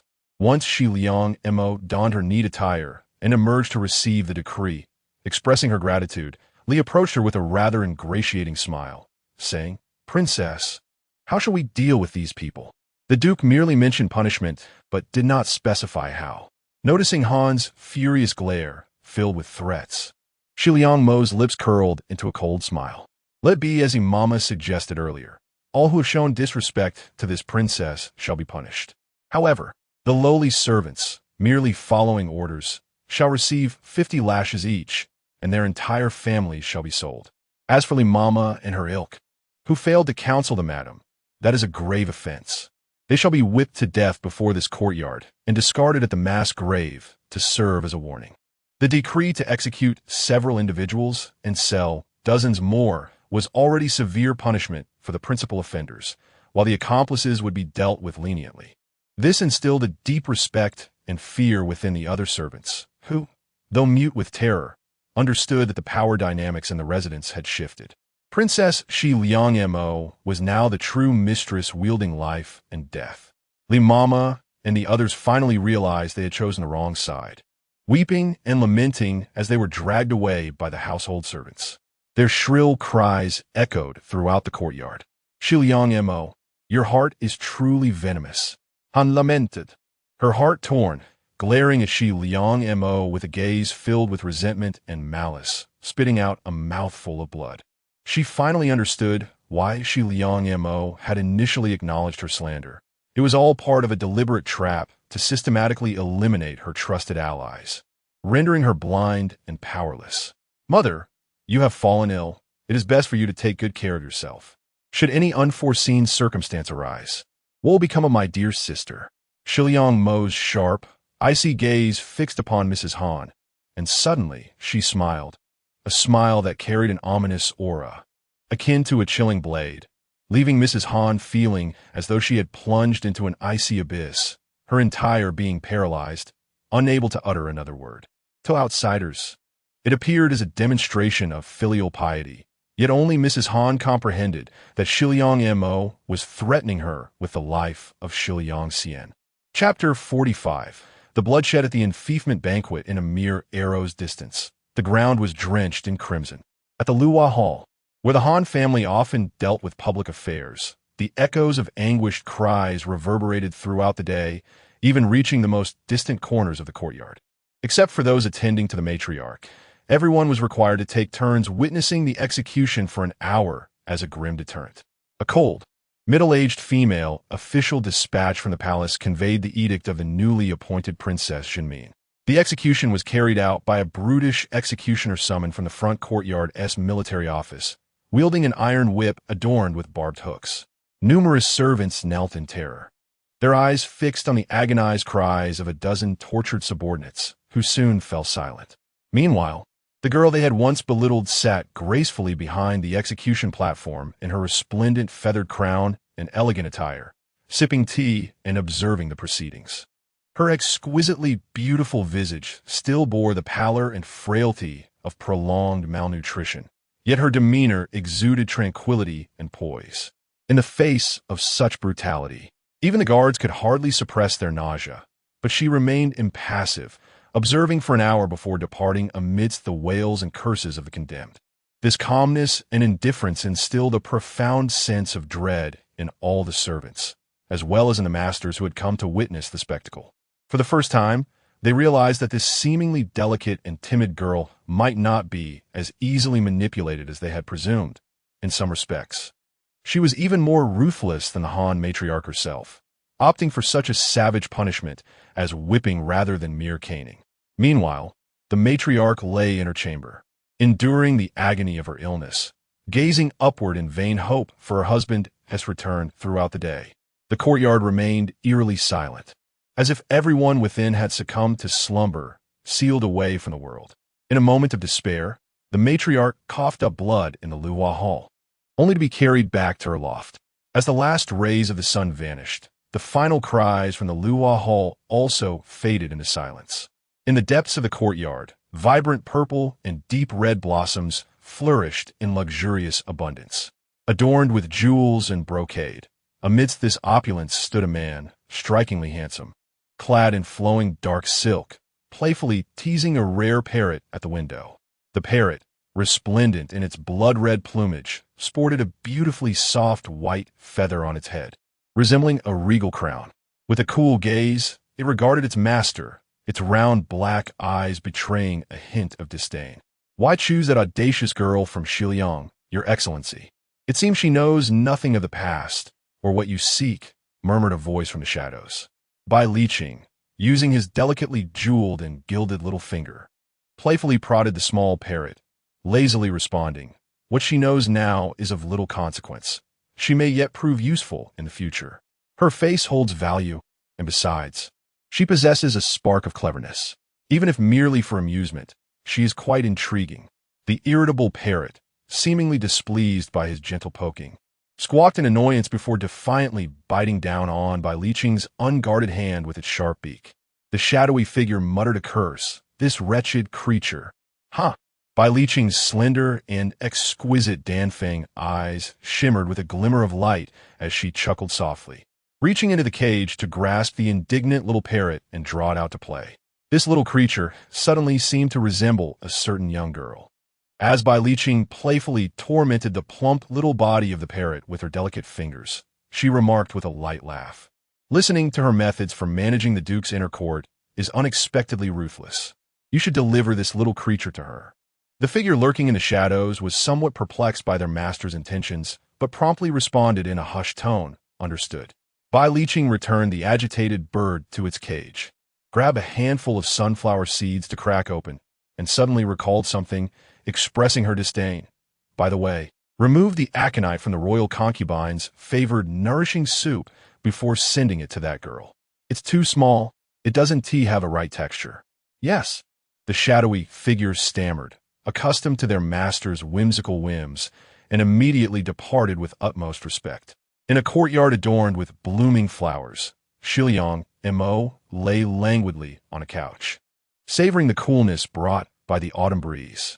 Bai Rue stood nearby, using a towel to dry her hair, which, freshly washed, was imbued with faint scents of camellia, orange blossom, and mint, creating a delightful aroma that wafted through the air, soothing to the senses.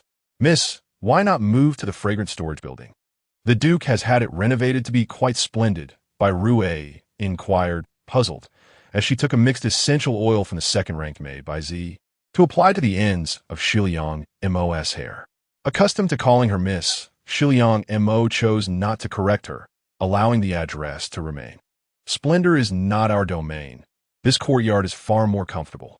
Let us postpone that matter for another day," Shiliang Mo replied, eyes closed in serene indifference. The small courtyard had already been expanded to include 3 rooms, and its environment was not necessarily inferior to that of the fragrant storage building. "Miss, today is your conferral banquet, and I have prepared your garments," Bai Xiang, the newly promoted second-ranked maid, announced respectfully as she emerged from the house. Shiliang Mo nodded and rose to change her attire. As she was about to step outside, she suddenly paused, turning to Granny He with a smile. "Granny, you need not accompany me. Just keep an eye on the courtyard. Everything feels too tranquil today. If someone intends to cause trouble, today would be the most opportune time." Granny He, indeed a clever woman from the palace, understood her master's thoughts well. Thus, when the day came for a grand display of power throughout the household, she immediately grasped her intentions and cooperated seamlessly. Granny he nodded in understanding, ready to speak, but was suddenly interrupted by Granny Bai, who was escorting them out. The matters before the miss are numerous, and with Granny he's vast experience, she will surely assist the Mississippi. The courtyard is in my care. I will not allow any incidents to occur, Granny Bai stated, her gaze resolute with an unusual determination.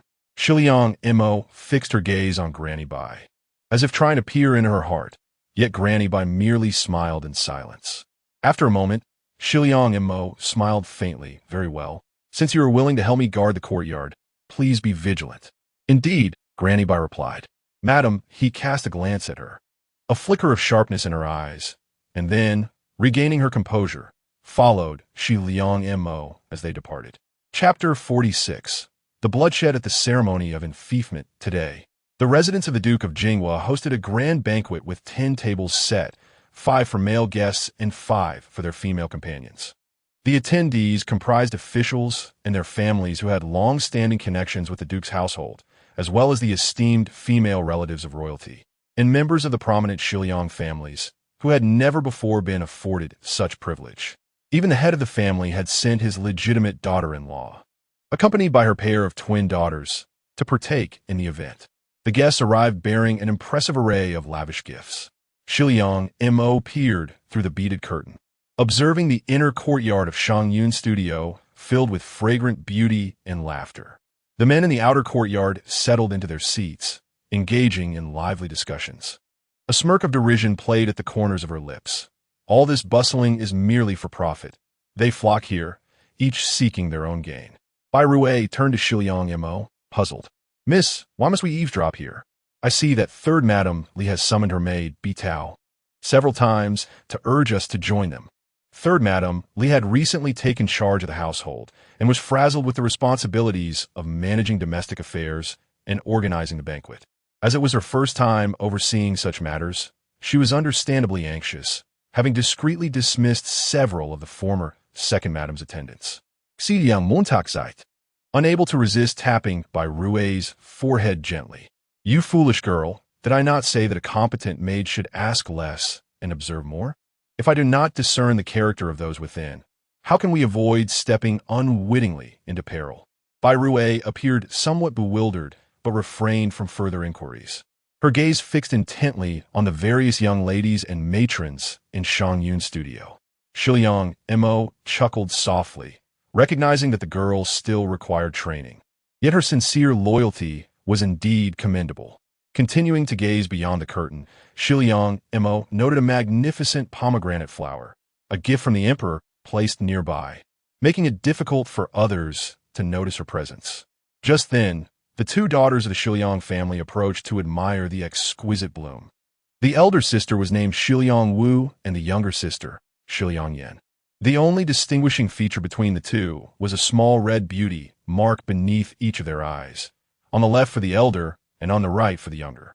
Unlike other noble women who favored bright colors and brocade robes, the sisters wore matching garments in a delicate moonlit hue, embroidered with butterflies dancing among flowers. Their flowing sleeves of pale purple gauze and pleated skirts of the same color were adorned with jade pendants, while their heads were adorned with identical pearl headdresses, creating an ethereal and graceful appearance.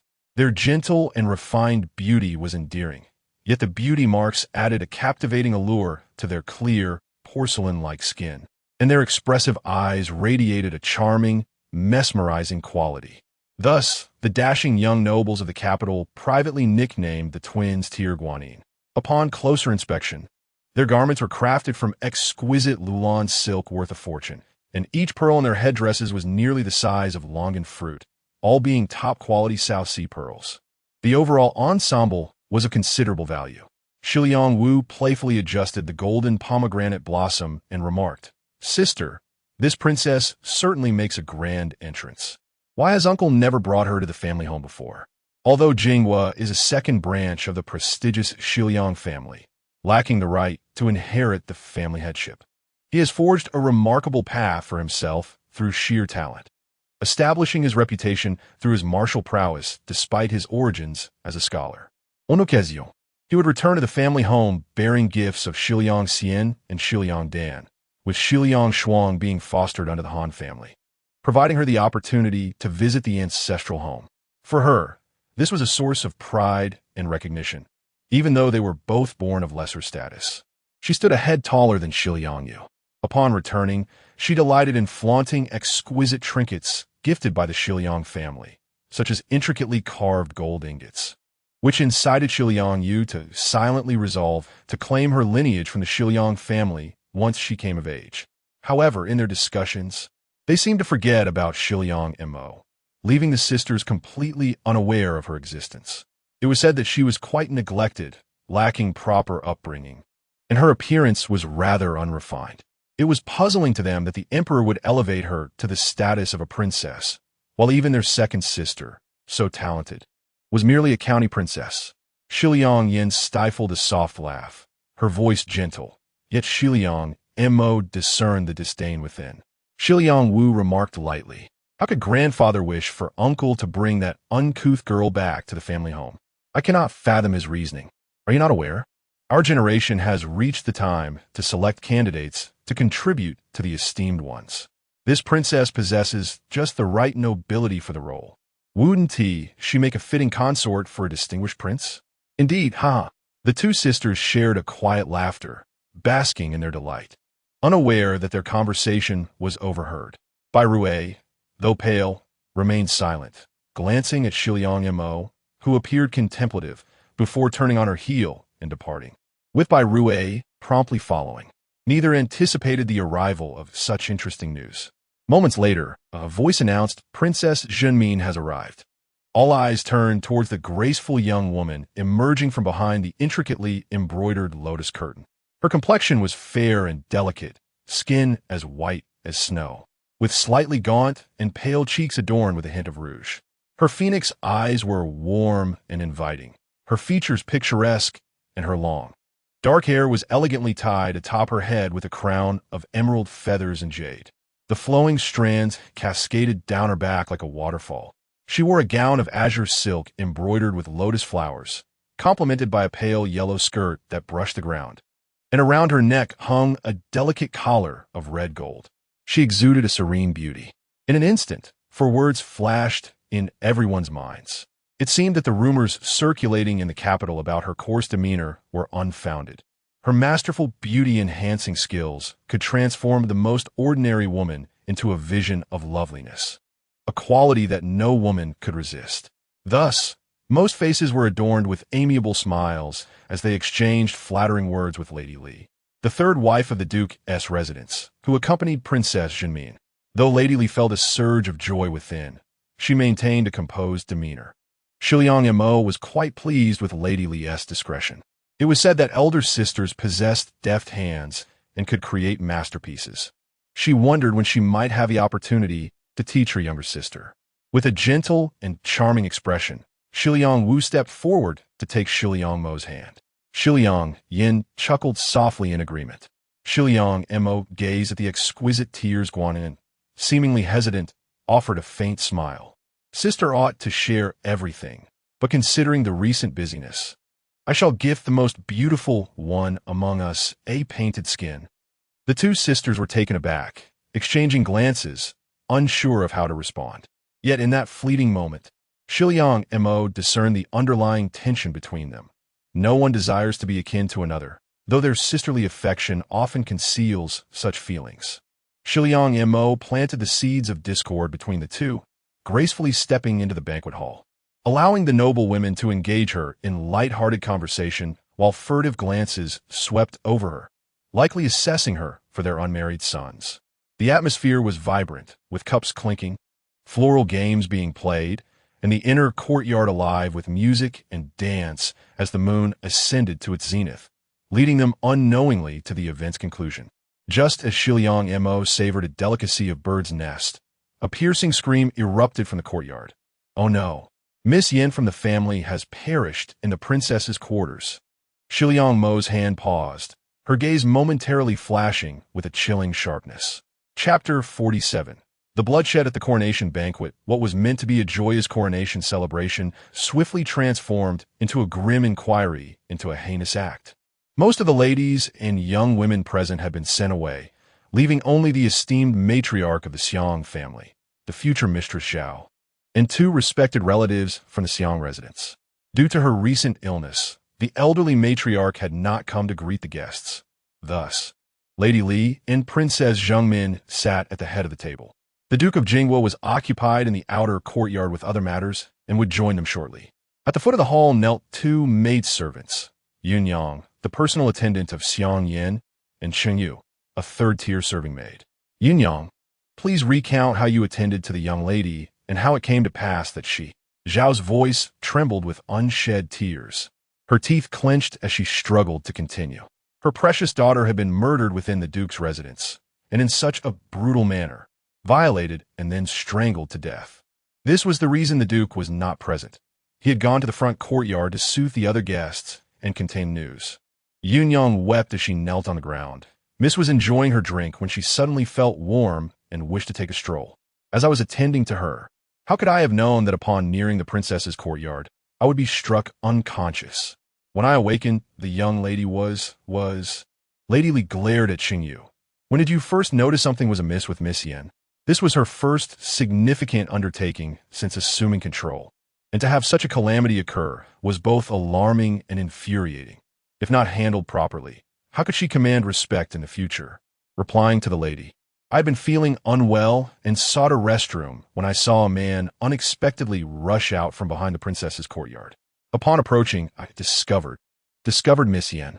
Just as Qingyu finished speaking, the coroner arrived, addressing Lady Li. This item was found on Miss Yen. Please examine it. Upon seeing the object, Lady Li was taken aback and instinctively glanced at the previously silent Xiang Mo. One of the items was a royal gift, which she had seen Xiang Mo wear. However, in the next instant, Lady Li turned away. This matter must be suppressed.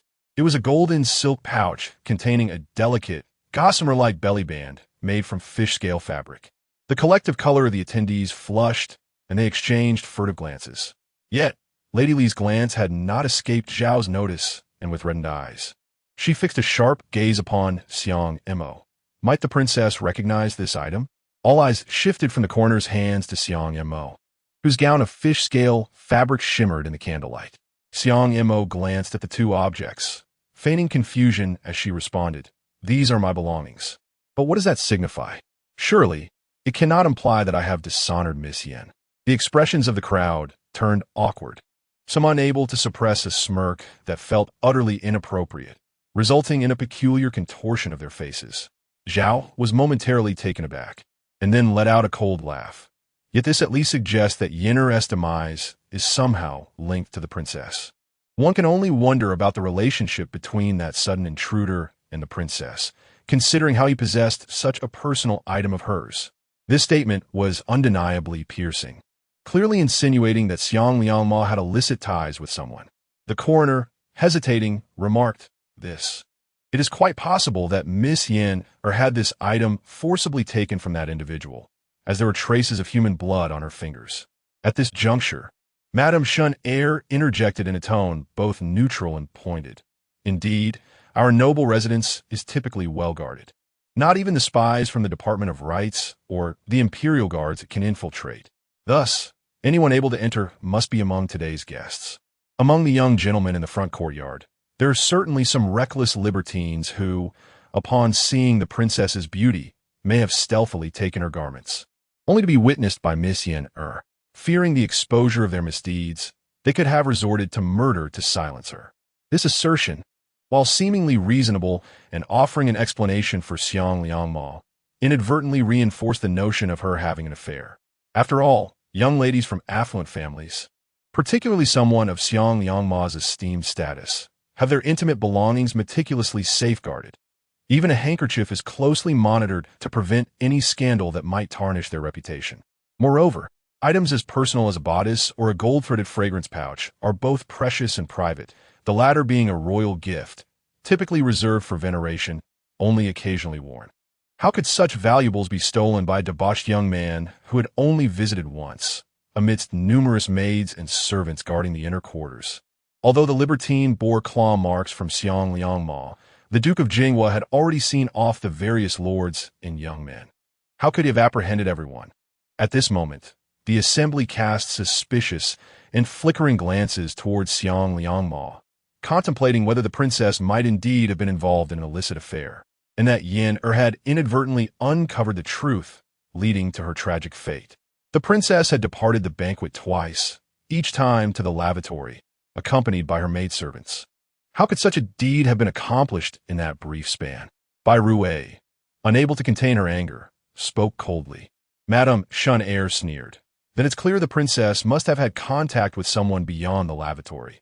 After all, no one witnessed it. Perhaps at the very moment she met that individual, Miss Yin interrupted, and the princess left, leaving her lover behind to silence her. Just then a tall, silent figure stepped into the courtyard. It was the Duke of Jinghua, evidently having overheard Madame Shun's words, his ominous gaze fixed upon Xiang Liangma. Your Grace, Zhao implored, I come representing my family to extend congratulations to you and the princess. Yet I am dismayed that my Yin, only 15, has met with such a calamity. If you cannot provide me with an explanation, nor offer an account to the Xiang family, shielding the villain responsible for my Yin demise, know that while the Xiang family may forgive you, my Zhao family shall not let this matter rest. I will take this to the Golden Lawn Hall and demand that the emperor deliver justice. Madame Zhao glared fiercely at Shi Liangmo, her eyes brimming with sorrow and indignation. Though she bore 2 sons and 2 daughters, her utmost affection was reserved for her exquisite twin daughters. Even the typically cold patriarch of the Zhao family held a particular fondness for them. Arrangements had already been made for their noble marriages, and now, faced with this calamity, how could Madame Zhao's heart not feel as though it were being pierced by a knife? She was utterly convinced that Shi Liangmo was the murderer, filled with hatred to the point of wanting to tear her apart. The Zhao family was a prominent clan, and Zhao Xian, the current Right Chancellor, was Madame Zhao's own brother. Should she choose to pursue justice, even the emperor would have to show her some consideration. In cases of crime involving women from noble families, sending them to the Dali Temple for prosecution was not an option, for the sake of the family's reputation. The most probable outcome would be the quiet disposal of the princess Shi Liangmo, or at best, her eternal confinement in the ancestral temple, living a life akin to that of a monk. A woman punished in such a manner would suffer far more than one who voluntarily chose a life of seclusion, and without financial support, her life expectancy would be severely limited. The mastermind behind this scheme was cunning and malicious, intent not only on ensnaring Shi Liangmo in a deadly trap, but also on ensuring her utter disgrace. Granny, he observed everything with a cold gaze, suddenly recalling the peculiar insistence of Granny by earlier that day. Her eyes narrowed. The princess was someone her master wished to protect. If these individuals intended to harm the princess, she would have no choice but to leverage her master's influence to shield her. The Duke of Jinghua seemed to suspect that Mo was involved with someone, prompting the need to eliminate Yin to silence her. Shi Liangmo gazed quietly at the Duke, who regarded her for a moment with a complex expression before coldly asserting, "This matter will be handled by the military's executioner. I will ensure that our family receives a just resolution." Shi Liangmo was somewhat surprised. While the Duke's statement could not be deemed a defense on her behalf, it also indicated that he had not immediately abandoned her, as she had feared. Madame Zhao looked at the Duke with a grim smile, her teeth clenched as she declared, "If you cannot provide me with justice, do not blame me for disregarding familial ties and bringing this matter before the Golden Palace." The Duke of Jinghua frowned slightly, about to speak, when Shi Liangmo interjected calmly, "Madame Zhao, may I ask these 2 girls a few questions? If it can be proven that the murderer is indeed this princess, I shall willingly request His Majesty to revoke my title and submit to your judgment. However, if the contrary is true, you must understand that I, as a royal princess, cannot be so easily slandered." Madame Zhao stared in astonishment at the composed Shi Liangmo, her heart suddenly racing. Yet, all evidence pointed towards Shi Liangmo, and she was eager to hear what the princess had to say. Very well. With Madame Zhao's consent, Shi Liangmo turned her cold gaze towards Yin Yang. "Yin Yang, you claim that Miss Yin was merely indulging in drink to relax. I ask you, my courtyard is situated in the innermost recesses of the Duke's residence. separated from the drinking venue by 3 gates and 6 winding paths. Even an ordinary third-tier maid would struggle to find her way there. How is it that you happen to encounter Miss Yin Air so fortuitously? Yin Yang panicked momentarily before stammering, we're just wandering. We got lost, and that's how we ended up here. Is it true? You claim to have been knocked unconscious behind my estate. I simply ask, our newly excavated lotus pond at the back, which is still under construction, is exceedingly muddy and unlit. Even during broad daylight, my own maid has slipped into the pond by mere accident. It is not permissible for anyone to traverse that area lightly. How is it that you traversed in the dark without so much as a scratch? With barely a speck of mud on your skirts? This is indeed curious. Union is not adept at deceit. Her demeanor has already raised suspicions. As I felt the gaze of the crowd upon me, she gritted her teeth and declared, "It was Chang Yue who took me there," saying that the princess had a newly constructed lotus pond, and the young lady wished to see the exquisite lotus flowers within. Shiliang Mo nodded. Indeed, there are rare lotus flowers in my pond. Yunyan and Chen Yue were both elated, yet Madame Zhao's expression grew cold.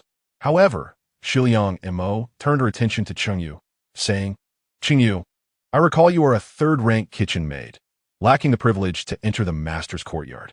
How is it that you know of the lotus flowers in my pond and are so familiar with the paths here? Did you not previously state that you merely passed by my courtyard to relieve yourself, having seen a man?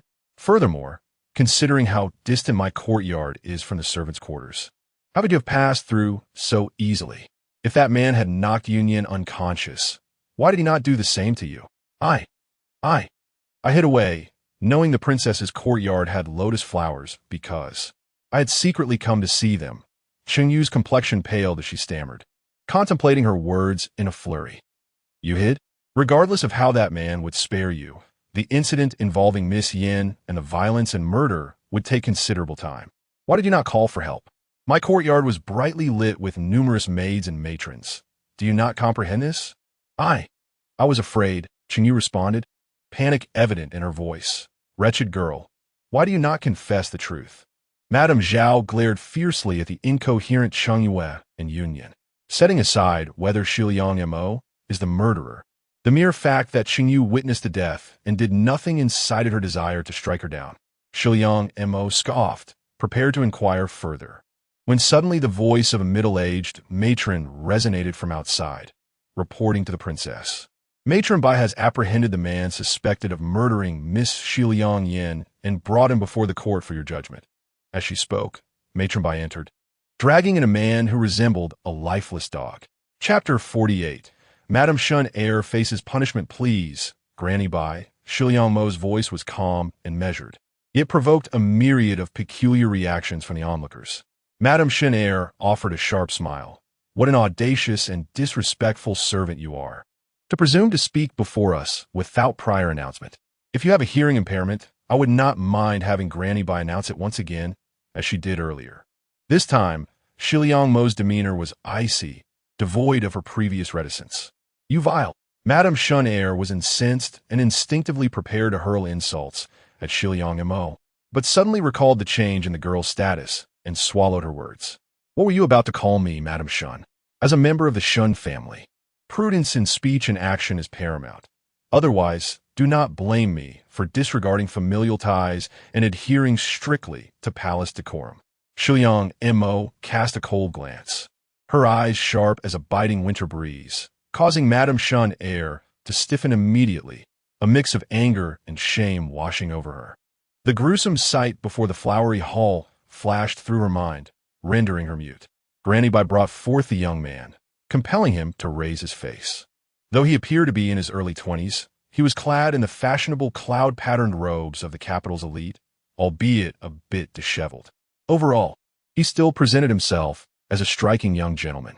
Duke Jingwo recognized him at once, his voice turning cold. "You are Lu Feng, the illegitimate son of the Right Vice Minister of War." The Right Vice Minister was a subordinate of Duke Jingwo, who had brought both of his sons, one legitimate and one illegitimate, to the celebratory banquet. Madame Zhao fixed her gaze intently on the despondent young man. "Lu Feng, did you kill my daughter?"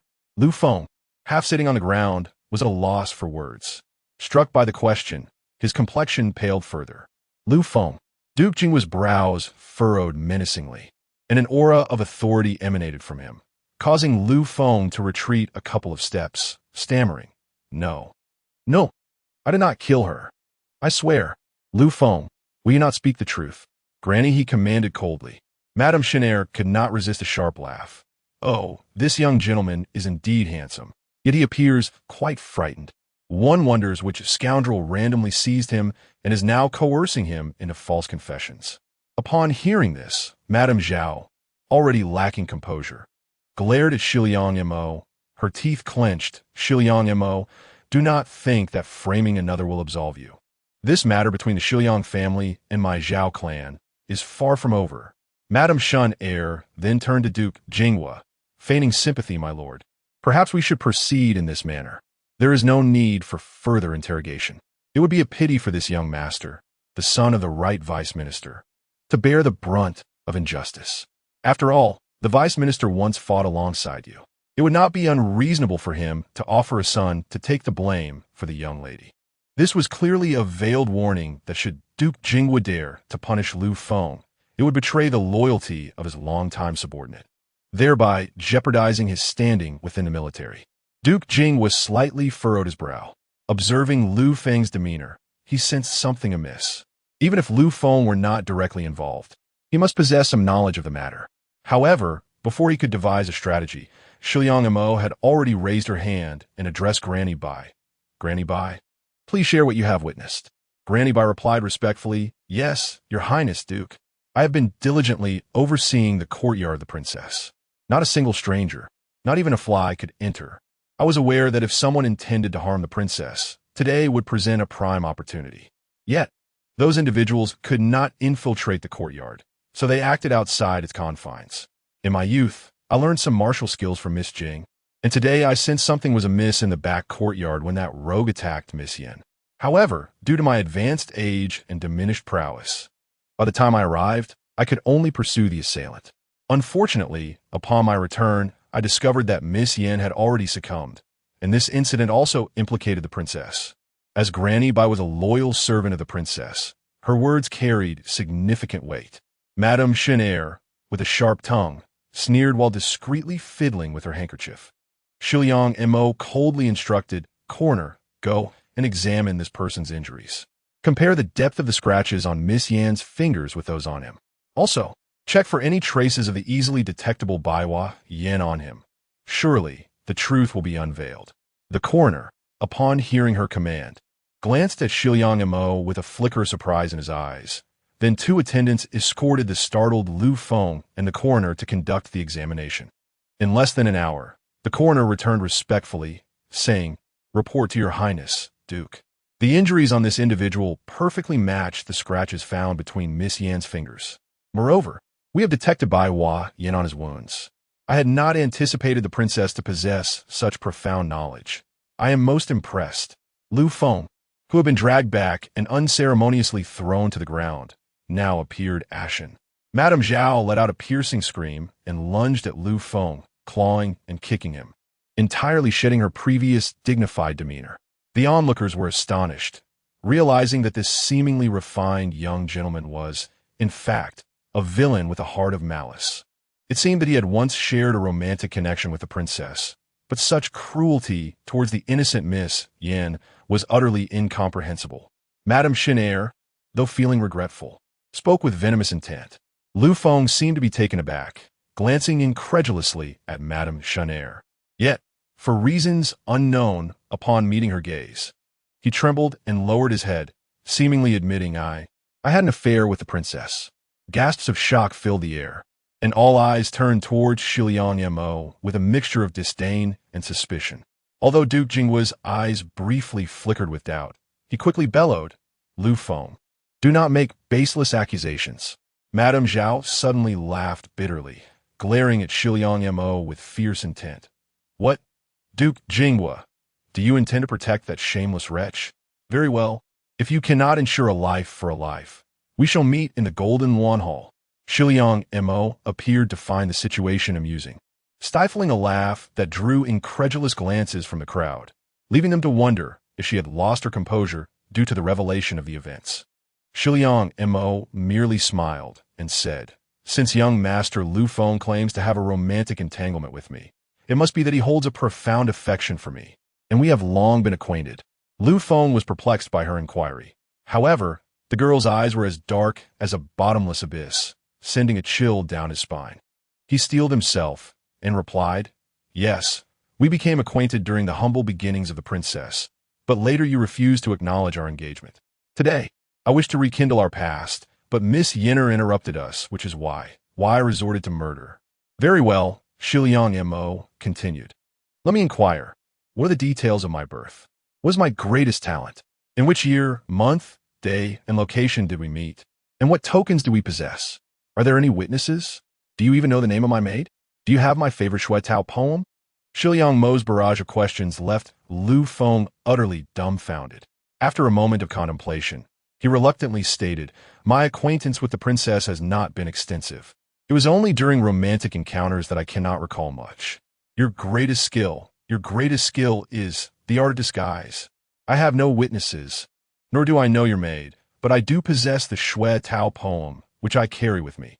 5 pieces, all penned by your own hand." As he spoke, he revealed several pieces of the Shui Tao poem. As the crowd struggled to make sense of his disjointed responses, they heard Bai Rui, who stood beside Shiliang Mo, scoff derisively. "How absurd. The princess is least skilled in writing poems, and she is hardly adept at calligraphy, let alone composing Shui Tao poems. A simple comparison with the books in her chamber would suffice to prove this." Lu Feng was struck as if by a thunderbolt, his mouth agape in shock.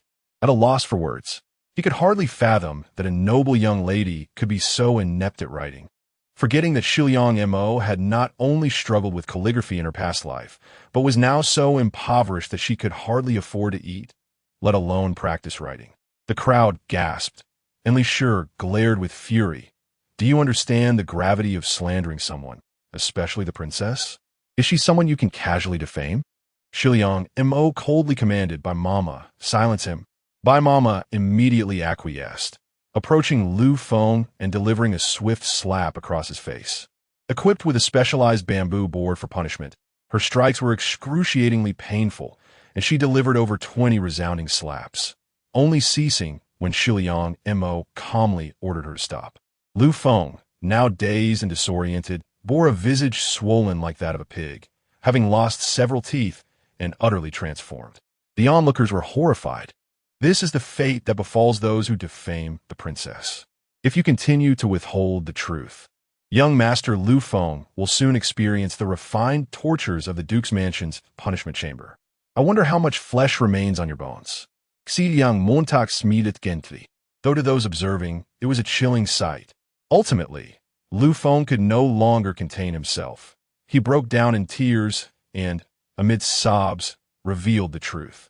The one with whom he had an illicit affair was none other than the slain Shiliang Yan. They had encountered each other during the Lantern Festival years ago, fostering feelings for one another for many years. However, despite his handsome appearance and talents, Lu Feng was but a lowly illegitimate son, unworthy of marrying Shiliang Yan. He once dreamed of eloping with Shiliang Yan, yet despite her youthful romantic inclinations, Shiliang Yan had long been aware of her destiny to marry a man of equal social standing, burdened with the mission of her family. How could she forsake the esteemed role of a noble wife to run away with him? She was certainly engaged and had severed ties with Lu Feng. Today, Lu Feng seized the opportunity to seek reconciliation, but to his dismay, Shiliang Yan was resolute in her refusal. In a fit of rage, he, in an inexplicable frenzy, forcibly violated Shiliang Yan, rendering her unconscious. When he regained his senses, he was utterly taken aback. It was then that Chang Yu, who had lured him and Shiliang Yan to this place, devised a sinister plan to strangle Shiliang Yan and frame Shiliang Mo for the act. Chang Yu arranged for him to be secretly escorted out of the residence, while she created a commotion to distract everyone, allowing him to blend in with the male guests and depart unnoticed. However, he was unexpectedly caught by Granny Bai. As the crowd rushed to attend to Cheng Yu, they found her seized by terror, suddenly clawing at her throat. A dreadful realization struck. She had ingested poison. The Duke of Jinghua was alarmed, seizing Cheng Yu and attempting to pressure an acupoint on her body. But it was too late. She collapsed, bleeding from her orifices. The crowd gasped, and even the timid ladies screamed in horror. It took some time for the scene to settle. Madame Chenair let out a long sigh, lamenting, alas, who could have foreseen Cheng Yu's demise? Now, we cannot ascertain who aims to frame the princess. Shiliang Imo scoffed, remarking with a light laugh, "Do you think you can absolve yourself with mere words? Since the truth is now laid bare, I kindly request the shaken ladies to take their leave." The Duke of Jinghua promptly added, "I shall arrange for everyone to return home at once." No one wished to linger in such a dismal place, feeling it best to remain uninformed about the sordid affairs within another's household. In a short while, they scattered like birds. Only Madame Zhao, while covering her face, was approached by Shiliang Imo, who coldly whispered in her ear, "Madam, today you have unwittingly incurred a debt of favor with this princess. Do remember, should your actions reach the ears of His Majesty, it would not bode well for you or the Zhao family." Madame Zhao stiffened, then replied defiantly, "I shall certainly be mindful, princess, rest assured." With that, she departed in a daze, her once graceful figure seeming to age a decade in an instant. After everyone had left, Madame Chenair prepared to exit, only to be stopped by Granny Bai and several maidservants. Looking at Shiliang Imo with a hint of trepidation, she inquired, "What do you intend to do?" "Nothing of consequence. It is merely that your words are rather unclean. The charge of slandering the princess is one your second uncle cannot bear," Shiliang Imo replied nonchalantly while savoring her tea. "You dare strike me? I am a fourth-rank lady sanctioned by the court. I shall inform the Duke." Madame Chenair shouted in fury, struggling against them. "I would not dream of it. I merely request you to cleanse your mouth. The Duke is currently preoccupied and cannot be disturbed." Shiliang Imo responded with a faint smile. Immediately, Granny Bai brought forth a large bucket of water, instructing the rough maidservants to seize Madame Chenair by the hair and force her head into the water. The second lady screamed in agony, desperately struggling, her lungs nearly bursting. Just before she lost consciousness, Grandma Bai swiftly pulled her up. The second lady, her head pounding with pain, raged incessantly, only to be thrust back into the water once more, repeatedly, until she had ingested a bellyful of it, barely clinging to life. Drenched and utterly defeated, she fainted. Li, standing to the side, felt both alarmed and gleeful. She had long harbored a dislike for the second lady, but never anticipated such ruthless tactics from this young lady. Subjecting the second lady to such torment and humiliation without leaving a single mark on her body. It seemed that avoiding confrontation with her was indeed the wisest choice. Chapter 49. The shadow of the night was as cool as water, with the moon perched high in the sky. Shiliang Imo, her eyes closed, leaned quietly against the window, rejuvenating her spirit, while Bai Rui gently combed her hair beside her. Disrobed from her splendid attire, Shiliang Imo wore only a pale, moon-white garment beneath a delicate, soft robe, rendering her as fragile and innocuous as a maiden kept in seclusion. "Miss, shall we conclude today's matters in this manner?" Mama inquired, peeling fruit with a steady hand. "It is not my wish to end things this way, yet I fear my father, the Duke, will not pursue the matter further. The ability to orchestrate such a meticulous plan to procure my private belongings could only be attributed to either his beloved wife or his cherished daughter, Shiliang Xian. Thus, this affair must reach its conclusion here," Shiliang Imo replied lazily, plucking a cherry to savor. "It appears the courtyard requires a thorough reorganization." Bai Mama remarked with a cold snort, her gaze piercing through to the maids and servants bustling outside, busying themselves with the gifts received that day. Xi Liang Montauk nodded lightly. "This is inevitable. I shall assign this matter to you and he Mama. If any are found to betray us from within, let them be dealt with privately.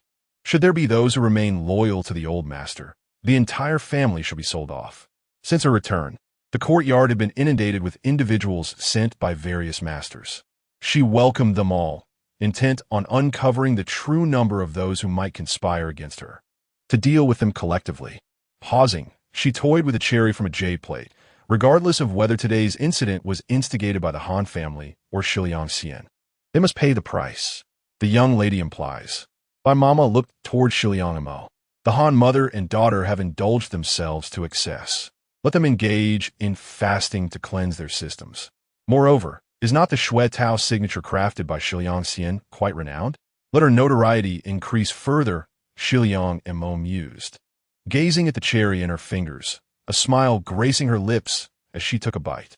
By employing their own tactics against them, Mama contemplated, nodding with a smile.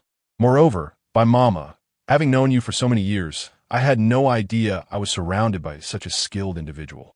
You have indeed kept your talents hidden from me, Shiliang Emo remarked, her gaze fixed playfully on Mama. You truly possess an eye for talent. Mama chuckled in response. I have been a humble servant beside Miss Jing, gifted to her by the esteemed real person of Piamiao Peak, the mentor of both the Duke and Miss Jing. Hence I possess some rudimentary skills. Although Mama holds a position among the palace women, granted by the esteemed 9,000 years, there may come a day when her authority falters. I would rather risk my life to secure a future for the young lady. In essence, she was simply uneasy about Mama, which was why she insisted on guarding the courtyard today. To demonstrate her capabilities and prove herself as someone Shiliang Mo could rely upon. The enigmatic Master Piamiao was once the foremost Taoist expert in the martial world. His skills profound and unfathomable. Legends speak of his ascension to immortality, and throughout his life, he accepted but 3 disciples. If the esteemed Granny Bai was indeed sent by Master Piamiao, her martial prowess would undoubtedly rival that of Duke Jinghua, marking her as an exceptional master, far from being an ordinary servant. Yet, one might wonder why such a remarkable matron would choose to accompany a seemingly inconsequential young girl in her modest courtyard. Perceiving the myriad questions swirling in Shiliang Mo's mind, Granny Bai simply smiled and said, I am here specifically to protect Miss Jing.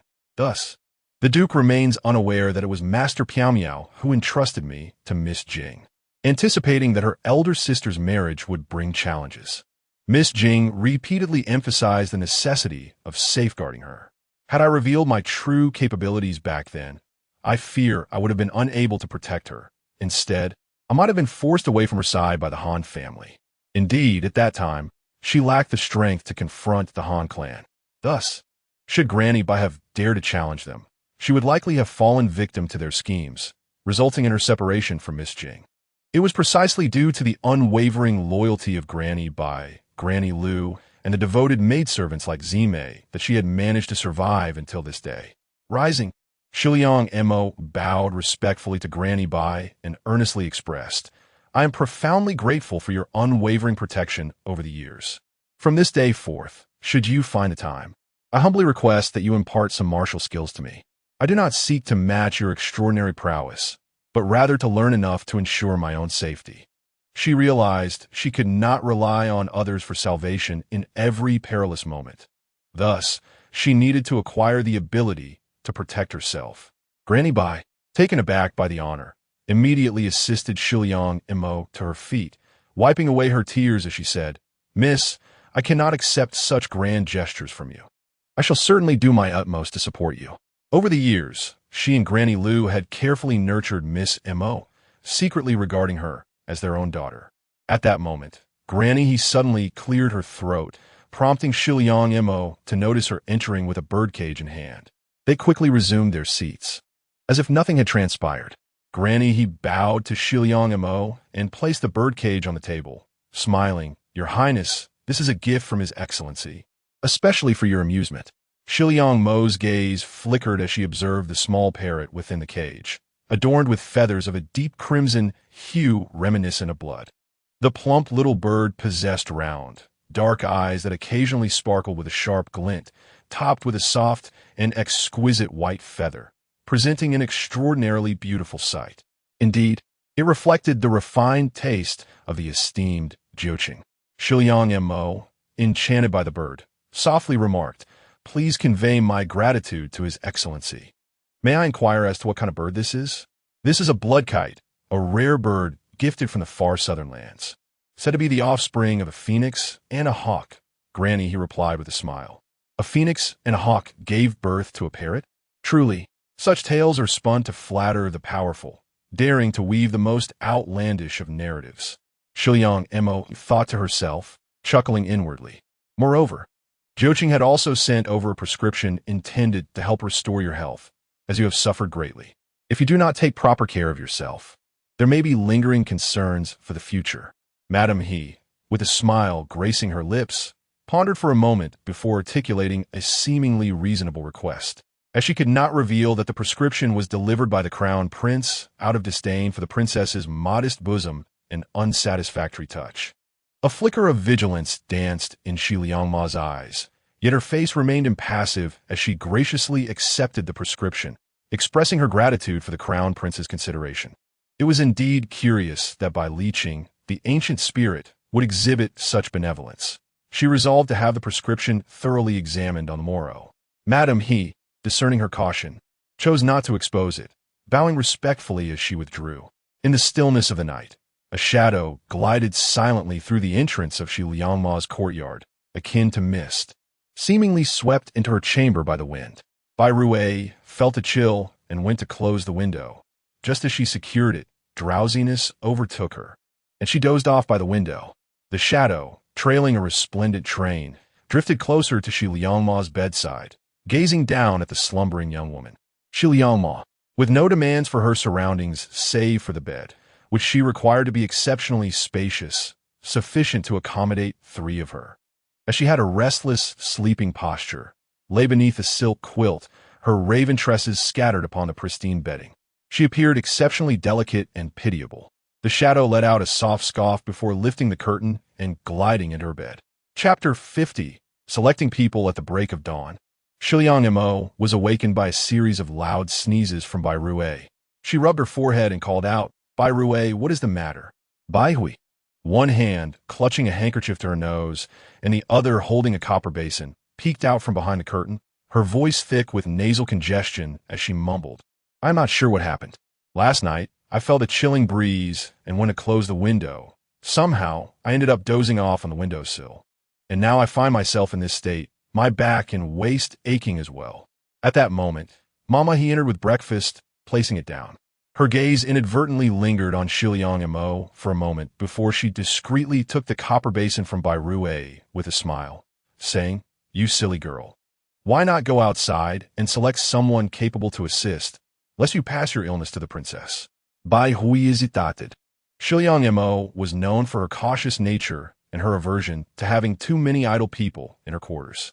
Only she and Bai Mama attended to her closely, with Mama He managing the affairs of the outer courtyard. Shiliang Mo perceptibly noticed the peculiarity in Mama He's gaze.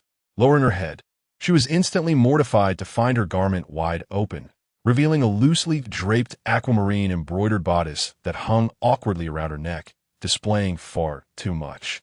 She despised wearing undergarments to sleep, opting instead for a robe, yet now her snow-white legs were also visible beyond the hem of her sleepwear.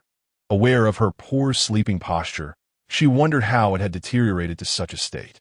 Quickly, she gathered her clothing and cleared her throat, saying, "Go on.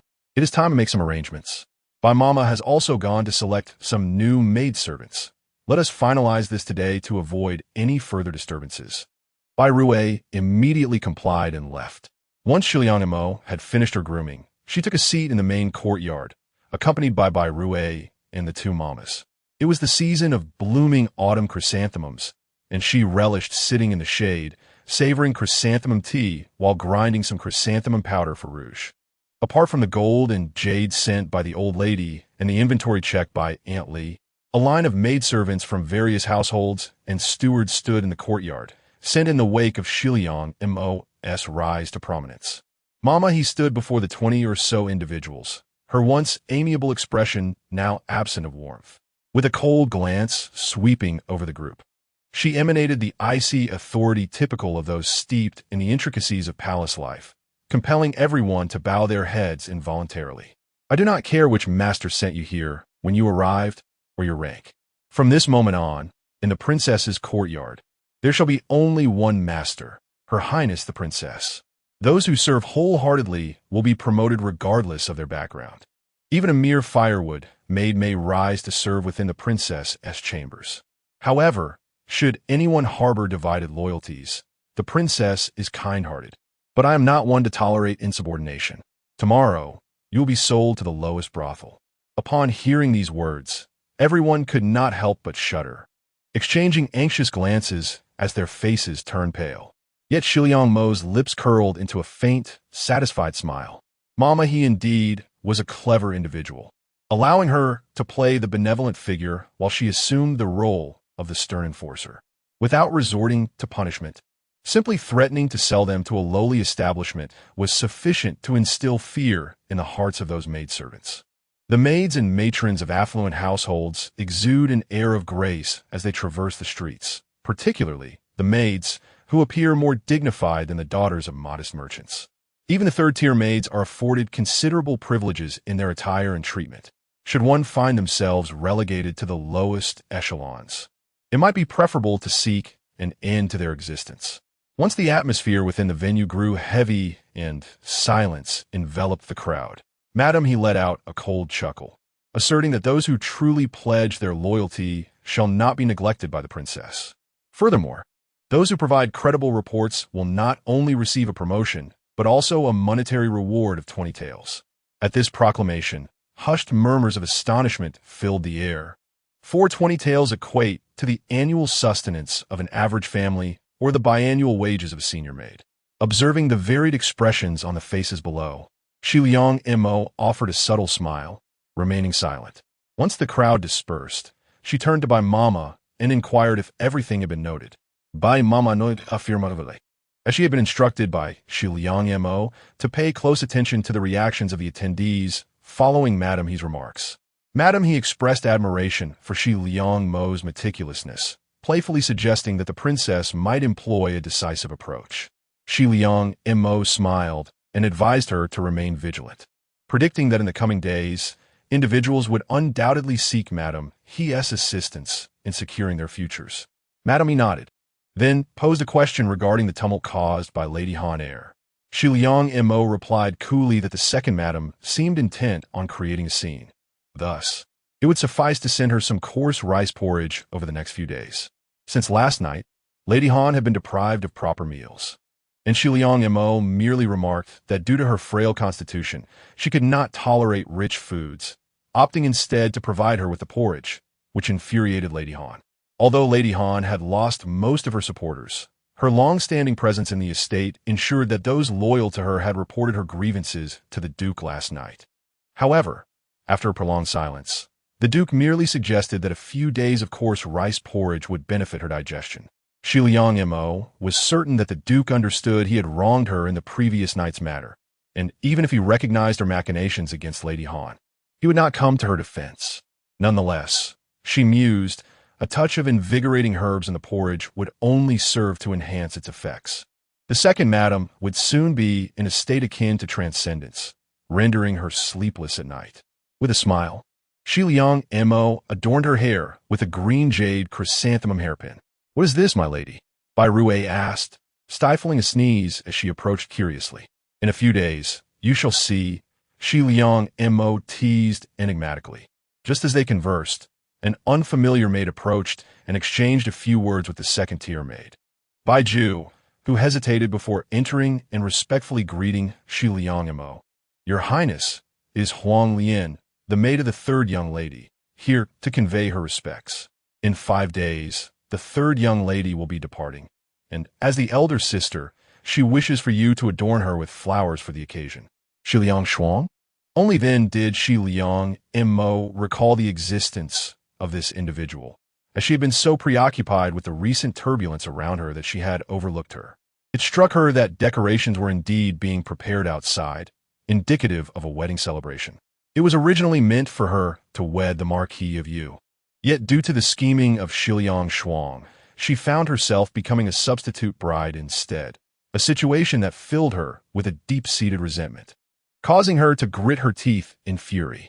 How could she, whom she despised so thoroughly, dare to respectfully request her assistance in adorning flowers? Chapter 51. Seeking death, Shiliang Ma pondered for a moment before smiling and saying, "Go inform Huang Lian that this county princess has agreed." Why have the eldest and third young ladies suddenly changed their demeanor. Lady Bai furrowed her brow slightly. Bai Rue scoffed. Humph, they're merely sycophants, drawn to our eldest lady now that she has gained power like flies to honey. In recent days, the eldest lady has received countless gifts, and invitations have piled up like a mountain. Even those distant sisters have emerged, not to mention that the third young lady is her real sister. Madam, he remained silent, unaware of the intricacies between Shi Liangma and Shi Liangshuang, and simply listened quietly. Lady Bai cast a glance at Bai Rue, shaking her head with a sigh. You ought to be more discerning. The third young lady has always been ambitious yet fragile. Even the fifth young lady, born of Madame Han, has never truly earned her respect. Now that the eldest lady has regained her noble status, and the third young lady has fallen into such a family, do you not consider how she might bow to the eldest lady? With only you, a foolish child, by her side, how can it be? Bai Rue was momentarily taken aback, having not considered this angle.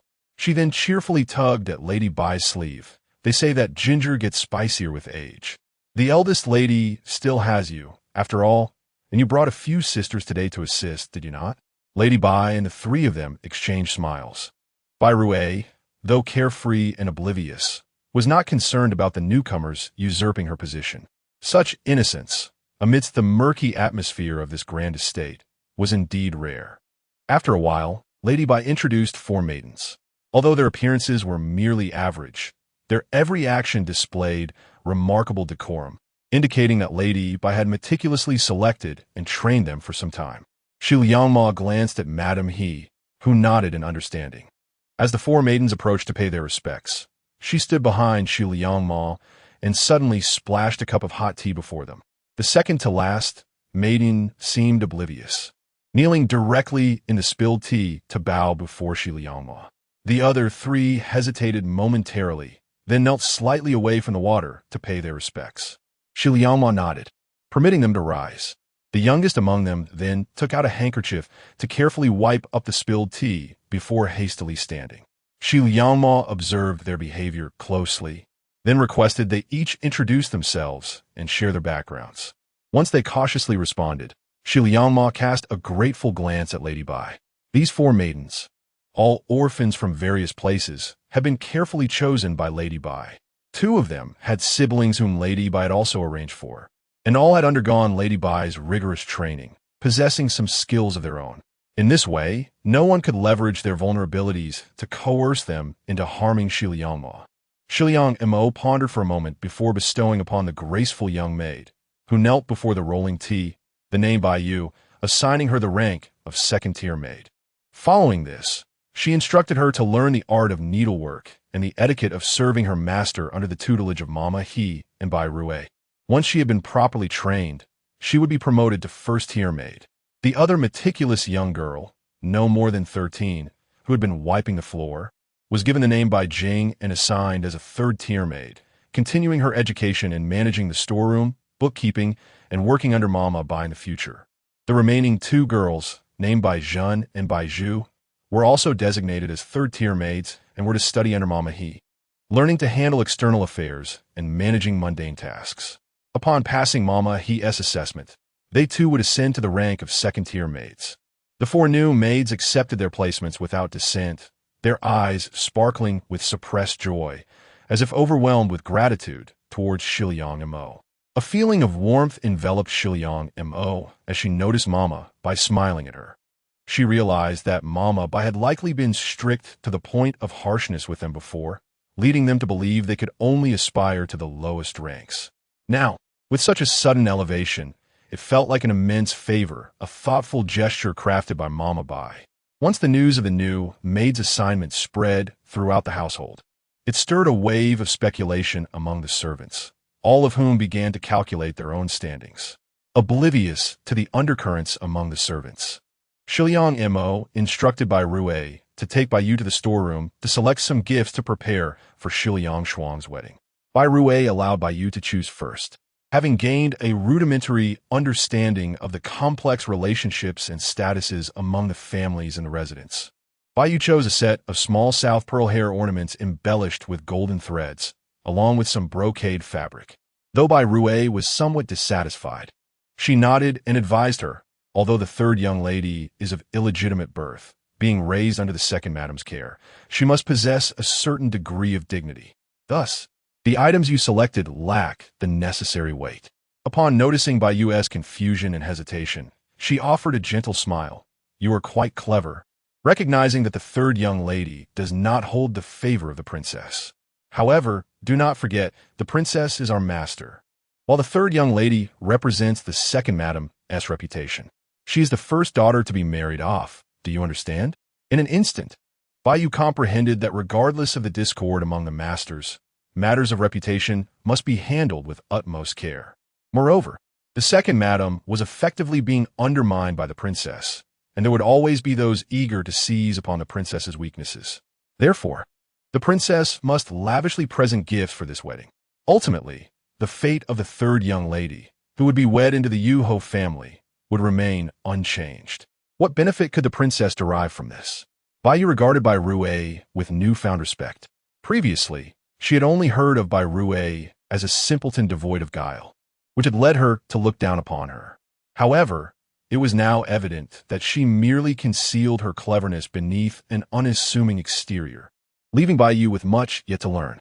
Thus, she respectfully awaited as Bai Rui selected an additional set of dangling jade hair ornaments accompanied by 10 colorful gemstone rings and 2 pairs of golden-laid pearl bracelets, all to be presented in a rosewood box. She then summoned Bai Zhen and Bai Zhu to carry 10 bolts of various flowing cloud brocade to the main hall for Shiliang Mo to inspect. Shiliang Mo surveyed her surroundings with satisfaction and added a set of cherry blossom blush powder, meticulously ground by her own hand and encased in an exquisite golden box adorned with intricate carvings. She had crafted only 5 sets of this blush powder, reserving 3 for the highest-ranking noble women in the palace, 1 for herself, and gifting 1 to Shiliang Shuang.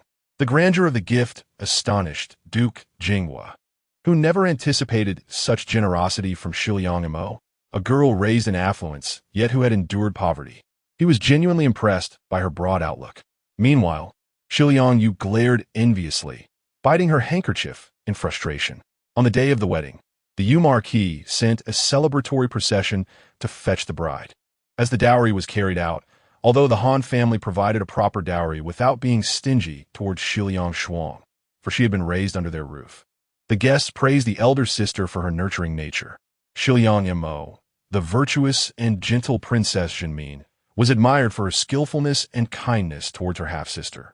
In Shiliang Shuang's courtyard, she donned a resplendent red wedding gown, her hair styled in an elegant cloud-like bun, adorned with a set of southern pearls gifted by Shiliang Mo, complemented by rings and bangles that radiated wealth and beauty. However, her face bore no smile, as she coldly regarded Shiliang Mo, who was preparing to adorn her with a flower. You must be quite pleased. A fallen hen suddenly transformed into a phoenix? She thought bitterly.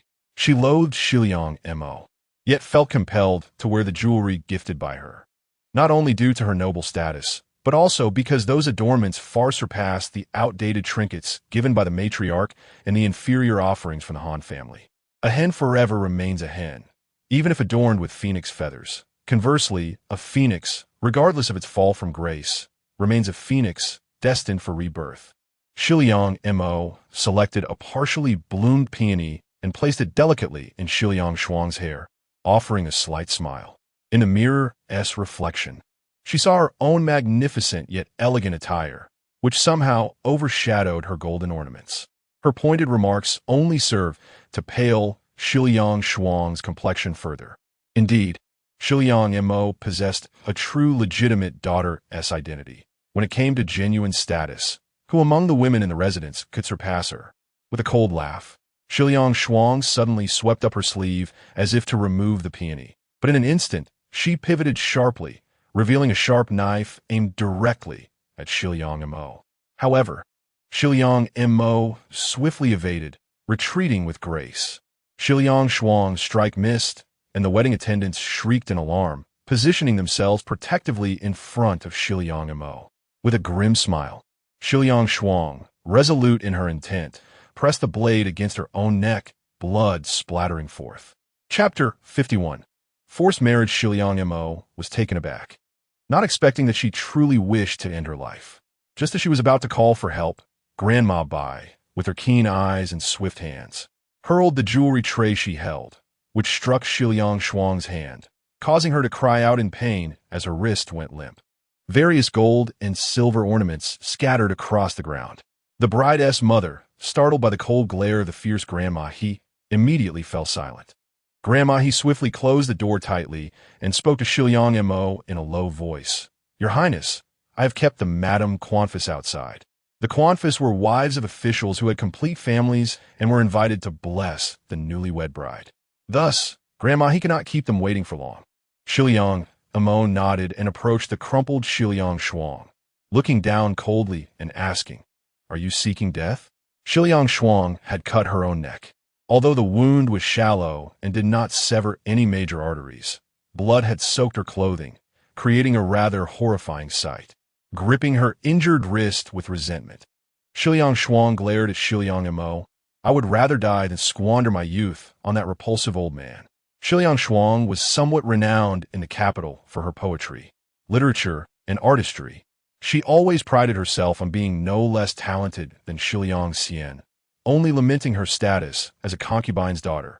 Otherwise, the title of the capital's foremost talented woman would surely have been hers. She had always held herself in high esteem, secretly reading various works by talented scholars and yearning for a future husband akin to Han Wei, a noble gentleman. She dreamt of harmonious melodies beneath the plum blossoms and the joys of grooming herself before the mirror. Yet, her dreams were shattered as she watched Shiliang Mo rise in status, thriving in the springtime of her life, while she herself was left to endure torment as the wedding day approached. Shiliang Shuang prided herself on her jade-like purity, resolute in her belief that she would rather shatter than remain whole if it meant preserving her dignity. "I have made my decision. Even in death, I shall drag you, the true culprit, down to hell with me." Shiliang Shuang laughed bitterly, sitting amidst the scattered gold and silver, her expression desolate. Shiliang Mo curled her lips in derision. "The true culprit? Have you forgotten who maliciously plotted to ruin my reputation with you Ho before our marriage? Shiliang Shuang, though you are a concubine's daughter, you could have pursued a better fate than I, yet your venomous heart betrays your self-proclaimed nobility. You are unkind but blame me for being unjust. How utterly laughable." A flicker of guilt passed across Shiliang Shuang's pale face as she sensed the disdainful gazes of those around her. Enraged and humiliated, she retorted, It was you who shamelessly seduced Cousin First." "Seduced? Do you think everyone regards that coward Han Wei as a treasure like you do?" Young Montauk scoffed, her eyes filled with contempt. Shiliang Shuang seethed with anger. Her once beloved cousin now looked down upon by Shiliang Mo. She opened her mouth to retaliate, "You lowly." Before she could finish, Shiliang Mo stepped on her injured hand, causing her to scream in agony as Shiliang Mo grasped her chin, forcing her to lift her head. Shiliang Mo stepped lightly on her delicate fingers, casting a cold glance at her. "So what if I am despicable, Shiliang Shuang? Is it not your desire to perish here, leaving me unable to cleanse your demise? There is no way out. Today, whether you wish to marry or not, you shall indeed wed." With a mere glance, she signaled to Grandma Bai, who promptly brought forth a red silk ribbon and forcefully secured it in Shiliang Shuang's mouth, both to prevent her from biting her tongue in despair and to stifle any cries for help. "Someone, attend to the third miss, bind her wounds, and dress her in red silk undergarments. If the Duke and his wife discover what transpires here, none of you will escape unscathed," Shiliang Mo ordered coldly once more. The maids, Huang Xiang and Huang Lian, were rendered speechless by the sudden turn of events. However, under Shiliang Mo's frostbitten gaze, one of them quickly fetched the red silk garments for Shiliang Shuang. "Woo-woo." Shiliang Shuang struggled incessantly, directing her fury at her two maids, who dared not meet her eyes. Yet, their hands moved swiftly. They understood all too well the truth in the princess's words. Should the third miss perish here, it would be a tremendous scandal for a newlywed to commit suicide in her family home. To prevent any rumors from spreading, a significant number of people would have to be silenced. Before long, The wounds around Shiliang Shuang's neck were covered with red silk, her hair was neatly arranged, and she appeared presentable, the blood on her wedding gown concealed by its vivid crimson hue. Observing her hands bound in red silk and her mouth restrained by the ribbon, Shiliang Mo, with a smile, placed a peony delicately in her hair. "Dear sister, what do you suppose the Duke would think if he knew his new bride harbored such hatred and disdain for him? Perhaps you should wait until after the wedding to die. At that time, I shall certainly appeal to the Duke and my mother for justice on your behalf. Your mother, Concubine Zhang, would find solace in the funeral funds, would she not?" Shiliang Mo sighed coldly within. Such foolishness was beyond redemption. If Shiliang Shuang were to die in her chamber, it would be Concubine Zhang who first met her demise. Gazing upon Shiliang Mo's gentle yet beautiful visage, Shiliang Shuang felt a tumult of fear and sorrow, tears streaming down her face. Perhaps from the very beginning, she had erred. Shiliang Mo's cunning had even bested the county princess, Shiliang Xian. So what was she in comparison? Seeing her despondent state, Shiliang Mo finally felt satisfied enough to pull the red veil over her, instructing the matchmaker with a calm demeanor, "Ensure the third miss is well looked after. If anything were to happen before she enters the Duke's household, you are aware of the consequences at the Duke's residence."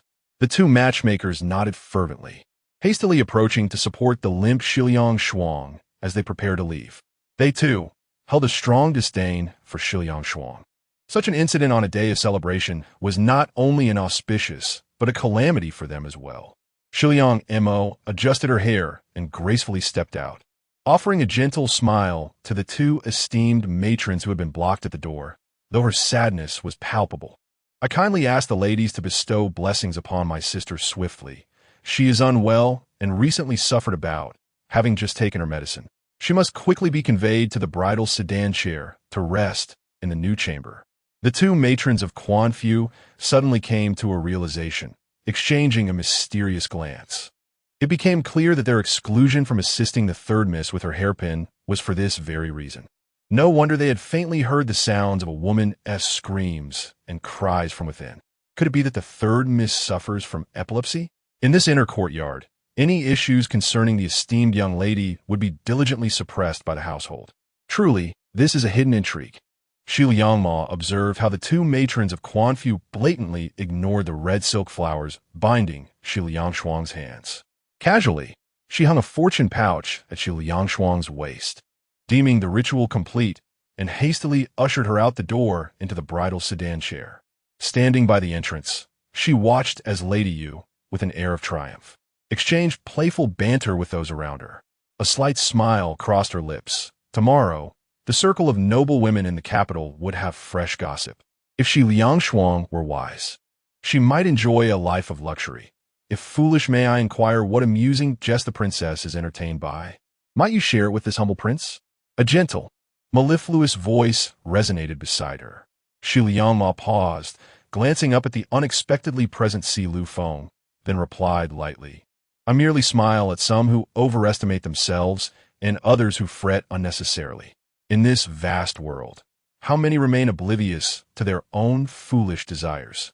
Si Liufeng's gaze lingered on the delicate beauty before him, as she never failed to surprise him with her nuances, transforming from timid to carefree, from graceful restraint to captivating prowess, even daring to shield herself before a startled horse. Amid the clamor and chaos of the world, she stood amidst a sea of brilliant crimson, whispering with tranquility, akin to petals dancing before a Buddha, as the tumult of the mundane faded away, leaving only serenity. I did not expect the princess to have such insights into Buddhist philosophy. It is merely idle talk. How can one claim to understand such profound truths? Shiliang Ma chuckled lightly.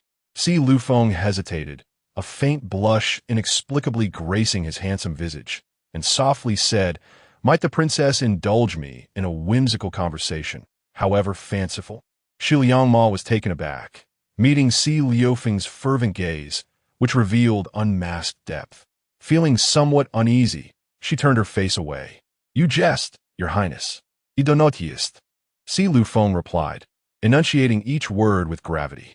Not far off, Han's complexion, already pale from both her injury and internal turmoil, regarded the conversation between Shi Liangma and Si Lufeng with an air that suggested an atmosphere inaccessible to others. Casually, she remarked to the Duke of Jinghua beside her, "I have heard that His Majesty has decreed that the Shi Liang family must present a candidate for marriage within 10 days. Should your husband prepare to take Miss Mo along soon?" Chapter 52. Han casually remarked to Duke Jinghua, who stood nearby, "I have heard that His Majesty has decreed that the family of Shiliang must present candidates for marriage within 10 days. Shouldn't you take Muir to prepare for this?" Duke Jinghua, initially content to witness his eldest daughter's forthcoming marriage, furrowed his brow at Han's words and replied, "Muir's status is unique. She may not be the most suitable candidate." Though anger simmered within her, Han managed to smile. "You speak truly, dear husband. Yet, it is precisely because of her noble status that she is the most fitting choice. After all, not everyone is worthy of becoming a revered princess. Perhaps you could consult with our uncles about this matter." She paused, her voice turning somber. "It is my inadequacy that has led to this situation. With Xian injured and Dan already promised to another, Muir may understandably harbor misunderstandings towards me. If she is unwilling, it is only to be expected." Her words were cunningly crafted. Should Muir refuse the marriage to the esteemed prince, it would cast a shadow of resentment upon her parents, labeling her unfilial. Duke Jinghua fell silent, observing how illness had softened Han's once imperious beauty, evoking a pang of tenderness within him. He reached out, gently patting her shoulder. "Muir is a sensible child. You need not worry." Han lifted her gaze to Duke Jinghua and spoke softly, "My lord, I have just made some golden silk cloud cakes." Duke Jinghua paused. "Very well. I shall join you for supper in your loft once I finish my official duties this evening." With that, he turned to greet his colleagues. A surge of joy filled Han's heart, and a hint of triumph graced her features. For some time, the Duke had been residing with his newly acquired concubine, Dong. But now that she had recovered, Han was determined to deal with those beguiling women. "Eunuch, dan aprodochiter." Gazing enviously at the congenial exchange between Si Lufeng and Shiliang Muir, and gritted her teeth, "Mother, are we truly going to allow that wretched woman to become the esteemed princess?" Having endured recent events, Shiliang Dan was no longer as impulsive. She restrained herself from confronting Shiliang Muir on the spot, partly due to Han's reassurances and partly because she believed Muir would not remain in the residence for long. Han smirked coldly, casting a disdainful glance at the charming couple from afar. "Do you believe that is a desirable position? It is nothing but filth, no different from that of a courtesan, and one may not even know how they meet their end." The day after Shiliang Shuang's arrival, news reached Shiliang Muir that the family was hosting a golden chrysanthemum banquet, and Duke Jinghua would lead the sisters back to their ancestral home for the feast, instructing Muir to prepare some cosmetics as gifts.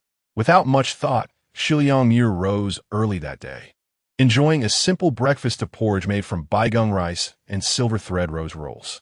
She was about to tidy herself up and gather fresh flowers from the courtyard for the maidens to grind, when Mama, he sent Bai Yu in with a medicinal dish meant to nourish the body. Upon seeing the steaming bowl of medicinal soup, Shiliang Muir involuntarily frowned. "Mama, I cannot eat this today." She had instructed by Mama to verify the recipe, and it was indeed a remarkable formula for nourishing the kidneys and enhancing vitality, so much so that even the apothecary physician sought to purchase it from my Mama. Yet, after consuming this concoction daily for over a month, she truly found herself on the verge of nausea. Although her complexion had improved considerably, she recently experienced an uncomfortable sensation of fullness in her chest, uncertain if it stemmed from the overly nourishing nature of the remedy. Madam, he chuckled softly, remarking that the princess could not afford to neglect her health. Bai Rui promptly presented the medicinal dish, wearing an expression of silent resignation, while Bai Yu and others pretended not to notice her pleading gaze.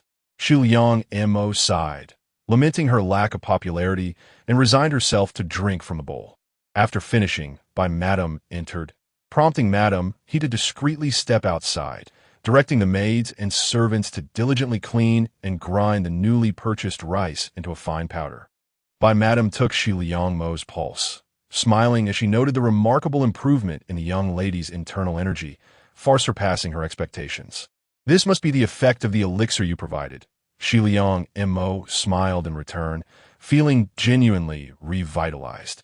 She no longer suffered from insomnia and was no longer susceptible to colds or dizziness at the slightest change in weather. Shi Liang Mo began learning to regulate her internal energy by Madame's guidance, starting with the practice of internal martial arts. Given her previously frail constitution, Madame had been concerned that she might struggle with the training and regretted not having introduced her to the art of internal energy regulation sooner. Thus, she procured a rare elixir left behind by the esteemed Master Piao Miao for Shi Liang Mo to consume. Although Madame believed these elixirs were intended to strengthen the body, she found it peculiar that they had begun to enhance Shi Liang Mo's internal energy to the point of forming a cohesive flow. Nevertheless, she dismissed her doubts and sat down with Shi Liang Mo, guiding her breath as it gradually circulated through her body. An hour later, Shi Liang Mo felt invigorated as she concluded her practice. She requested Madame to provide her with a few basic techniques suitable for women, after which she took her time gathering a basket before heading to the garden with her maidservants. Using her study of fragrant powder formulations as an excuse, she made sure to keep others at a distance during her training, not wishing to reveal her intentions in front of others. After all, her status as a young lady of a noble family necessitated discretion, particularly to dissuade those who might seek to undermine her. Shi Liang Mo busied herself with various errands and preparations for the gifts of the following day, laboring throughout the day. She later listened as Madame He reported on Shi Liang Xian's ongoing struggles with her debilitating leg pain. With a faint smile, she remarked, "Sister must endure this to remain preoccupied and avoid scheming against others." The Han family had summoned a royal physician specifically to treat the beloved concubine, wary of any potential interference in Shi Liang Xian's treatment. Unbeknownst to them, Madame He had ties to the venerable 9,000 years, who held sway over the palace's inner sanctum, making it relatively easy to gather leverage against such a physician. Furthermore, she had no intention of taking Shi Liang Xian's life. She merely wished for the physician to administer treatment in a manner that would allow Shi Liang Xian to truly appreciate her suffering. After briefly instructing Madame He on a few matters, she felt a wave of fatigue wash over her and prepared for bed. As night descended quietly, the moon hung high in the sky. The autumn mornings were refreshing, yet the nights were chilly, leading to a gusty chill by midnight. Ethereal shadows drifted silently with the wind, startling an old woman who was awake at night. She was about to scream when her throat suddenly constricted, and she collapsed to the ground, convulsing and frothing at the mouth. A chilling breeze abruptly lifted the curtains beside Shi Liangma's bed, and a shadow quietly slipped inside. A pale hand, devoid of any color, stealthily reached for Shi Liangma's collar, but was suddenly seized by another, which twisted it fiercely. Yet, contrary to Shi Liangma's expectations, the sound of cracking bones did not resonate. Instead, a dagger, gleaming coldly, appeared in her hand, poised to strike at the opponent's lower abdomen. But it inexplicably froze in midair, unable to move. "Little girl, you possess quite a ruthless heart," a melodious voice, reminiscent of a finely tuned string instrument, echoed in the darkness. "Why extend courtesy to the shameless?" Shi Liangma coldly retorted to the unrepentant demon before her. Bailey Qing, with his strikingly exquisite features accentuated by deep purple rouge, appeared increasingly beguiling, clad in an opulent black satin inner robe, topped with a lavish purple gown embroidered with golden chrysanthemums that trailed to the ground, emanating a faint, alluring fragrance. Only this gentleman would dare to adorn himself so flamboyantly while engaging in misdeeds in the dead of night, a true embodiment of ostentation. Not so. The theft of fragrance and jade is an artful pursuit, devoid of shamelessness. Besides, what I do can be deemed as possessing lofty sentiments, Bailey Qing remarked with a half-smile, brushing his hair aside, his gaze deep and inscrutable, akin to an abyss filled with peril, yet irresistibly enticing one to venture forth into its depths. Chapter 54. The schemes of the fiend. Oh, is that so? I wonder how esteemed the venerable one is. I'll be most eager to hear more. Shi Liang Mo inquired languidly, her gaze deliberately averted from his eyes. The essence of this ancient demon was concentrated in those piercing eyes, which she found difficult to behold.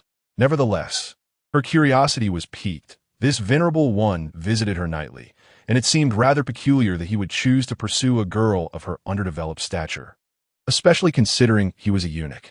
Bai Liqing elegantly flicked his sleeve, and with a few audible cracks, the wrist that Shiliang Mo had twisted returned effortlessly to its original position, his fingertips now adorned with several golden needles. Xiliang Montak gaspet invatli. Astonished that he could manipulate his skeletal joints with such ease, it was utterly unfathomable. The strike she had executed was a lethal maneuver taught to her by Granny Bai, which she had practiced for a month. Even Granny Bai had remarked on her exquisite technique, and any skilled opponent would surely fall prey to it. Yet, Bai Liqing remained unaffected, revealing that he had mastered such sinister arts. My dear girl, do you truly believe your recent advancements in skill are merely due to some trivial elixir? Bai Liqing casually produced a silken pouch containing a luminous pearl, its soft, warm glow illuminating the surroundings with clarity. Upon seeing the golden needles in Bai Liqing's hand, Shiliang Mo was momentarily taken aback, her brows arching slightly. Could it be the golden needles are the result of the venerable one's efforts? Even Granny Bai had expressed curiosity over her progress. Yet she had never imagined it was Bai Liqing who visited her at night to administer the needles. I didn't expect you to possess such discernment. When did you realize my nightly visits? Bai Liqing inquired with a sly smile, casting a sidelong glance at Shiliang Mo. With a sigh, Shiliang Mo replied, Venerable one, you never intended to conceal your visits from me, did you? I wonder why you choose to assist me. No matter how poorly she slept, she would not lay bare, and Bai Rue always slumbered deeply. Thus, when she sensed something amiss, she remained vigilant. Now that her internal energy had seen some improvement, she found that even with her light sleep, the following day was not too arduous. However, Bai Liqing did not come every night, leaving her unable to discern a pattern in his visits. Moreover, although Bai Liqing employed certain methods upon them, those methods merely induced a deeper slumber and were rather rudimentary, completely out of character for someone of his stature. This only indicated that he could not be bothered to hide anything from her. Even if she discovered any of his intentions that might harm her, she would be powerless to intervene. Just like now, she was acutely aware that he was positioned atop her, a situation that seemed quite improper and even humiliating. Yet she found herself unable to act against him. You are not foolish. There's no need to feel overly grateful for my selfless act of providing you with the golden needles. You shall find your usefulness in due time. Now, lie down and disrobe. Once the task is complete, I must return to my rest. Today's petitions have been rather numerous, and I am utterly fatigued. Bai Liqing's exquisite visage flashed with a hint of impatience. Xiliang Montak was rendered speechless. Was she truly begging for his so-called selflessness? This golden needle treatment hardly required her to be semi-nude, did it? As she uttered the final 3 words, she gritted her teeth, wondering if this eunuch intended to inspect her development as well. Certainly, as you are now under my purview, I must exercise due diligence. Otherwise, what do you fear? Bai Liqing curled his lips in a dismissive smirk, his fingers gesturing before her chest as if mocking her ignorance. Yet his fathomless gaze, laced with a teasing allure, made Shiliang Mo's ears flush with warmth and a surge of blood rise within her. She had encountered shamelessness before, but never to such an extent. The esteemed lord, with his myriad responsibilities, need not concern himself with the trifles of a young lady, nor did she seek swift mastery of martial prowess. Nonetheless, Shiliang Mo managed a faint smile, her grip on her garment tightening, showing no inclination to yield. Bai Liqing observed the girl before him, poised like a vigilant creature, his slitted eyes narrowing. Are you rejecting my offer? Shiliang Mo tugged at the corners of her lips, revealing her sharp canine teeth. Yet her smile remained courteous. I would not dare. If the esteemed lord insists on his benevolence, I am left with no recourse. Bai Liqing scrutinized the girl, his enchanting eyes flickering with an ominous intensity, as if all the darkest emotions of the world converged upon Shiliang Mo.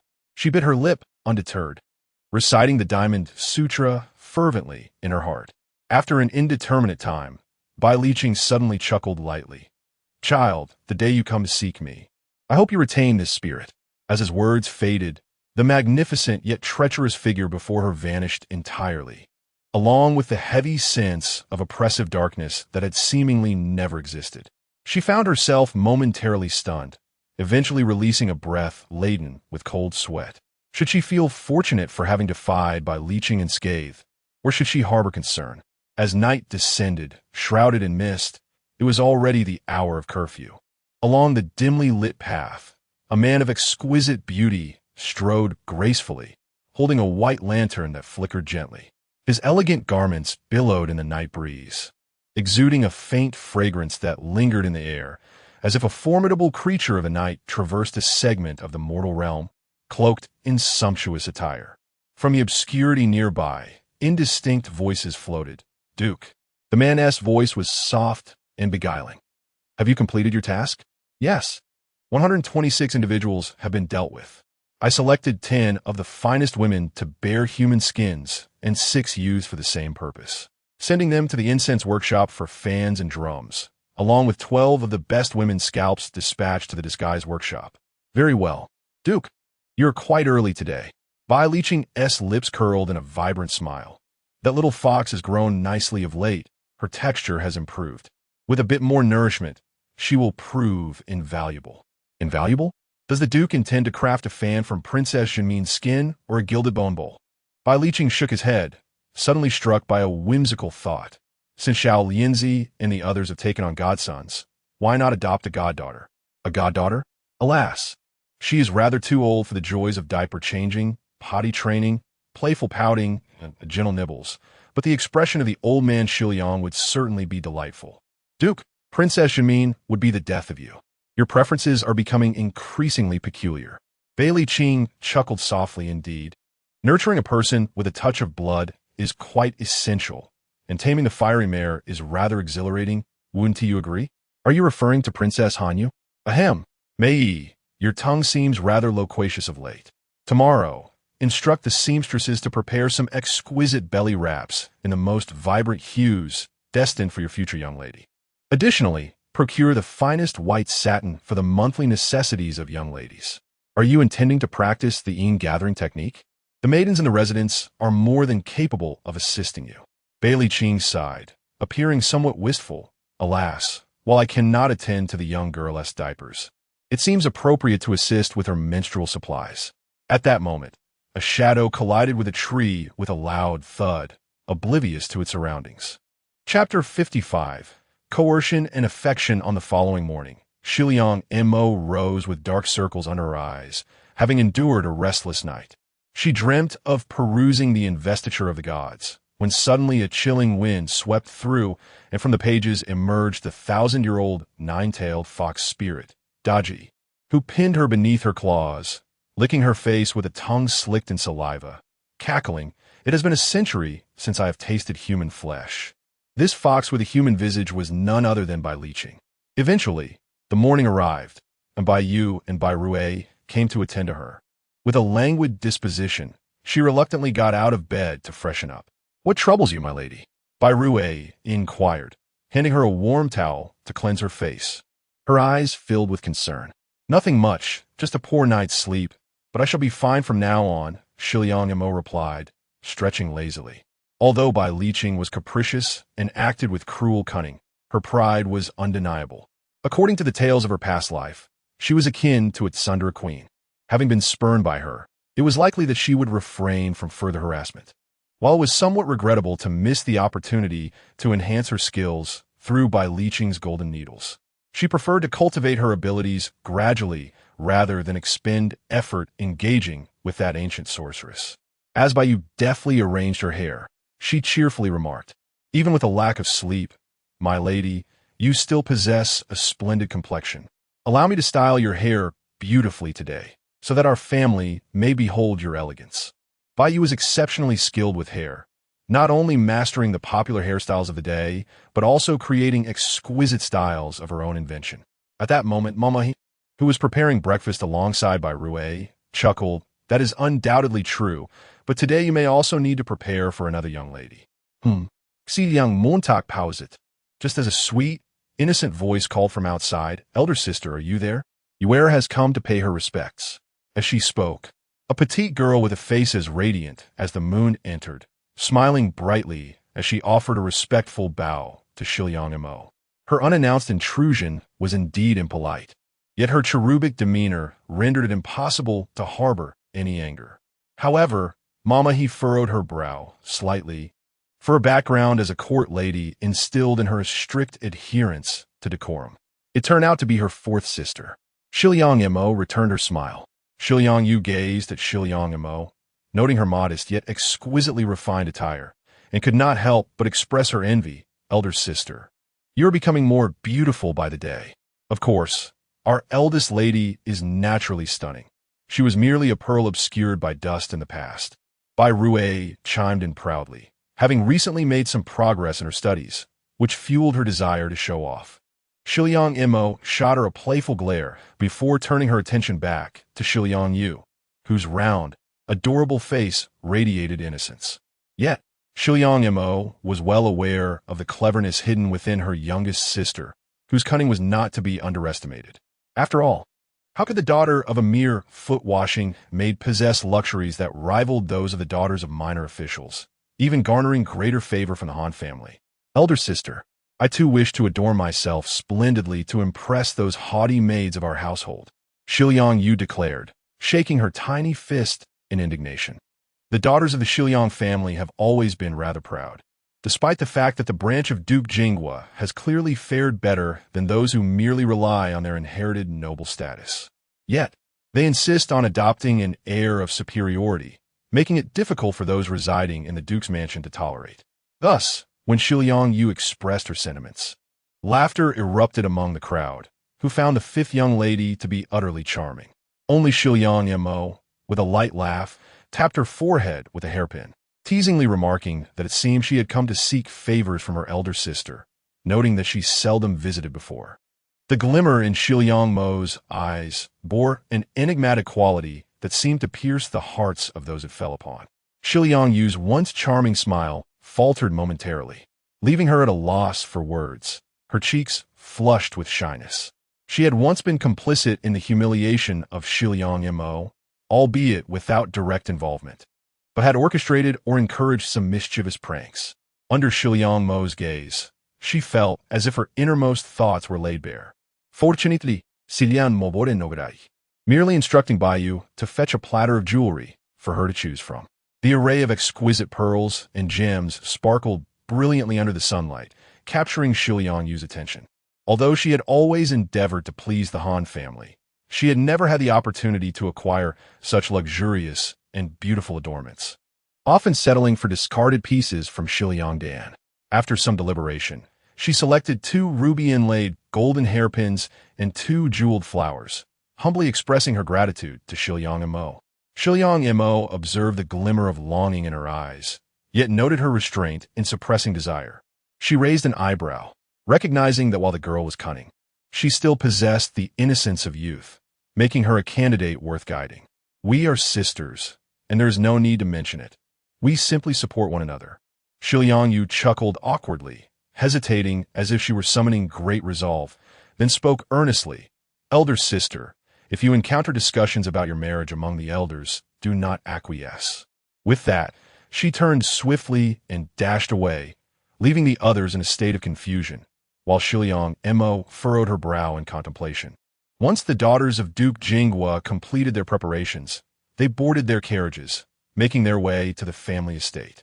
Today, aside from Shiliang Shuang, who was married, and Shiliang Xian, who was too injured to attend, the 3 sisters, Shiliang Shuang, Shiliang Dan, and Shiliang Yu, took center stage, each traveling in her own carriage to avoid any discomfort from seeing one another. The Shiliang family resided in the southern part of the city, and upon their arrival, they were greeted by the grand vermilion gates adorned with a stele bestowed by the emperor, symbolizing the family's century-long legacy. A number of matrons and wives had already gathered by the stele, holding several intricately crafted palanquins in wait, the foremost being the elegant Lady Zhao, the master's daughter-in-law, who had been seen at the last conferment banquet. After exchanging polite pleasantries with Lady Han, they proceeded to enter the palanquins and passed through the gates. The matrons and wives remained orderly. Even upon the arrival of the duke's family, none raised their voices or cast lingering glances, instead quietly and respectfully ushering them into the palanquins and further into the inner residence.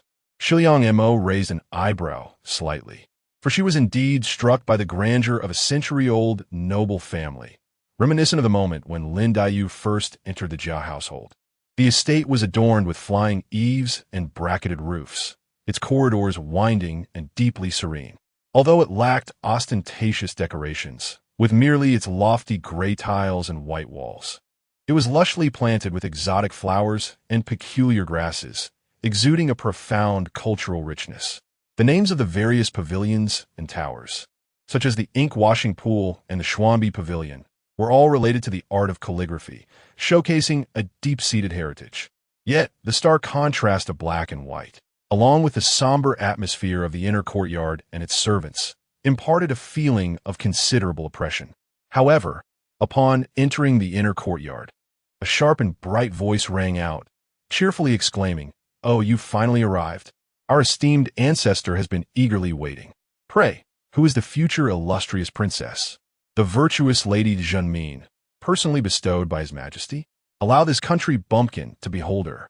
The utterance, rather candid and devoid of decorum, was delivered in such an animated tone that it provoked no ire. Instead, it felt refreshingly forthright. Yet, Shiliang Mo could not help but scoff inwardly. Even before they had met her, they had presumptuously arranged a marriage for her, leaving her no room to refute.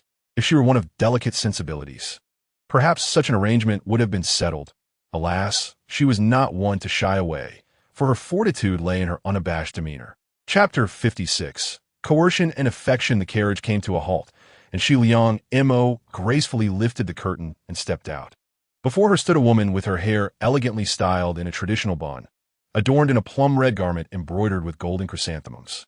She approached accompanied by a retinue of maidservants.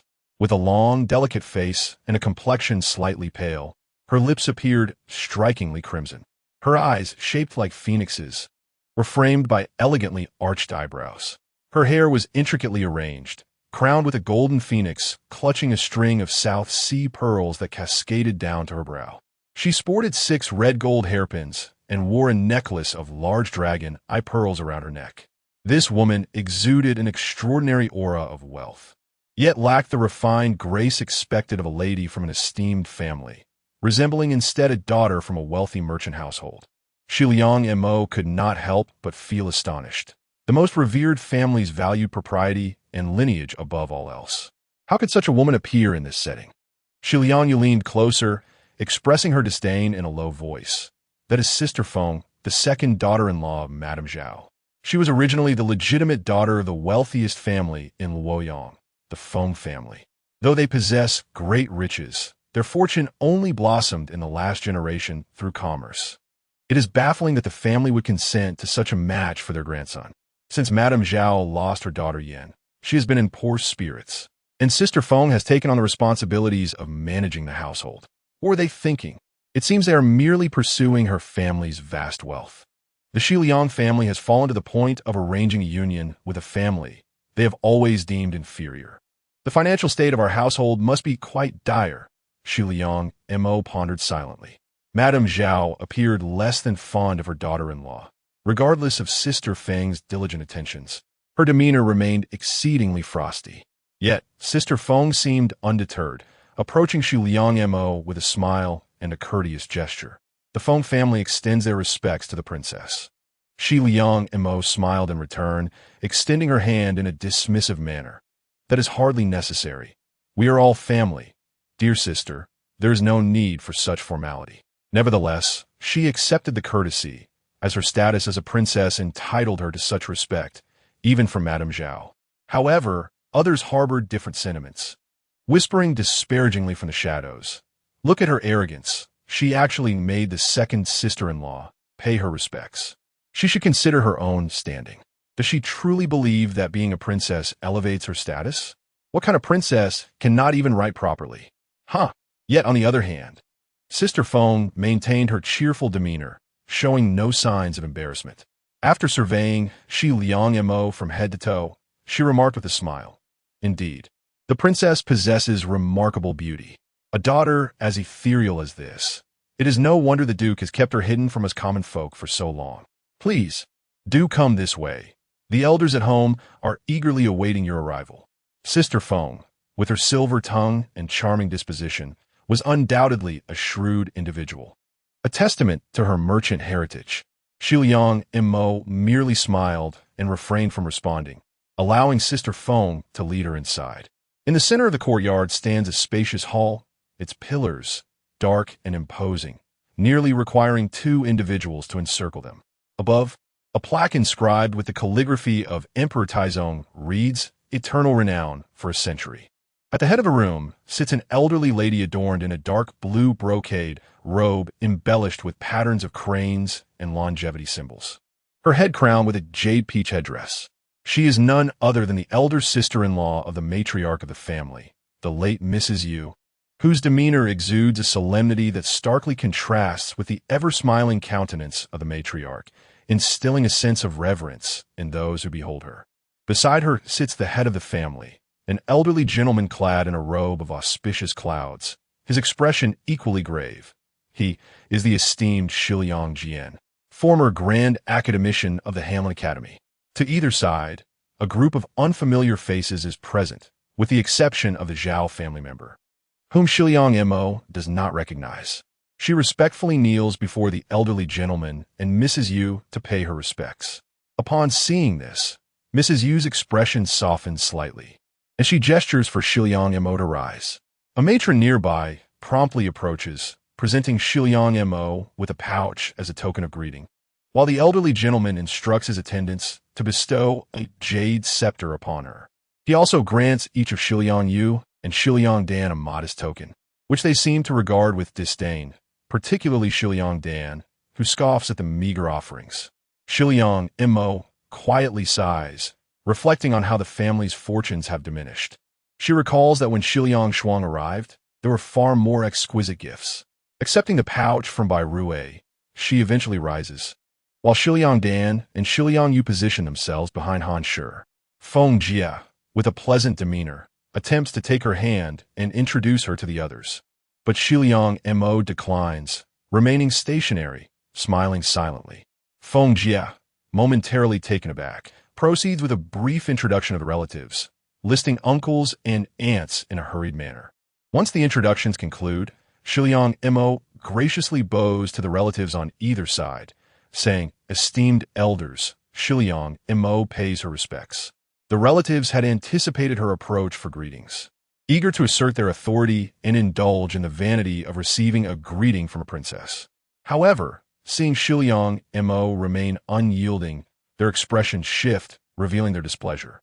One aunt, with a sarcastic tone, remarks, "Oh, we cannot accept such honors. You're not only a royal princess, but also destined to be a remarkable princess consort. How could we, lacking titles and ranks, dare to receive such grand gestures from you?"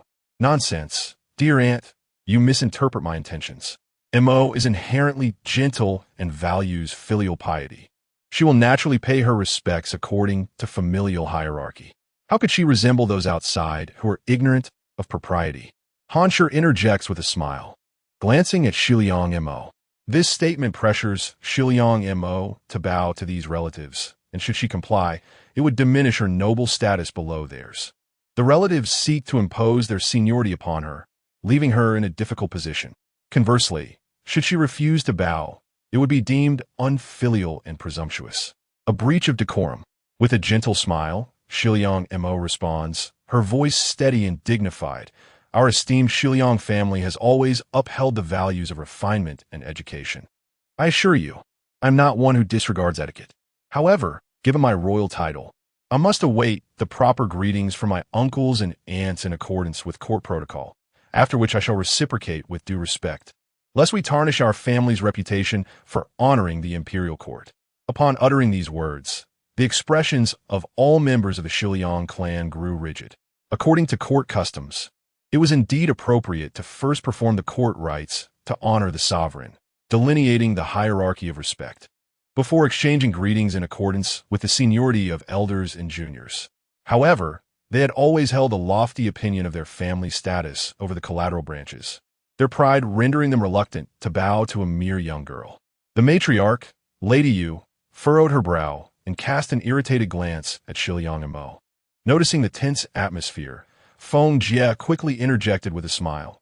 "All right, we are all family here. Granddaughter-in-law, please take the princess out for a stroll.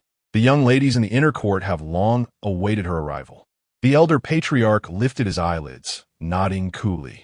Under Feng Jie's guidance, Shiliang Mo performed her salutations and retreated. "You have raised quite a daughter, full of herself," Lady Yu remarked coldly to Han, leaning heavily upon her cane. The other members of the Shiliang family cast disgruntled glances in her direction. Han glanced at the silent Duke Jing was seated nearby, her expression betraying an unspoken distress as she forced a smile. Matriarch, Mo has always been proud and strong-willed. Sometimes, a daughter-in-law cannot exert control. Cannot exert control? Does she dare to defy her elders? Tomorrow she is to marry into the illustrious family. Such behavior would bring disgrace upon the Shiliang name. Lady Yu's countenance darkened further. Within the Shiliang household, elders wielded absolute authority, even determining matters of life and death. Matriarch, perhaps Mo is unwilling. Han ventured hesitantly. Unwilling? Traditionally, marriages are orchestrated by the decree of parents and the matchmaking of intermediaries. She will go if commanded. It is already a tremendous concession on my part. Does she dare to resist? How could you raise such a coarse daughter, devoid of decorum? Lady Yu's expression grew increasingly severe, tinged with barely concealed anger.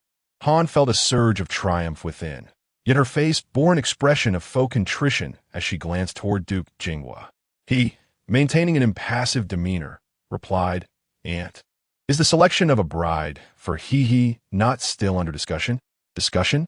It has been decided. This girl shall be wed. Marrying her off will temper her reckless spirit. A disobedient and unfilial girl is more of an eyesore to keep nearby than to send away, where she may contribute to the family. Thus it shall be settled. Should she dare to oppose, let her not blame me for invoking family rules, Lady Yu declared with wrath. As she had always been an unassailable force within the Shiliang lineage, with even the elder patriarch hesitant to confront her. Her obstinate and volatile nature could hardly tolerate the youthful exuberance of the next generation. As they arrived in the plum blossom grove, waiting for Feng Jie to summon the young ladies from the main family, Shiliang Mo suddenly inquired of Shiliang Yu, who had followed her unnoticed. "You, what exactly is the situation with the He princess?" She had previously inquired of Granny He, who had informed her that every generation of the He monarch mandated a marriage to a noble woman from the Celestial Empire, and since the founding emperor, daughters of the Shiliang family had been wed in alliance. The last marriage had been to the fourth daughter, a concubine who had passed away 8 years ago, prompting the He monarch to seek another from the Shiliang family. Shiliang Yu hesitated for a moment before whispering, "Yuer has only heard rumors. The He region is indeed the most desolate and frigid part of our neighboring country. The local nomadic tribes are far more ferocious than the Chong, and with a scarcity of women, to prevent their incessant harassment, our Celestial Empire not only offers tributes annually, but also sends women to them. The title of He princess sounds enchanting, yet marrying the He king equates to becoming the possession of all the royal males, including fathers, brothers, uncles, and nephews, who may all partake in her as a means to ensure progeny. The daughters of the Shiliang family who are sent there endure immense humiliation for the sake of their parents' safety, often suffering until their bodies wither away, rarely surviving beyond the age of 20. Survive beyond 20? How old was the previous princess when she was sent there? Xiyang Montak Pauzit. 10 years old. It is said she was born of the least favored concubine of the family head. Shiliang Yu shook her head, seemingly filled with dread. 10 years old. Shiliang Mo gasped, biting her lip, her eyes flashing with barely suppressed fury. Are the people of the Shiliang family nothing but beasts? Chapter 57. Coercion and Marriage Elder Sister. You. Shiliang Yu stared in astonishment at Shiliang Mo. No matter how furious or agitated Shiliang Mo had been before, she was always adorned with an innocuous smile. Yet this time, her words were strikingly candid. Is it not so? Shiliang Mo retorted with a cold laugh, her eyes flickering with wrath. Shiliang Yu hastily glanced around and said, "Elder sister, please refrain from speaking. If this reaches the ears of the elders, it would be dire. One must be wary of the clan's regulations." Shiliang Mo raised an eyebrow, intrigued. What are the consequences of such regulations? A voice, cold and haughty, interjected from behind them. Those guilty of great disrespect, severe rebellion, or licentiousness, males will be expelled from the family, while females may find themselves confined to the ancestral temple or cast into the river. Shiliang Mo turned to see a group of uniquely adorned young ladies approaching her. Leading them was none other than Shiliang Wu, clad in a pale yellow gown embroidered with falling cherry blossoms, paired with a snow blue flowing skirt, and adorned with a pearl crown. "Long live the princess," Shiliang Wu greeted, performing a curtsy without waiting for assistance, rising with a poised and proud demeanor. "Sister need not be so formal," Shiliang Mo replied with a slight smile, unfazed. The daughters of the Shiliang clan observed this cousin, who, though of the direct line, now belonged to a collateral branch, with keen interest, particularly given that the Jingwa Duke's family wielded military power and had produced both a county princess and a princess. It was only natural that they felt a competitive spirit towards her, scrutinizing her closely. Draped in a delicate lavender silk gown with wide sleeves, Shiliang Mo wore a white skirt embroidered with wisteria blossoms, cinched at the waist with a deep green brocade belt adorned with entwined lotus flowers, and a palace ribbon securing a jade pendant. Around her neck lay an exquisite and beautiful tourmaline necklace, while her dark hair was styled with a lotus crown carved from amethyst, entwined with delicate strands of golden silk that cascaded down her back and chest, noble and distinctive. Even the most oblivious of the clan's maidens recognized that her attire undoubtedly hailed from a prestigious lineage and was of considerable value, making their own garments seem inferior by comparison. Furthermore, when juxtaposed with their leading direct descendant, Wu Jie, Shiliang Mo's grace and aura were equally matched. Yet her presence exuded a superiority. As they observed Wu Jie perform her greetings, it appeared that Princess Jinmin had no intention of sparing them the customary courtesies, prompting the young ladies of the Shiliang clan to step forward in succession to pay their respects. Upon completing their salutations, they were rewarded with gifts from Shiliang Mo, which white Rue presented. Exquisite boxes embellished with gold powder and gems containing various beautiful cosmetics, each box inlaid with a small, rare crystal mirror. These young ladies, hailing from distinguished families, were accustomed to fine treasures, yet such opulent crystal mirrors were indeed a rarity. Their faces could not conceal their delight, and they gazed at Shiliang Mo with more amiable expressions, eagerly stepping forward to express their gratitude. Shiliang Mo, with her elegant demeanor, engaged them with charming anecdotes, swiftly winning the favor and affection of the young ladies from the Shiliang clan. Shiliang Wu was taken aback to discover that her attendants seemed to disregard her instructions entirely. She and Shiliang Yan had always held themselves in high esteem, and after Yan's demise, Wu had become the center of attention, akin to a star surrounded by planets. She had never been so overlooked before, which incited a surge of anger within her. At that moment, a young lady from a respected family, while speaking, inadvertently stepped back and bumped into Shiliang Wu. In her haste to apologize, she was met with a cold laugh from Wu, who suddenly struck the girl twice across the face, her sharp nails leaving several crimson scratches on the young maiden's skin. Such an ill-mannered wretch, merely fortunate in her circumstances, yet unaware of her own insignificance. Soon enough, she will be reduced to a mere trinket in the filthy corners of society, blinded by her own arrogance. Wu thought disdainfully as she coldly caressed her wrist. The young lady had never anticipated being publicly chastised, nor had she expected such a reprimand. Her heart ached as she covered her face and fled the courtyard. Wu's actions were like a bucket of cold water poured over the gathering, leaving the other young women exchanging glances, instantly silencing their chatter and instinctively distancing themselves from Shiliang Mo by 3 paces. "How fierce the temper of Sister Wu is," Shiliang Mo remarked with a slight smile, her gaze icy. "She does not even match the grand stature of a princess, yet expects the elders in the hall to bow to her. Ah, does Sister Wu believe that while there is order among the young and old, the principles of respect and hierarchy in our esteemed nation are flawed? Perhaps we should present our grievances to Her Majesty the Empress. Allowing Sister Wu's new regulations to enlighten the subjects of the realm, Shiliang Mo replied coolly. I never said such a thing. Shiliang Wu, caught off guard by the weight of the accusation, felt a rush of indignation. Shiliang Mo, you are nothing but a grasshopper after autumn. I shall see how long you can revel in your fortune after marrying into a prestigious family. Do you think your title as a princess will exempt you from the family rules? The Shiliang clan will manage you as per our customs. With that, Shiliang Wu let out a cold laugh and swept away, while the other young ladies exchanged glances. Those with manners simply bowed to Shiliang Mo before departing, while the ill-mannered among them left without a word. The stringent family regulations of their esteemed lineage were formidable. If they truly wished to impose a severe punishment on Shiliang Mo, even the Empress would find it challenging to intercede on her behalf. Suddenly, Shiliang Mo found herself in an empty space, prompting her to narrow her eyes slightly.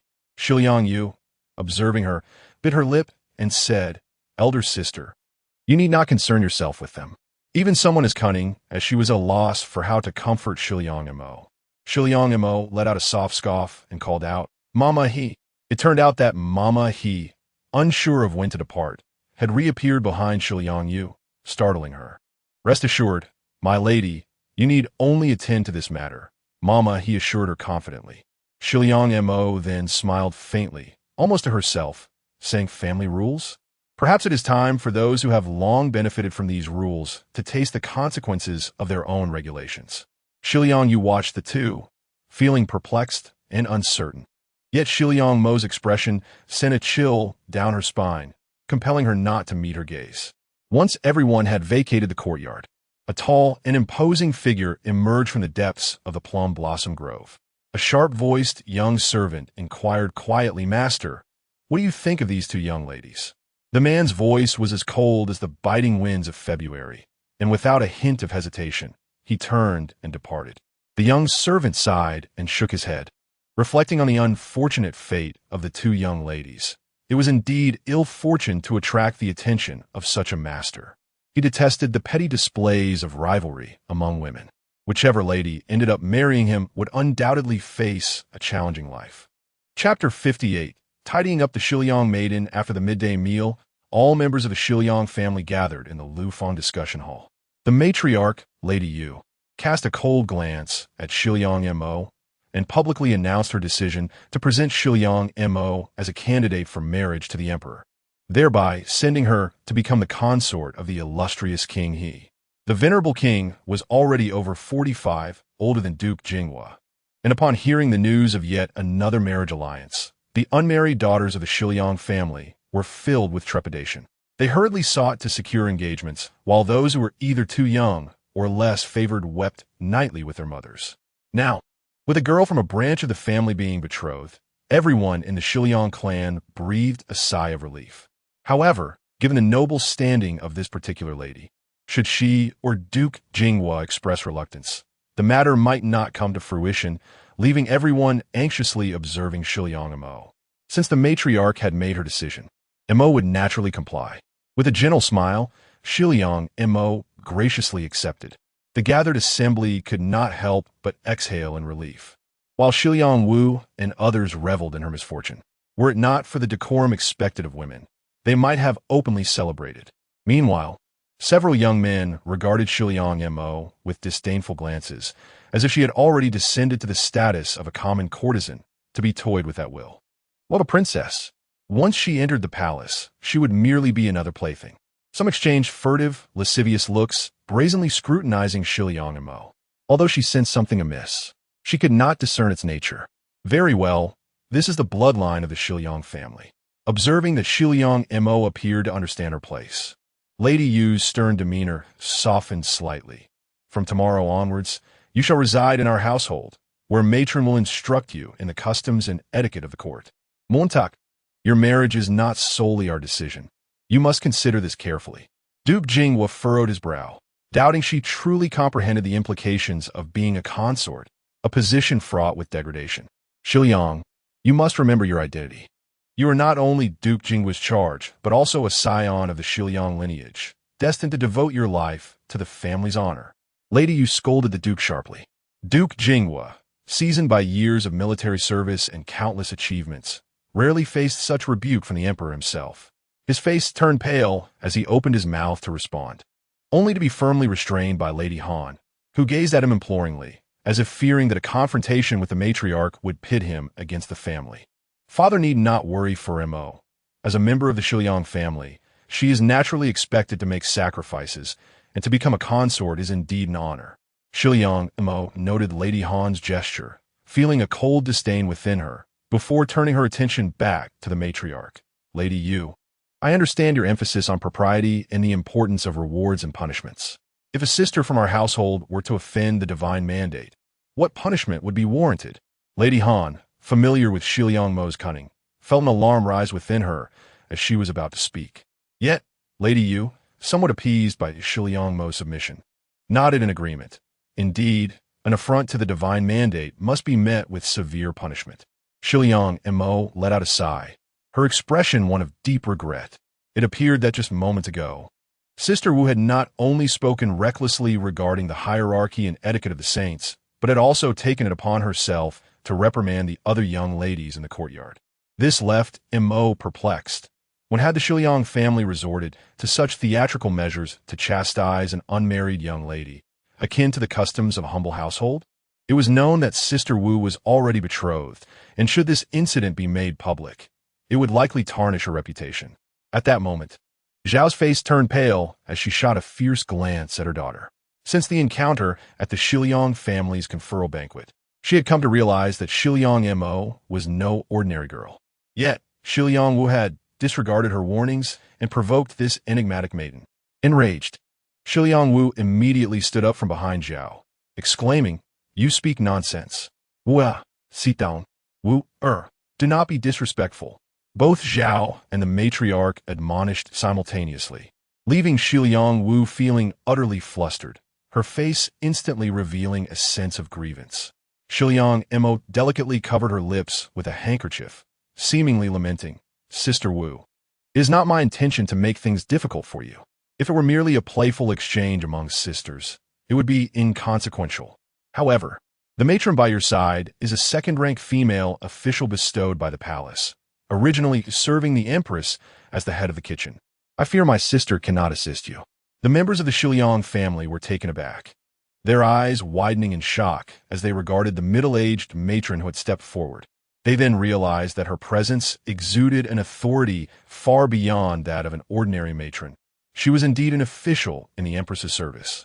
Matron, he bowed to the elder matriarchs, her tone stiff as she declared, "I serve beside the empress, and have long known that the Shiliang family holds decorum and etiquette in the highest regard. However, I find myself greatly disappointed." She recounted the events that had transpired in the courtyard, concluding with a chilling remark.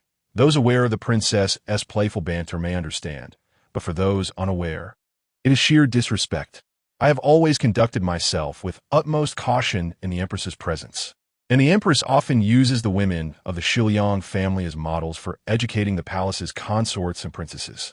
I shall undoubtedly have to request the empress to reconsider upon my return.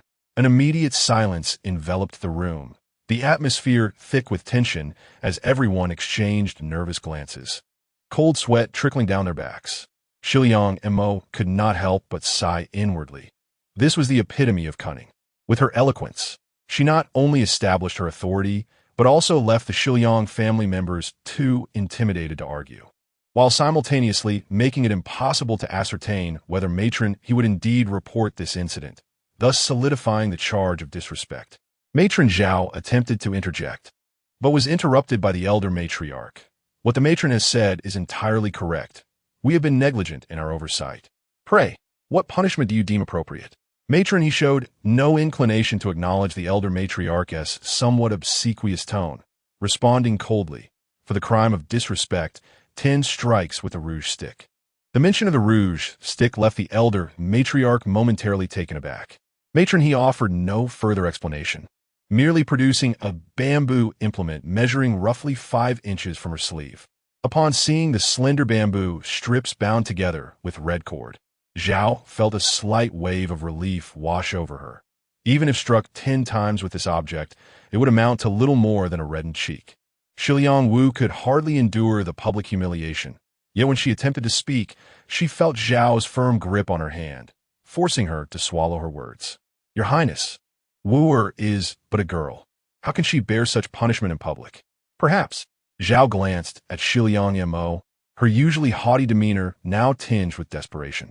Shiliang Mo remained silent, but Mama he interjected with a cold gaze.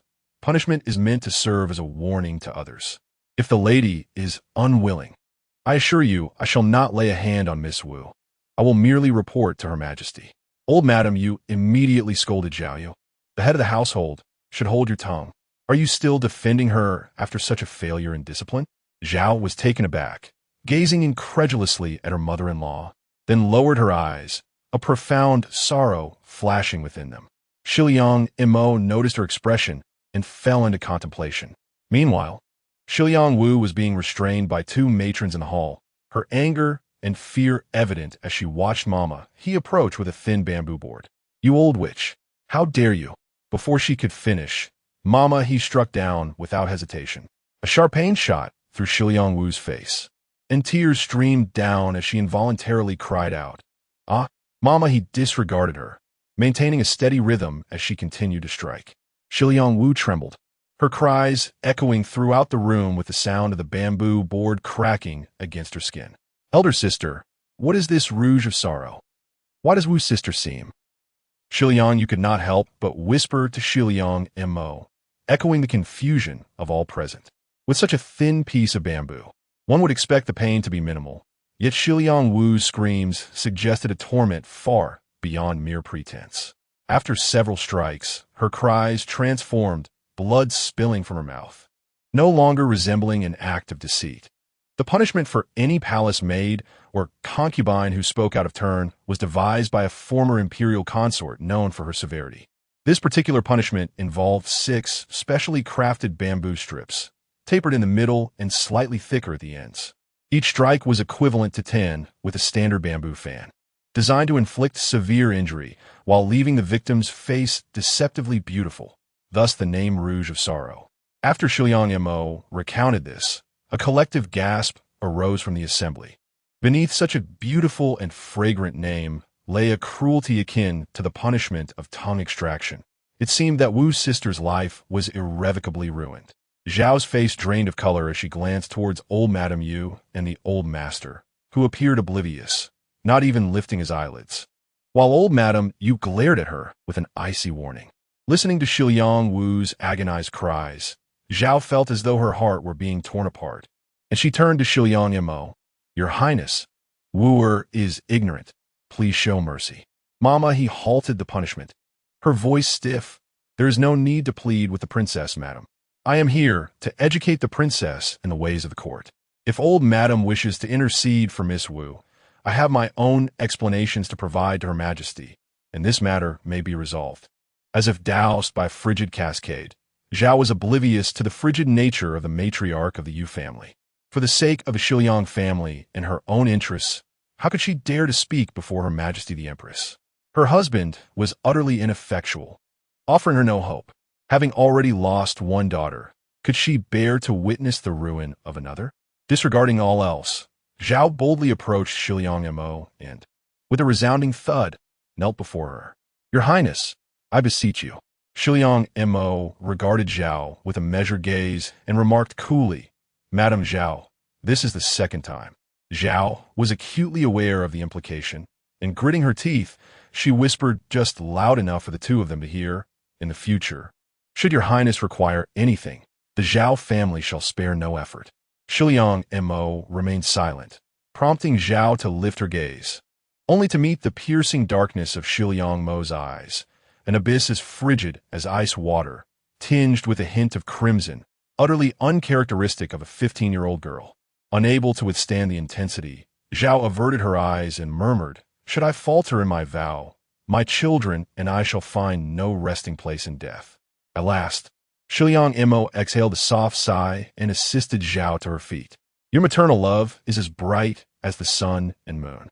Meanwhile, the matriarch of the Yu family had already fainted from anger at Zhao's actions, and chaos ensued in the hall, with no one pursuing the matter of how Shiliang Mo had persuaded Granny He. Zhao, disregarding the judgmental stares of others, summoned her confidants and hastily took the unconscious Shiliang Wu to seek medical attention. Shiliang Mo gathered her garments and leisurely exited the tumultuous Lufeng Hall, casually instructing Bai Rui, "Tonight, leave a lamp outside. Those who need to come will surely arrive." Bai Rui, taken aback and somewhat perplexed, quickly acquiesced. Chapter 59. Disfigurement. The night was cool as water, the autumn winds whispering through the air. Bai Rui raised the lamp to glance at the sky outside before turning back into the room, addressing the meditative Shiliang Mo, who was nestled in bed. "Miss, it is already the third watch of the night. Do you still wish to wait?" Shiliang Mo slowly drew her breath back to her dantian, sighing softly. Indeed, without the assistance of the ancient demon, by Li Qing's golden needles to open her meridians, her internal energy had regressed significantly. Although Bai Mama possessed profound inner strength, she lacked the knowledge of the golden needle technique. No need to wait any longer. It seems some individuals are still lacking in wisdom. Shiliang Mo yawned and pulled the covers over herself to rest. It is Zhao's own failure to recognize the moment. The young lady need not trouble herself further. Bai Hui replied indignantly.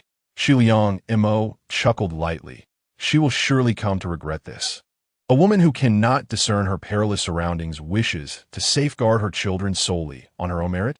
Even if I, Shiliang Mo, do not take action, the death warrant shall be inscribed upon her. Bai Rui extinguished the lamp and joined Shiliang Mo in slumber beneath the covers prepared on the bed. The following morning, after breakfast, Shiliang Mo and Shiliang Dan, along with others, prepared to bid farewell to the matriarch, Lady Yu, and the elder. Under the guidance of Duke Jinghua and Lady Han, just as they were about to depart, Zhao arrived fashionably late. Though her face was heavily powdered, the redness and swelling were still evident, and her countenance appeared haggard. Upon spotting Shiliang Mo, she seemed to have something to say but faltered, lowering her head to murmur, "Your Highness, forgive me. Dear aunt, it is understandable that you may be unwell and arrive late. How could I blame you?" Shiliang Mo feigned ignorance to Zhao's words, smiling instead as she turned to enter the sedan chair. Watching the Duke Jinghua and his entourage depart, Zhao's husband, Shiliang, glared at her fiercely, scolding, "What, do you still find yourself lacking in disgrace? Get inside." With that, he forcibly pulled Zhao inside. Meanwhile, the flamboyantly dressed Feng Jie stood in the wind, gazing at the retreating silhouette of the sedan chair. A chilling thought crossed her mind, recalling the day in the Lufeng Hall when Shiliang Mo had looked at Zhao and the members of the Shiliang clan. She felt an inexplicable shiver and began to ponder. Upon returning to the Shiliang residence, Shiliang Mo stepped down from the sedan and, in a sudden turn, smiled at Lady Han, who had also disembarked. "Mother," she called softly. Lady Han was taken aback, not expecting to be addressed, and immediately felt a prickling of apprehension. Watching Shiliang Mo warily. "What are you up to now?" Shiliang Mo advanced step by step, compelling Lady Han to retreat until she gently supported her, saying, "I only worry for your health, dear mother. It would be unfortunate should you fall." Lady Han, straining to maintain composure before the onlookers, refrained from pushing Shiliang Mo away, her body rigid as she glared coldly at her. After escorting her for a short distance, Shiliang Mo, performing the role of dutiful daughter under the watchful eyes of Duke Jinghua, remarked, "Mother, do not be so tense. I merely wish to express my gratitude for your concern, especially in arranging a marriage for me with a princess." Lady Han halted, eyes wide with disbelief before adopting a mask of indifference, replying, "Is this match not good? You have gone to great lengths to ascend to the position of a princess. Is this not your ultimate ambition?" With a gentle smile, Shiliang Mo unexpectedly shifted the topic. "I recall that the engagement ceremony between Sister Dan and the young Prince Da is in 2 days. What are your plans?" Han was taken aback, her cold gaze piercing through Shiliang Mo as she grasped her wrist tightly, her sharp nails nearly digging into her skin. "Xiliang Montak," Hazit replied. What could I possibly do? With a subtle flick of her hand, she executed a deft maneuver that dislocated Han's wrist. In an instant, Han cried out in pain, pushing Shiliang Mo away. You wretched girl. Seemingly caught off guard, Shiliang Mo fell to the ground, but was quickly helped up by someone striding forward. Their face stern as they confronted Han. What are you doing? Han, noticing the unexpected appearance of Duke Jinghua, immediately burst into tears, exclaiming, Husband, look at the daughter you raised. She harbors resentment towards me over the marriage alliance, and has broken my wrist. Duke Jinghua paused, then retorted, What nonsense are you spouting? How could Mo, a frail girl, possibly break your wrist? Shiliang Mo rose and approached, half supporting, half pulling Han 2 steps closer to Duke Jinghua, gently saying, Father, please see for yourself. If I have disrespected my mother, I am willing to accept punishment. Han promptly raised her wrist for Duke Jinghua to examine. Husband, look. As he grasped her wrist, a flicker of anger crossed his eyes, and he coldly remarked, Madam, you are excessively delicate. Just as Han was about to respond, she lifted her hand only to discover that her wrist bore no serious injury, merely faint red marks. She was left dumbfounded. This. In that moment, Shiliang Mo had already returned her dislocated wrist to its rightful place, knowing well that her mother did not cherish her. And with the impending distant marriage looming, Shiliang Mo held no grievances. However, as her days in the household were numbered, she silently wished her mother would treat her as if she did not exist. With a deep sigh, Shiliang Mo said nothing further and turned to leave. Duke Jinghua felt an involuntary urge to call her back, yet was struck by the sorrowful and resolute silhouette she left behind, which inexplicably reminded him of another similar figure. His throat tightened as he murmured, Lan Ling. A wave of unfamiliar guilt surged within him. Husband, after all these years, why do you still cling to that unfaithful wretch? She may not even remember you. Han, stung by his murmured Lan Ling, could no longer contain her sharp anger. Silence. Duke Jinghua roared, slapping Han across the face, sending her sprawling to the ground. He glared at her, incredulous as she covered her face. Are you unaware of the good deeds you've done for yourself and your family? You have repeatedly bullied Mo and looked down upon her. And while I have refrained from punishing you as my first wife, why do you insist on marrying her off to those despicable creatures? Having spoken, she furiously swept her sleeves and departed, leaving the disheartened Lady Han prostrate on the ground. Clenching her teeth, she covered her face and, summoning her strength, rose to her feet, evading the gaze of the servants as she hastened toward her private chamber. Upon entering, she barred the door against the attendants who had followed her, collapsing onto the table in a fit of tears. Outside, the onlookers exchanged glances. This was the first time in over 2 decades that the master had treated Lady Han with such unyielding harshness. When lunchtime arrived, Bai Yu and Bai Rui were busy serving dishes for Shiliang Mo, chuckling as they did so. I heard from Stewardly that every piece of porcelain and even the antique display in the second madam's chamber has been replaced and everything inside has been shattered. Let us see how she continues to plot against the eldest young lady, Bai Rui remarked. Shiliang Mo, sipping her congee made from green rice, replied casually, This is merely the interest I am collecting from her. In a few days, it will be time to reclaim the principal. Is she not most concerned about her 2 daughters? After a brief pause, she added with languid grace, The second madam has a fiery temperament. Have the kitchen prepare some brown rice soup to cool her down. I hear from Aunt San that the public expenditures have been somewhat strained lately. Considering the lavish replacement of porcelain and antiques, perhaps it would be best for the second madam to draw from her own reserves. Having once managed the household, she surely understands the challenges involved. Lady Han will undoubtedly be infuriated. Bai Rui chuckled in response, sending Bai Zhen to inform the steward and Madame Li. In the shadow of the beams, an observer trembled slightly, sighing inwardly. Indeed, this was the favored successor of the esteemed Lord Juqing. When it came to inflicting harm, her words bore an eerily similar resonance that sent chills down one's spine. Meanwhile, Bai Li Qing, the esteemed Juqing, was enjoying a newly arrived melon seed from the western regions when he suddenly sneezed, showering the half-clad beauty across from him with saliva and melon seeds. He elegantly rubbed his prominent nose and sighed, I wonder which beauty is missing me today?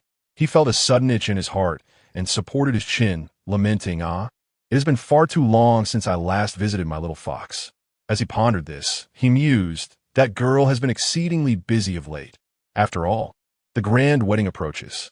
Bai Li Qing squinted slightly, lazily reclining by the window, and chuckled, what should I gift her? My lord, will you truly send Princess Zhenmin to Hehe?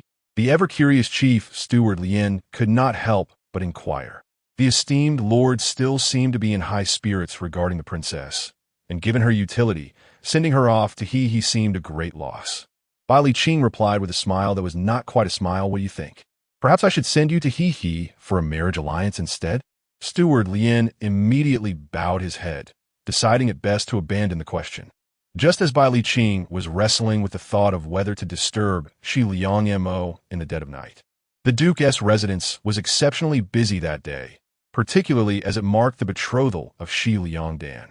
The household bustled with activity, guests arriving in droves, creating a scene even more lively than the grand wedding of Shi Liang Xuan. After all, this was the formal betrothal feast for the legitimate daughter of the Shi Liang family, and her betrothed was none other than a young prince from the esteemed Do Wang family, the most distinguished young man in the capital. Though Han was exceedingly enraged by Li's refusal to furnish her with additional items from the inner chambers and her insistence on forcing her to open the small treasury, she dared not provoke the wrath of the Duke of Jinghua. Fortunately, her substantial dowry and years of managing the household had amassed considerable wealth, allowing her to summon those loyal servants to open the storerooms and retrieve numerous valuables to display anew. She meticulously reorganized the dowry intended for Shi Liang Dan and, to guard against any potential sabotage from Shi Liang Mo, exercised utmost caution regarding Shi Liang Dan's diet and daily routines, living in a state of heightened vigilance. The toll of her anxiety took a visible toll on her health, rendering her increasingly haggard, leading to several reprimands directed at Shi Liang Dan. The Duke's irritation grew as he observed her despondent demeanor, prompting him to withdraw to the gentle and prudent embrace of Dawn. Heartbroken, Han maintained a facade of composure, finally exhaling in relief upon reaching the auspicious day of Shi Liang Dan's betrothal, meticulously preparing to receive guests. Shi Liang Dan, on the other hand, adorned herself with exquisite opulence, transforming into a vision of ethereal beauty. Green Xiao brought forth a cup of chrysanthemum tea, remarking, today, Miss Forth truly resembles a celestial maiden from the Jade Pool. Rest assured, with such a breathtaking companion, the young prince shall have no eyes for mere mortal women. Shi Liang Dan took immense delight in these words, sipping the fragrant tea with a smile and declaring, a firefly dares to contest with the moonlight. Shi Liang Mo merely overestimates her own worth. The thought of her marrying a most suitable husband while Shi Liang Mo faced a tragic fate filled her with joy.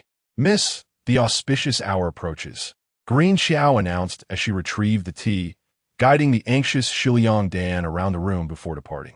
Just before stepping out, Green Xiao cast a glance back at the chrysanthemum tea, her eyes lowered, lost in thought. Arriving in the front courtyard, Shi Liang Dan found everything in readiness. The banquet had been cleared, and the matrons were poised, awaiting the two newcomers to present their respects to the Duchess and the second madam, followed by the exchange of tokens. The second madam appeared quite pleased, and the Duchess seemed equally fond of this marriage arrangement. She subtly indicated that with Dan as his bride, not only would the Duke's residence and the Han family lend their support, but even the favored consort would be inclined to assist the young prince, ensuring that the Duchess would undoubtedly treat Dan with kindness. As the auspicious hour struck, a family servant proclaimed the moment. Two maidservants then approached, each bearing a red velvet tray. One tray held a jade ruby, exquisitely carved and lustrous, a clear indication of its superior quality, while the other displayed two intricately designed dragon and phoenix bangles adorned with large, valuable pearls. The onlookers expressed their admiration, acknowledging the remarkable standing of both families, and remarked on the auspicious union symbolized by the exquisite gifts. Though Shi Liang Dan stood behind the curtain, her heart blossoming with joy, she suddenly felt an inexplicable itch. Unable to resist, she scratched at her neck, the irritation seemingly crawling up to her face, prompting her to reach up and scratch a few times. "Miss, please prepare quickly. Do not delay the auspicious moment," came Green Xiao's call. Fei Yue could not help but softly advise, having urged her mistress similarly during their journey. For some inexplicable reason, in recent days, while her skin remained supple, it had grown increasingly delicate, responding to the slightest stimulus with discomfort. Just moments ago, her mistress had been scratching restlessly. "It is not that I wish to feel this itch," Shiliang Dan exclaimed, tugging at her garments with some irritation. "The seam of this dress was poorly finished, and once the banquet concludes, I shall certainly have words with that incompetent tailor. How vexatious this itch is, particularly at the chest where the intricately embroidered dragon and phoenix bodice presses against me. Merely rubbing it through the fabric only exacerbates the sensation. My lady, please enter the hall. The auspicious moment for the exchange of tokens has arrived," a matchmaker announced, lifting the curtain. "Coming." Fei Yue hastily draped an exquisitely embroidered veil over Shiliang Dan, revealing only her captivating eyes, and urged her out the door. Shiliang Dan rather enjoyed the veil. Taking advantage of the moment when no one was watching, she discreetly scratched her face and neck several times, finding a measure of relief. Upon entering the inner hall, she spotted Si Lufeng already waiting. He stood there with an air of elegance, his visage illuminated by the vibrant candlelight, appearing as resplendent as snow on the western peaks, with eyes akin to stars in the night sky, causing her heart to race uncontrollably. Guided by two matchmakers, they knelt before their mothers, listening to a ceremonial reciter chant blessings such as, "The daughter, virtuous and gentle, destined for auspicious union with a suitable partner." This recitation, according to custom, was to last the time it takes for a small incense stick to burn, which, in reality, was not excessively long. However, for Shiliang Dan, it felt interminable. She could not resist reaching into her sleeve to scratch once more, taking advantage of the moment to lower her head to relieve the itch on her face and neck concealed beneath the veil. The first to notice something amiss was Si Lufeng, closest to Shiliang Dan, who pondered her peculiar behavior. In the midst of such a gathering, how could she appear so fidgety, not at all resembling the refined lady her mother had described? After a while, he observed with concern that she seemed to waver, as if unable to maintain her posture. Frowning, he felt a twinge of annoyance. What was the meaning of this? From the moment he first laid eyes on her, her unwavering gaze had unsettled him, and now, after merely the time of a small incense stick, she was adopting such a fragile demeanor. He could not help but shift slightly away in irritation. The second to notice Shiliang Dan's distress was the second wife, Madame Han. Initially vexed by her daughter's lack of decorum, she soon found herself genuinely worried, though she restrained herself from intervening. Interrupting the blessings at an engagement banquet was deemed most inauspicious and could disturb the peace of the family to which her daughter was to be wed. Yet before long, Shiliang Dan suddenly collapsed against Si Lufeng without warning, startling everyone present. Si Lufeng had no choice but to catch her, maintaining his composure as he asked, "What is the matter, my lady?" Shiliang Dan remained silent, her hand incessantly scratching beneath her veil and within her sleeves. Si Lufeng contemplated summoning someone to assist her, but as he grasped her wrist, he inadvertently caused her delicate fingers to snag the veil, pulling it down in an instant. A collective gasp arose from the onlookers, for Shiliang Dan's visage was marred by a multitude of crimson marks, with flakes of skin falling away. Her face bore a series of welts from her frantic scratching, and several small blisters had formed as a result of her distress. Chapter 61. Disfigurement. As the veil of Shiliang Dan was lifted, a sudden chill enveloped her face, bringing a measure of comfort. However, the earlier tugging had intensified the discomfort in her chest. Dazed and disoriented, she disregarded everything and reached into her bodice, desperately scratching at her chest, even attempting to pull the bodice out. "Dana, what are you doing?" The second madam, filled with alarm, anger, and concern, urgently called for assistance. "Hurry, someone help the young lady down." To her dismay, the servants stood frozen in shock. She couldn't help but feel exasperated.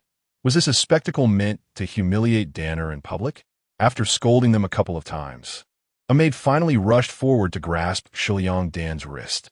In her haze, Shiliang Dan felt a male presence beside her. His grip on her wrist was ice-cold, providing a strange relief. Without a second thought, she threw herself into Si Liufeng's embrace, clinging to him and refusing to let the maid pull her away. She murmured, "So comfortable." The onlookers were left utterly speechless, with some of the more modest ladies turning their faces away. Si Liufeng's complexion fluctuated between red and pale, feeling an overwhelming sense of embarrassment. He was filled with revulsion and only wished to extricate himself from this madwoman. Yet he could not push her away. After a moment of struggle, he impatiently pressed a secret pressure point, and only then did Shiliang Dan allow several maids to escort her away. As Shiliang Dan departed, the crowd exchanged glances, falling into a prolonged silence. The elegantly attired Duchess of Da wore a grim expression and, after a moment of forced composure, managed to speak. "Second madam, what on earth has happened to the fourth miss?" Han's face had turned ashen. Despite her worldly experience, she had not anticipated such a scene with her daughter. She smiled weakly. "It's just that Danner has been feeling unwell these past few days. Please forgive her." "Your Grace." "Unwell? She appears as if she is breaking out in pox." Lin Mama, who accompanied the Duchess, could not hold her tongue. Her nephew had recently suffered from smallpox, displaying similar symptoms. The Duchess was well aware of Lin Mama's family situation, and her expression darkened. The other ladies in the room were equally startled, fear creeping into their faces, and some were tempted to leave, hastily covering their noses with handkerchiefs. "Lin Mama, please refrain from speaking carelessly. Danner is in good health. It is merely a rash caused by an unknown substance she encountered recently. The doctor has assured us it will resolve in a few days," the second madam retorted sharply, regaining her composure. If word got out that Danner was afflicted with a disease, not only would her marriage prospects be jeopardized, but the reputation of the Duke's residence would also suffer. "Second Madam Han, if it will indeed resolve in a few days, why then must we hold the betrothal banquet while Danner is in such a state? This is not beneficial for her health." The Duchess spoke sternly, initially hesitant to speak so plainly, but as Lin Mama was her trusted companion who voiced her concerns, she felt it was unacceptable for others to reprimand her. Moreover, that young lady from earlier, even if she were merely experiencing a common rash, could not contain herself in the least. In the midst of a crowd, she shamelessly reached to scratch at her chest, even tugging at her bodice, exposing herself in a manner most unbecoming.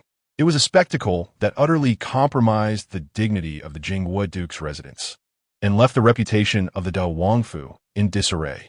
Lady Han, pressed by the words of the Da Wangfei, found herself momentarily at a loss for words, stammering before she could finally manage a forced smile. "This is indeed my fault. The auspicious day was originally set by our clan, and I had hoped that Miss Dan would recover soon.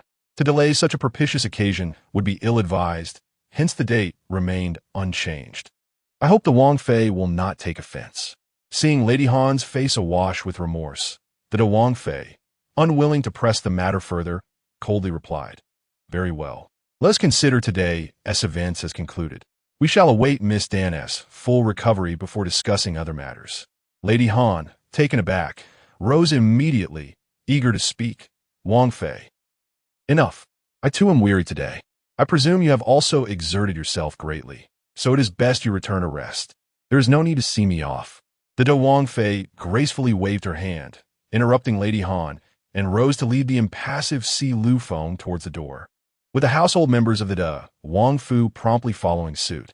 Only Granny Lin approached, taking the pair of dragon and phoenix East pearl bracelets from the hands of the celebratory matron, and smiled at Lady Han. This token should be presented at the formal engagement banquet. With that, she paid no heed to Lady Han's ashen visage and proceeded on her way. Lady Han trembled with fury, exchanging glances with the other ladies in the hall, and soon someone rose to take their leave. Those frightened by Miss Shiliang Dan's demeanor hastily departed without even bidding farewell, scattering like startled birds. In less than a moment, the main hall of the Shuanga was left utterly deserted, save for the servants of the Duke's residence, who dared not make a sound. Duke Jinghua entered, his face darkened, leading Ning'an with him. He surveyed the frightened servants, who immediately bowed their heads, too terrified to meet his gaze, wishing they could vanish into the ground. "My husband." Lady Han forced a smile, attempting to speak, but her words died in her throat upon meeting the Duke's icy glare. The Duke coldly remarked, "Well, very well. Your well-raised daughter has brought disgrace upon our Duke's residence. It is your Shiliang who has raised such an insufferable wretch, the despicable creature who has harmed my Danner.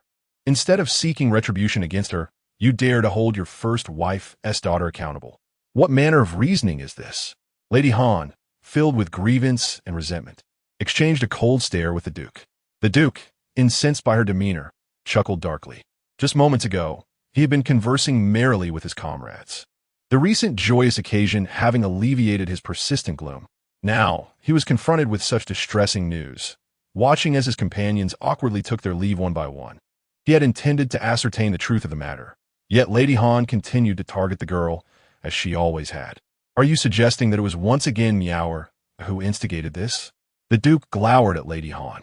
Han's expression was filled with resentment as she glared at Duke Jinghua. "If it is not her, then who could it be?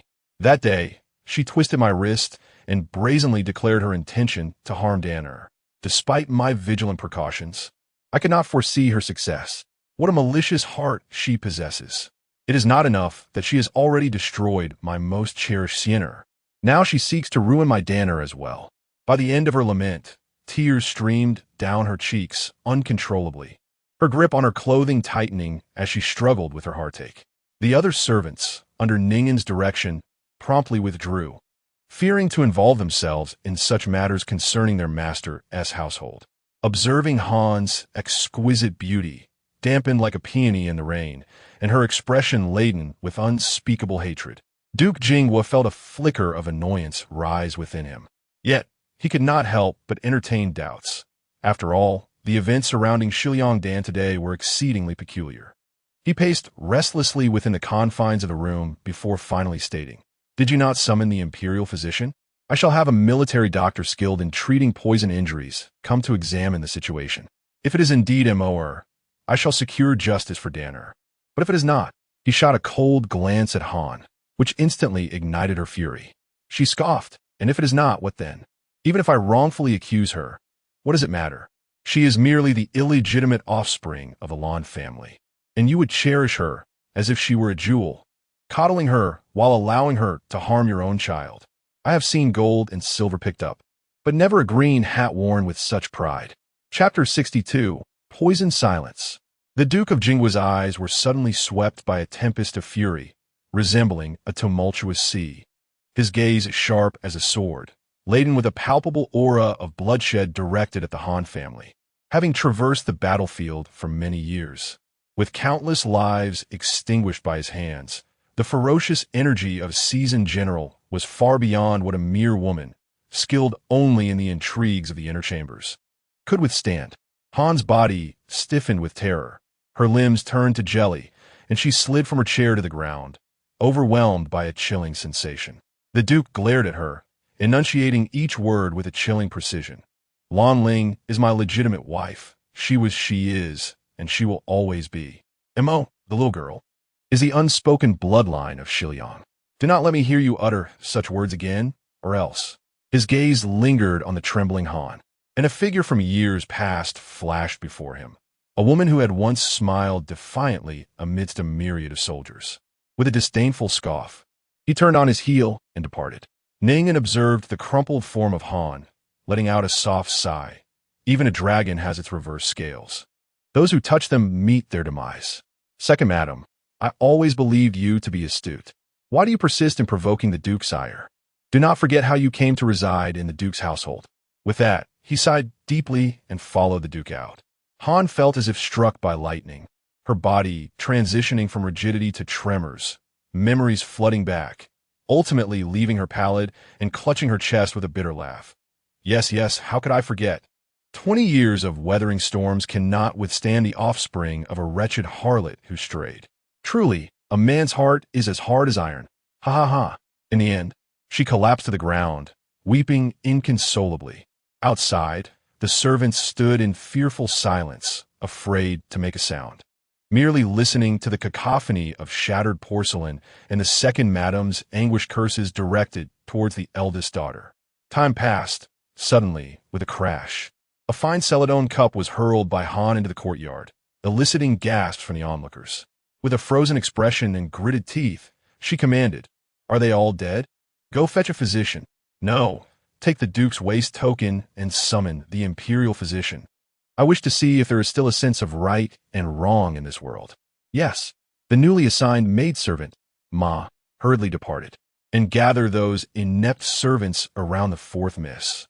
Bring them outside the Xian pavilion and give each of them 30 lashes. I want to hear it." "Yes." Immediately, a steward set off to carry out the order. Before long, the air outside the Xian pavilion was filled with the cries of both men and women. "My lady, the Xian pavilion is quite the spectacle. Dan's little banquet has given the capital much to gossip about," Bai Rui remarked with a hint of schadenfreude, her gaze fixed on the brightly lit area in the distance. Shiliang Moe, seated by the bedside, perused a book on various spices, smiling faintly. Indeed, good news seldom travels far, while bad news spreads like wildfire. Shiliang Dan is merely reaping what she has sown. Let her experience the taste of becoming a celebrity in the capital. She is sure to relish it. However, my lady, if the imperial physician discovers something in Dan's powder, Bai Rui expressed her lingering concern. "The items I utilize are indispensable among all the fragrant powders and blushes. However, each component is harmless when used separately. The crux of the matter lies in her preference for their combined application." Shiliang Mo languidly gathered her book, gently caressing the glass vial in her hand. "Moreover, the amalgamated formulation of Wushi San serves no immediate purpose. It merely enhances the skin's delicate radiance, yielding results only over time." Shiliang Dan had always enjoyed directing me to assist her with her grooming and the creation of fragrant balms. Naturally, I must reciprocate the kindness bestowed upon me by this dear sister over the years. The components accumulated within the blush and scented powders over time have now manifested, leading onlookers to merely perceive Shiliang Dan's skin as overly delicate or prone to allergies. Currently, as the chrysanthemums bloom in abundance, a robust cup of fragrant chrysanthemum tea serves as the finest medium. Without thorough preparation, how could she dare to act recklessly? There should be no issues on Kieo's end. Her parents have been laid to rest, and her brother's injuries have been treated, now residing under our care. Bai Rui spoke softly to her. Shiliang Mo responded with a faint Let her continue serving Shiliang Dan and refrain from mingling with those in our courtyard. Should any issues arise, someone will naturally reach out to her. Kieo was originally a maid who grew up alongside Shiliang Dan. Though she exhibited a headstrong demeanor in public, she was covertly mistreated by Shiliang Dan, bearing scars from years of hardship. Recently, as her parents fell gravely ill, she longed for a reunion. However, Shiliang Dan, preoccupied with preparing for her betrothal banquet, not only denied Kieo's plea, but also mercilessly lashed her with a whip, admonishing her to cease causing trouble. Left with no alternative, Kieo, amidst her busy schedule, bribed a servant at the side gate to deliver silver and food to her younger brother, who was merely 5 years old. Yet, with Shiliang Dan consumed by her tasks, there were times when Kieo's efforts were overlooked.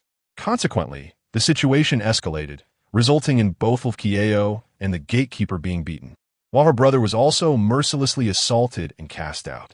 Shiliang Dan believed sparing Kieo from death and refraining from deducting her wages was a gesture of mercy, oblivious to the anguish Kieo felt as she witnessed her brother's cries of pain. Her resentment towards Shiliang Dan had already festered in her heart. While Shiliang Mo was preoccupied with strategizing against the Shiliang family, she remained vigilant within her own household. Bai Zhen, with her charming and affable demeanor, was adept at gathering intelligence on the gossip and movements of the servants. Upon learning of the incident, she promptly reported it to Shiliang Mo. After observing Kieo for an extended period, Shiliang Mo recognized her and Huang Yu's loyalty and genuine affection for Shiliang Dan. Thus, she did not pressure Kieo to act against her will. Instead, she simply suggested that Kieo drink a cup of strong chrysanthemum tea before Shiliang Shuang's departure, leaving the rest unaddressed. In a bid to repay her kindness, Kieo felt compelled to comply, but this acquiescence would inevitably intertwine her fate with Shiliang Mo's. She would sooner or later be of service to her. Next, we must await news from the Duke's residence. Should they exhibit such magnanimity, I would truly be impressed. To eliminate her, to eliminate her. Suddenly, a sharp sound echoed through the air, causing Bai Rui and Shi Liang Mo to pause in surprise. They simultaneously lifted their gazes towards the birdcage beneath the window, where a small, plump parrot adorned in resplendent crimson feathers was energetically hopping about. Its beady black eyes, dark as the midnight sky, reminded Shi Liang Mo of the enigmatic gaze belonging to the flamboyant Lord King Kisui Billy Ching, whose seemingly playful yet piercing glances often made her feel as though she were undraped before him. With a dismissive scoff, Shi Liang Mo thought to herself how peculiar it was that such enchanting beings kept such bizarre pets, and she reached out to close the window. In stark contrast to Shi Liang Mo's tranquil demeanor, the atmosphere surrounding the Han family was anything but serene. "What do you mean my Dan has been poisoned?" Han Shi exclaimed, her eyes filled with apprehension as she observed the elderly physician preparing to administer acupuncture to Shi Liang Dan. This esteemed physician, known for his high moral standing and expertise in medical treatments, possessed a lesser-known but invaluable skill, the ability to detect poison. It was this very talent that had repeatedly saved the emperor from the clutches of chronic poisoning, securing his position as the emperor's most trusted confidant. If it could be confirmed that Shi Liang Dan was indeed poisoned, Han Shi resolved to promptly enter the palace and summon her sister, the noble consort, to demand accountability from Shi Liang Mo. Though she could not eliminate the wretched girl, she would ensure that the title of princess was stripped away, branding her with the crime of endangering her own sister. Thus, deprived of her noble status, she would be left as vulnerable as before at the mercy of their whims. A fierce glint flashed in Han Shi's eyes. The elderly physician stroked his beard thoughtfully before finally declaring, "Indeed, there is a toxic substance within the 4th Mississippi." Chapter 63. Ah, splendid. Indeed, it is you, Shi Liang Mo. Let us see how you, wretched woman, will justify yourself. Han was filled with both joy and sorrow as she called out, "Go fetch the Duke for me at once." After a moment's hesitation, Han recalled the Duke's attitude that morning, along with the memories of her beloved wet nurse and personal maid, who had cared for her throughout the years. They, along with a myriad of her most trusted confidants, had all passed away, though she had managed to bring in some individuals who were somewhat central to her affairs. They could never replace those who had been with her since childhood. Thus, Hana's heart remained uneasy. She promptly changed her mind. "No, prepare my garments for entering the palace at once." She resolved to seek the Empress's decree before proceeding further. However, the senior physician interjected suddenly, "Your Highness, why must you enter the palace? The itch afflicting the 4th Miss can be alleviated with simple remedies such as mint leaves, mung beans, mulberry leaves, and honeysuckle. The most crucial point is that the 4th Miss must avoid contact with autumn chrysanthemums in the courtyard. In the future, care must be taken not to plant flowers with overly strong fragrances in the yard or within the chambers. Otherwise, her sensitivity will persist. Yet, the 4th Miss has scratched excessively this time, and the injury upon her face, I fear it may leave a mark." "What did you say?" Han stared in disbelief, her eyes wide. The senior physician, taken aback, assumed she was shocked at the potential damage to Shi Liang Dan's beauty, and thus he reassured her. "If Lady Han wishes to enter the palace to request remedies for regeneration, I can certainly recommend a few that might alleviate her condition somewhat." Shi Liang Dan's nails were excessively long, and the rouge she wore contained vermilion. The scratches on her face ran nearly half an inch deep, making it exceedingly difficult for her to heal without leaving a trace. "Such a beautiful face," he lamented, recalling how this 4th Miss of the Shi Liang family once captivated the court with her melodious voice. Although not as breathtaking as the exquisite artistry of Princess Xianmin, she still commanded attention among the ladies. Alas, such beauty is now at risk. "No. Are you suggesting that Dan's affliction is merely due to pollen sensitivity?" Han slammed a delicate white porcelain cup upon the table, her disbelief boiling over. Pollen sensitivity? How could that explain her condition? Dan is clearly afflicted by someone's poison. The senior physician, who was poised to write a prescription, was taken aback and then expressed his displeasure. "Madam, are you questioning my expertise? While the pulse of Miss Shiliang may appear slightly weak, there are no signs of poisoning.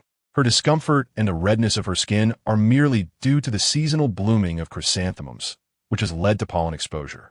Moreover, the military doctor sent by Duke Jing, who had been tasked with verifying the presence of poison, casually returned the last vial of jasmine rouge to the tray, respectfully stating, "Madam, please remain calm. I have examined all the cosmetics and essence here, and I can confirm that there are no toxic substances present." "It is impossible. How can this be? You must investigate further. It is certain that someone has poisoned these items." Han remained unconvinced. Yet, the food and drink consumed by Shiliang Dan had been closely supervised by her own hand in recent days. How could there have been tampering? The only items in question were these powders and cosmetics, which Shiliang Dan had been reluctant to discard even after her relationship with Shiliang Imo had soured.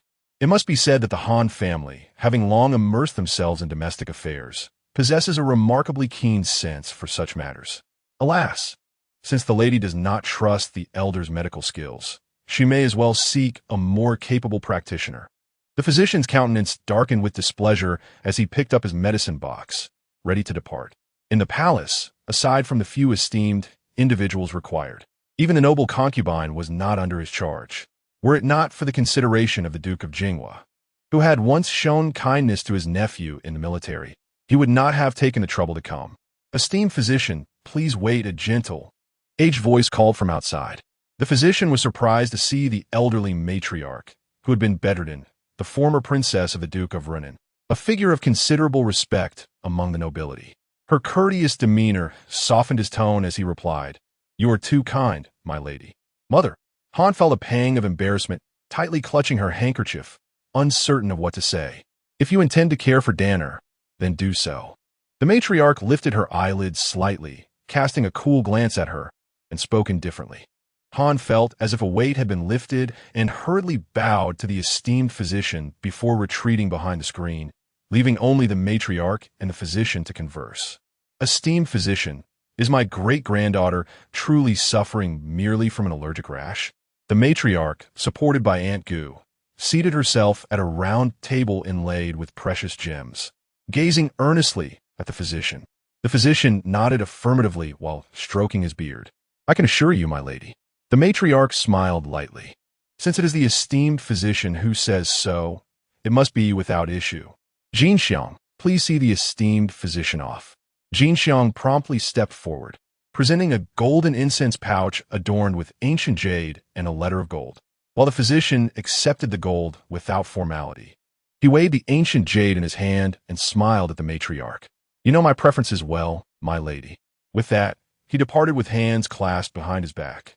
After the esteemed physician had taken his leave, Aunt Gu dismissed the onlookers and retreated to a rather inconspicuous corner of the room. The matriarch spoke coolly. "What? Are you not coming out to admit your mistake?" Only then did Han step forward, her expression anxious as she softly called, "Matriarch." Biting her lip, she knelt with a thud, covering her face as she wept. "I have erred, and I implore you, matriarch, to consider my 20 years of diligent service to this family and lend me your assistance." The matriarch's expression softened, yet her gaze remained chillingly indifferent as she shook her head. "You have grown old and become ineffective. Even a mere maid can see through your schemes. Yet you cannot best her." Han's eyes flickered. "Matriarch, I do not comprehend your words. You are aware that that girl, Shiliang Imo, has ill intentions. Why not expose her true nature before the Duke, to seek justice for both me and Danner, and Sienner? It matters not whether you comprehend what my wife has said. What is significant is how you once treated the concubines surrounding my son. Let us not delve into those of lesser status. Merely consider the Zhang family, who bore children for over a decade, the Chun family who nurture my son, and the Qin family, all of whom are destined for a brief existence. Few of my wife's grandchildren have lived long enough to call her grandmother. Have I ever spoken a word against you?" The old matron took a delicate sip of the tribute-grade Longjing tea. "Mother," Han's heart sank, her body drenched in cold sweat. She had never anticipated that her supposedly flawless schemes would appear as mere folly to an elderly woman who had devoted years to piety and meditation. The matron seemed to know everything. With a frigid gaze, the matron regarded her. "Do not forget, regardless of my indifference, I was raised within the royal family. Do you truly believe your methods are so sophisticated? Your dealings with my son's concubines, your attempts to sever his lineage, and your near destruction of the Lon family. My silence was merely a recognition of your apparent capability as the mistress of this household. This grand estate thrives on the principle of the strong preying upon the weak. Those concubines, unable to safeguard their own offspring, how could they hope to secure their place amidst the turbulent currents of the court? The bloodline of the Shiliang family must inherently embody strength and intelligence. Alas, you have utterly disappointed me of late. Mother, it is the fault of the daughter-in-law. Han knelt, unable to lift her gaze, feeling as if the matron's eyes were two icy daggers piercing through her. Dan and Sien may not rival Mo but that is their fate. Regardless of whether Mo is of our blood, she remains a Shiliang. If you cannot grasp this, prepare for Den and Sien to become mere stepping stones for her. Our noble residents cannot afford to have anyone without merit. The matron concluded her chilling remarks and, with the assistance of Jin Xiang and Annie Shangwan, departed indifferently. Han remained prostrated on the ground for a long while before finally lifting her head, her heart a tumultuous storm of coldness, shock, and pain. Cold at the thought of her every action appearing as that of a mere jester before the matron. Shocked that the matron could coolly regard her as the cause of her own grandson's demise, far more inhumane than herself, who would go to such lengths to secure the positions of her own sons. The pain stemmed from the unmistakable implication that if she could not fortify Dan, and Sien, the matron would not extend a hand to save her ineffectual daughters. Moreover, according to the matroness words, it seemed she intended for Dan, or Sien, to replace Shiliang Mo in a marriage alliance, simply because Shiliang Mo was deemed more valuable. This clearly severed any retreat for their mother-daughter duo. If they could not undermine Shiliang Mo, their lives would surely be forfeit. Han's gaze fell, a cold smile gracing her lips. Indeed, she had long been at odds with the Lon family. Now, it merely extended to her daughter. What of it? After the matron's clandestine discussion with Han, news swiftly reached Shiliang Mo the following morning. The ailing matron had ventured out into the night.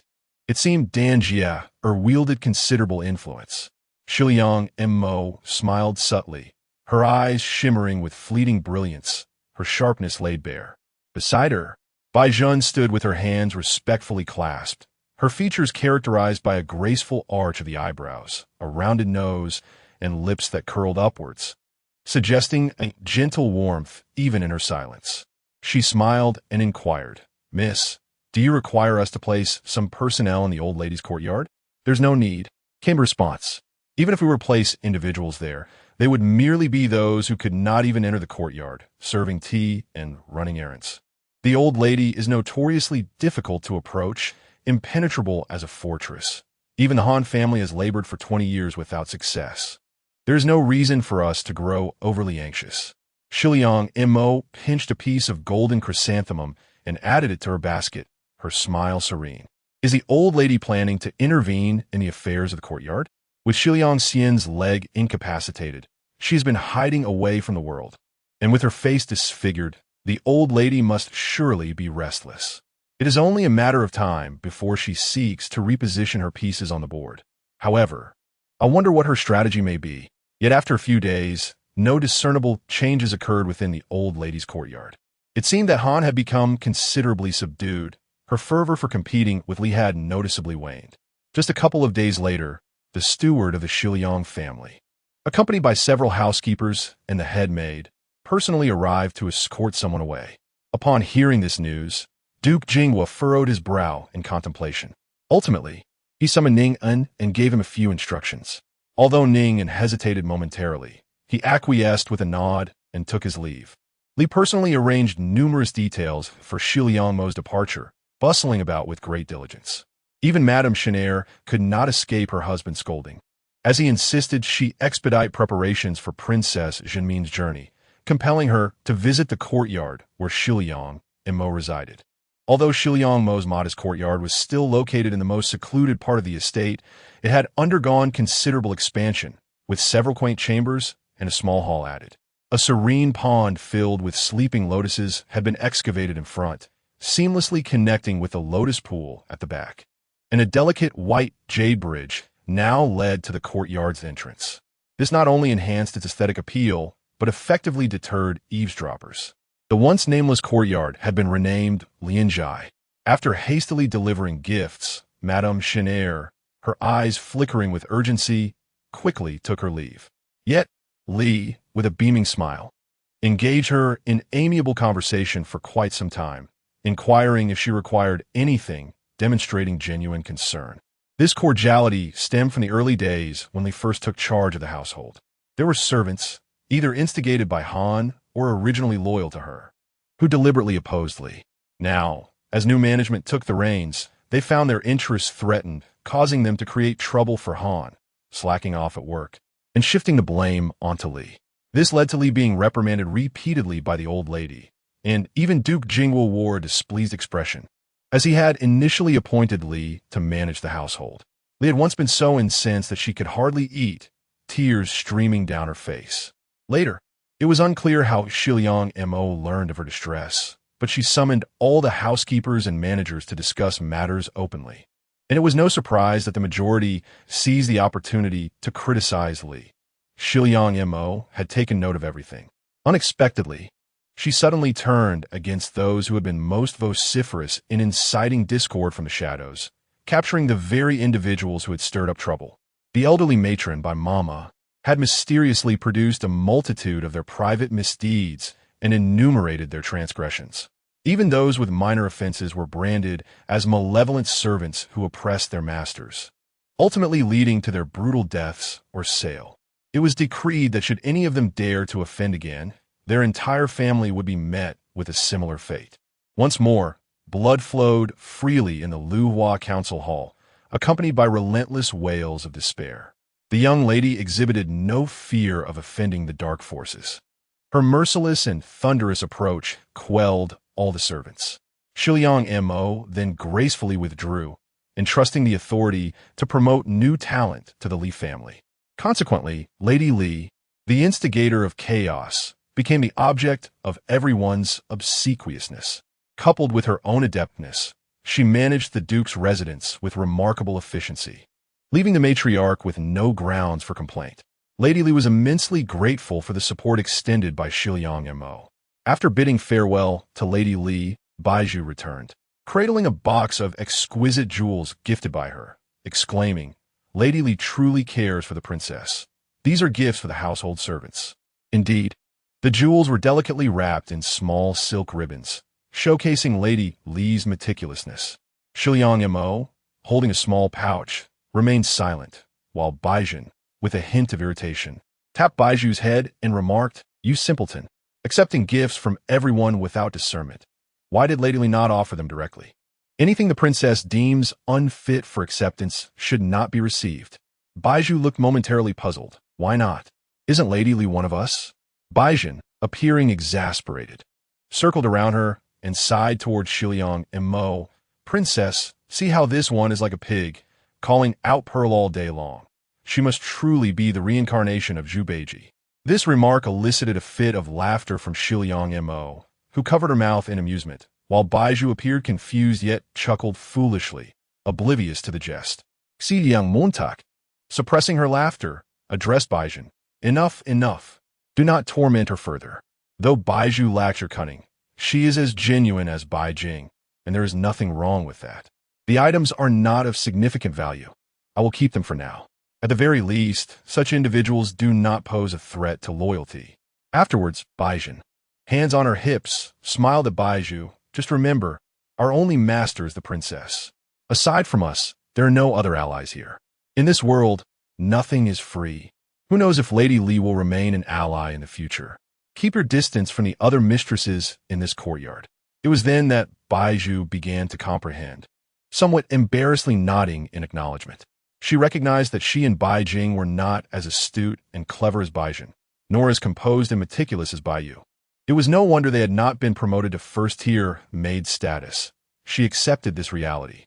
Shiliang Mo observed the two maidens, contemplated for a moment, and then summoned all the other maidens in the courtyard to offer her instructions. She is soon to return to the ancestral home in Shiliang for an extended stay. The Han family, having maintained their influence for over 20 years within the estate, cannot be easily dismissed, especially with the presence of an ambiguous and powerful matriarch. Given that Li has only recently taken charge, she may find it challenging to manage the situation. During her absence, the inhabitants of Lianjai must conduct themselves discreetly, opting for prudence over provocation, thereby minimizing opportunities for adversaries to exploit weaknesses. The others nodded in agreement, choosing to refrain from further discussion. On the following morning, Li personally saw her off. Shiliang donned a white attire adorned with delicate embellishments, accompanied by 2 elderly women and 4 discreetly trained attendants, who served as her protectors. As she prepared to return her family home, as she was about to depart, Han also came to bid her farewell. Though her demeanor remained icy, she surprisingly refrained from any cutting remarks, merely standing by the door before stating her ill health and allowing her attendants to assist her away. Observing Han's sudden shift and Shiliang Xian's prolonged silence, Mo felt an unsettling premonition. Aunt San, I'm to stay at the family home for a short while. Mother has been weary and must care for Dan and Mo. I shall rely on you to manage the household, she said. Li instantly understood, smiling. Rest assured, Your Highness, Aunt San will keep a vigilant watch over the estate, ensuring no one indulges in mischief. Grateful, Montauk replied. As Mo's carriage disappeared from view, Baijan directed the remaining maids back to their tasks. In the distance, she spotted a woman clad in plain white satin, accompanied by a maid, standing in the shadows of the corridor, gazing out at the entrance as if bidding farewell to her mistress. However, her elongated eyes, reminiscent of a deep autumn pool, bore a distinctly sinister expression, nearly brimming with malice. Baijan quietly inquired of her companion, "Who is that?" The girl, glancing over, gasped in shock. Tugging at Baijan's sleeve, "Sister Jeanne, we should leave quickly. That is the second miss, the Princess of Duanyan, who is at odds with the Duchess. With the Duchess absent, we must avoid giving her any leverage against us." So, it was indeed the second miss, Shiliang Xian, born of the second lady? Baijan mused, having heard that she had been punished in the palace, resulting in a broken leg and becoming a cripple, not having shown herself for 2 or 3 months. Now, with the Duchess gone, she had emerged. What could this signify? Frowning, Baijan observed as Shiliang Xian turned, supported by 2 attendants, limping away, leaving behind a gaunt and menacing silhouette. Shiliang Xian, having traversed the corridor, wearily sank onto a bench. Red Lotus promptly offered a silk handkerchief to wipe the sweat from her brow. "Your Highness, we have been out for some time. It is time to return and take your medicine." Shiliang Xian brushed Red Lotus's hand away coldly, stating, "I have been taking this medicine for nearly 3 months. No amount of it will restore my leg." "Mississippi," Red Lotus began, but Shiliang Xian interrupted thus, "I can only find meaning in my existence by witnessing that wretched servant who caused my lameness, disfigured Dan, and robbed my mother of her dignity and my father's affection, descend into an even more pitiful state." "Huh," she remarked darkly. She gritted her teeth and smiled. "Shiliang Mo, do you still believe you have a chance to rise again? You should remain in your family and endure your fate, falling from a lofty branch to the ground. Reduced to mud, if you were to be sent to He as a savage's concubine, that would indeed be your fortune." Her laughter grew softer, yet increasingly shrill, the malice and venom in Shiliang Xian's eyes causing Red Lotus and Red Han beside her to shudder in fear. "Your Highness, what now?" Red Lotus felt compelled to inquire. That wretched woman had ventured forth without return. Now, it was merely the Li family in charge. Shiliang Mo had managed to eliminate those around her mother, causing her mother prolonged sorrow. Now, it was time for her to experience a taste of such bitterness. Shiliang Xian coldly declared.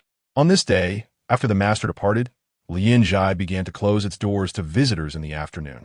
Baijan was summoned by the Li family, leaving only Baizhu and Baijing, who was guarding the storeroom in the back courtyard. Baizhu was leading the other maids in cleaning doors and windows, drying flowers and herbs, when a sudden, rough knocking echoed from outside. Baizhu frowned and muttered, "Who is it?" Lacking in manners. Just as she was about to open the door, it was violently kicked open.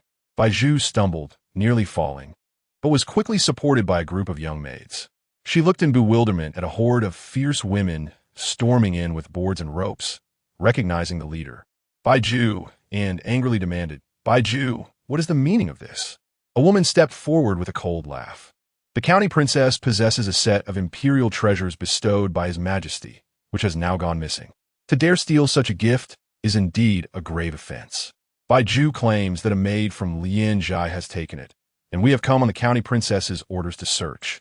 If you, Bai Zhu, are wise, you will step aside. Bai Zhu, you traitor! What good is there in the county princess's courtyard that you would steal such trifles? Bai Zhu retorted, pointing an accusatory finger at Bai Zhu. How could they dare bully her so soon after the county princess's departure? It was utterly outrageous. The woman immediately shouted, We did not accuse the county princess of theft, but you maids may have eyes for treasures and unclean hands. Dare to insult the imperial gifts? Slap her. Bai Zhu commanded with a cold smirk, having originally been sent by Xiliang Xian. She had hoped to carve out a future here, but Xiliang Mo had seen through her, trusting only Bai Zhu and a few others. Bai Zhu had long harbored disdain for Bai Zhu, who, in her eyes, was neither as beautiful nor as clever, yet somehow held a higher status. Bai Zhu was swiftly restrained by the women, receiving a flurry of slaps. Bai Zhu was no stranger to combat and quickly retaliated, causing the assailants to cry out in pain, deterred from advancing further. Bai Zhu was taken aback. She had never anticipated that Bai Zhu possessed martial skills. Yet, as her eyes shifted, she let out a haughty laugh. Humph. The county lord knows that you thieves are inherently guilty and have long been prepared for this. Come, seize this thief girl, regardless of life or death. A group of servants armed with clubs immediately rushed in from outside, encircling Bai Zhu. Although Bai Zhu was skilled, she was still a young girl, and her fists could hardly withstand the onslaught of four.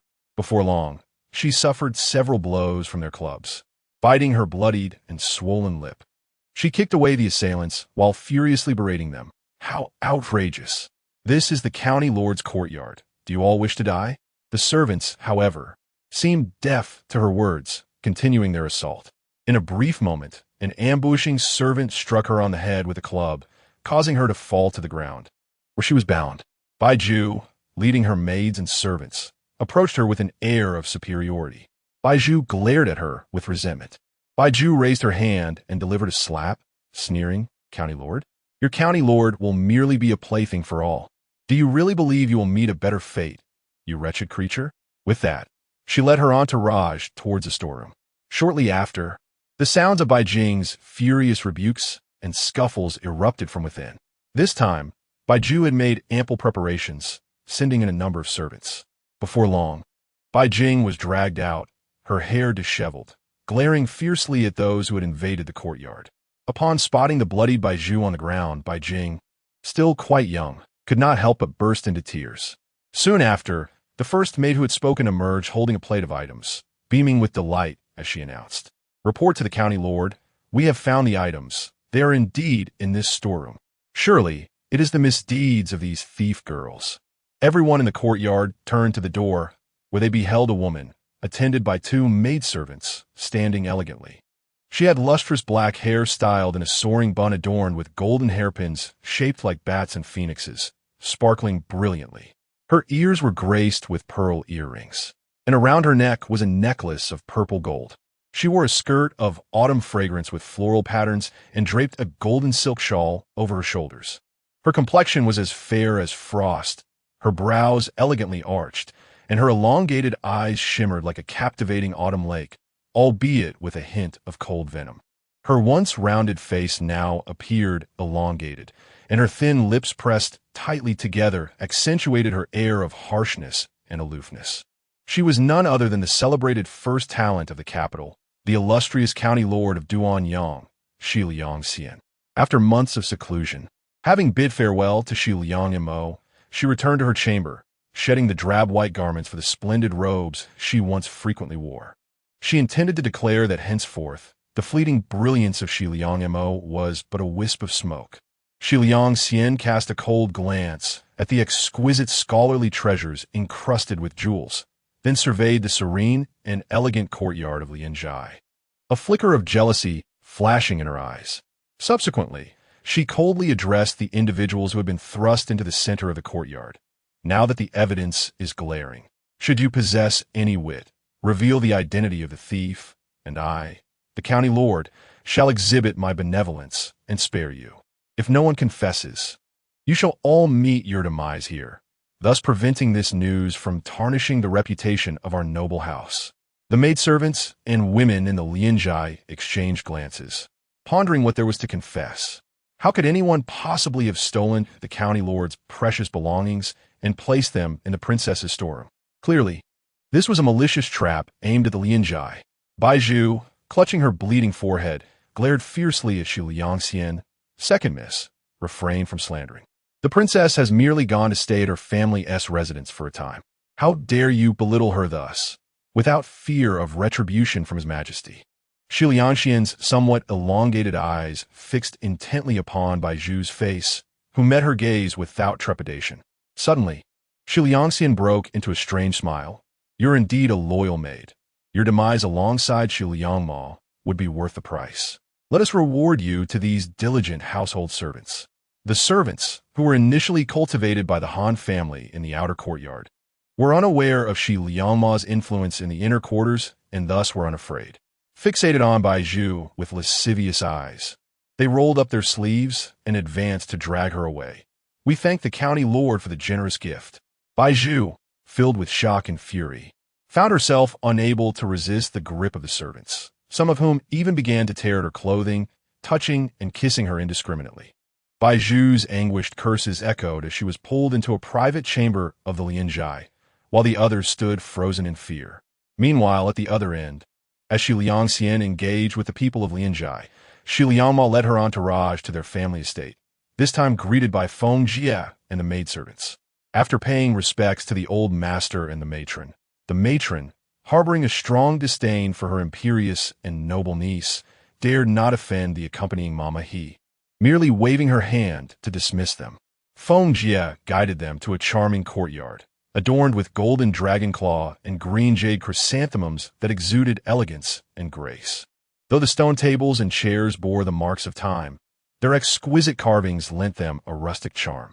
A new swing, entwined with vines, added to the allure.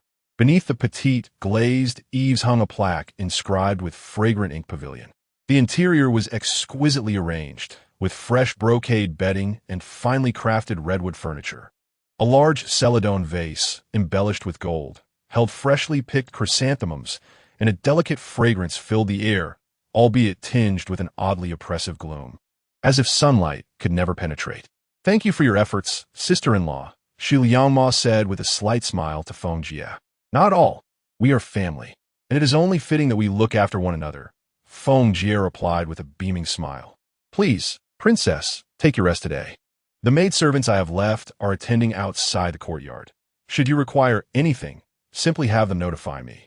Shiliang Mo gazed at her and quietly mused that this Feng Jie was indeed a remarkable individual. By bringing her own maidservants along, she effectively prevented any chance for the family to send spies into her quarters. Feng Jie was perceptive enough to only assign some rough-and-tumble maids to the outer courtyard.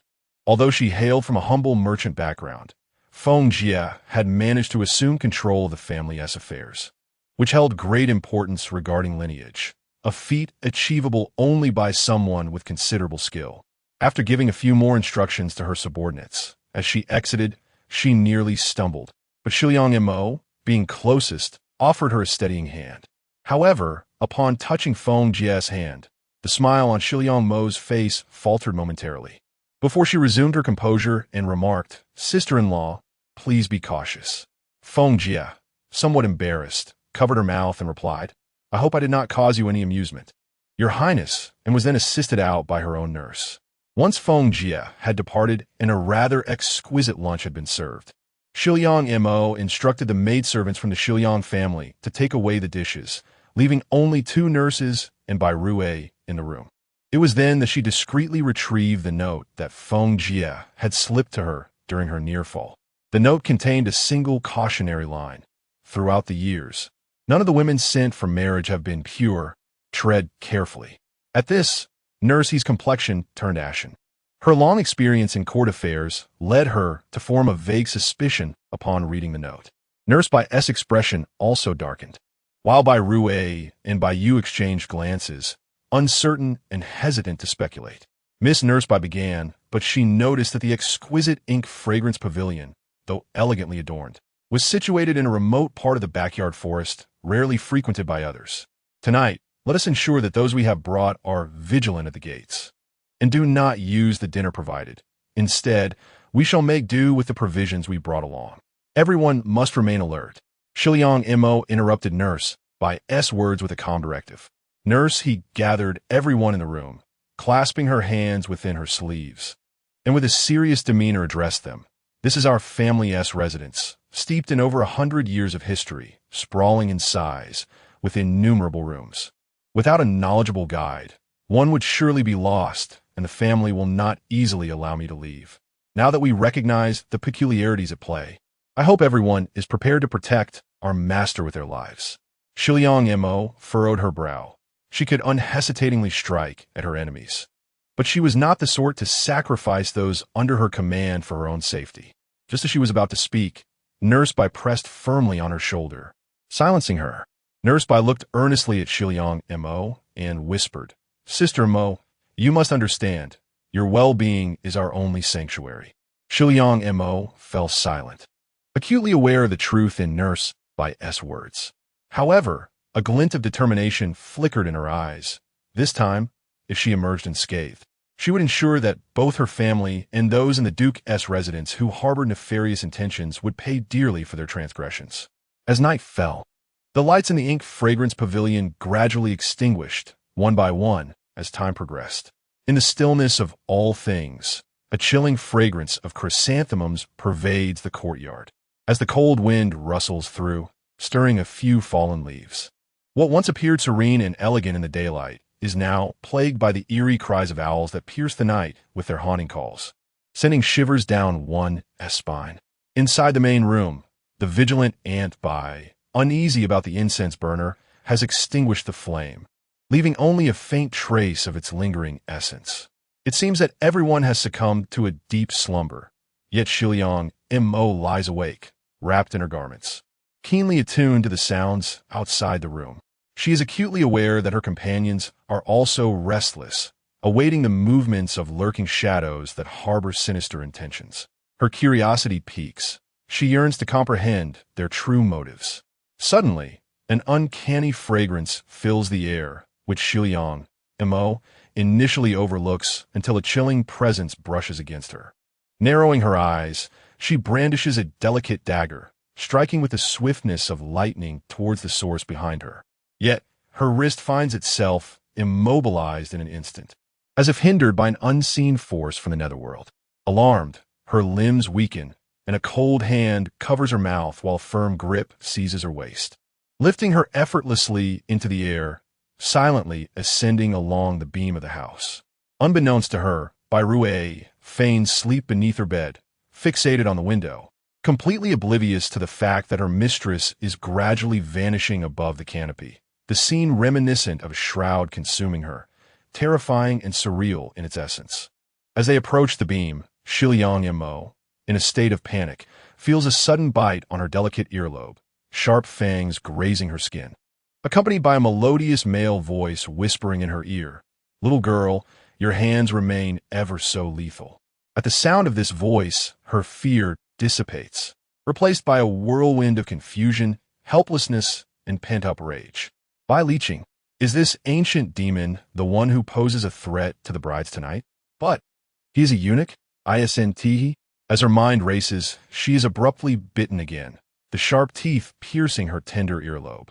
Little girl, should you entertain further unwarranted thoughts, you might find yourself subjected to my careful instruction. Bai Liqing drawls, leisurely licking the blood from his lips, tightening his grip around her slender waist. Shiliang Mo stiffens, a flush of crimson crossing her face, her eyes flashing with indignation. This ancient demon possesses an uncanny ability to discern her thoughts. Come, witness the unfolding spectacle. Bai Liqing seems most amused, his breath warm against her ear, rendering her quite uncomfortable. Nevertheless, she steels herself, casting her gaze downward, only to discover that the intricately carved rosewood cabinet beside her bed has shifted, revealing a dark, ominous opening, tall enough for a person to enter, exuding an unsettling aura. A faint metallic scent lingers in the air, and from the extinguished incense burner, wisps of smoke begin to curl upwards. Bairuaji lay half slumped beneath the couch, her posture rigid, leaving one to wonder whether she was in a state of unconsciousness or merely awake. Chapter 64. The filthy truth. Shiliang Immo squinted her eyes, fixated intently on the entrance of the cave. Despite their meticulous precautions, they had never anticipated that the assault would originate directly from within their own abode. It was indeed plausible. The Shiliang family had been entrenched for centuries, and their ancestral home had undergone continuous expansion, inevitably concealing clandestine passages. It was her own overconfidence that had led to this oversight. Before long, 4 or 5 men emerged from within. The foremost among them carried a flickering lamp. Upon his exit, he could not suppress a sneeze, grumbling, "Fifth uncle, what sort of secret passage is this? There are plenty of spiders and centipedes, and even the dust could choke a person." The second man spoke with a voice that was both weary and eerie. "This passage hasn't been opened in a decade. Naturally, it has accumulated some dust." The third man murmured, "I wonder how those outside have dealt with the girl they brought." The first man, maintaining his composure, lit the lamp and dismissed their concerns nonchalantly.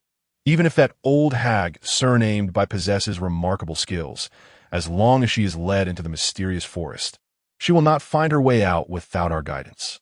As for those 4 servants, 3 have already been dealt with. However, this time is different. The girl was not just an insignificant maid from their estate, but a princess with a royal title. Would such actions not invite trouble, especially from second uncle? The last man to emerge hesitated. The second eldest among them was Shiliang Qing, the third son of the venerable matriarch, who was over 40 years old. Given the numerous relatives, Shiliang Mo had not paid him much attention.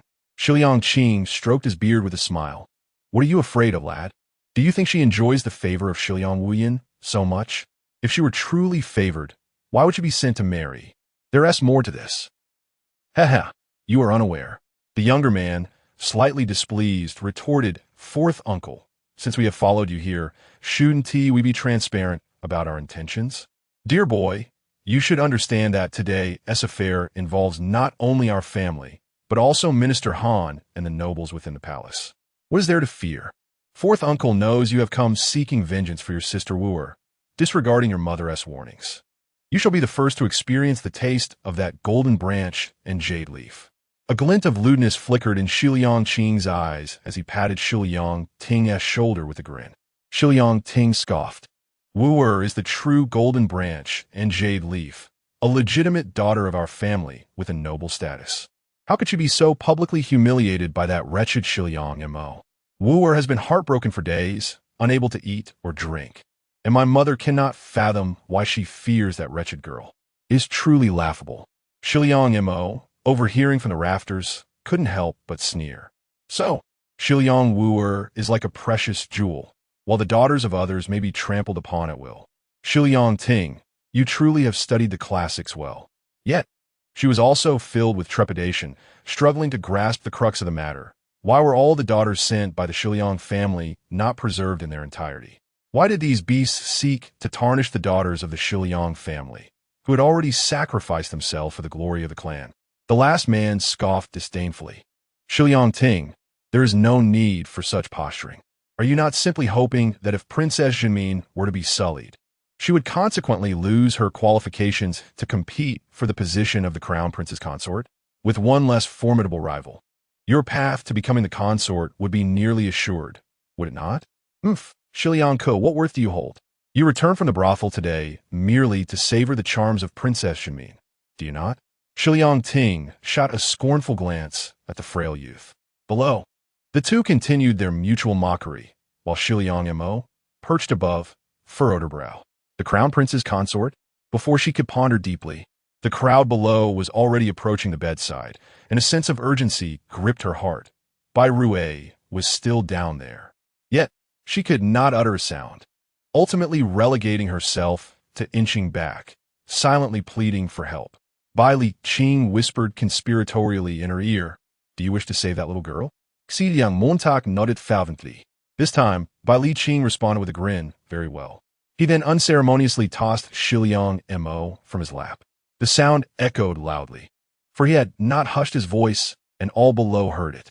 The men of the Shiliang family were taken aback, quickly glancing upward to see a white figure gracefully descending, strangely suspended in midair.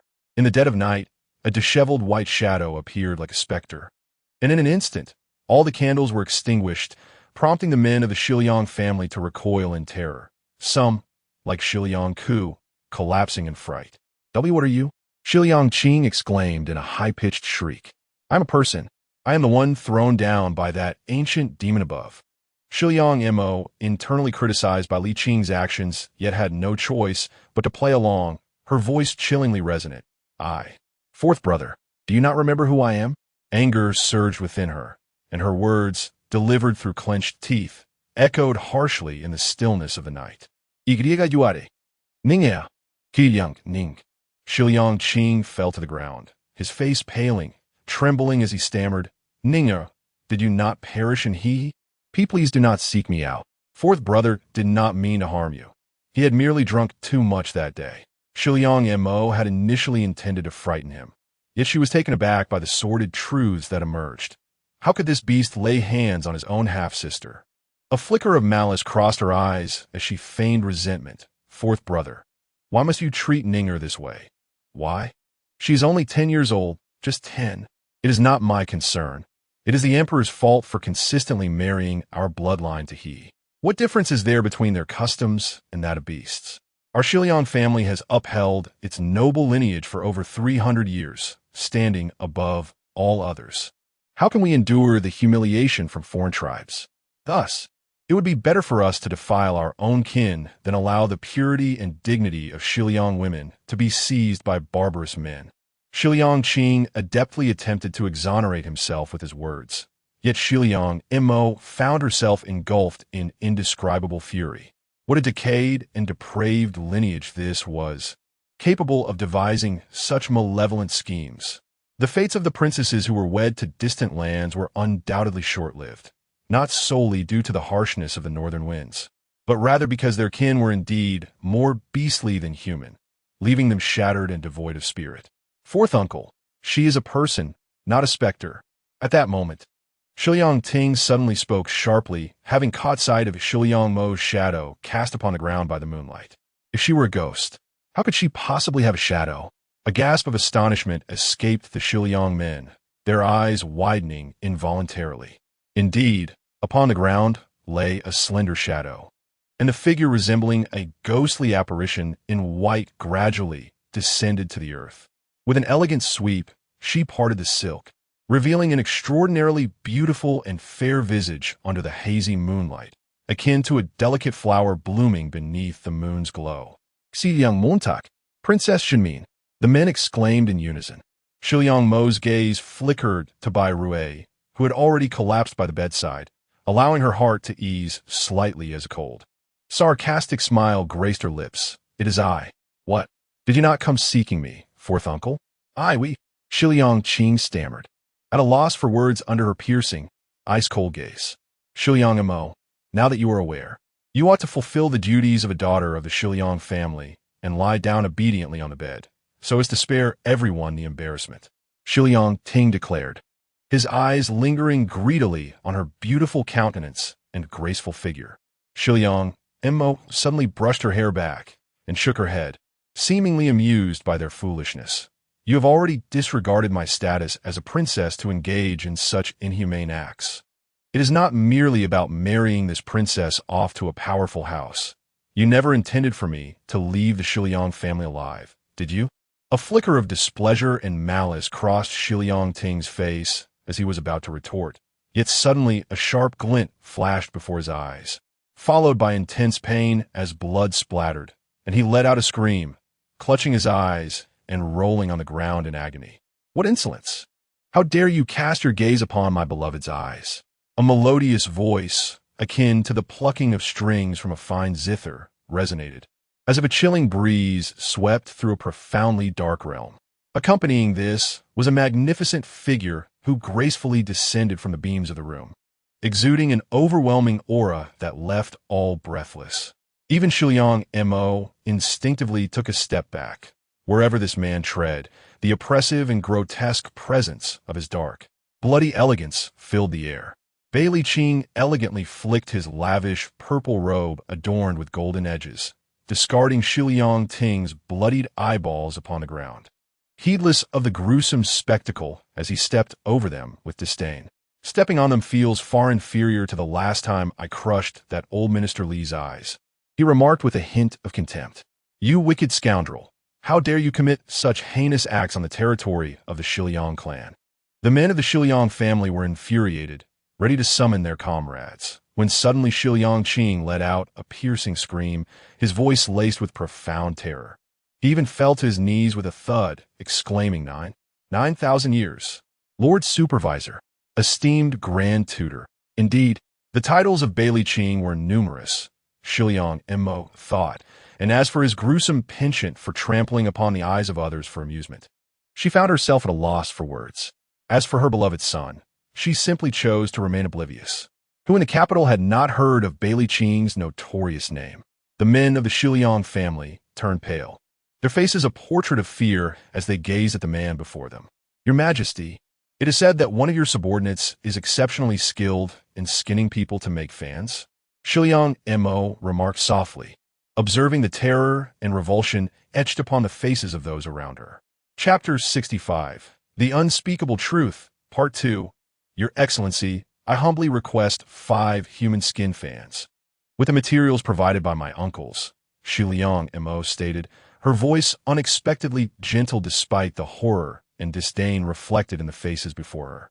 The sanguinary implication of her words left the members of the Shiliang family in disbelief. What? My dear girl, do you not find it distasteful to handle the skins of those who disregard humanity? Bailey King remarca, his eyebrow raised in a bemused expression as he regarded the young lady beside him. She stood there, her hair unbound and slightly disheveled, cascading down her back, enhancing her delicate and fragile features. Yet, this seemingly innocent maiden, with her clear gaze and tender visage, uttered cold and bloody words with an unflinching demeanor, evoking a sense of contradiction that was hauntingly captivating, especially with such a temperament. Her ruthless disposition at such a tender age was precisely to his liking. Shiliang Mo clasped her sleeves, revealing only a modest smile. I have merely heard that fans made from human skin, when harvested while the person is still alive, possess exquisite texture. If dyed using tattooing techniques, the colors can remain vibrant for an extended period. I wonder if Your Excellency would be interested in a trial. As for the beasts, let us not insult them. These creatures are indeed inferior to beasts. To elicit even a mere smile from Your Excellency with their flesh and blood would be their utmost fortune. This method, derived from a cruel practice of skinning defeated captives in foreign lands, once seemed excessively barbaric, yet now appeared fitting for such wretched beings. Bailey Qing's elongated eyes narrowed in delight, sparkling with intrigue, his beauty reminiscent of a 1,000-year-old nine-tailed fox. Ah, little girl, you truly understand my desires.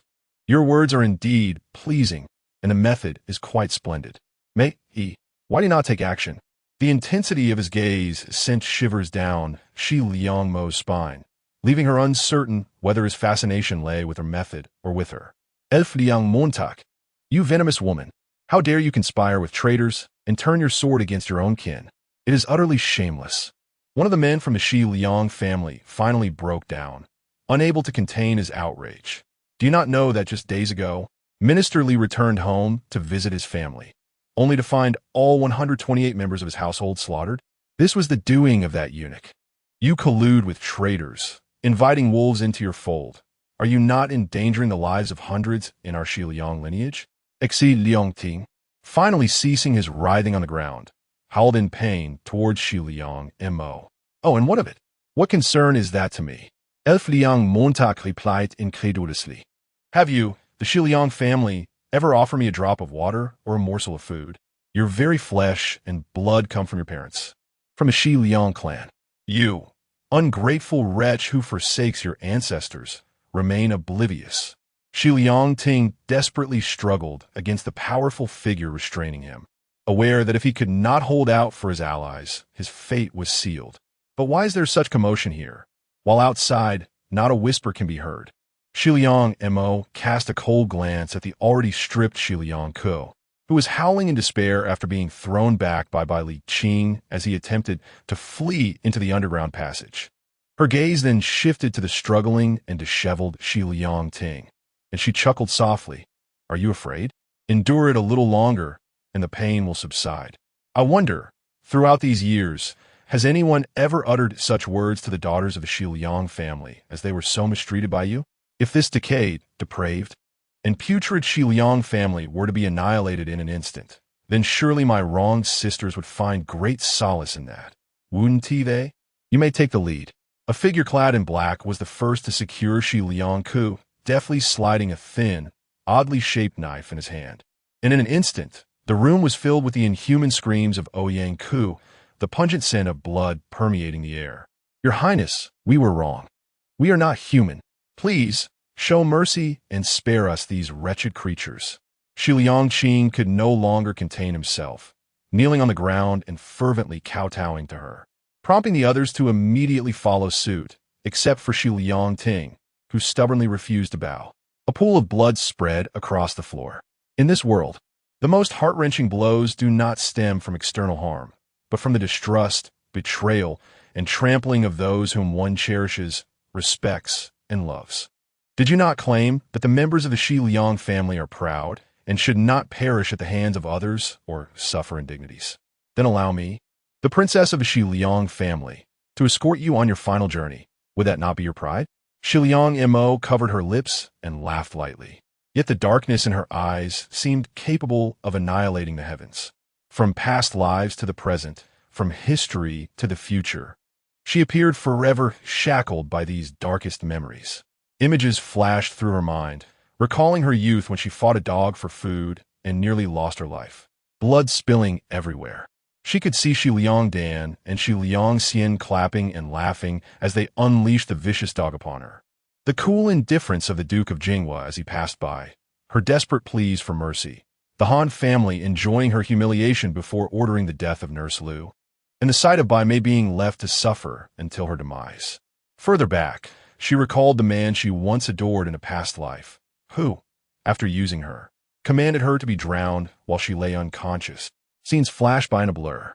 She could almost hear the anguished cries of those young girls echoing within the house, pleading for their so-called relatives to spare them. A faint metallic taste rose in her mouth, nearly overwhelming her with murderous rage and resentment. Suddenly, a cold hand covered her eyes, accompanied by a fragrance reminiscent of orchid musk whispering in her ear. Little girl, shall we step outside to enjoy the moon? Listening to these raucous cries can dampen one's spirits. Without regard for her consent, he extended his long arm, enveloping her, and with a light push of his toes, they soared out of the room like elegant birds taking flight, their dark forms scattering through the air. From a distance, they appeared as two perfectly matched avian figures gliding through the sky, eventually settling atop a towering sycamore tree. Shi Liang Mo felt the cold wind biting at her scalp, the darkness in her eyes finally dissipating. She couldn't ascertain whether this person was deliberately obstructing her view of the gruesome scenes, yet the inexplicable tenderness from millennial-old demon was undoubtedly suspicious. As soon as she opened her eyes and glanced downward, she couldn't help but let out a shrill scream, clinging tightly to Bailey Qing, who was just about to release her. Caught off guard, Bailey Qing nearly tumbled from a tree, but thanks to his exceptional skills, he swiftly stabilized himself on the branch, irritably pinching Shi Liang Mo's cheek and pulling her aside. What on earth are you doing, you silly girl? Is there anyone who climbs a tree to gaze at the moon? Shi Liang Mo's face contorted under his grip, yet she glared at him fiercely. Coming up here allows one to overlook the mountains. Are you afraid of heights? Just moments ago, you showed no fear while skinning someone like peeling a melon. Bailey Qing seemed to find her demeanor amusing, and he playfully pinched her other cheek, stretching her face into an exaggerated shape. The one who skinned someone is a millennial-old demon, mind you, Shi Liang Mo retorted, exasperated clinging tightly to his seemingly slender yet sturdy waist, gritting her teeth. But no one stands atop a pine tree several meters high to admire the moon, right? At least pick a branch to stand on, Your Excellency. Can we come down, please? Must we sway at the top of this tree?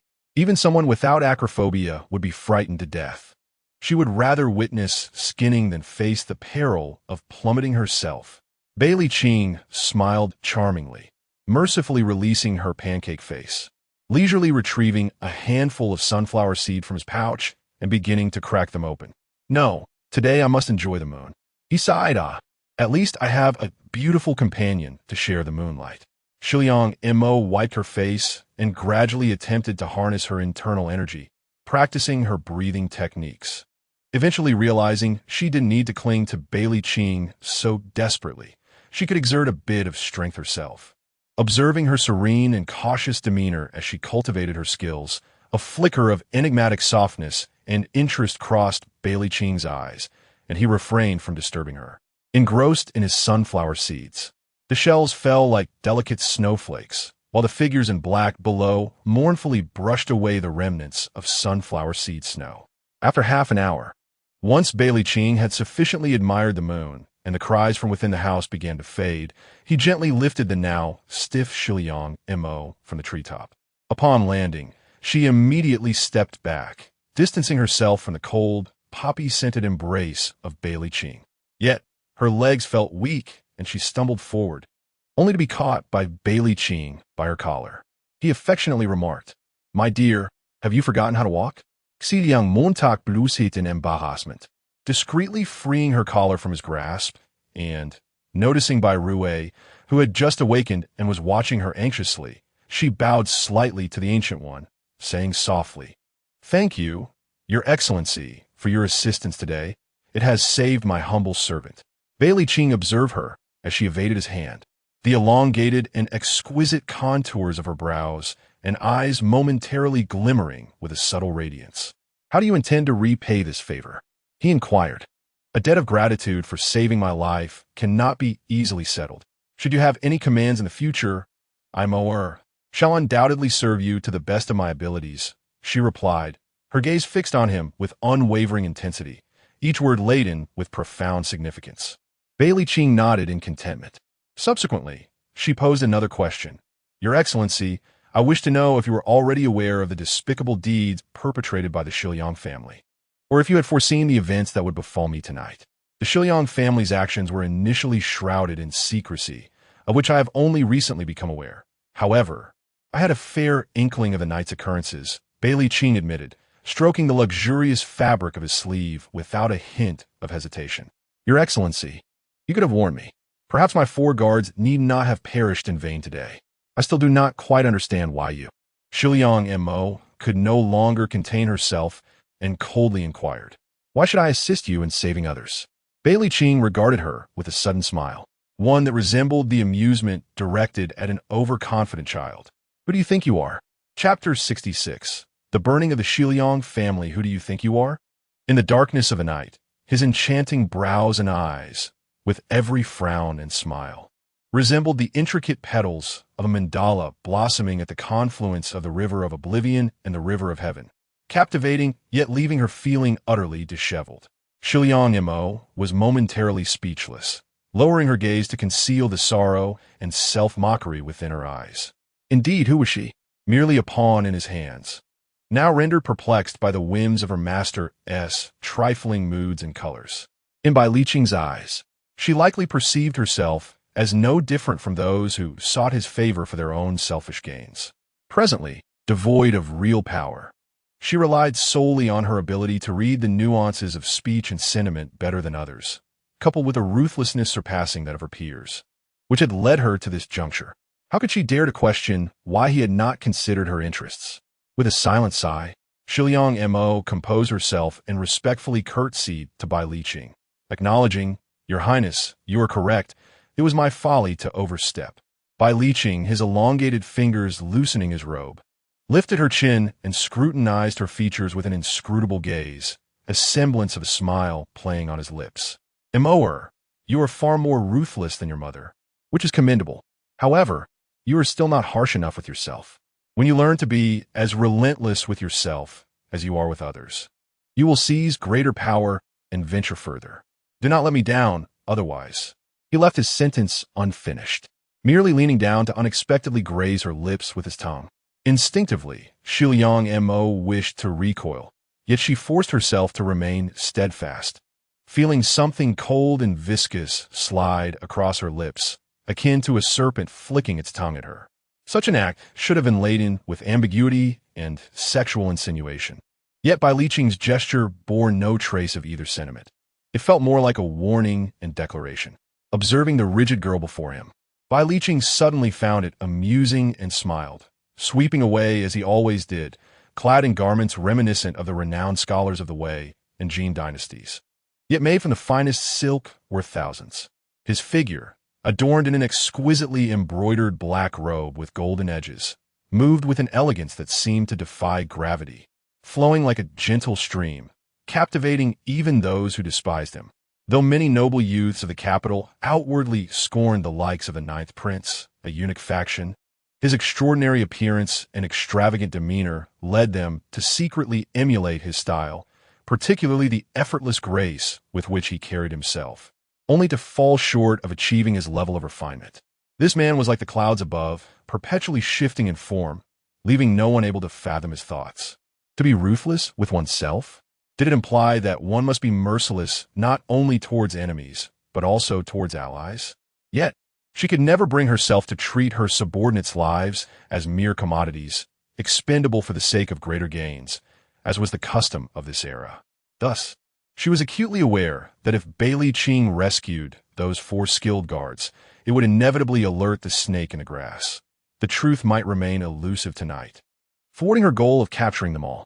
Nevertheless, she found herself unable to suppress her inquiries towards him, revealing her inherent compassion, which starkly contrasted with his apparent ruthlessness. Bai Liqing, in turn, felt a tinge of disappointment towards her. However, what took her by surprise was the revelation that Bai Liqing knew her mother, the Lady Lan. Shiliang Mo gazed contemplatively at the figure that had already vanished into the night, momentarily lost in thought. It was not until Granny Bai supported the disheveled Granny and Bai Zhu appeared before her, escorted by the dark-clad figures, that she was roused from her reverie. The masked man bowed to her, stating, "Your Highness, we have brought your people. Aside from Granny, he and your 2 maidservants who sustained minor injuries, the rest are well." Seeing Shiliang Mo unharmed, Granny Bai could no longer contain her tears, rushing forward to embrace her. "Oh, thank goodness, Miss, you're safe. It is all because of Granny's ineptitude." Miss Bai Yu and Bai Rui, disregarding their station, rushed to her side, weeping openly. Even Granny he stood to the side, her eyes glistening with tears. The tears of joy and relief cascaded onto Shiliang Mo's arms, their warmth silently seeping into her heart, which had become cold and rigid from the night's darkness, brutality, and bloodshed. This warmth slowly began to soften her heart, creating a tender fissure within. Observing them, Shiliang Mo finally sighed softly, wrapping her arms around Bai Rui and Bai Yu. Perhaps this was not so bad after all. If her heart had softened, so be it. Yet, there would come a time when she would need to harden her heart, embracing her cold-blooded side. Having directed Granny Bai and the others to rest on the stone bench in the courtyard, Shiliang Mo cast her gaze upon the silent Xiang Mo pavilion and suddenly inquired, "Are the people inside still alive?" The masked figure replied respectfully, "After removing their skins, no vital injuries were inflicted. They are merely incapacitated by pain." After a moment of contemplation, Shiliang Mo replied coolly, "Very well, you may withdraw the outer guards. Lock the doors of Xiang Mo Pavilion, and then find a way to lure the Shiliang clan members here." The dark-clad man paused momentarily before affirming, "Understood." He then discreetly glanced at Granny He, who nodded in agreement. Since their master had not commanded them to withdraw, they would temporarily heed the princess's orders, which should pose no issue. He immediately bowed and disappeared into the night. As the sounds of commotion approached from the distance, Shiliang Mo let out a cold laugh and turned to another silent figure among the dark-clad men, saying, "Might I trouble you for a fire stick?" Without hesitation, the man handed her the fire stick. Once ignited, Shiliang Mo mercilessly tossed it into the small garden of the courtyard and among the flowing drapes of Xiang Mo Pavilion. At this point in late autumn, the garden, save for the blooming chrysanthemums, was already a sea of desolation. The air was dry, and with just a spark, flames erupted in clusters, especially given that the drapes were highly flammable. In an instant, the fire surged towards the heavens. The flickering flames cast a radiant glow upon the face of Shiliang Mo, revealing a juxtaposition of cold and fervent light. She gazed quietly upon the Xiang Mashuan, a place that had buried humanity, morality, and the purity and hope of generations of illustrious princesses from the Shiliang family. Amidst the raging inferno, thick plumes of smoke swirled, conjuring shadows that seemed to echo the mournful cries of countless women. The phantoms danced ominously, a relentless sorrow. Perhaps, upon entering this place, each Shiliang maiden unwittingly interred her soul within its confines. Let her be the one to incinerate all sins within these walls. This fire shall serve as the initial spark that consumes the darkness and decay of the Shiliang lineage, heralding the day when it shall blaze forth like a wildfire. Shiliang Qing endured the excruciating pain of his skin being stripped away as he rushed to the window, only to be mercilessly kicked back into the flames by a cloaked figure. The last image that lingered in his mind was that of the delicate young woman, her serene and graceful features poised with hands clasped behind her back. She observed her uncle and cousin's struggles within the blaze, her countenance devoid of emotion, almost cruel, showing no remorse for the 5 lives she had condemned. Yet, the fire's glow cast a brilliant and chilling golden hue upon her face, reminiscent of a deity embodying both divinity and malevolence from ancient scriptures. Perhaps his mother and elder brother had been mistaken. They should not have underestimated this girl who, with her own strength, could compel the Han family to retreat after 2 decades of dominance. They had assumed she would endure humiliation like the once ignored daughter of the Shiliang family. Alas, he had lost the chance to warn his kin. The Shiliang family members of the forefront stood in shock. Their expressions varied, some bewildered, others panicked, frightened, or even smug, each reaction telling its own tale. Concealed in the shadows, Shiliang Mo and Granny Bai scrutinized their faces, aware that not all in the Shiliang family were privy to its sordid customs. Yet, those who were undoubtedly informed. A glimmer of coldness flickered in Shiliang Mo's eyes.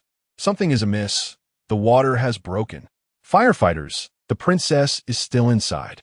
Help! Water, quickly, fetch water. Cries for help echoed from within the room, their voices frail and distorted by terror.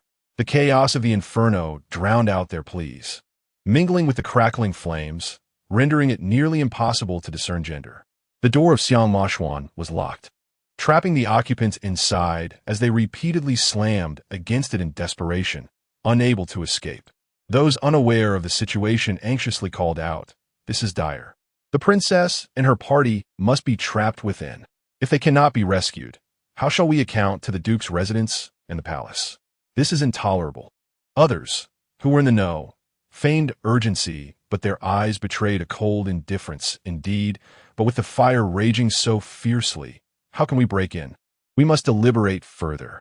However, whether the Shiliang family truly understood or remained oblivious, they knew that lives must be saved. If no action was taken, the autumn winds, dry and fierce, could carry even a spark beyond, igniting the entire estate in mere moments. In the dead of night, the inhabitants of Shiliang were stirred by the sound of rushing water and hastily gathered, disheveled and in disarray. In the chaos, no one had the presence of mind to attend to others.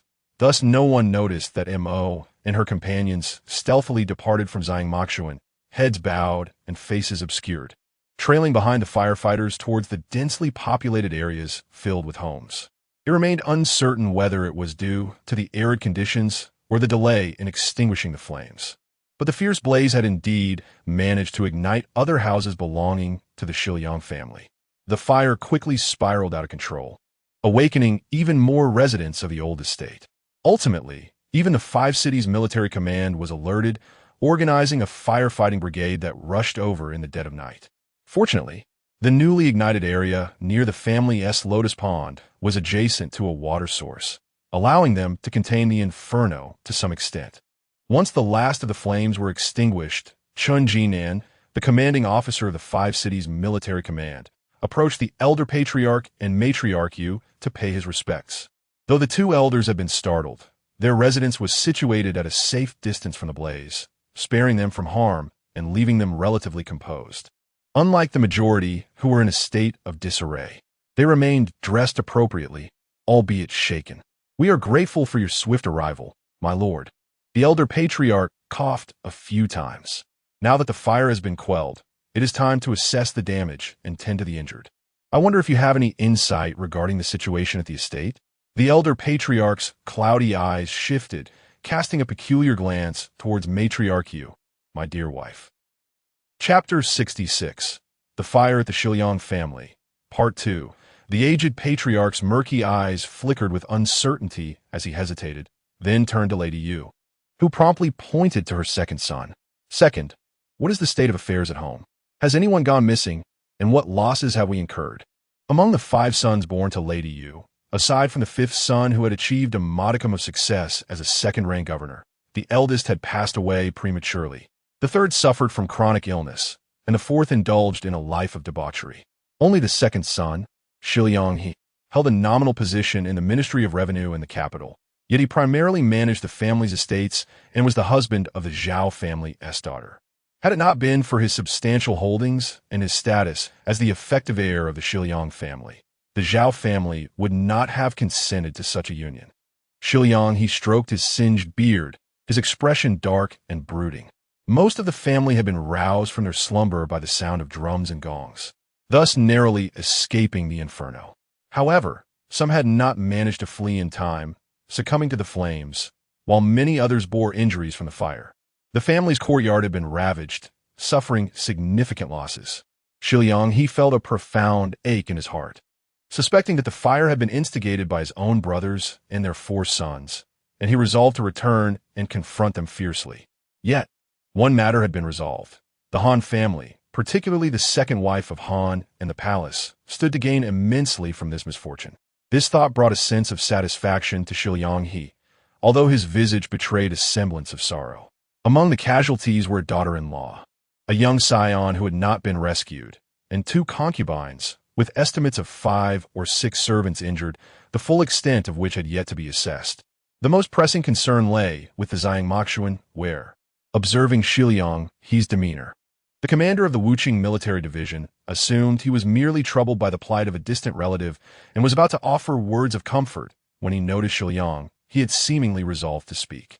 With a deep sigh, he declared, "The Zhang Moxuan housed Princess Zhenmin and the second-rank palace kitchen officer along with several maidservants. Their fates seem grim."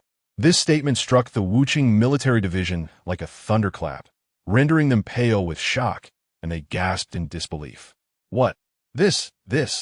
Lady Yu also appeared astounded, her complexion reflecting shock, before she covered her face and sighed deeply. "Alas, what a tragedy.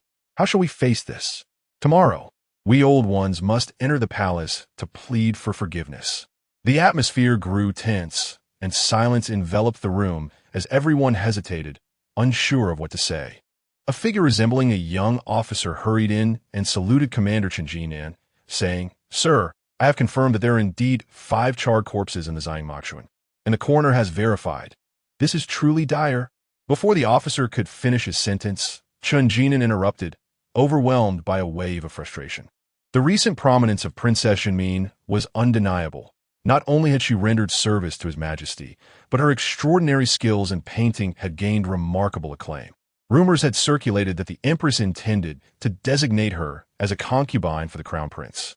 Though the princess appeared to be relegated to the status of a secondary consort, once the Crown Prince ascended the throne, she would undoubtedly occupy the esteemed position of the Empress Dowager, mere steps away from the powerful Empress herself. Moreover, it was rumored that the Crown Princess had long been bedridden. The news that even a second-rank female official had been dispatched to serve this princess further convinced Commander Chun of the veracity of the rumors. Now, a figure of such significance had perished in flames. Although he bore no direct responsibility, he could not escape reprimand, especially considering the implications for the Jingwood Duke's residence. If this tragedy was merely an accident, it would be manageable, but if it entangled others... The thought sent a shiver down his spine. to the point that he failed to notice his lieutenant attempting to speak several times, yet finding no opportunity to voice his concerns. What was happening? A gentle, melodious voice suddenly resonated, followed by the entrance of a hooded figure, accompanied by several maids and matrons. The moment that slender silhouette stepped through the threshold, the expression of everyone present shifted to one of remarkable astonishment. Disbelief etched across their faces. Shiliang He's eyes widened in shock as he pointed at her, trembling. You, I thought you were dead. How is it possible that you're still alive? Those who were closer to the seat of power and aware of the truth stared at her with an expression that questioned her very existence. Shiliang Mo removed her hood, revealing a visage of ethereal beauty, and offered a slight smile to Shiliang He. Uncle, are you surprised to see that I am alive? This inquiry, when heard by everyone, bore a unique flavor. Even Commander Chun of the Wuching Military Command seemed to grasp something profound, his gaze sweeping across the assembly, ultimately resting upon the graceful young woman before him. Who is this? He inquired. This is Her Majesty's personally conferred first-rank Princess Jinmin, the legitimate daughter of the Jingwa Duke. Shiliang Mo, responded Matron He, who had taken up the introduction with a demeanor that was neither humble nor arrogant. I'm a second-rank female official in charge of the palace's meals. Upon confirming that the Princess Jinmin was indeed alive, Commander Chun felt an immense weight lift from his shoulders. He promptly rose to pay his respects to Shiliang Mo and Matron He. This official pays his respects to the princess and acknowledges Matron He. You are too courteous, Commander. Shiliang Mo replied with a slight nod, her tone polite. I appreciate your concern today. Not at all. It is my duty, Chin smiled, turning to glare at the lieutenant with irritation. What were you saying earlier? The princess is clearly here and well. The lieutenant looked quite aggrieved. Sir, I had not finished speaking. It is true that 5 corpses were discovered, but the coroner confirmed that they were all male. Be more succinct in your speech next time. Commander Chen's face, adorned with a bushy beard, displayed an awkward expression. He then seemed to remember something. You just mentioned 5 male corpses. But the Xiang Machuan appears to be the residence of the princess. How could there be? His words trailed off as he swallowed them back. Casting a dubious glance at Shiliang Mo, who bore an equally puzzled expression, Commander Chen cleared his throat and said, Princess, may I inquire about something? It is said that the fire originated from your quarters. May I ask where you were at that time, and how you managed to escape the blaze? This was also the question lingering in the minds of everyone present, as all gazes converged upon Shiliang Mo. With a puzzled expression, Shiliang Mo remarked, Escape from the fire? I wasn't even in the house. I have no idea how the blaze started. After dinner, feeling somewhat heavy from my meal, I intended to stroll to the backyard to chat with my sisters and aid digestion. However, as it was my first day in my family home, I was unfamiliar with the paths. Earlier, a young maid had passed by our gate, so I sent a servant to inquire. The young girl suggested that the main road was too far and required passing through the front courtyard, but there was a shortcut through the woods, and she offered to guide us. Yet, inexplicably, while we were walking, she suddenly claimed she had forgotten something and would return shortly. Who would have thought that afterwards? We found ourselves trapped in the woods, unsure of how to escape. As the night deepened and no one came to our aid, we were growing increasingly anxious when we saw a fierce blaze erupting at the edge of the forest. We hastily made our way towards the firelight, eventually emerging, but we were all so frightened by the conflagration that we fled along with the crowd. Now that the flames have been extinguished, as she spoke, Shiliang Mo seemed to recall the ferocious fire, her complexion turning pale and her body swaying as if about to collapse. Granny He promptly stepped forward to support her, while Commander Chun hastily offered his 8 immortals chair for the delicate young lady to sit down. Granny He, in a state of agitation, said, My dear princess, please take care. I cannot fathom how that wretched little maid could have run off halfway, leaving you to worry and fear in the woods. If I had known, I would have surely reported her to the matriarch and ensured she faced severe punishment. Shiliang Mo managed a weak smile. Granny, had that girl not fled, perhaps it would have been us perishing in the flames.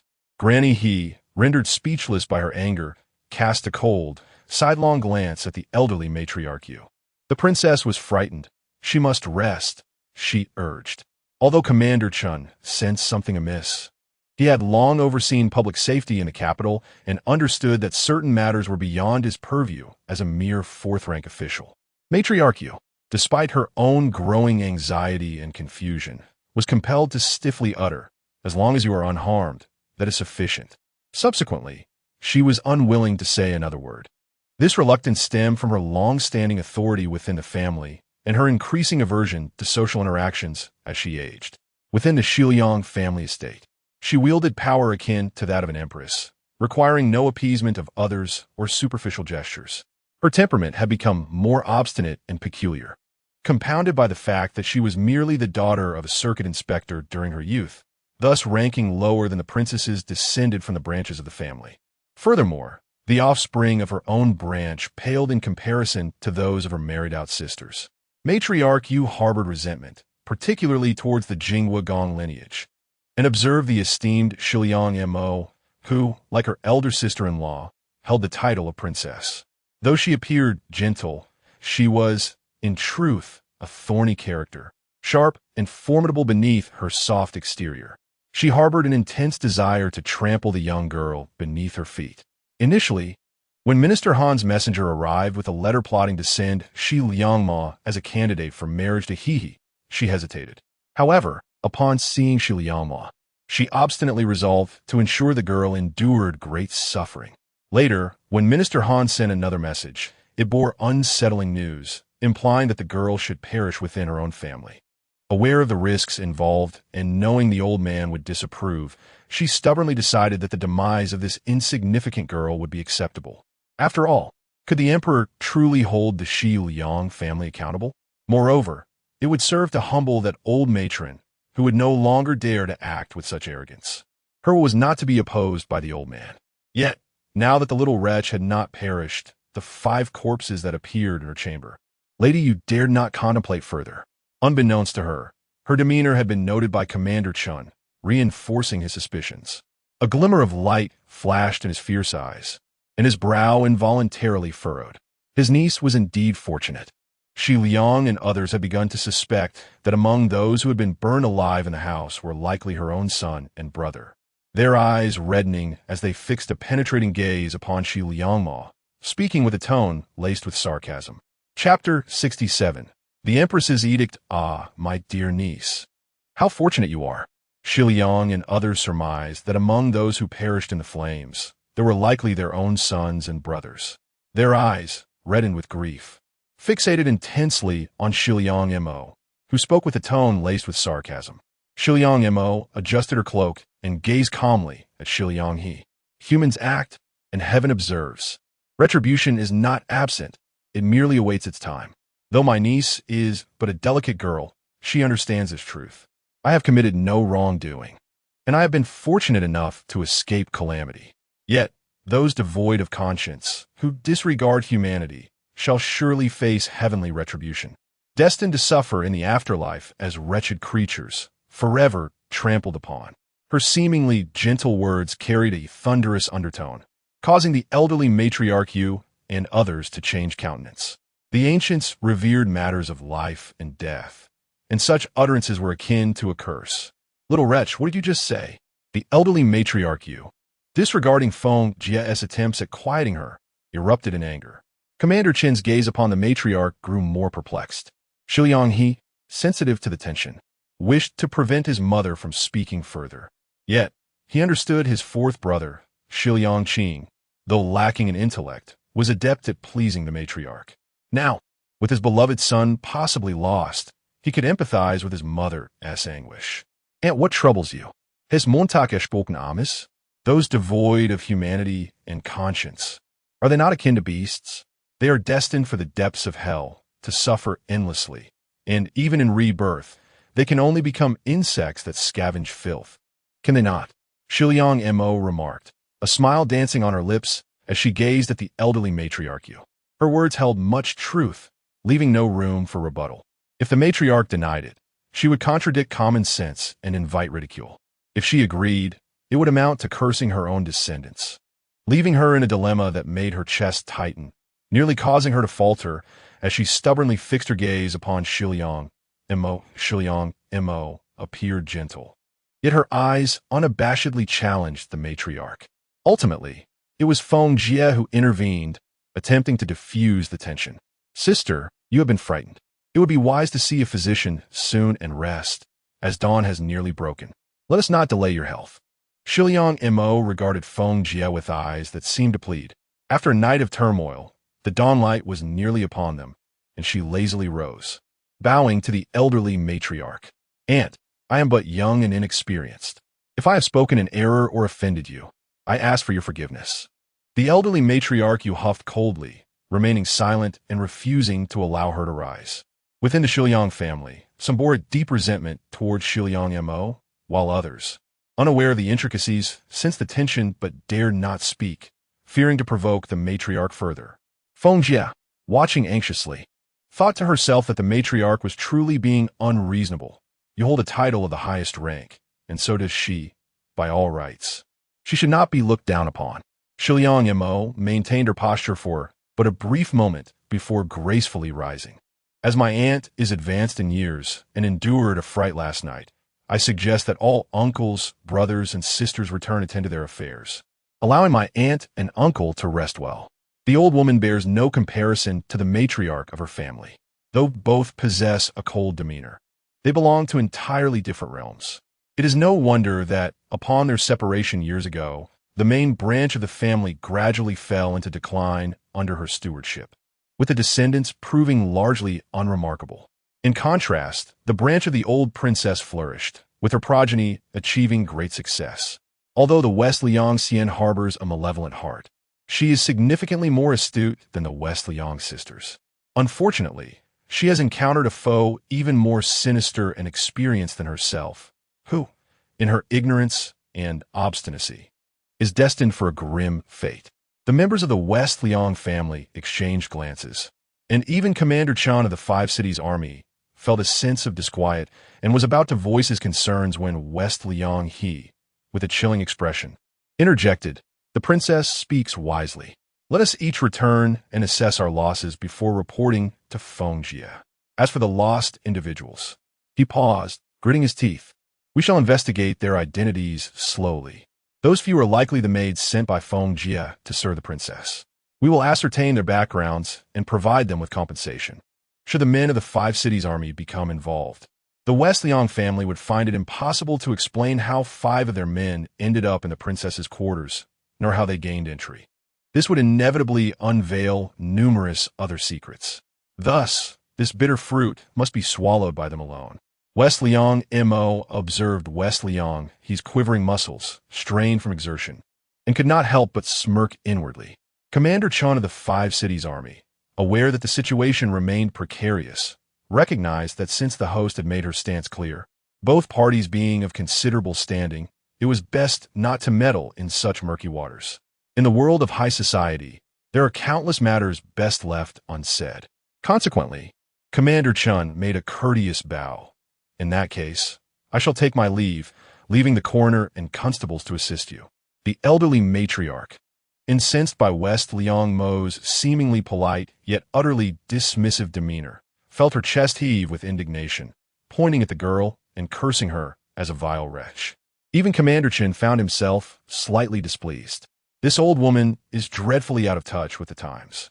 At that moment, a sharp voice from outside announced, "The Empress's decree has arrived, calling for Princess Jinmin West Liang Mo and the legitimate daughter of the West Liang family, West Liang Wu, to receive the edict."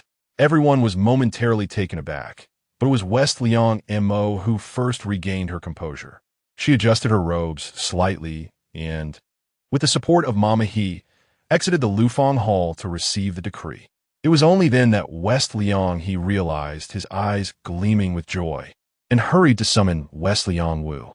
West Liang Mo waited for quite some time before West Liang Wu finally arrived, delayed and flustered. The eunuch tasked with delivering the edict grew increasingly impatient, and with a disdainful glance at the meticulously adorned West Liang Wu, remarked sarcastically, "This Miss West Liang certainly possesses a grand demeanor. Even Princess Jimin has waited here for you for quite a while." West Liang Wu, still recovering from the shock of a late-night fire, was momentarily at a loss for words, her beautiful face flushing crimson. West Liang, he quickly slipped a gold ingot into the eunuch's hand. Please do not take offense, my daughter was startled by last night's flood, which is why she has arrived late. The eunuch weighed the gold in his hand and, satisfied, replied, Lord West Liang is too kind. Though this minor official of the Ministry of Revenue holds only the humble title of a sixth-rank officer, he possesses a modicum of understanding. The eunuch in charge of the decree unfurled a piece of yellow brocade embroidered with a nine-tailed phoenix and proclaimed, the eldest daughter of the Duke of Jinghua, Princess Zhenmin of Shiliang, is virtuous and graceful, adorned with elegance and propriety. She is to enter the palace as a candidate for the position of imperial consort. From the esteemed Shiliang family, we also present Shiliang Wu, a paragon of virtue, to be considered as a candidate for the imperial consort. An imperial consort, or Liangdi, hold a position just beneath the crown princess and above the other concubines. Although the crown princess hails from the illustrious house of the Duke of Zhu, she has suffered greatly since her marriage to the crown prince, having lost 2 children and now confined to her sickbed, with no clear end in sight. The timing of this new selection for an imperial consort is thus abundantly clear. Upon hearing this, the elderly matriarch Yu, who had just regained her composure, was suddenly taken aback. With the assistance of Feng Jie and several maids, she trembled as she stepped out from the Lufeng Hall, exclaiming repeatedly, This cannot be. Shiliang Mo is destined for a marriage alliance with he. We have already submitted a memorial to His Majesty regarding this matter. How can she be allowed to compete for the position of imperial consort? Shiliang He, in a fit of irritation, silently cursed his mother for her indiscretion, wondering how she could be so reckless as to raise such a commotion in front of the eunuch proclaiming the decree, thus showing blatant disrespect. Yet, having long been accustomed to the authority of the matriarch, he dared not openly contradict her. Moreover, he harbored his own doubts. The eunuch, initially hoping for a reward, was taken aback by the matriarch's lack of decorum. He smirked coldly and remarked with a hint of sarcasm, What, is the matriarch questioning the empress's decree? I would not dare, but our Shiliang family has been entrusted by His Majesty to provide a candidate for the marriage alliance. I merely thought it prudent to remind you. The matriarch believed her words were sufficiently tactful, yet she failed to realize how jarring they sounded to the eunuch's ears. He scoffed, reminding the empress, Surely, matriarch, you overestimate your position. Not to mention that your Shiliang family is merely providing a list, using a noble princess from our glorious empire for a marriage alliance. His Majesty may not even acquiesce to such an arrangement. To speak bluntly, why would one use a butcher's knife to slaughter a chicken? His Majesty has already rejected that list. Are you unaware? Standing nearby, Shiliang Mo's eyes glimmered with amusement at the eunuch's straightforwardness. The matriarch was left speechless, her aged face turning a deep shade of purple, unsure of how to extricate herself from the situation. It was Shiliang He who stepped forward with a conciliatory smile, saying, The eunuch has misunderstood. My esteemed matriarch did not mean it in that way. The eunuch snorted dismissively. If the esteemed official says it is not so, then it is not. We must return to report to the empress. In 7 days, we shall come to escort the candidates. After all, Shiliang Wu still had the potential to become the mistress of the Eastern Palace, and he was reluctant to make any definitive statements. He Mama, catching Shiliang Mo's glance, approached with a silk pouch containing silver, prompting the eunuch to smile ingratiatingly. Please convey my thanks to the princess.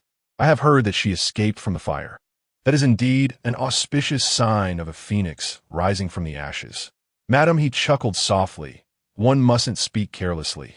The esteemed gentleman departs. After the gentleman graciously accepted her words, he turned to Elder Yu, seemingly offering a piece of advice. Elder Madam, it is not that we speak out of turn. Although the princess is indeed your kin, her rank and title hold significance in the eyes of His Majesty and Her Highness. Your repeated use of the term abomination does not reflect the decorum expected of one in your esteemed position. With that, he smiled at Shiliang Ma, elegantly flicked his whisk, and gracefully departed. Once Elder Yu comprehended the implication, her expression shifted abruptly, her body trembling with indignation. This eunuch. What does this eunuch mean by that?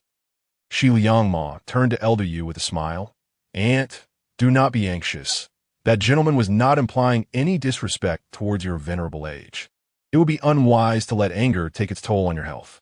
Elder Yu glared fiercely, pointing her finger. You. I intend to return today. It seems that the selection of a suitable match requires your attention. And this year has indeed brought a plethora of troubles for our family. Xu Liangma sighed, offering a respectful bow to Elder Yu. Chapter 67.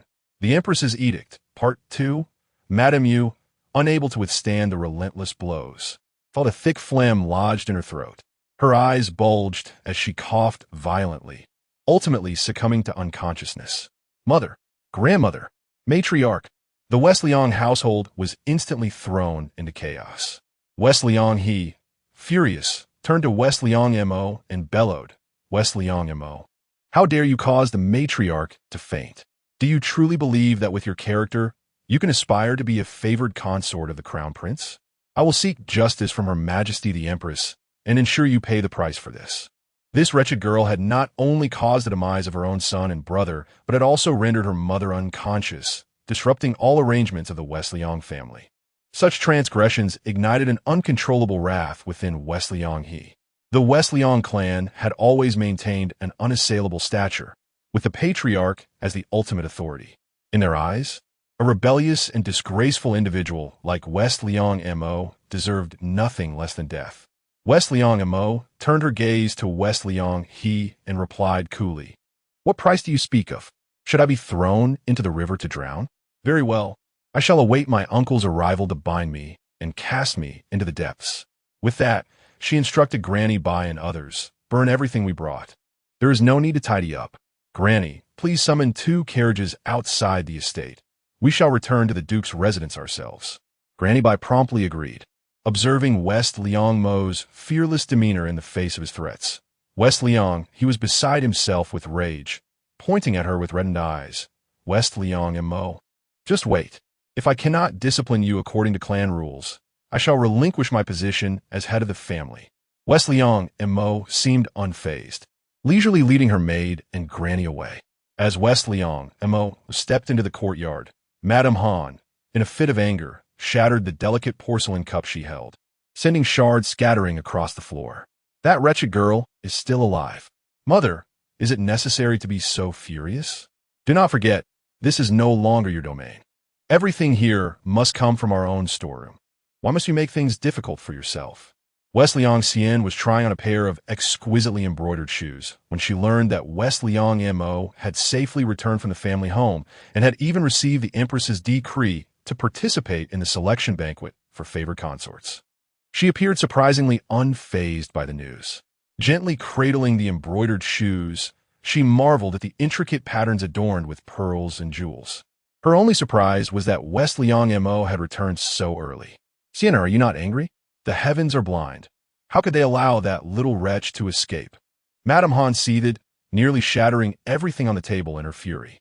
However, the thought of Li's face quelled her desire to break things, and she sat down, gasping for breath.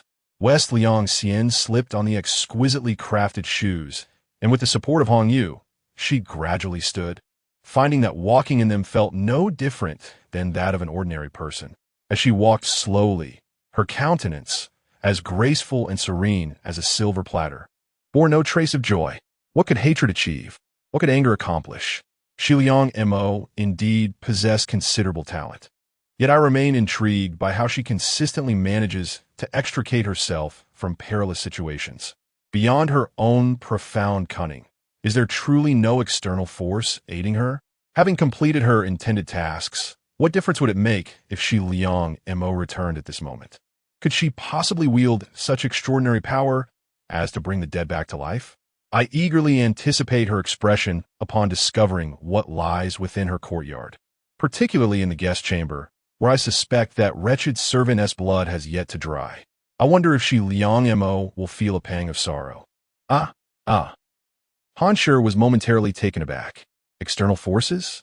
Xu Liang Xian cast a cold glance at her mother. Mother, do you not perceive the stark contrast between the current Xu Liang Mo and the timid, feeble girl she once was? If she has not transformed into a different person, she must be receiving assistance from outsiders. You have managed the household for many years.